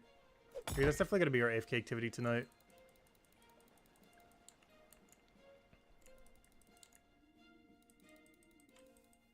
And that gives us a 226 smithing AFK. Though, of course, we can't do them both at the same time. And we do that all the way till 223 mining. And that will help support our smithing level, because I'm going to plan on keeping my mining to my smithing the entire time now. I'm not going to let them fall between, like, 10 levels from each other if I can help it. Maybe like 20 at most at the higher range. Like, basically 1 tier of ore, basically. As long as they can still do both, should be fine.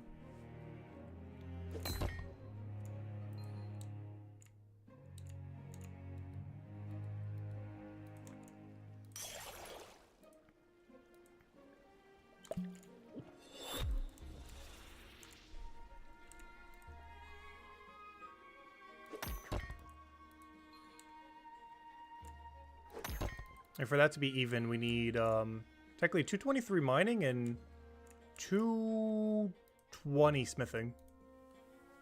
So I only need 3 more smithing levels, but need nearly, actually exactly 10 mining levels, though only 2 which we'll be getting right now. We can start AFKing it every night until we get to where we need to be, though. Starting tonight.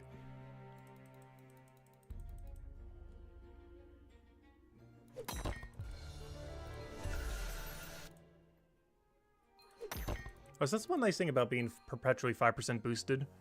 It's one really small benefit that you can get, in that you can just dump your XP immediately into whatever skill you're about to go do. Well, assuming it's from the same chapter. Unless you want to use like a mega potion on it. Which we haven't actually started utilizing them yet. I haven't started utilizing 7% or 10%. Well, for one, you need a higher alchemy enough level. You need a high enough alchemy level to even do a 10%. Otherwise, you can only buy up to 6%. But even the 7%, yeah, we haven't had access to them yet. Our very first one are actually going to be out of the material we're going to be getting from Gatherer soon. At 135, we get a dock leaf, and then at 143, we get sage. I'm just going to buy from the shop. And that gives us a 7% for Hope Fars.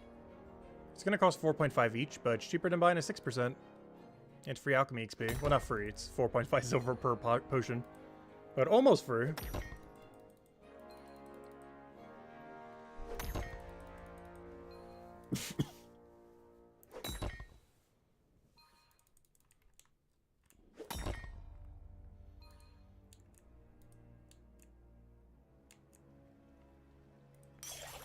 Wrong tile.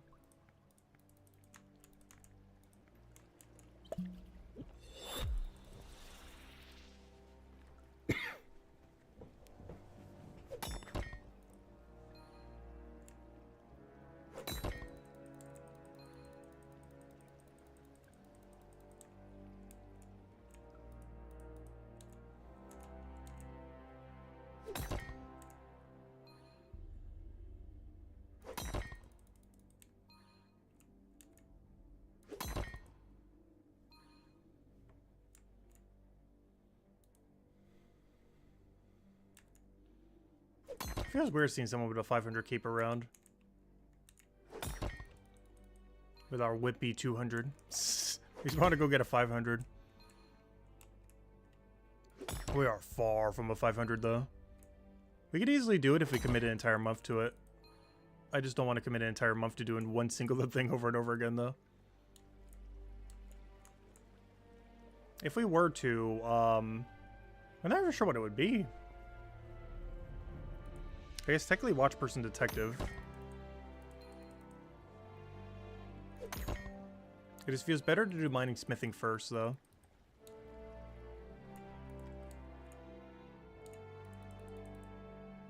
But the problem with that is getting 500 mining sounds like a nightmare and a half.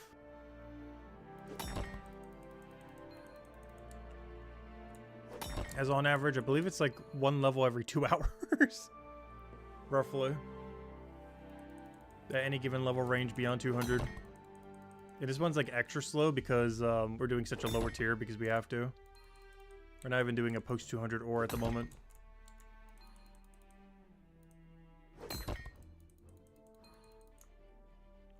The sad part is this is actually quicker XP than Carbonese if you're banking Carbonese.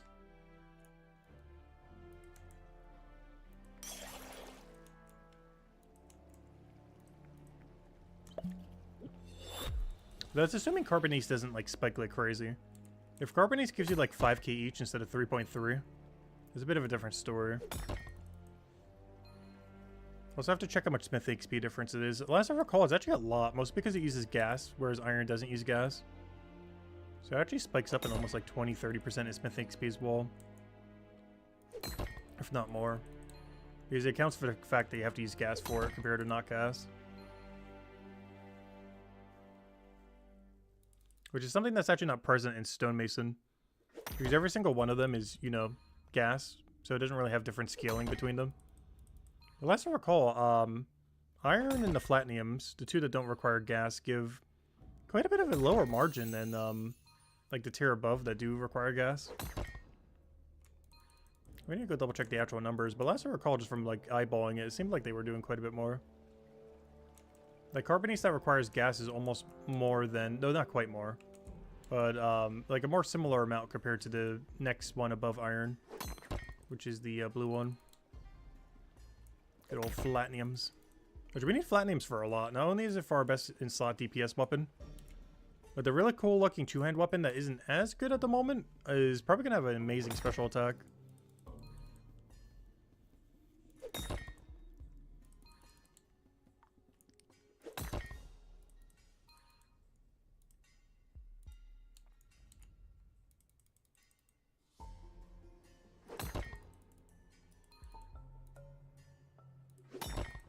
I just realized we got more votes in the poll than yesterday, surprisingly.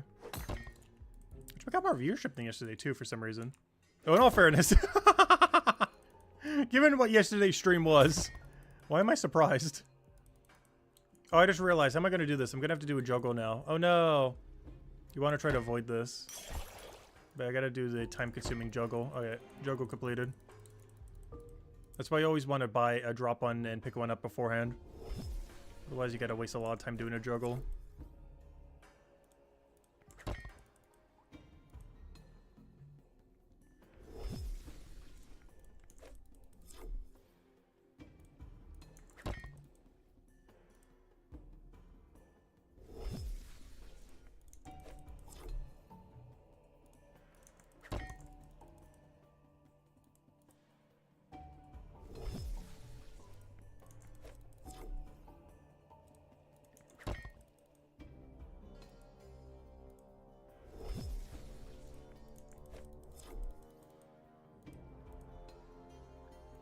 Alright, 3 more mining potions left. Oh no!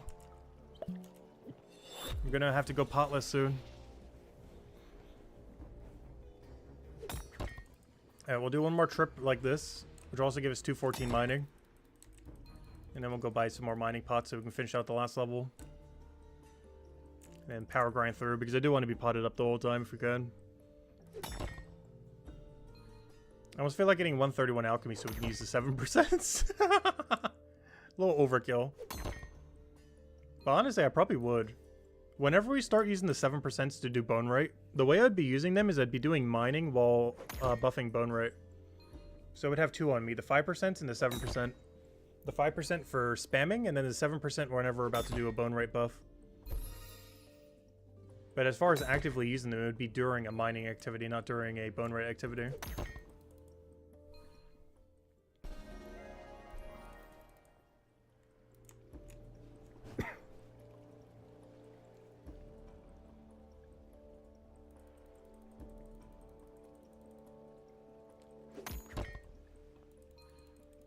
This is my plan for them once we get 131 alchemy, as well as like 150 mine fighter plus, whatever we need for it. Actually, I think we get even more at like 211 as well. So technically, once we get 200 mine fighter, that'd be the plan for them. That'd be the post 200 era for this area for sure. Not only do I have to do post 200 for mine fighter just to get supplies to even make them, or you know, more of them, but also we would need it for Bonewright. And then post 200 for all of them. I'd be putting it actually into smithing, not Bonewright probably. Just to increase smithing along a little bit quicker. Because the more we dump into smithing, the less mining we'll have to do. Particularly, you know, ore-related mining. Which also means we can get away with dropping some, like carbonese.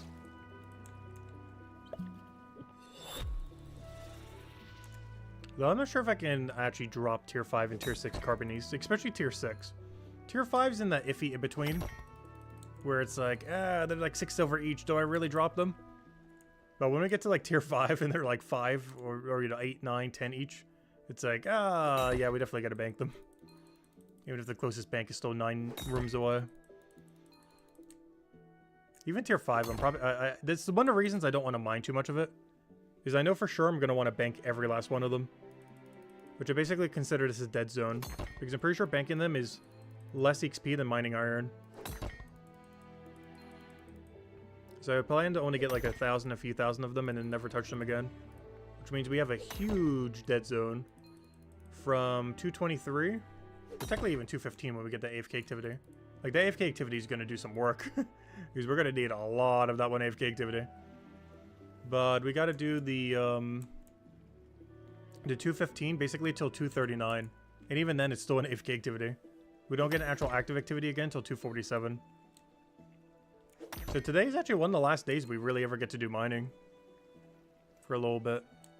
Because we're just going to be stuck into AFK, into AFK, into AFK. And we don't even get to a normal stone again until 262 mining. That's what I think is the roughest part. If we're mostly skipping carbonies.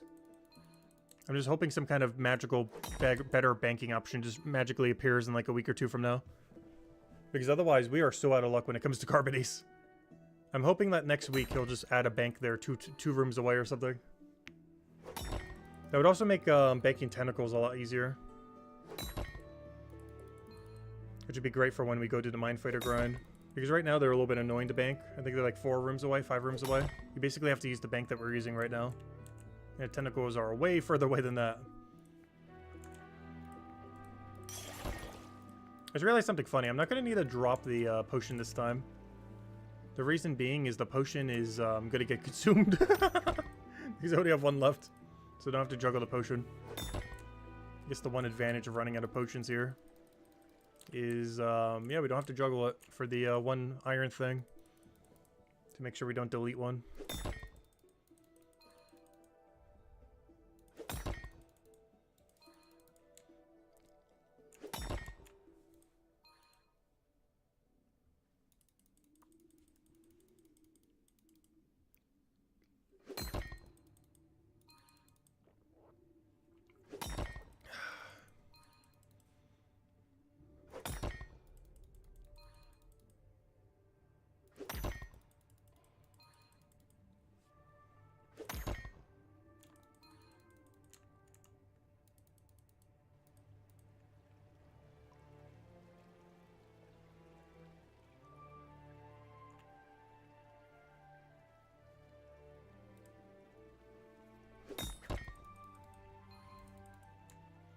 I just realized you're getting less than 1% knowledge per thing.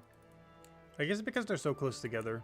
It's kind of unfortunate, because I feel like every single thing for Forager, even though they're like right on top of each other, gives you more than 1%, or 1% or more. It's kind of unfortunate because all the ores give you less than 1.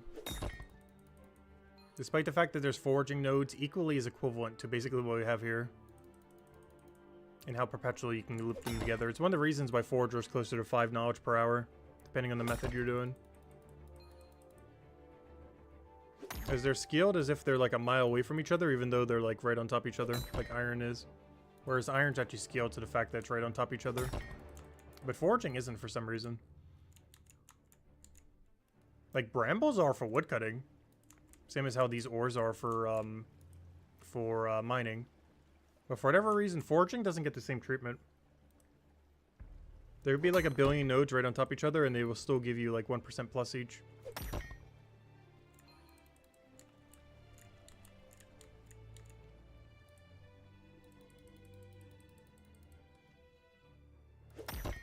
It's the whole reason why it's like the second best knowledge in the game. Only behind combat. And of course behind, what's it called?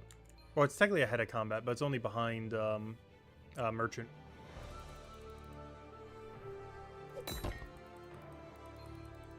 The only reason I feel like merchant's so high is there's so much tech for it that I don't think he ever intended. Like the strategies people are using for merchant, I think are slightly above what he intended for it.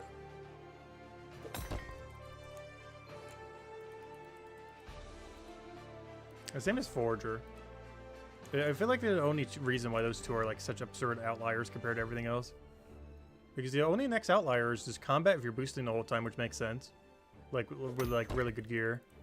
And, I guess woodcutting and a bramble kind of thing. But I think that's because he scaled the brambles to be, a little bit worse, but still good. But then, there's an extra tree, so you can get some free value in there. He didn't really account for like all the free value hits that you can do, I think. He balanced a lot of them, assuming you would keep looping the same resource and not all the resources nearby. I think that was the main thing when it came to balancing them. Because he was like balancing them one at a time when it came to a lot of gathering things, rather than like the collective of like everything that's near it.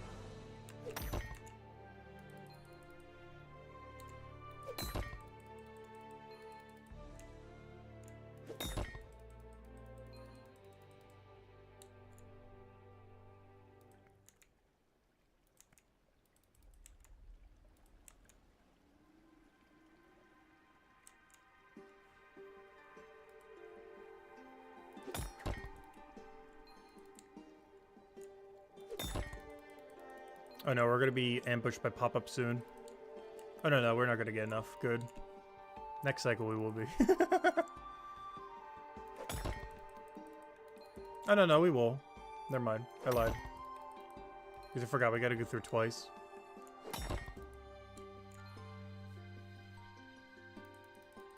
And it's time to go buy some potions.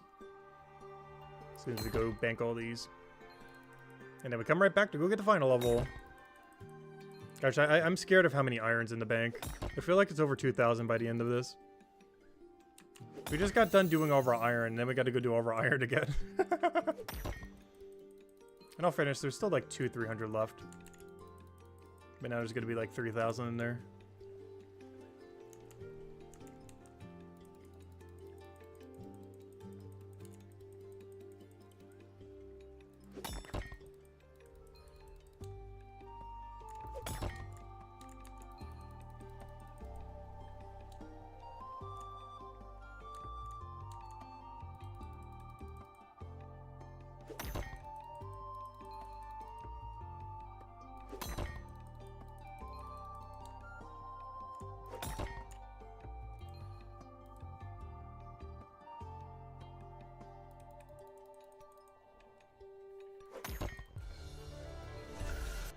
Oh, it's ambush time.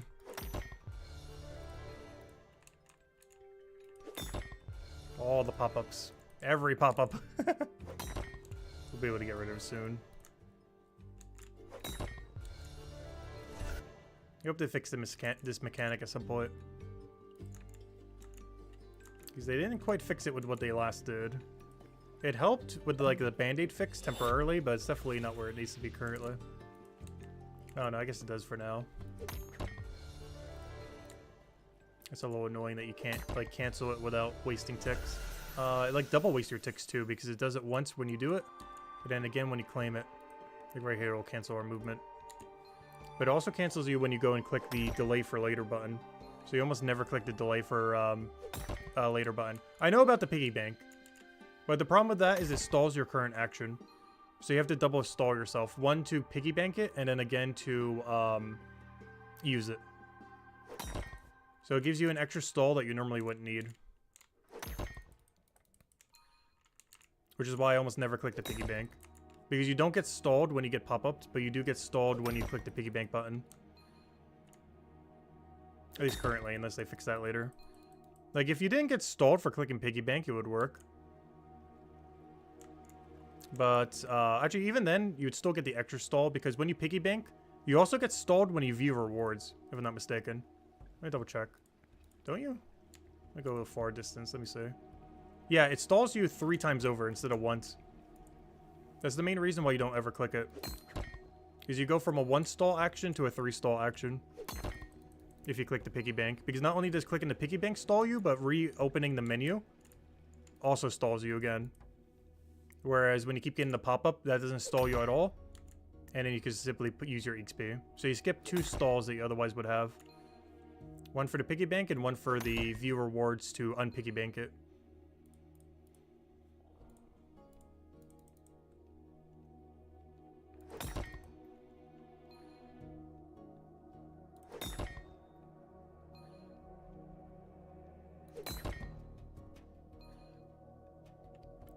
But the pop-up menu fixes everything because you never get stalled by it.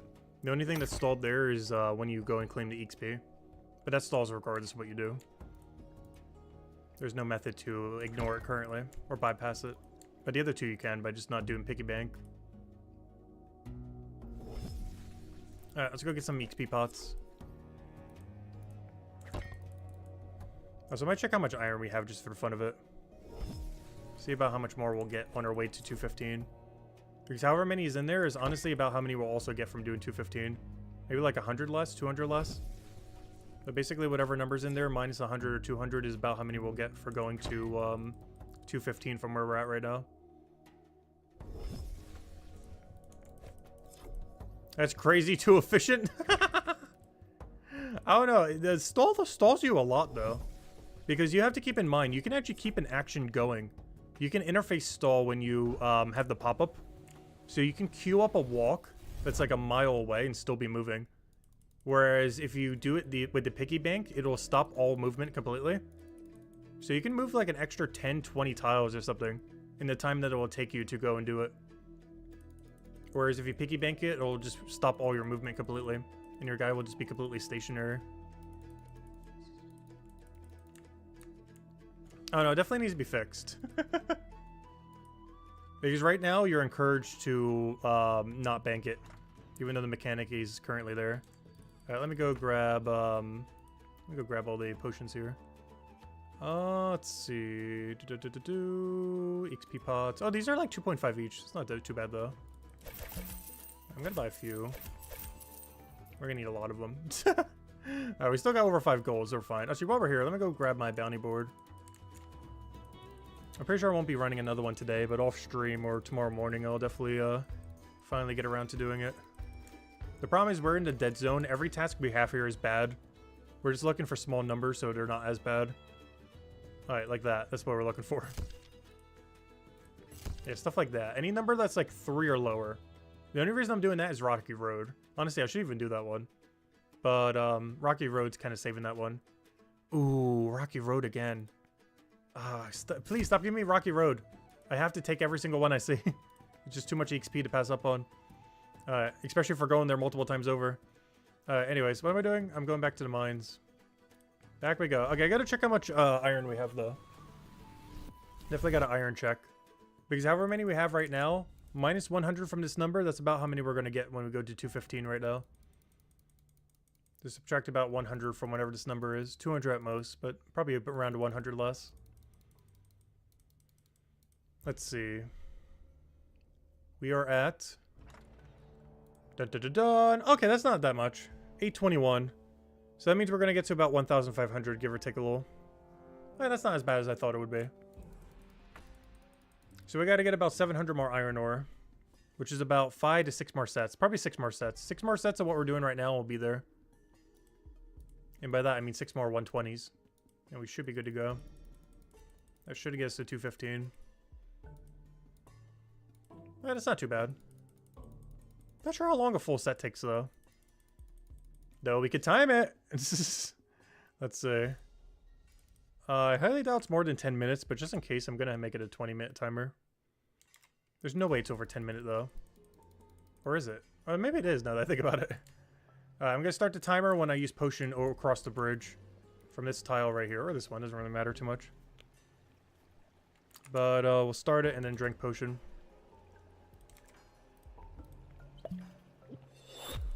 I want to see how much it is for a full set. Each full set is 120 iron.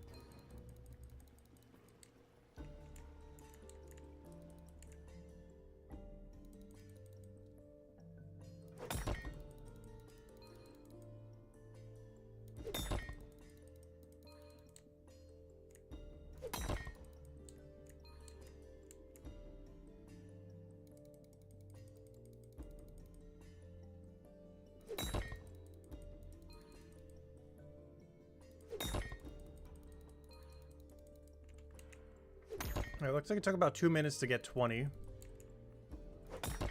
So yeah, it is actually over a 10-minute cycle. Okay. We gotta do that 5 times.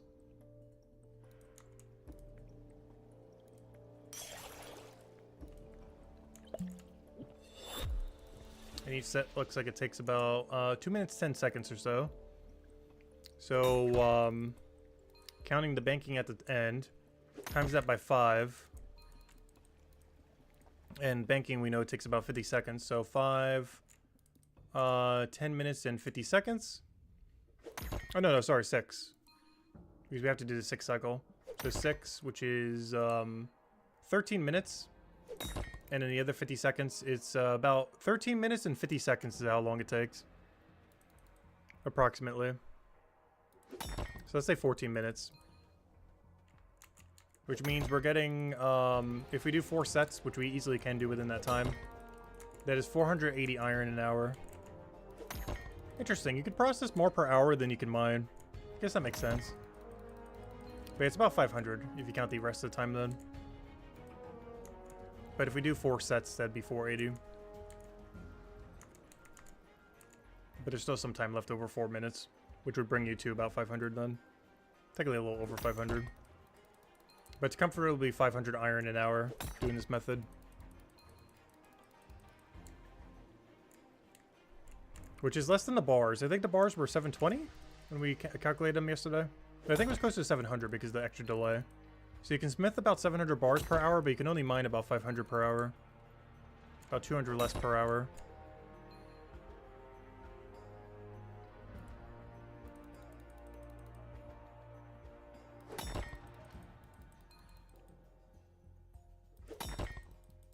However, you do gain more value from mining 500 than you probably do from smithing it. Or, you know, mining 500 is probably more value than smithing 700. When, like, trading comes out and everything.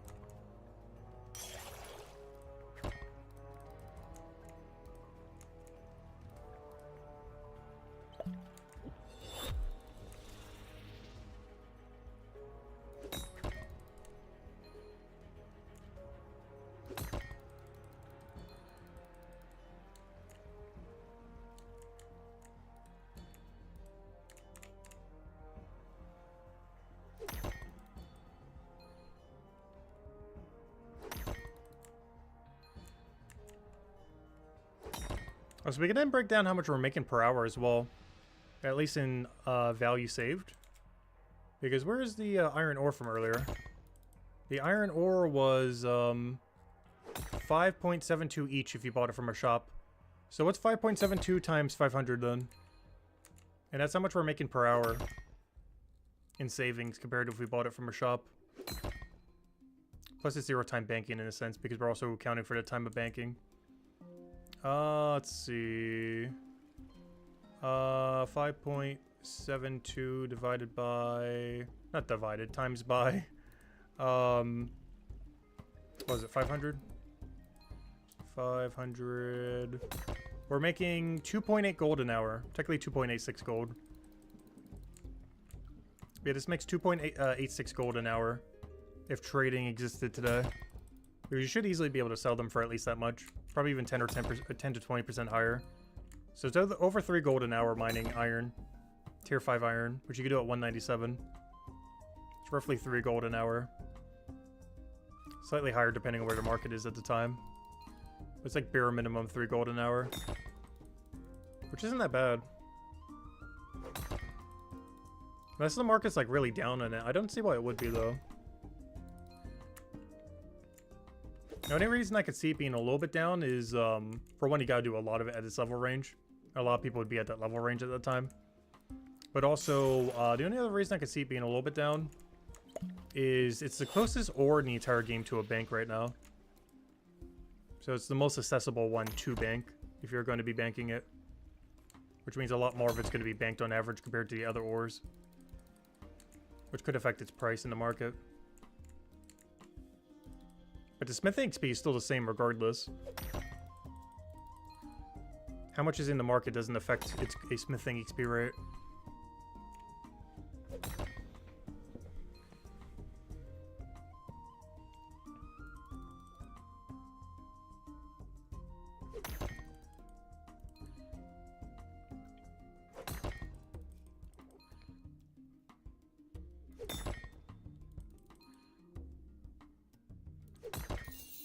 Hey, we got a purple pink Santa, whatever that one is. The fuchsia.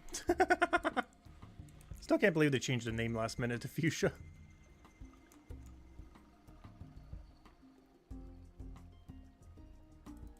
Alright, 3/4 the way there. Or 1/4 the way there. 3/4 to go, I mean. So close, it's so far.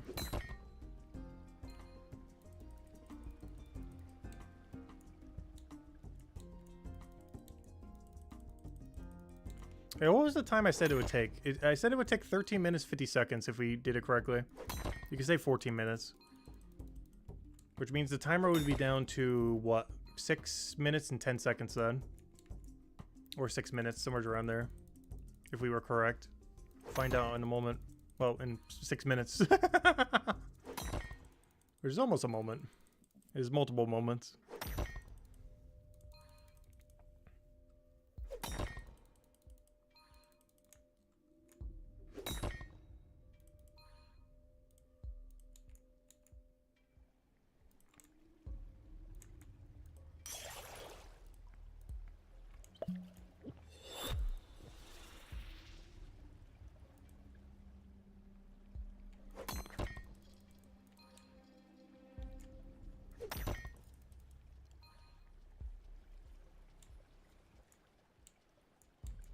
I like how crystally that water looks. I wish all the water looked that way. The problem is the main river is corrupted, so it doesn't look like that.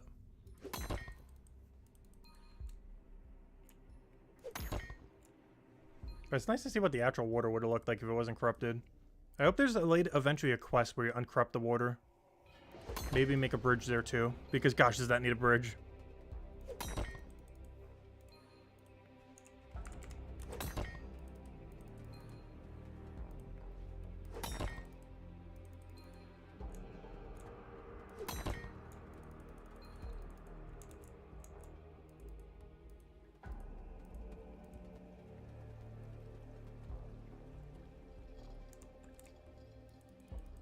Yeah, that definitely needs to be a side quest at some point in Chapter 3. Not just a side quest to get a bridge across the river, but also to make it look like this river. So you can get rid of all the corruption from it. Clean the river. You know what? It'd probably require you to do gold panning AFK's wall. Where you pan for something in the river in order to help it. It's going to incorporate it at a certain level range for sure. It's gonna force me to have to gold pan.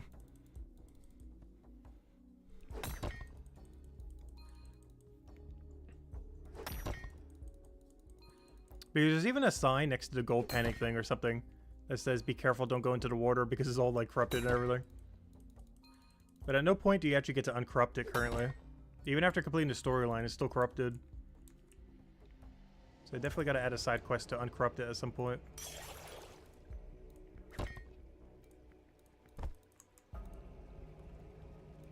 Wait, what? I was supposed to drink it, not drop it. Technically, I needed to do both, but I dropped it first, which made me really confused. Because I tried drinking a potion that's not in my inventory.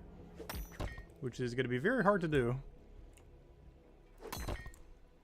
Oh, whoops. Hey, that's going to ruin our time a little. That was a bit of a fumble there.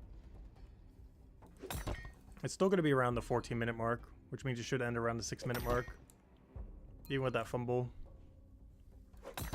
But it means you could definitively easily do 40 an hour then.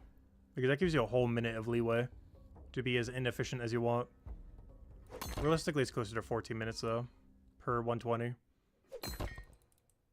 And it could be as low as like 1350. If you make like no mistakes at all.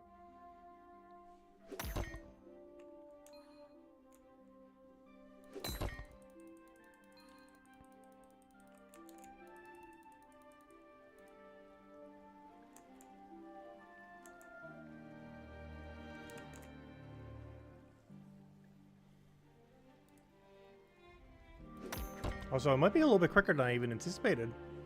My initial math might actually be wrong. Because what would the number be at if we were at 1350? Let's say 14. It would be at the 6-minute mark. No, you have to account for the banking time, though. Banking is going to take 50 seconds. I don't know, we'll see where it is. But whatever it is, it might even be below estimate. Might actually highballed it. Because 1350 was like our low ball, 14 was like our, like, you know, the high ball, kind of. But at this rate, yeah, it's on track to be under that. Both of them. As long as we bank at normal pace. I'm about to find out. Should be pretty close.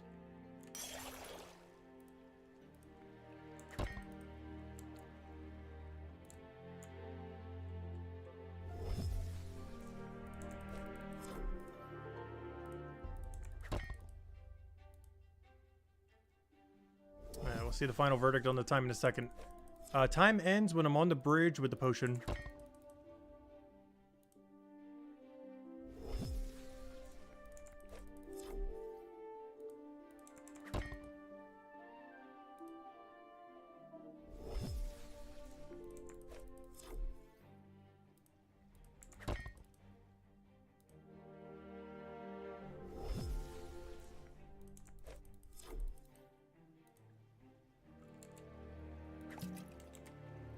Alright, there we go.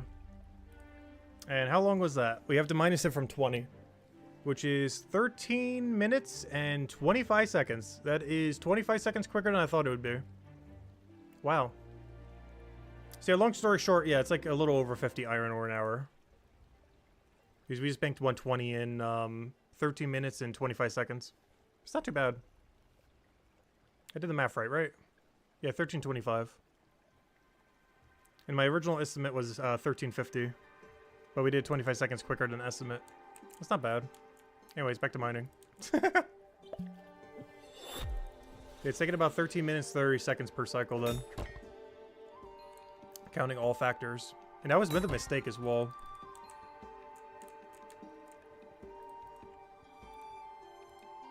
That wasted probably a few seconds there. But yeah, you could easily make it in 13 minutes, 30 seconds then. That was 13:25 with one mistake. That wasted about 3.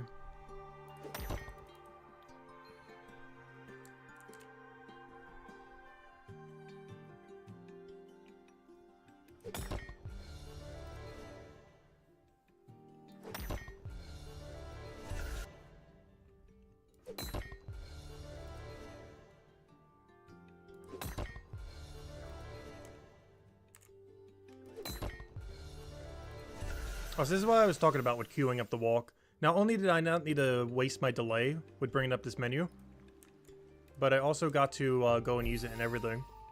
With only 1 delay instead of 3. That's why you never should really bank them. Unless you really need to for something. But if you're like actively using them like we are right now, you should pretty much never bank. Guys, we just skipped 2 whole delays. And we were able to queue up a walk as well with the menu open. Which is something you can't do if you delay it.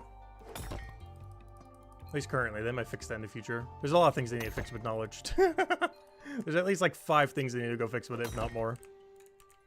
But as one of them. But it's way better to never bank it currently. Due to all the extra delay banking has. The only downside of that is you get ambushed with a menu over and over again.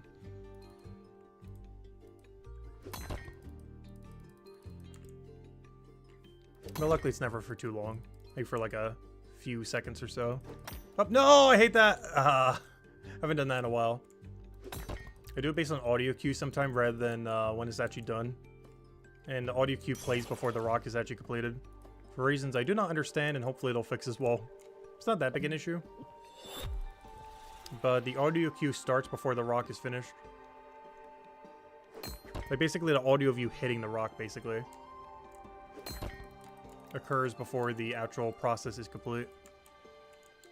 So if you do purely on audio, you'll occasionally move ever so slightly too early.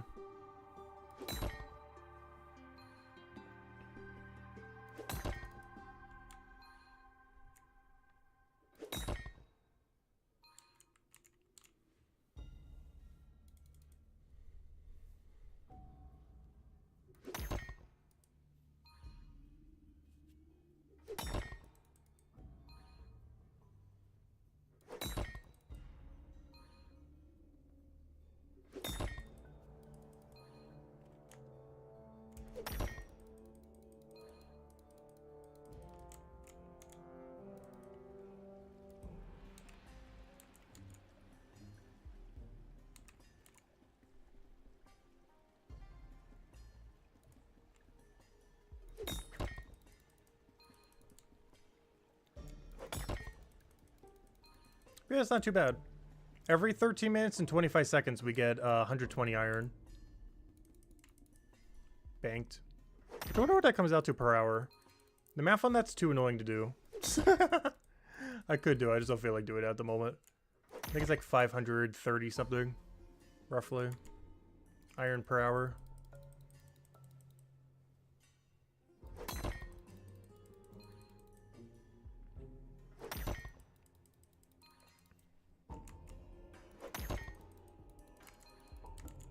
It's one of those things where I instinctually know mathematically how to do it, but forget how to do it. To figure that out. You just have to put some numbers into other numbers and you'd eventually get to the number.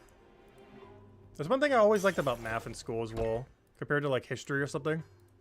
Is even if you have no clue what you're doing, you can always like work backwards and still figure out what you're doing. If you don't know like a certain date in history or a certain person or a certain like exact thing, like you have no clue what the answer is. But even if you have no clue what you're doing in math, you can still get to the right answer. You just have to work backwards a bit more. Even if you don't know a formula, you can just kind of keep working things out until they get to like the rough number you need. It's generally pretty obvious when something's right when it comes to math. Like at least roughly within like a 10% margin of error. The problem is when you need like an exact number.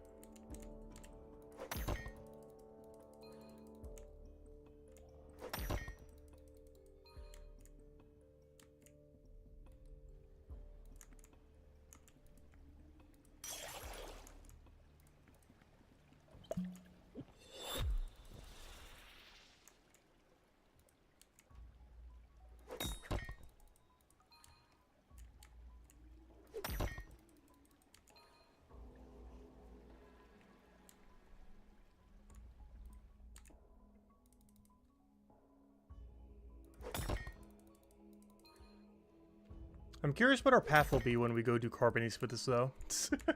Because you know I'm going to do this exact same method later, but for Carbonies. The biggest issue with that is the amount of downtime. I can mine it in the same speed. The banking speed is so slow, though. Instead of moving 10 tiles to a bank, we got to move like 10 rooms to a bank. Which is a lot more than 10 tiles. Like a lot more. The sad part is, I believe it's still worth it. Because if we're banking like over 3 gold per hour banking these, Carbonies is at least 2 gold an hour. Which is worse than iron. But it's still good. Like that's more than we can make from Leatherworker right now.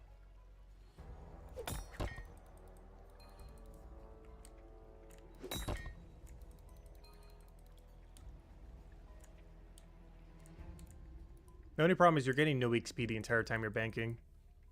And for iron, that's only 50 seconds. For Carbonies, that's going to be like 50 minutes. No, not 50 minutes, literally, but... actually, I'm not sure how long it would take to bank. That's something we'll need a time when we go do Carbonies later. At 223. Because we know iron takes about 50 seconds to bank. And that's getting all the way back to starting point. With potion in hand. But, we don't know how long it's going to take for Carbonies. If I had to guess, over 5 minutes. To bank the same 6 inventories, or 5 inventories. Like, it's so long, I'm concerned the potion would despawn off the ground. It's the whole reason why we have to pick up the extra stack, by the way. If you wonder why we keep having to pick up the extra 20, we'd probably have to do that twice, if not 3 times over for Carbonies. Because the whole reason we pick up the first 20 iron is it would actually despawn if we didn't. And for Carbonies, we're probably going to have to do that for like the first 3 sets, where we put them in different piles and then stack them. Make like a little square together, and then stack them all into one tile. Because, yeah, you'd have to do that to make sure they don't despawn. With iron, you only have to do it once, but with Carbonies, you'd probably have to do it 3 to 4 times. But you can do it all at once by making them all in a square. And just picking them all up at once and combine them into one square. Make it like a 2x2 square of 20s, and then combine them all into an 80 stack. And that should be good enough for Carbonies. And then you can go bank them all.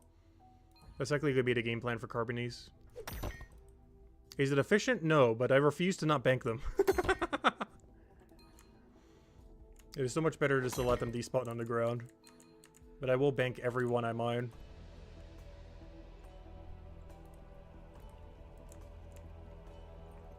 I only plan to do a few thousand though, unless they move a closer bank. Because otherwise iron, I'm pretty sure, is legitimately more XP per hour. Though, oddly enough, Carbonies would be more smithing XP per hour. Even though this would be more, oh no, would it be? Oh no, we'll have to do the math when we get there. They're both going to be pretty comparable. The main difference is we get way less Carbonies. So it's good to just get a couple thousand of it, but then beyond that, it's like, never touch it again. Until there's a closer bank. If there's ever a closer bank. I sure hope there will be. That and Sage are just in the absolute middle of nowhere. Like, it makes sense for Sage. I don't understand why Carbonies is like that. It's such an early game ore. Yeah, it's in the absolute middle of nowhere compared to any other resource in the entire game. Pretty unfortunate. Oops, I did it on the wrong tile. Not too late now. I was going to go reset the one take, but there's no way we can do that now.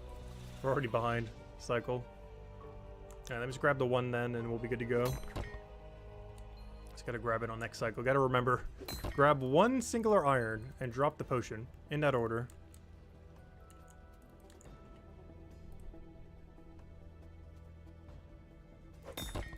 And the reason we do that is to make sure one iron doesn't despawn, because there's currently 100 on the ground.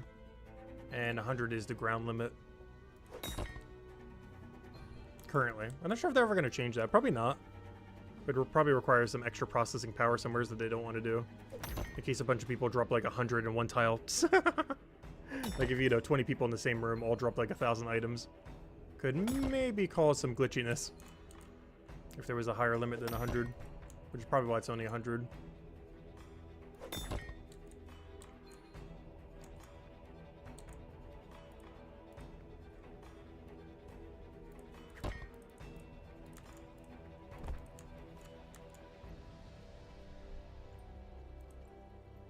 Yeah, we still made it back in time.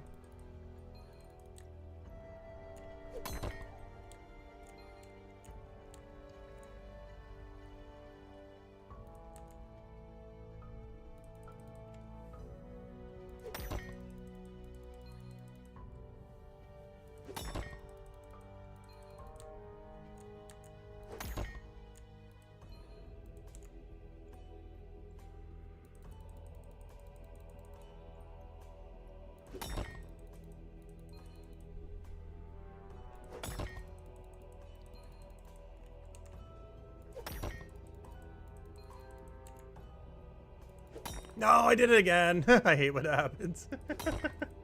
I feel like every rotation does that at least once. When queuable actions come out, I don't think that will be possible anymore. Because you won't be able to like cancel your action midway through. It's one of those benefits of queuable actions. It's one of the reasons why I don't want to cover a mining guide until queuable actions at minimum are in the game. Even if I don't have the final minecart yet. I still want to wait at least until queuable actions just so we kind of know what the state of everything is with it. Because then we can also go over AFK methods. But iron definitely being the best AFK one. There's a few others you could do too, but iron's the best one by far. Just because it's proximity to a bank. And the fact there's 8 in one room.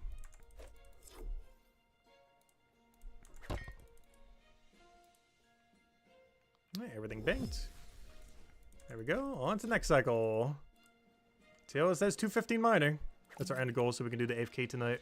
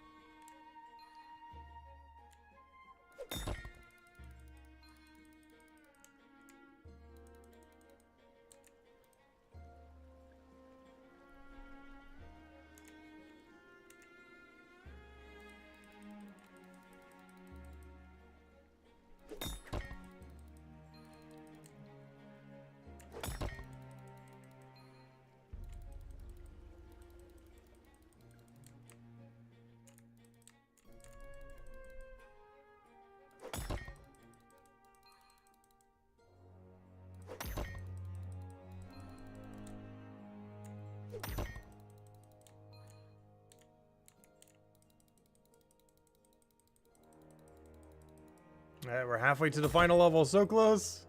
Yeah, that's still going to take almost an hour. So we're going to be finishing quicker than I thought we would, though. We're going to be finishing by like the 10-hour something mark. I'll probably still do something at the end. Maybe start processing some of this iron. We definitely won't be able to finish it. Same as last night. How we weren't able to finish it. But, you know, we can at least get it started. You know what? I think my goal is going to be the same thing it was last night. Ironically. I think we're going to be ending on the same goal. My goal last night when we were ending the stream, after everything we did, was to get our iron stack to under, you know, a 3-digit number. Under 1,000. I think that's going to be our goal tonight as well. Because by the end of this, we're going to be at 1,500-ish iron ore or so. So we're going to go keep going until we have under 1,000.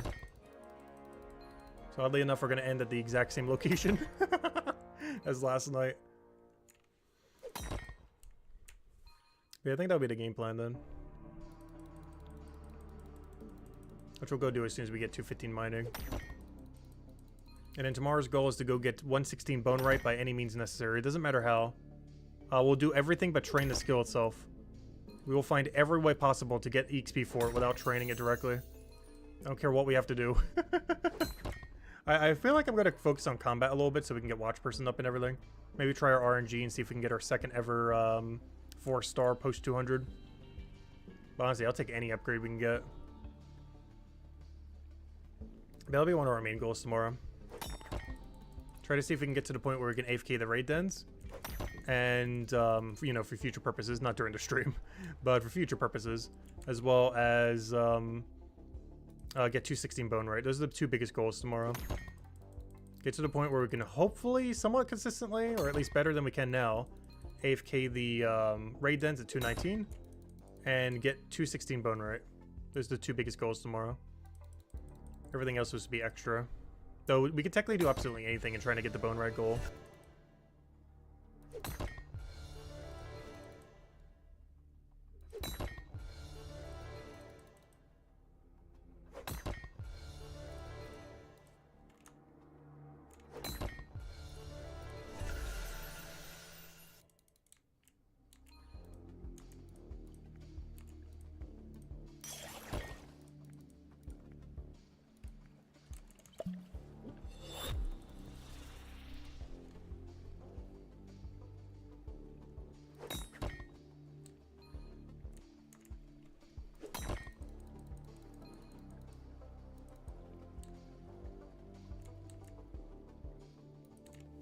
Also, I just realized something broken when wieldable potions come out.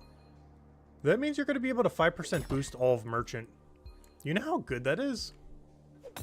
Because if I'm not mistaken, 5% boosting and activity also gives you 5% more knowledge. Which means we're getting 5% more knowledge on top of the knowledge Merchant is already giving. That's a lot of knowledge. Currently, it's not worth it because you're giving up one of your turn-ins to be able to do it. So unless you're like pre-potting it or something at either the drop-off or, you know, at the potion place. But if you're not pre-potting it, it's not worth doing. Like, it's not worth keeping it in your inventory just to run 5%. But when you can run 5% for free off of your tool belt or something similar, that's a different story. That's just a free 5% at that point. Yet another buff to Merchant. On top of the billion I already got.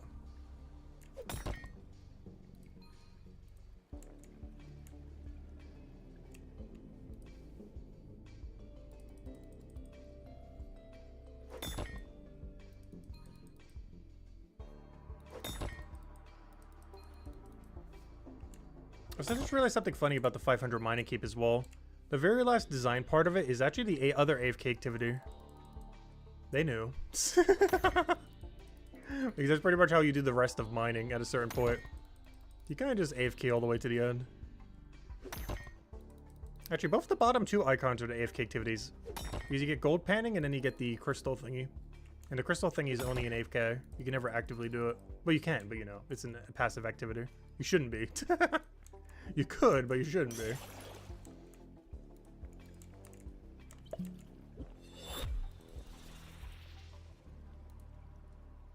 Because the first two are active mining methods, then the bottom two are passives.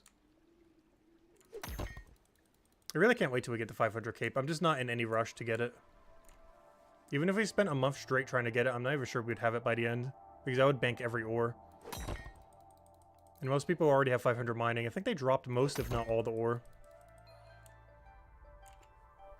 Definitely some amount more than 0.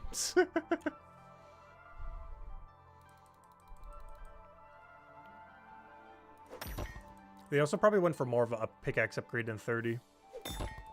Not that 30 is low, but you can go as high as 50 while still not having like absurd diminishing return. If we were to get it at 50, though, I definitely wouldn't, I don't think. But hypothetically, if we were to get it to level 50, which costs about another 100 gold, it would end up giving us... How much more percent? Currently, we're getting 11. Going to 50 would get us 4% more, so we'd have 15% extra, so we get an extra 4%. We'd have a permanent 4% on mining if we spent another 100 gold on it. That doesn't seem worth it. Like, that's good, but it's not 100 gold worth good.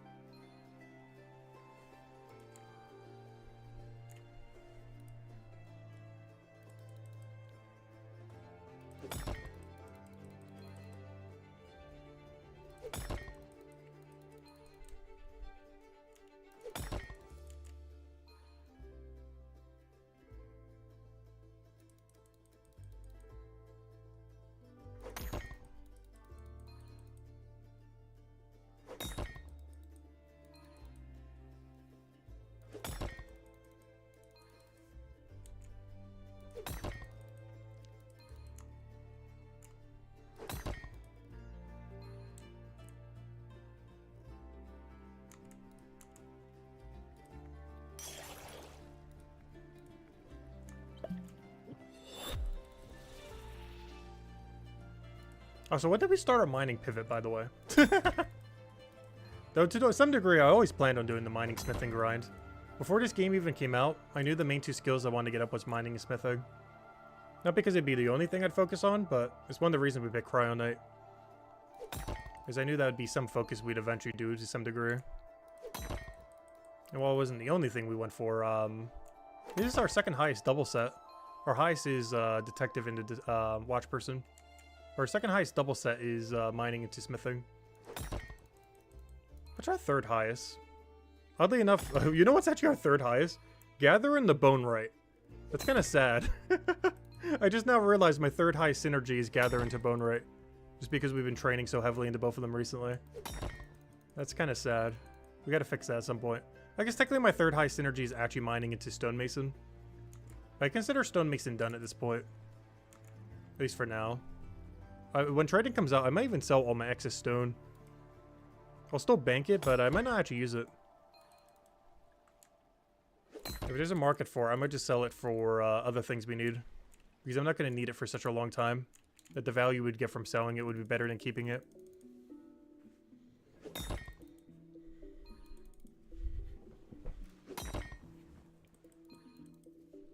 It's just not worth selling to shops with how they currently work, but it would be worth selling it in the player market.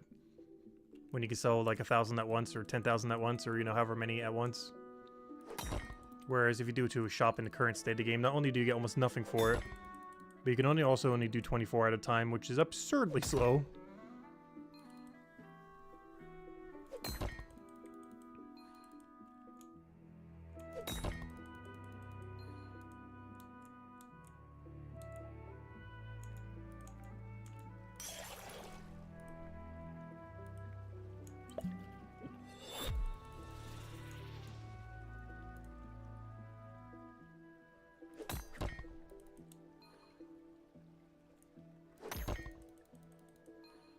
I think after this set, we only need to do 2 more, and I think we'll be at 215.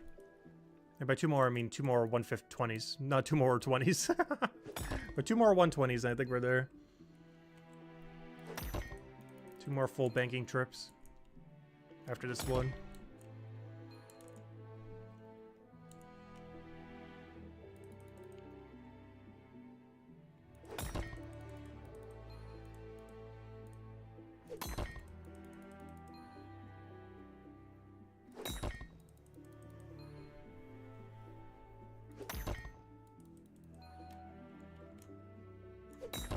For raids, you have to level detective? Yes. To be able to get those good raids that you just AFK in and everything, you need detective for it. As well as watch person.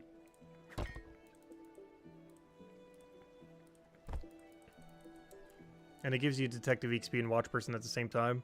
Unfortunately, it gives you no loot while you do it. But it's some of the best XP in the entire game. As well as the most AFK knowledge currently in the game, at least until queuable actions are out. As it's 3-click to fully reset it. 3-click for all the knowledge you would get for killing 5 of them. Which is variable depending on what your penalty is at a given time. Because you will eventually have to deal with penalty.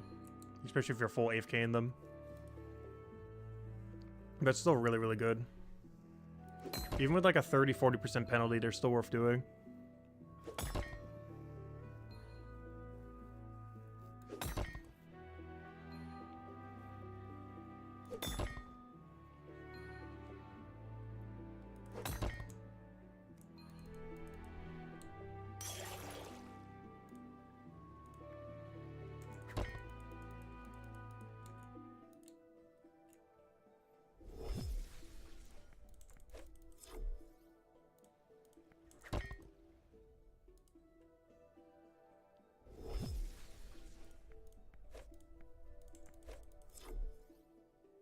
Is it like 30 plus? What, getting into a raid? No.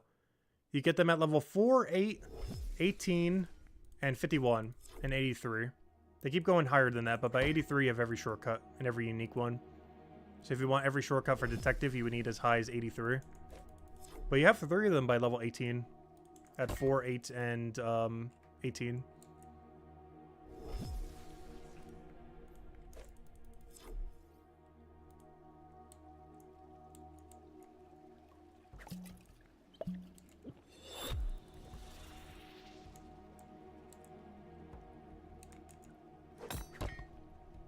But you get them really early in the skill. It's pretty much the first time you kind of realize that they're so broken. Because the game kind of forces you to go do them. Well, not force, but like highly encourages you. Because it gives you a raid den and immediately another raid den. And then you do both of them and it's like, wait, this is like 1 billion XP. And then you just keep doing raid dens and before you know it, you have over 200. And you're still doing it for some reason. But yeah, that's what raid den experience is like. They get you hooked early.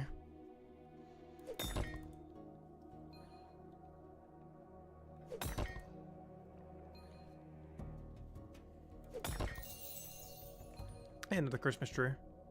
It took us 63 before I got our first yellow, and now all we get is yellow trees. We're, I think, like 7 up now.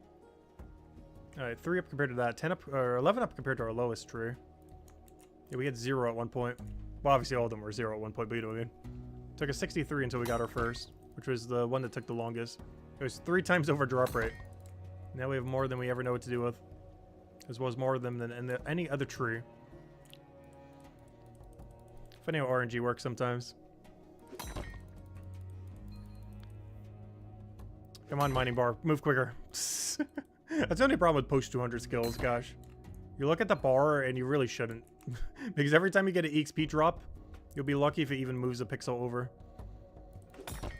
Good old post 200.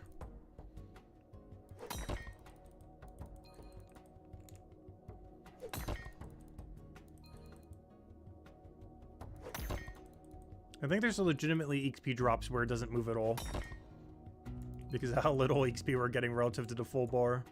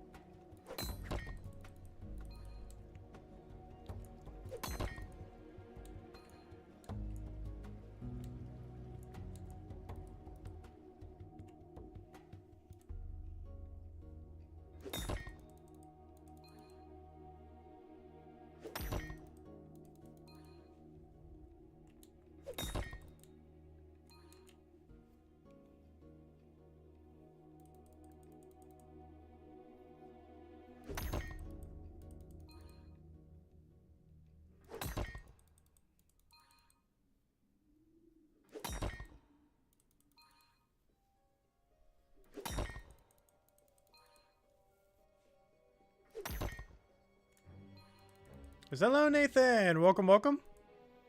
You finally hit Minefighter 61. Nice. Time for 46 stonemason. Good luck.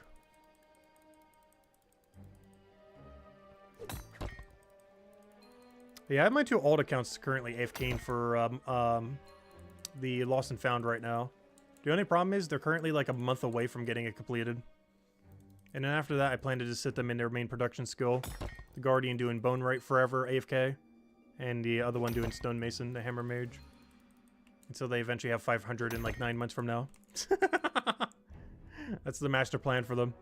They're currently AFKing to Lost and Found, and they're AFKing till 500 in their production skills. That way I don't have an immediate need to go get 500 Stonemason or Bonewright. Because initially trading will fix it, and then long term my other 2 alts will fix it. And then hopefully to make it easy to trade between your 3 slots. And then boom, we can easily make a 500 out of nowhere. You just gotta wait 9 months. Assumably my main account would have 500 smithing by then.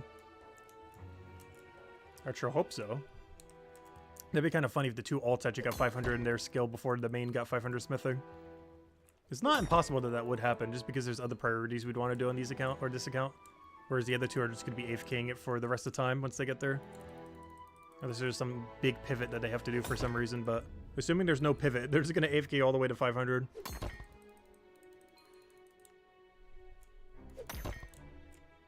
Because I can't think of anything else that would come up that would be better than doing that on them.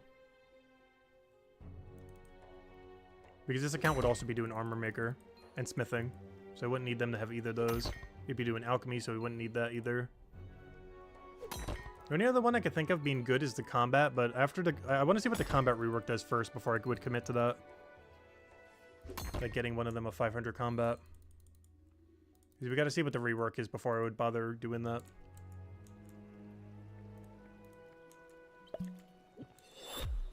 You're too lazy to make the alts, plus you don't want to run around doing the questing again. Honestly, it's not that bad. Especially with quest guides compared to the first time around. It's actually insane how easy some of the quests are when you actually know exactly what to do. Especially now that we've done it like 3 times over, though. But there's like 1.5 billion quest guides now compared to like at launch. Where we did them all blind within like the first week. And I finished all the side quests by like Thanksgiving a month ago. If I could ever click the right tab. All the side quests. The last one we did was Forgotten Things on Thanksgiving Day. Could have technically had it done a little bit earlier than that, but I wasn't really rushing them at a certain point. I was rushing them initially, and then I kind of stopped them a little bit. Mostly because I didn't want to do the 50 carpentry grind. Which is also why the quest that required the 50 carpentry grind was the last one we did. As we were putting that off as long as we possibly could. But eventually we got around to it. It's kind of funny because the day that we did that grind, I actually had to stop the stream early because of a headache. And I'm pretty sure the headache was because of carpentry. No other reason. Definitely carpentry. It was carpentry's fault. We are going to be doing a 12-hour carpentry stream at some point, though. A couple weeks from now, probably.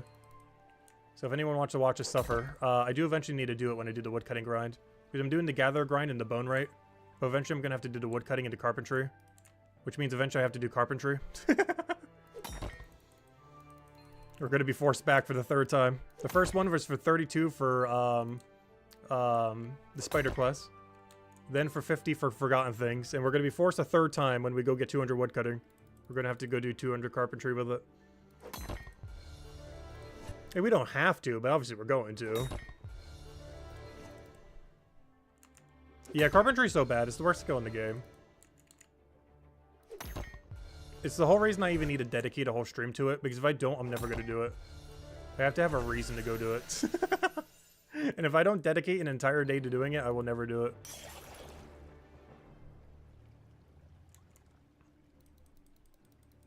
Oh, did I accidentally put it into gathering? Whoops. That was a habit from earlier. No, I meant to put that into Bonewright. I accidentally just put that into gatherer. Oh no. I meant to put that into Bonewright. Whoops. Slight fail. In all fairness, I do need gather XP, but I need Bonewright more immediately. Because we got to get to 112 Bonewright by tomorrow. By the end of tomorrow. I don't care how we get there, we just need to get there. Mostly through knowledge.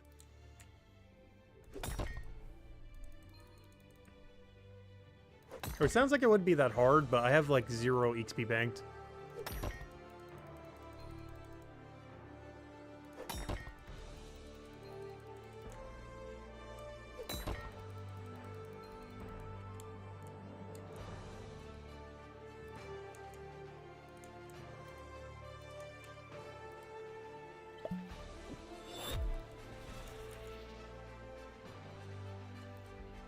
Carpenter's unironically your favorite skill aside from merchant.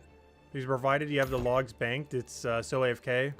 Yeah, you can't keep doing the same loop over and over again. But not if you want to bank them. There's some level ranges where you actually would want to bank them. Particularly tier 4 and above. As well as, oddly enough, tier 1. Just because you need them for 0 to 19. Tier 2 and 3, you can just sell them all, though. Maybe just bank a couple hundred. But tier 1, tier 4, and anything above tier 4, you'd probably want to bank.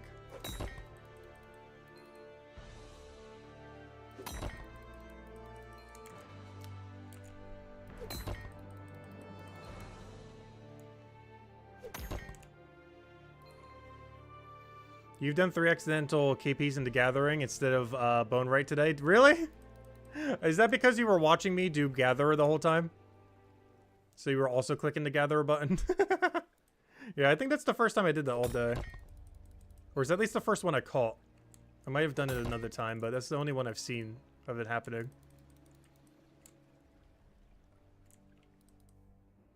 When I meant to put it into Bonewright, but actually put it into gatherer. You know what I think happened was, I wasn't 5% boosted. So my brain was like, oh yeah, gather XP then. Because it saw that it wasn't, I wasn't boosted, so it wasn't thinking Bonewright.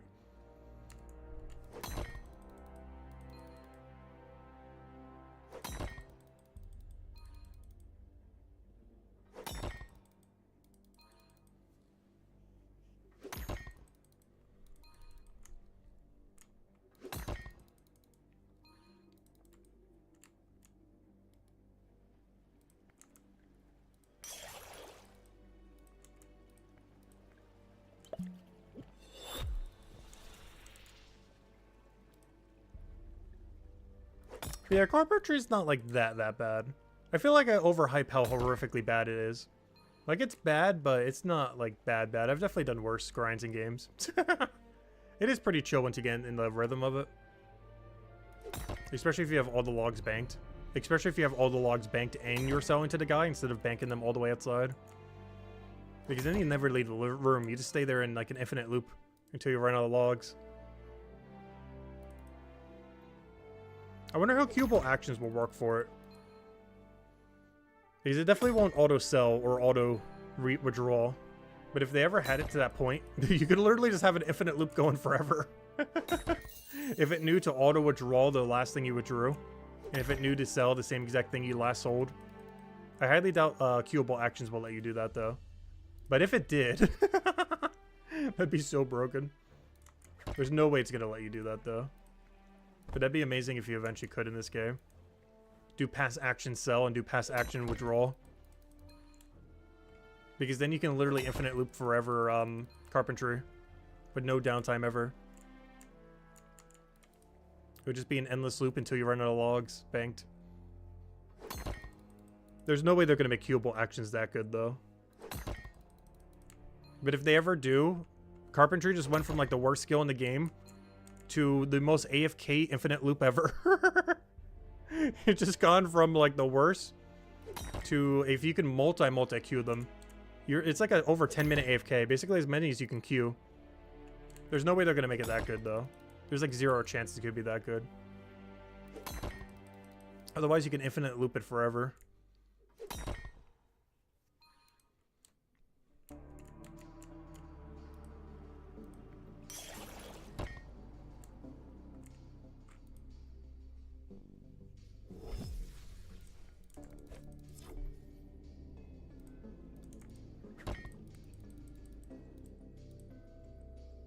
That's weird. Why did my guy move an extra tile at that time?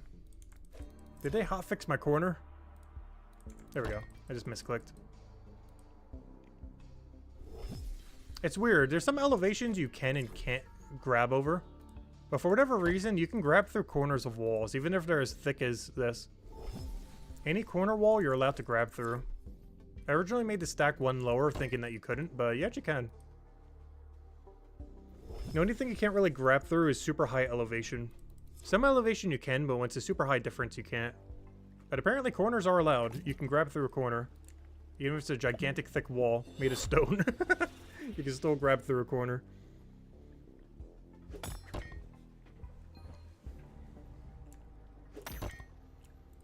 It doesn't seem like you should be able to, but you can, currently.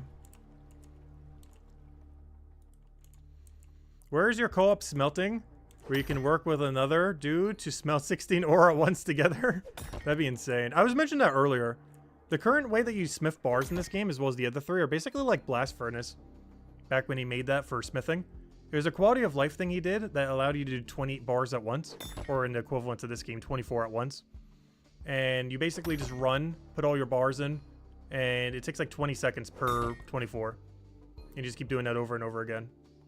It was a solution to the previous smithing system to make it way, way quicker. And the reason I brought it up earlier is the 6 that you can do kind of seems like an in-between. Where it's not as broken as doing, you know, a full inventory at once. But you can still do 6 at once, which is better than 1 at a time.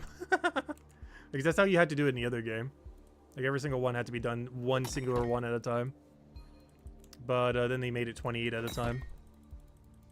But currently in this game, you can only do 6 at a time. Hopefully there will be a better version of it down the line, though. We need Blast Furnace 2.0.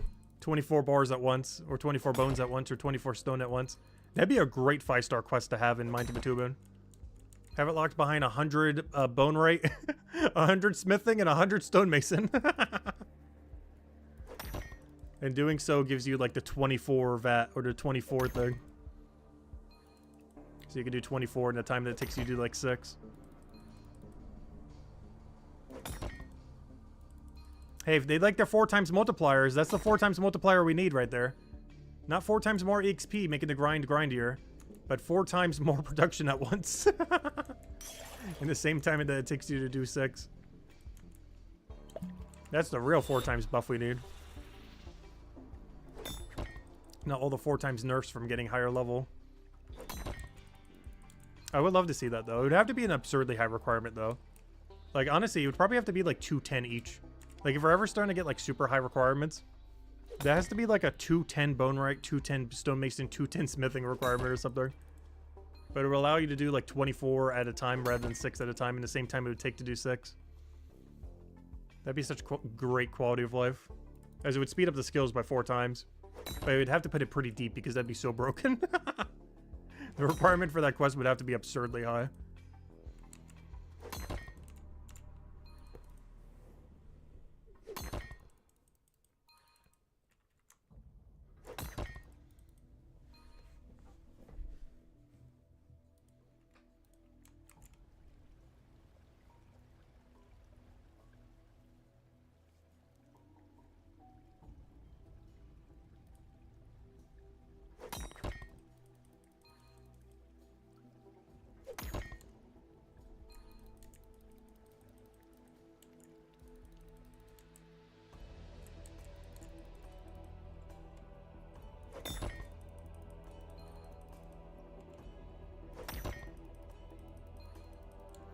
Yeah, that's one thing too. Because there was a lot of backlash at launch, he had to make the stars higher. But if the stars that the game launched with were accurate, we don't have anything above a 2-star quest currently in the game. The obelisk was a 0-star. Things like all the current, 3 stars in the game were a 1-star quest. And then all the 5 stars right now were a 2-star quest. So I do believe he's planning on some pretty high requirements in the future. Obviously, he can't do it right now because people got scared of the requirements that are already in the game. But I think he plans on going way, way higher down the line. Like, way, way higher. Like, at least high 100s. I don't think he's going to go over 200 for a requirement, but you never know. I do believe somewhere in the hundreds will actually be requirements in like a year or two from now, though. Not sure if I'll ever break the 200 mark, though. But if what was accurate at launch, or, if those were accurate at launch, nothing in the game is currently higher than a 2-star. Even though they're currently marked as such. So he might plan to go, like, way, way, way, way higher. As Lost and Found was basically a 2-star quest at launch. As well as all of them. So if you do that by the difference between each of them, that means a 5-star, a real 5-star. Yeah, that's around, like, 180 to 200 something per level of requirement. If you just multiply it by the difference between the 0 and 1-star. It'd be roughly anywhere from like a 160 to a 200 something requirement, like low 200. Obviously, no time soon, obviously. He doesn't plan to do anything like that anytime soon. But it does seem like it was within the plan. Like long term. No, raids don't drop armor. But if you haven't gone to the armor shop yet, you can buy weapons and armor. The one in Chapter 4 is not just for selling. He also sells a set of stuff every 4 hours. So if you ever fall too far behind, you can just buy stuff from him. Or just kill things from units, of course. But if you ever fall too far behind, check the shop. Because the stock changes every 4 hours and it scales to your level. So if you're like level 30, it'll scale to level 30. It also gives you stuff for every chapter, not just Chapter 4. So make sure it's actually Chapter 4 if you're going to buy it. But it's a pretty handy shop. It's most commonly used for raid Zeds, though. You generally don't need it for most other chapters, because most other chapters are constantly killing stuff. So your armor normally doesn't fall too far behind. Unless you're, like, really unlucky. But it's really relevant for Chapter 4 raid dens. Where is it? It's all the way west. If you use the first teleporter, it's, like, east from there. It's right when you enter the area. West of the, detective place. West of the potion place. It's like straight north as soon as you walk in on the west gate. It's like the first building to the north. It's right there. There it is. The blacksmith armory. Right at the front gate.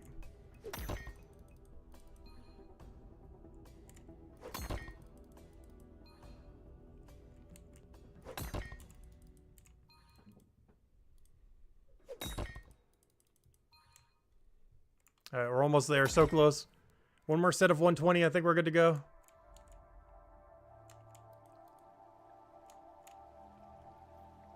And then the only other grind would be just doing some of these irons until we get down to a 3-digit number from a 4-digit number. Same grind we had at the end of the last stream, oddly enough. But it's just so we don't get an overwhelming stack like we did yesterday. I'm just trying to avoid that ever happening again. Where we gotta do like 7,000-8,000 of them in one day. If we just keep chipping at them slightly, we'll never need to do it that much again. If anyone else has any other questions or anything you want me to go over, do let me know. Because the rest of the stream's plan for the next hour or so is get 215 mining, which I think is one more 120 set. And then smith until we have 999 bars or less. And I think we're starting at 1,500, so we gotta do about like 500-600. Which should take about an hour.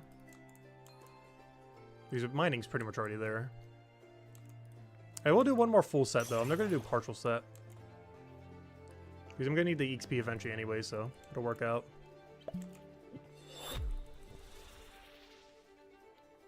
I gotta remember to go buy one, or pick up a stone this cycle. Oh no, never mind. We're not there yet. Never mind, false alarm. That's next cycle. We're good in there. If you guys haven't already, definitely feel free to leave a like on the stream as well. It's greatly appreciated. Helps people find the channel as well. And feeds into the YouTube algorithm. Must feed the algorithm. They do enjoy likes. Hey, how's the poll doing, by the way? Let me see. So the poll we had earlier has 83 votes currently. The poll was, in future Brighter Shores chapters, which skill type do you hope gets the best new options? In first place is combat at 60%. Next is gathering at 11%, which is the lowest. Production at 13%. And then utility / other at 16%. Which I'm actually surprised that one wasn't higher. It was earlier. But utility / other, I consider things like merchant and detective in that category. I didn't actually put them in the poll thing, like next to it. Probably should have given like an example or two in parentheses or something. But in utility / other, I definitely consider detective and merchant in that category. Which are definitely my favorite skills in the game. By a pretty long, big margin. The only reason I like mining smithing is just I like this in any game. They could have done anything with it, I probably would have liked it.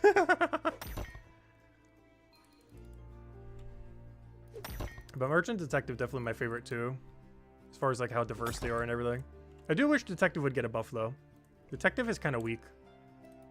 Oh, so hello Ian, welcome, welcome. Hope all's been well. Hope your holiday went well. Yeah, there's a combat rework coming. But that's one of the reasons to even vote for combat as well. Is even though he won't need to add a combat in every chapter going forward, they're going to be a lot more diverse going forward. Oh, I should just use that immediately. Quick, into Bonewright. Oh, I barely made that in time. Because whenever they do add a combat, and let's say like chapter 8, for example, it's going to be way different than what a chapter 1 to 5 combat looks like. Like, they're going to be drastically different from each other as far as how it would work. Because it's not going to be tied to, like, the current system or anything. The whole rework would be in place by then. Like, if we get a combat in chapter 8 or 9 or 10 or whatever beyond 5, it's going to look very different than what the current 5 look like. Like, very, very different.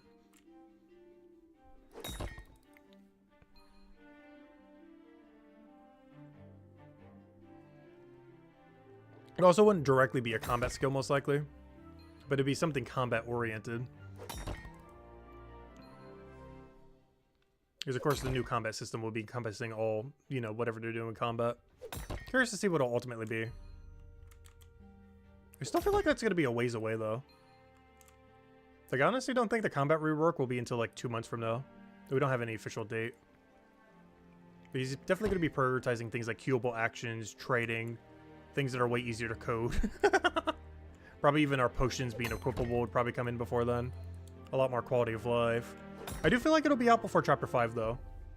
However, the Chapter 5 still uses the old system with the shield breaker and everything. It doesn't actually use the new combat system. Or, you know, not directly. It still has the tie-in with the old system. But it should be the last chapter that has to have it, though. Chapter 6 onwards won't necessarily need to have a combat in them. At least not in the way we know them today.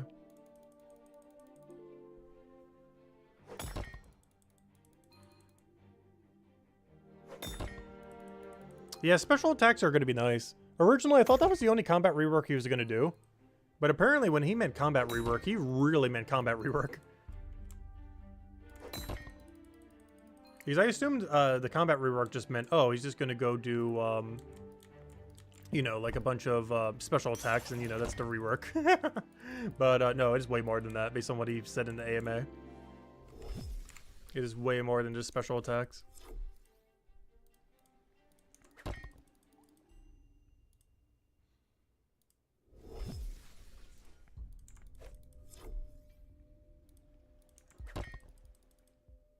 I am really curious to see what special attacks do, though. Out of anything related to combat that he's going to do, I'm more hyped about that than the overall rework. These special attacks seem like they're going to be so much fun. Even if they're even remotely like what special attacks were the first time he did them. Because those were also insanely fun. They're definitely not going to be unfun. It's more so what degree of fun will they be.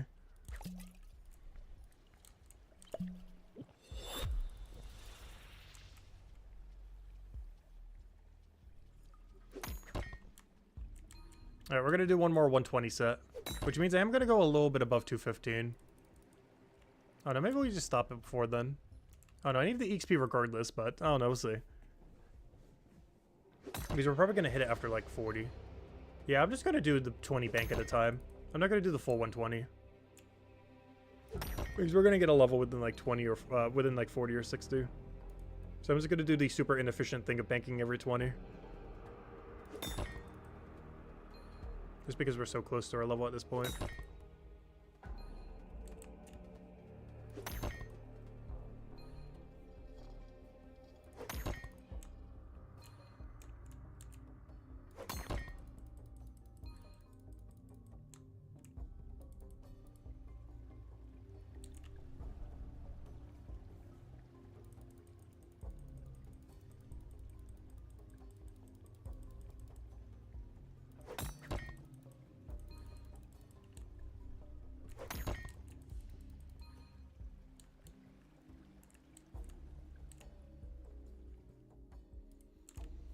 Yeah, we're almost guaranteed going to be getting some kind of mobilization stun.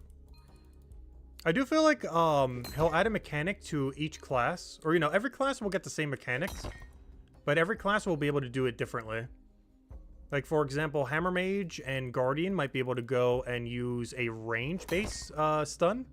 Like, for example, Hammer Mage will probably do it with the bolas. And do a small range-based stun. Or, you know, where it stops their movement for a little bit. And Guardian would probably do it with one of their ranged weapons. I have no clue which. Probably one of the ballistas they have. Because it'll hit them so hard that it'll kind of like knock them into place for a little bit. But I feel like both their stuns will be shorter but ranged. But Cryo Knights will be two-handed with the Cryo Knight Ice Sword. Where it will last longer, but you have to be in melee range. And you won't be able to range with it. Like, I feel like differences like that will be the main things between special attacks. Where all three of them will get the same mechanic. But at least one of them will do it like slightly differently. Where like Hammer Mage and Guardian would do it ranged, but a less duration. Whereas Cryo Knight would probably have a longer freeze, but have to do it in melee range rather than range. Yeah, I really hope that almost every special attack, or at least one, they need to have at least one special attack per class. Or special attack range weapon. That makes you not consume an ammo when you do it. Ideally all of them, but at least one.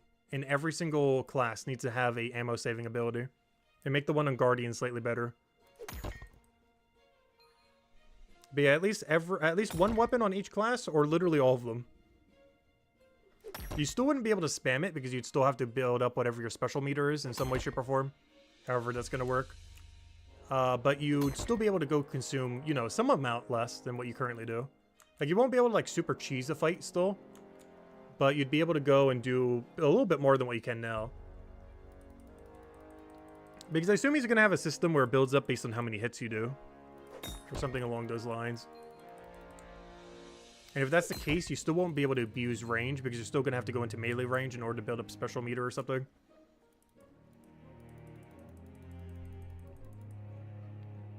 So even if you had an ammo saving effect on every special attack, it still wouldn't be that broken. Because you still have to build up meter to be able to spam it.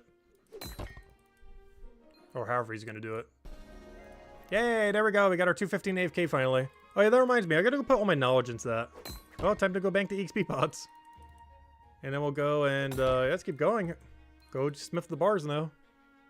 What level stonemason do you start making weapons for other chapters? You can start doing it as low as level 0. But no, every single production skill can start doing it at level 0. Every single thing you make for production comes in untuned, which means you can tune it to any other chapter. Oh, I did it again. I meant to click deposit. You're only making them for chapter 1?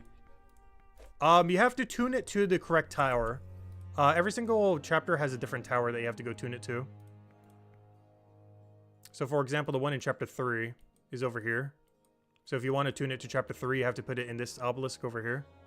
But yeah, every single chapter has its own obelisk that you have to do it to.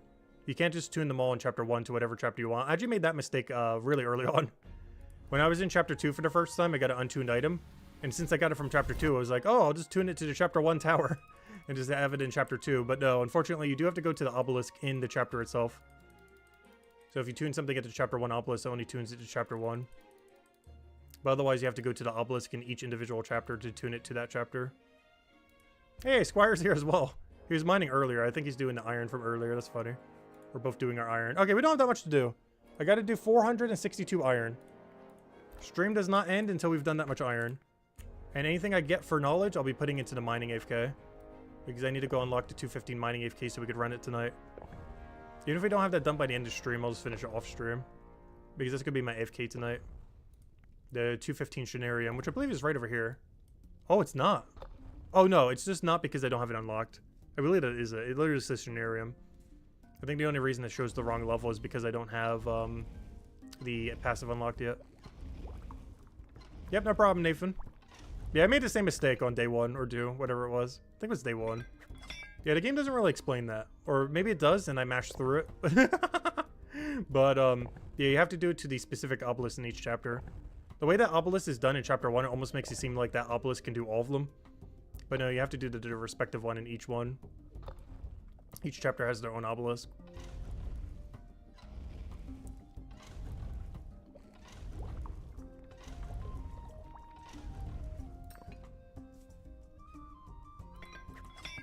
Alright, now we're going to do like 500 bars. Let's see. But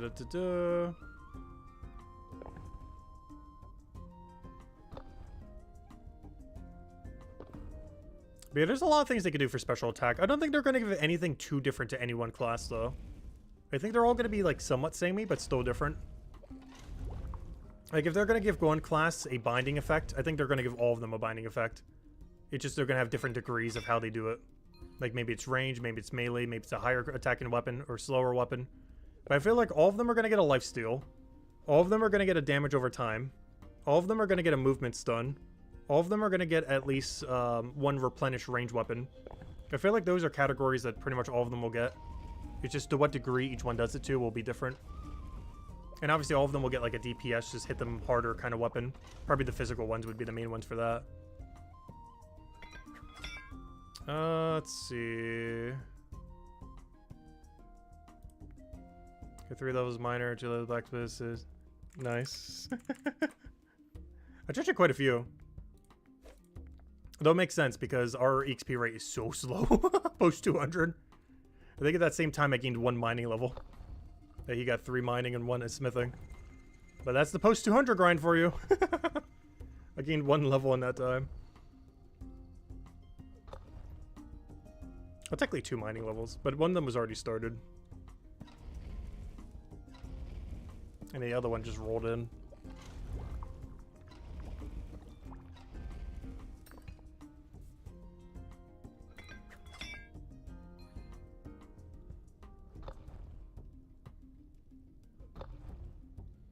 Well, you can make items lower than your level. When you have a material, you can do it to anything within their range. You don't always have to do it at the highest level.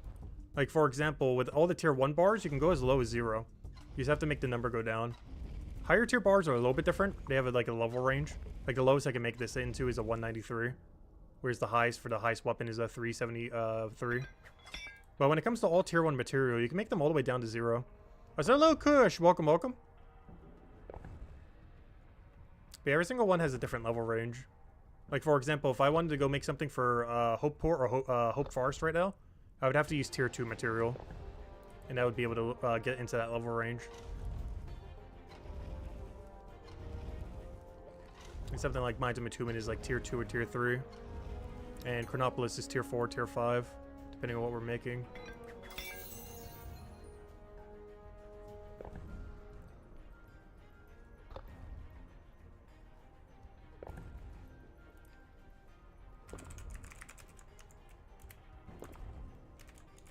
Different face. Spamming the same one too much. I assume good night. It's late my time zone. It's late for Europe time zone. Which is almost midnight in like another hour.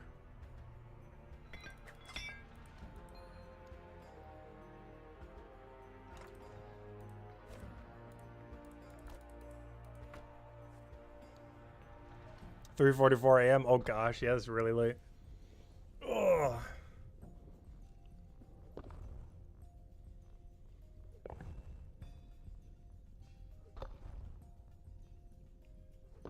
You should have taken a nap, now you're behind where you should be.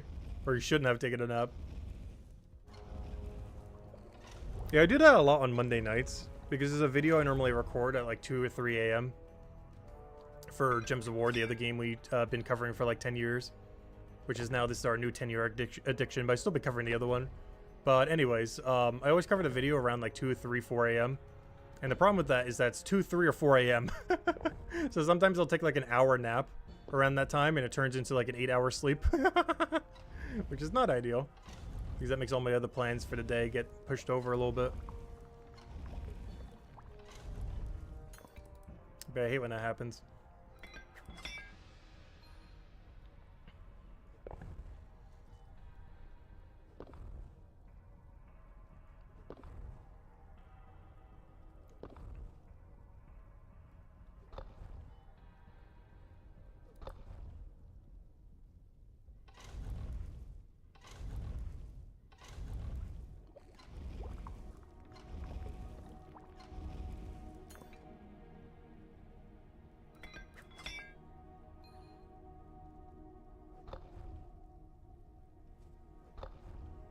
Four-hour nap, and now you're only 396 merch instead of 400 for rank 2. How many merchant levels are you gaining per hour, by the way? Have you been keeping track at all?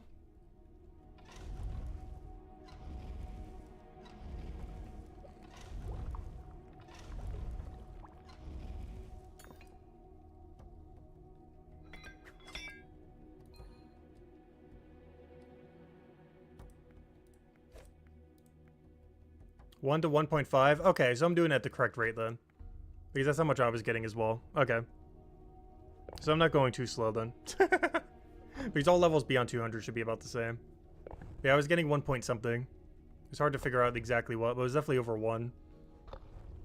Okay, that makes sense then.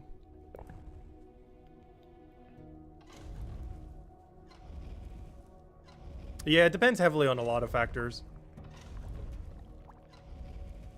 It's a really luck-based skill, but also a skill-based skill. Honestly, it's the most luck skill-based skill I've seen. It combines an insanely high amount of skill and luck. It's kind of funny compared to like every other skill, where you can like tick perfect at like the iron mining method we were doing earlier for like the last 2 hours. Like you can get it down to a science where it's like tick perfect. Same as the gathering of the bones we were doing earlier. Yeah, something like Merchant just has such a high variance, not just because the RNG of the task you get, but then also having to think of what on earth the routing is, and being able to do that within like a split-second time so you're not wasting time. It's a really crazy skill compared to the rest of the game. I really hope it gets something else like it in the future, because right now it feels really out of place because it's the only skill that elaborate. Detective investigations are somewhat like it, but not quite the same. You don't really have to route an investigation. You somewhat do. You mostly just have to choose between the two you have and figure out within a second which one is better. But you don't really have to, like, quote-unquote route them like you do a merchant run. At least not in the same way that you do a merchant run. Also, investigations just need a buff in general. There's also another problem with them. They actually are the only activity in the entire game that's been nerfed. Not because they were too strong, but because there was a glitch that was way too broken with them. So it was more so the glitch getting nerfed. But it was also detective investigations getting nerfed and never been buffed since. Because they got like mini nerfed when they ended up changing how it worked. And now they're kind of bad. They're not like the worst thing in the game, but they're like the gold payout's actually pretty bad. The XP rate's not that bad overall. It's more so the gold payout is kind of pitiful compared to other things to the same level range. Like we calculated out earlier, we're making over 3 gold an hour mining this iron. As far as compared to buying it from a shop. We're making about 3 gold an hour, technically slightly more. Not in the product that we'll get at the end, but if you were to mass sell it when trading comes out, it's definitely at least 3 gold an hour what we're generating. Whereas the Leatherworker right now is like 1.4, 1.5 actual gold. And both of those are lower level than our detective. Yeah, our detective right now is not even a gold an hour. I think it's like 700 silver or somewhere around there. Per hour.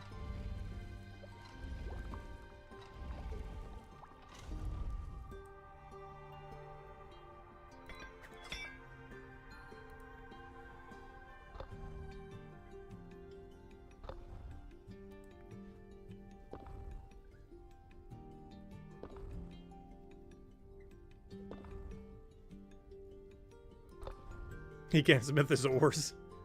Oh, he's probably doing the wrong ore. Oh, I don't think he knows.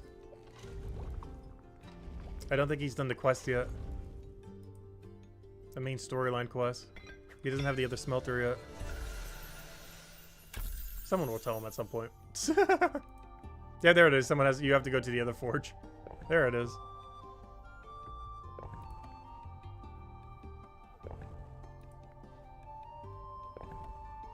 You're excited to be done so you can AFK Leatherworker for a month? Oh gosh.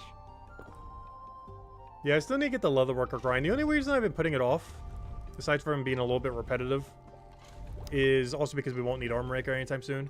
But also because I was hoping Cubable Actions would make it broken beyond belief. So I kind of wanted to wait till Cubable Actions come out before I do the rest of my Leatherworker grind. Because if it actually works on Leatherworker, then that is going to be so nice. It's like 4 minutes AFK with 3 clicks.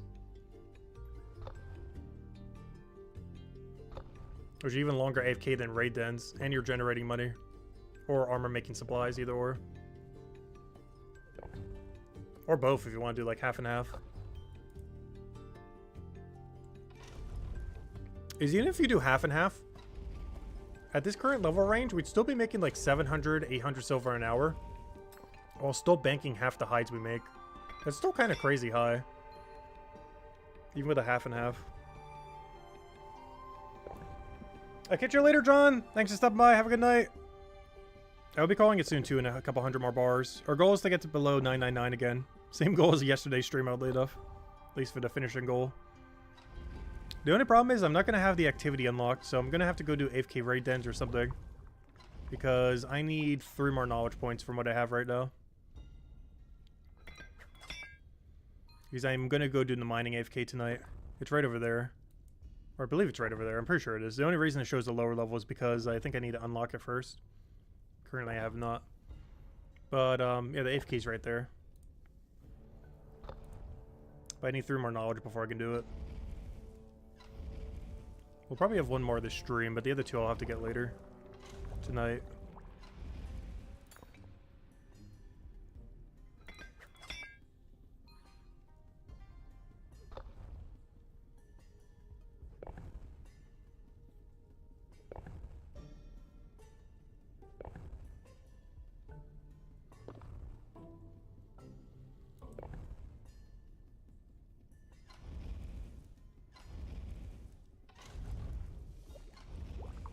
Yeah, he's given us a roadmap to some degree, but not with, like, any times.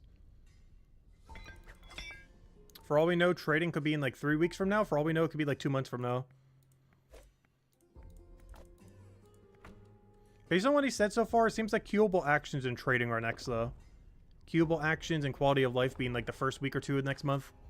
And then by the end of the month, having trading fully implemented.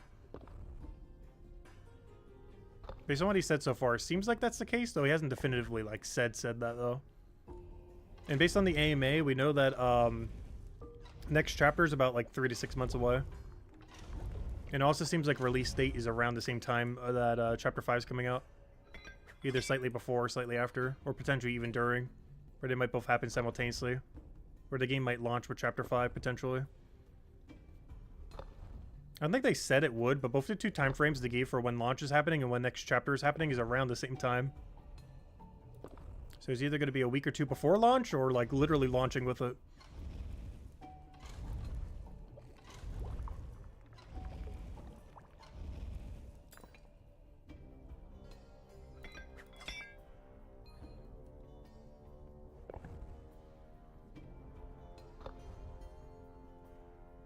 Yeah, I really hope queuable actions like the first week of next month. Because I want them so badly. There's so many things I want to mess with. The first stream we do, it's going to be just testing them for like a whole stream. Actually, I say that. It's going to be us testing it for a few hours straight. Then we're going to find a method so broken that we're going to do it for 8 hours straight. I already know exactly what's going to happen. Queuable actions are going to be released. We're going to be really hyped about it. Test like everything we possibly can think of over the course of like 3 hours. And then I will spend 8 hours doing whatever seems like the most fun thing to do with it. Like the most broken thing that I need to go do with it, that it will work for, is probably what we'll do like the rest of the stream. Which is probably Leatherworker, to be honest. I can't think of anything else that's going to be more broken with queuable actions than Leatherworker, assuming it works on Leatherworker. Like, you should have the highest AFK time and just print money. As well as print supplies for Chapter 5 if you want to, like, pre-get supplies.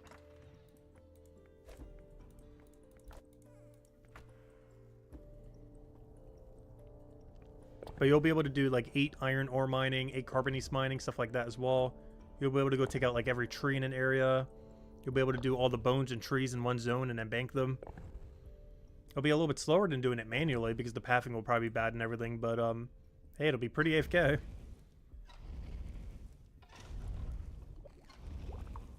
But Leatherworker, assuming it works for it, should be the perfect combination of AFK and efficiency. Where it's pretty much as good as doing it manually, if not better. And you can walk away for like 4 minutes, assuming it works. We don't know if it will, but if it does, that is definitely going to be the most broken one. I can't see any skill being more broken than Leatherworker if it worked for Leatherworker. One thing that'd be nice though is I hope you can do all your bars at once. Another thing that'd be good is production skills if it lets you do all, like a make all option. But a make all for this would also be so nice. It's not as AFK, but the amount of quality of life that'd be compared to how many clicks you normally have to do. Because normally you have to 12 click a whole inventory. And you have to do that correct timing so that you actually go immediately to the next action. But if you could queue all of them up, or even just a right click make all, that'd be so nice. That's all you need. Just right click, make all, and just make that function correctly.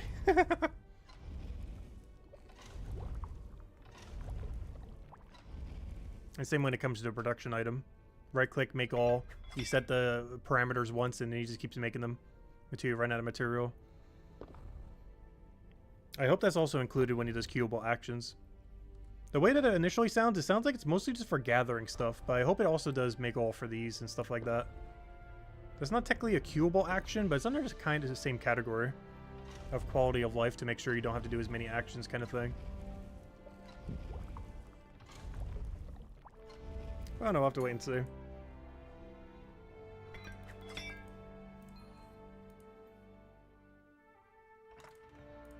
Of course, we'll be done with this grind by that point, so a little bit bad timing. But we can still utilize it for Leatherworker. That would also greatly encourage me to go do Merchant further. Because I don't plan to get it much beyond 222 at some point for the final tier hide. This lets you get to 210, as well as 200, with the highest tier hide possible. But I don't plan to do it much beyond that until Armor Maker comes out. Or maybe a little bit preemptively. Like, if we know Chapter 5 is coming in like a month, I'd probably go get like 250 or 300. Maybe 305 for the other hide there. Because that'd be the last Superior one before Perfect. And if it's anything like the other categories, Superior shall last all the way till about level 350. It's only around like 340, 350 do you start needing Perfect. So this should go a good like 330, 340 or so. As far as Armor Maker. Before you would need all the perfect hides. Because that's the final... 305 is a big milestone because that's the final tier 5 hide. And most tier 5 weapons go to a pretty high level. Like almost to max for some of them. Like if we take our lowest one, I believe it cuts off at 340. Tier 5 Rapier goes to 340. But Tier 5 Metal Bow goes all the way to 489. Which is kind of crazy. You can make a 489 out of Tier 5 material. Which is what that 305 Merchant is. So that goes pretty far if it has a similar scaling with Armor Maker. And even if you take the lowball estimate, there's at least to like 340-ish. Because that's where weapons currently go. There's one level below whatever it says here. Is where the tier 5 would be. So that's at least a good 330 level range that a 305 Merchant would last till. Which is pretty good for now. We don't need perfect armor. Tier 5 should hold us over for quite a while.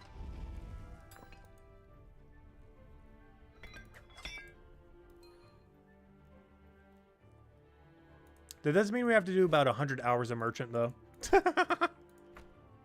Which, I assure you, is not a quick thing to get done. But we gotta start doing, like, 3 hours a day. If we do 3 hours a day for a month, that basically gets us to 305 Merchant. If we just pinched it a little bit every day.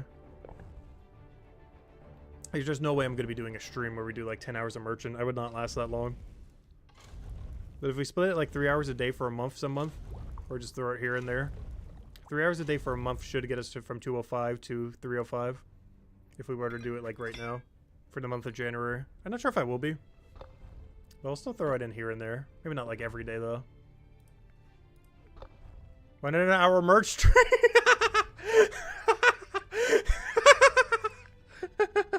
I'm gonna pretend I didn't see that word. 100-hour merch stream. Could you imagine? I don't think I could do a 10-hour. Even 1 0 less than that I could even do.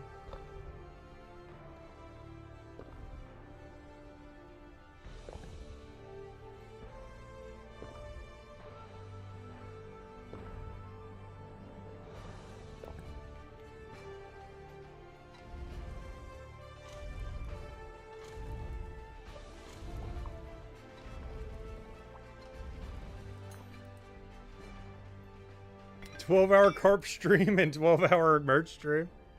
I will eventually do both of those, yes. Though I'm not sure if I could survive a 12-hour. Honestly, I'd probably be able to get through a 12-hour carpentry stream easier than a 12-hour merch. Just because carpentry, while bad, is easy. Merchant is good but hard. They're basically the exact opposite of each other. Carpentry is one of the easiest skills in the game, and absurdly chill, but also like the worst skill in the game. Whereas Merchant's the best skill in the game, but is the exact opposite of chill. It's like the most intense, try-hard skill in the game by a very long shot. It's not even close. Actually, what is like the second hardest try-hard skill, I guess? Let's see. I don't think there is. I guess maybe detective if you're doing investigations is like the second hardest in the game.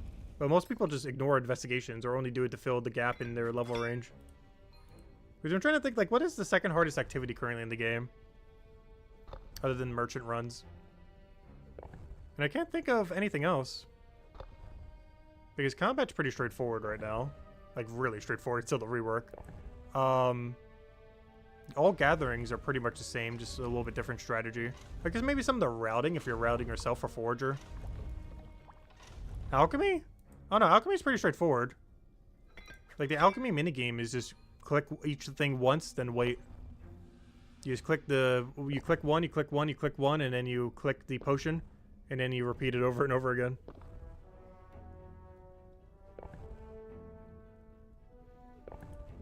I mean as far as training it, not as far as like gathering everything for it. I mean the actual act of doing the activity. Not how hard is the level.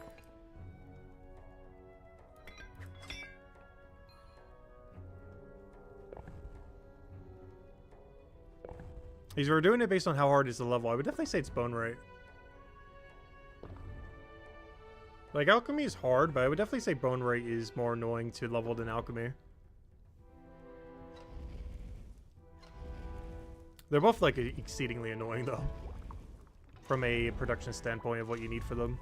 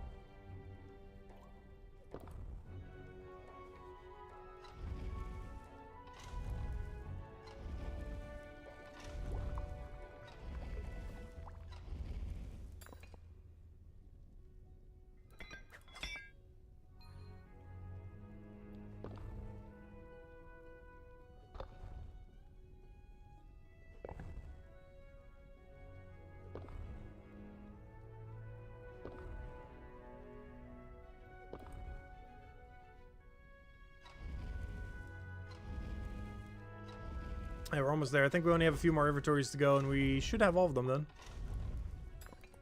And I'll still need to go get 2 more knowledge points later, but I'm probably going to do that.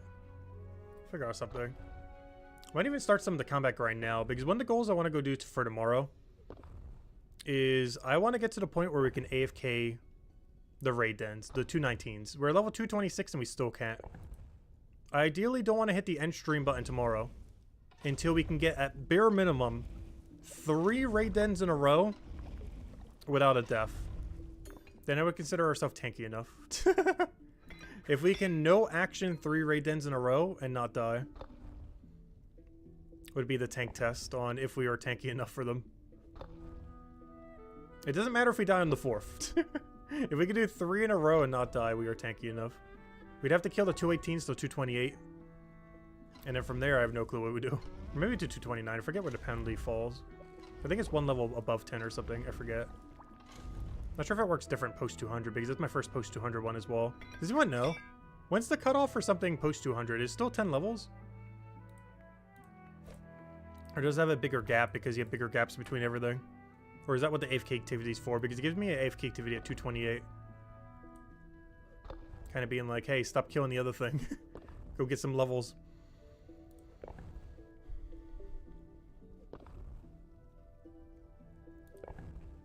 But those are my 2 goals for tomorrow.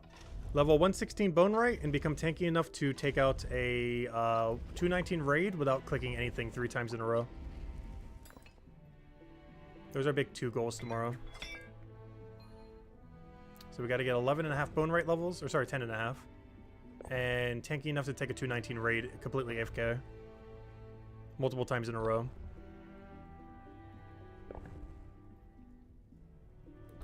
Which means, hey, we get to do some combat tomorrow.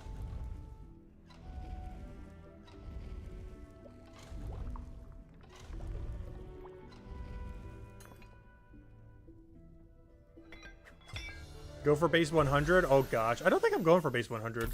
At this point, I'm going 1-200 at a time.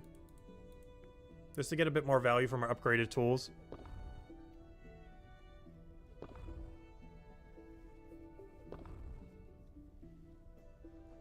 Because right now I'm working on, well, not counting our goal tomorrow, but after our goal tomorrow, where we get the AFK raid den set up, and then our other goal on Monday where I'm going to go do the 2 alt accounts. But starting Tuesday, we're mostly working on Gatherer Bonewright. Kind of like we were today, as well as technically indirectly tomorrow. But we're trying to get Gatherer and Bonewright to 200 right now. And then after that, it's either Woodcutter Carpentry or Minefighter Alchemist. Oh yeah, I actually do need to do Minefighter to get Alchemist. I'd be Bonewright anyway. So yeah, it's Gatherer to 200, then Bonewright to towards 200, while doing Minefighter to 200. Ideally, that is then 200 by the end of that. Whatever isn't will probably get merchanted. And then it comes down to, do we do Woodcutting Carpentry or do we do Alchemy? And if queuable actions are in there by then, probably merchant into Leatherworker. Because those would just be 3 angles by that point. After we get 200 Gatherer, 200 Bonewright, and 200 Minefighter, the pivot is then either all-in Alchemy or Woodcutting Carpentry. Or Merchant Leatherworker. Those are like the 3 options. Because I'm mostly ignoring the 2 other combats, Cooking and Fishing at the moment, and Forager. So it'd either be a full-in Alchemy grind, a Woodcutting Carpentry grind. Like, the benefit of each is, obviously, Alchemy gives us a lot of unique potions, many of which are really, really useful. Woodcutting Carpentry gives us all the supplies we need to actually make tools to fully finish out our Mines of Matubin 200 grind, which would probably be the most logical one, based on what we already did. And Merchant into Leatherworker prints money, and we eventually need it before Chapter 5, though Chapter 5 is still ways away, though. It'd mostly be for the money.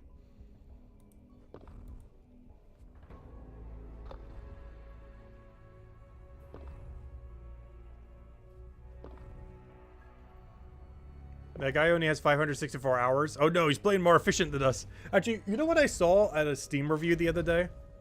I should have screenshot it. I didn't. Though if you go back far enough, you'd be able to see it. There was some guy with like 670 hours. Like more than I had at the time. Because even right now, I'm at like 670. Like 700. But it was back when I had like 600 something hours. Like 620, 630. He had 660 hours. And guess what level he was? At the time, we were around level like 1,900 or 2,000. Somewhere around there. Let's say 2,000. We were probably around like level 2,000. He was level 1,100 with like 50 more hours than us.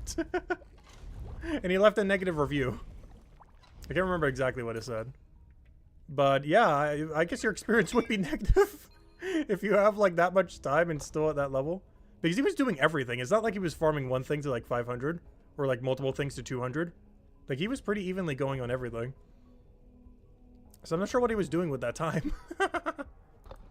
Like, I know playing inefficiently or, you know, like playing at your own pace and everything. But that means he gained, like, half as many levels in more time than what we played at the time. While still splitting between everything. Like, he wasn't going for any post-200 grind. I don't even think he had a single 200.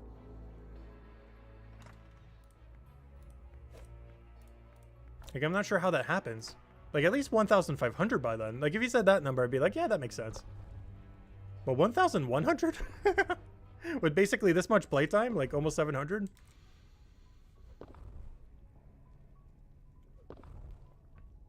Like, the playtime to level ratio didn't, like, match up that well.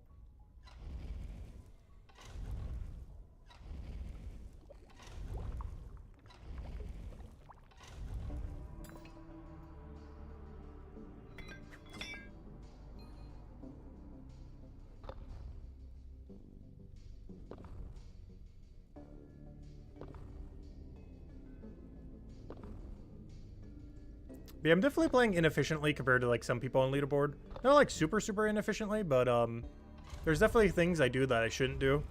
Like, bank nearly every resource I touch, even if it's not worth it at all. If I'm touching a resource, 90% of the time it's going to be going into a bank. Even if 80% of the time is worth throwing on the ground.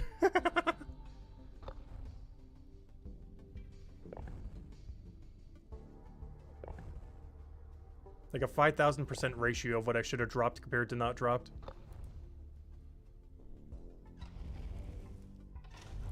I think yesterday was a good example stream for that.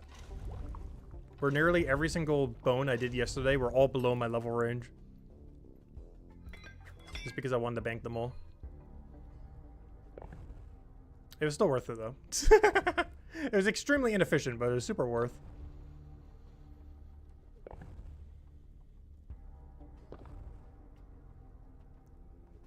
There's a lot of ways we can gain a lot of levels if we really wanted to push it. The main ones being doing merchant and feeding into the gaps between some of our skills. Doing all the combats in particular. Like that alone. If we focused on all the combats, we would gain, in like a week and a half, like under 10 days, we would gain 500 levels. Or sorry, more than 500. No, about 500. Yeah, if we base 200 every combat, we'd be gaining twice as many levels within that time. Whereas normally in that time I probably would have done 250 between everything else I would have grinded. We would have gained like twice as many levels within that time. And it would only take like 10 days. Which to scale it to where people are right now, that'd be around... Anyone who's a level 2,600 right now would be at around that level range. If we went like all in on that. We're not going to though. But we'd be around like right here where Chino is. Which I'm pretty sure Chino did the 200s, didn't he? 200 guard... 168 scout, 200 mine fighter, 200 watch person. Yeah, we'd be about where Chino is. Roughly. Give or take like 100 levels down or above. We'd be about where Chino is. Because that's what doing 200 all combat will generally put you. I just didn't want to focus all in on combat. Though we were going for 200 mine fighter though, that we will do. As well as post 200 watch person, though that's very slow. We're still doing that. I think one of the craziest one is seeing KC. I think KC has the highest levels of anyone nearing top 20. He was even top 20 at one point. He has two 500s, a 315, and a 278. And he's nearly top 20 total. It's actually crazy how much post 200 he has.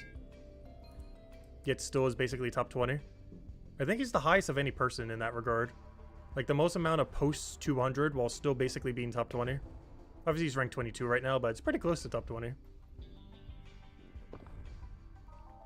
I think this is like the craziest one. As far as like how progressive it is. Relative to how much post 100 it has. I mean 200.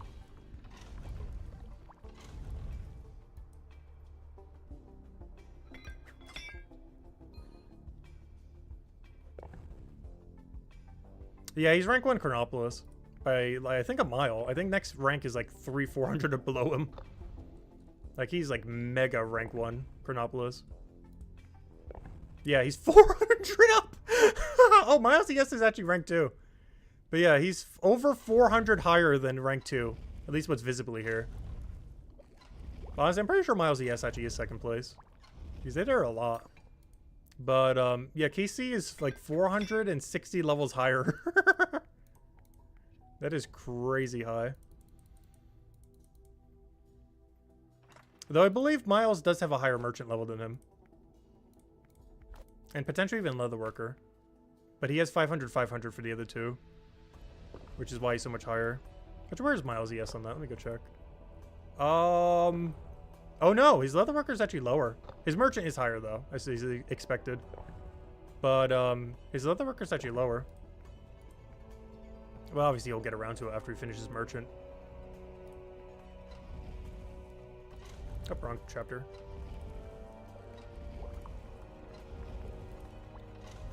But yeah, his Leatherworker's higher. And his merchant's not that far behind. It's only like 80 behind. Like, that's a decent bit, but it's not that far. Yeah, he's been going crazy on chapter 5. I mean 4.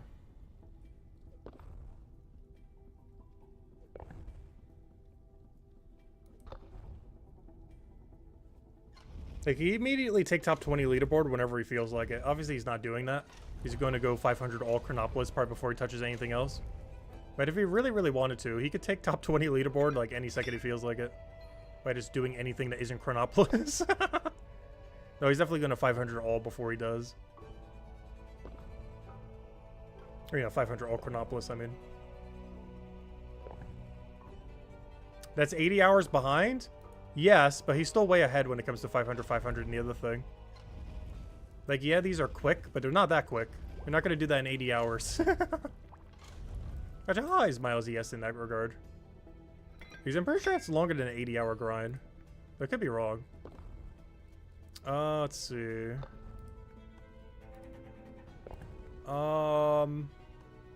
Yeah, that's longer than an 80-hour. I don't think you can get 250 watch person detective levels in 80 hours. I could be wrong with that, though. It feels like it's slightly over 100. If not more.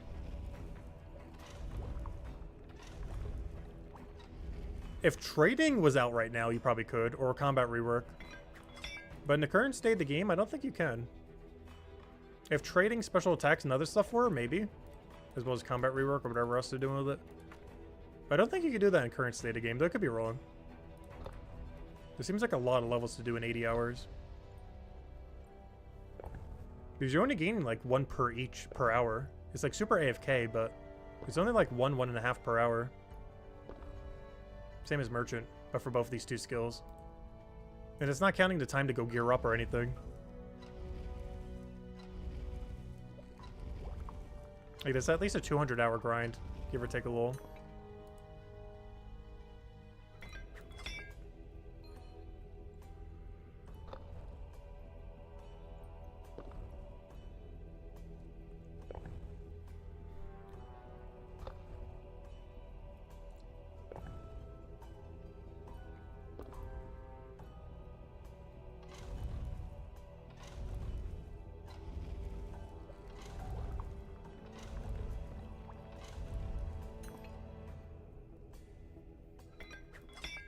Oh, so one thing I did see KC doing earlier, which I'm still confused by.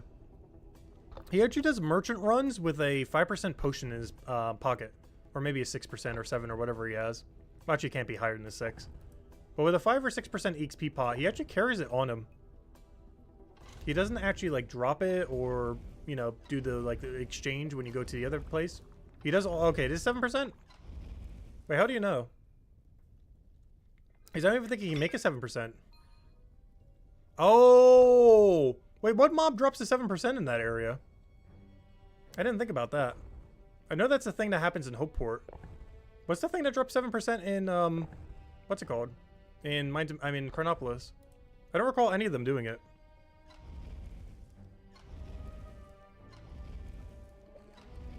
No, not the... Yeah, I know the Thief. Oh, I thought you meant in Act 4.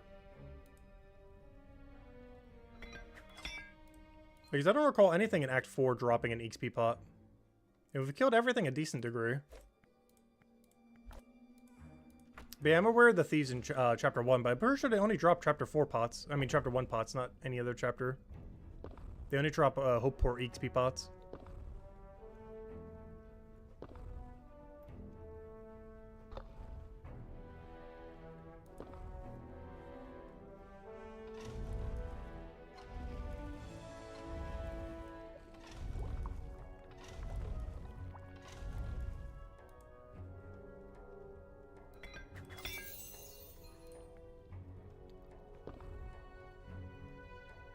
Yeah, Black Santa's still in the lead. 62 Black Santa hats. Has taken over Red Santa and Purple Elf. Yeah, 6% would make sense then.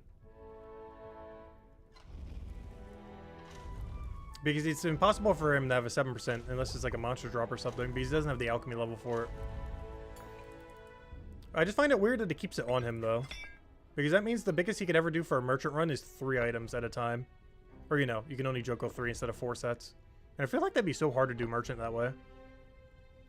But I guess he routes for it. I feel like there's so many times when my entire inventory is full when doing a merchant run.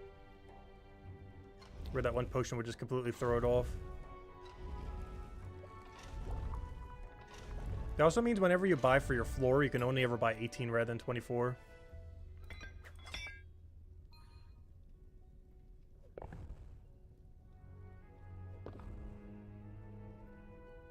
Yeah, you can definitely route merchant around only using 3 instead of 4. It's just a lot more annoying to do it that way. You definitely can, though.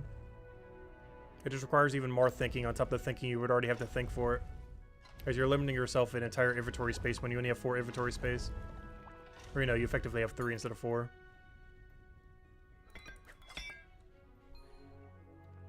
Which is quite limiting when you already have such a low number. Alright, this is the final set. We did it! We did it! We still need like 1.5 more knowledge, but that's an issue for later tonight, me to figure out. Because I think after these dunks, we're going to be calling it for now. But we will be back tomorrow around same time as always, noon Eastern Standard Time or so. Give or take a little bit. And then we'll go for about 11.5 hours as we normally do. And go from there. That'll be the game plan, but let me go finish these right now. But any other question, anything, let me know. So current schedule then is tomorrow we'll be going all day, you know, our normal time for about 12 hours or so. Monday, we're going to be going a little bit less. I'm not sure exactly the time we'll start, but we'll go for a few hours, and Monday will be exclusively not our main account. I'm only going to be playing on the alts. I'm going to be doing it, try to finish out the holiday event on them. Because we're getting close to January, and in case he ends the event on like January 1st or 2nd or 3rd, I want to try to finish it on my 2 alt accounts. We're also probably going to unlock trading on both of them as well. Because they're pretty much already there, so I might as well go all the way. So we'll unlock trading on them while also getting them the rest of their hats. Will be the game plan for that on Monday. And then on Tuesday, we're going to be back probably to gather a Bonewright grind. Whereas tomorrow's grind is mostly going to be on Watch Person, Detective, and Bonewright. Whereas Tuesday, we'll probably be back to gather a Bonewright. Until we eventually get 200 gather, in which case it'll be Mindfighter Bonewright. And hopefully by then we have 200 Bonewright. Then we can move on to something that isn't Mind of Matubin. Because then we'll be completely maxed in Mind of Matubin. Or you know what the next pivot might be after that too? We gotta go finish 200 Leatherworker then. Before we go to woodcutting, carpentry, or alchemy, or something. Because if we're that close, we might as well finish it. Because if I'm gonna have 200 all Minds of Matubin before I have 200 all Chronopolis, we gotta go back and go finish Chronopolis at that point. That's still like a few weeks from now. Like later next month. But we gotta go finish it off. Hopefully by then cubable actions are out. That's kind of why I'm waiting on it. I want cubable actions to work on Leatherworker so badly. so badly. It's why I keep putting off the grind. Because I kind of want to wait till that patch comes out next month, hopefully. But that is the game plan. Anyways, guys, I hope you all enjoy your weekend. Honestly, I might still keep doing this after the stream. Though I need something somewhat AFK right now, so I don't know. What's a good in-between? I'll just probably bring him to smithing AFK for now. But I do need to go get him the knowledge so we can go do the mining AFK later. But let me go bring him to the other thing. Oh, I just realized. Is my venture ready? Hey, I said we'd go until the venture's ready. We're there. All right, let me go do the 2 ventures real quick. And then we'll go bring him to the mining AFK. One nice thing about this is when you do the mining venture, it actually brings you close to the smithing AFK. Like, it brings you halfway there. Which is actually very convenient if you're doing this venture as your last venture. If your next thing to go do is the smithing AFK.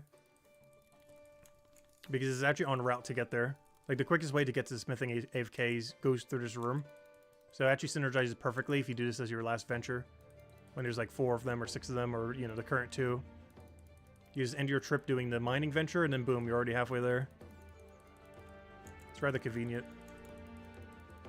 Let's go finish these up. And then I'll go get the rest so I can do the mining AFK later. Well, I'll do that in a couple hours from now after I grab a bite to eat and everything. Alright, we'll do this. Grab that. Head over to Mine Deep.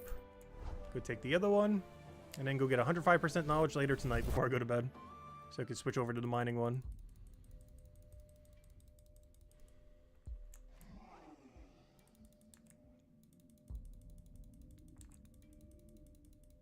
That reminds me, we get an upgraded version of this. I still don't have a post 200 venture yet. We need 231 mining and 284 detective, I believe. 287. Because I just currently don't have any post 200 venture set up yet. Hey, Paticio's here. I wonder if he's dropping all his ore.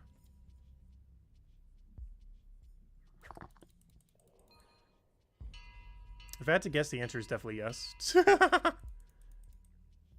There's like an 80-90% chance the answer is yes.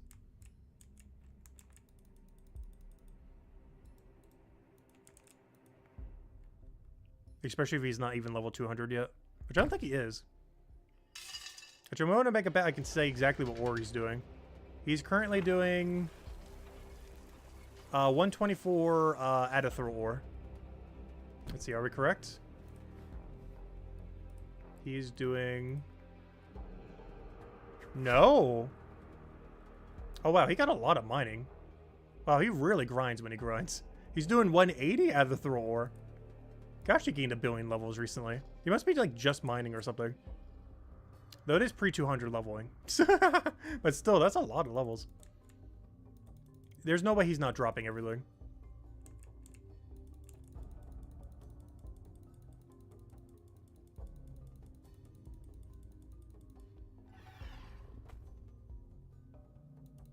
Oh wow, we actually got the perfect tile on him. That was actually an aggro skip on him. But I didn't even need to set it up, it just did it on its own. How convenient. Anyways, guys, I hope you all have a wonderful, wonderful rest of your weekend. I hope you all have a wonderful holiday coming up. Of course, New Year's around the corner as well. And, yeah, we're going to here for now. And then tomorrow we'll go get the Watch Person, Detective, and Bonewright grind going. And go from there. Alright, just let him do his thing for now. I'm going to leave him here for an hour or two until I grab some good old dinner. And then we'll go get him to the mining AFK. But anyways, guys, I'll catch you guys later. Thanks for stopping by as always. Greatly appreciated. And I'll see you guys soon, hopefully. And have a wonderful New Year's if I don't see you by then. Goodbye, everyone. And thanks for watching. Let him get one little smith in there. Get that XP drop. There we go. Anyways, goodbye, everyone.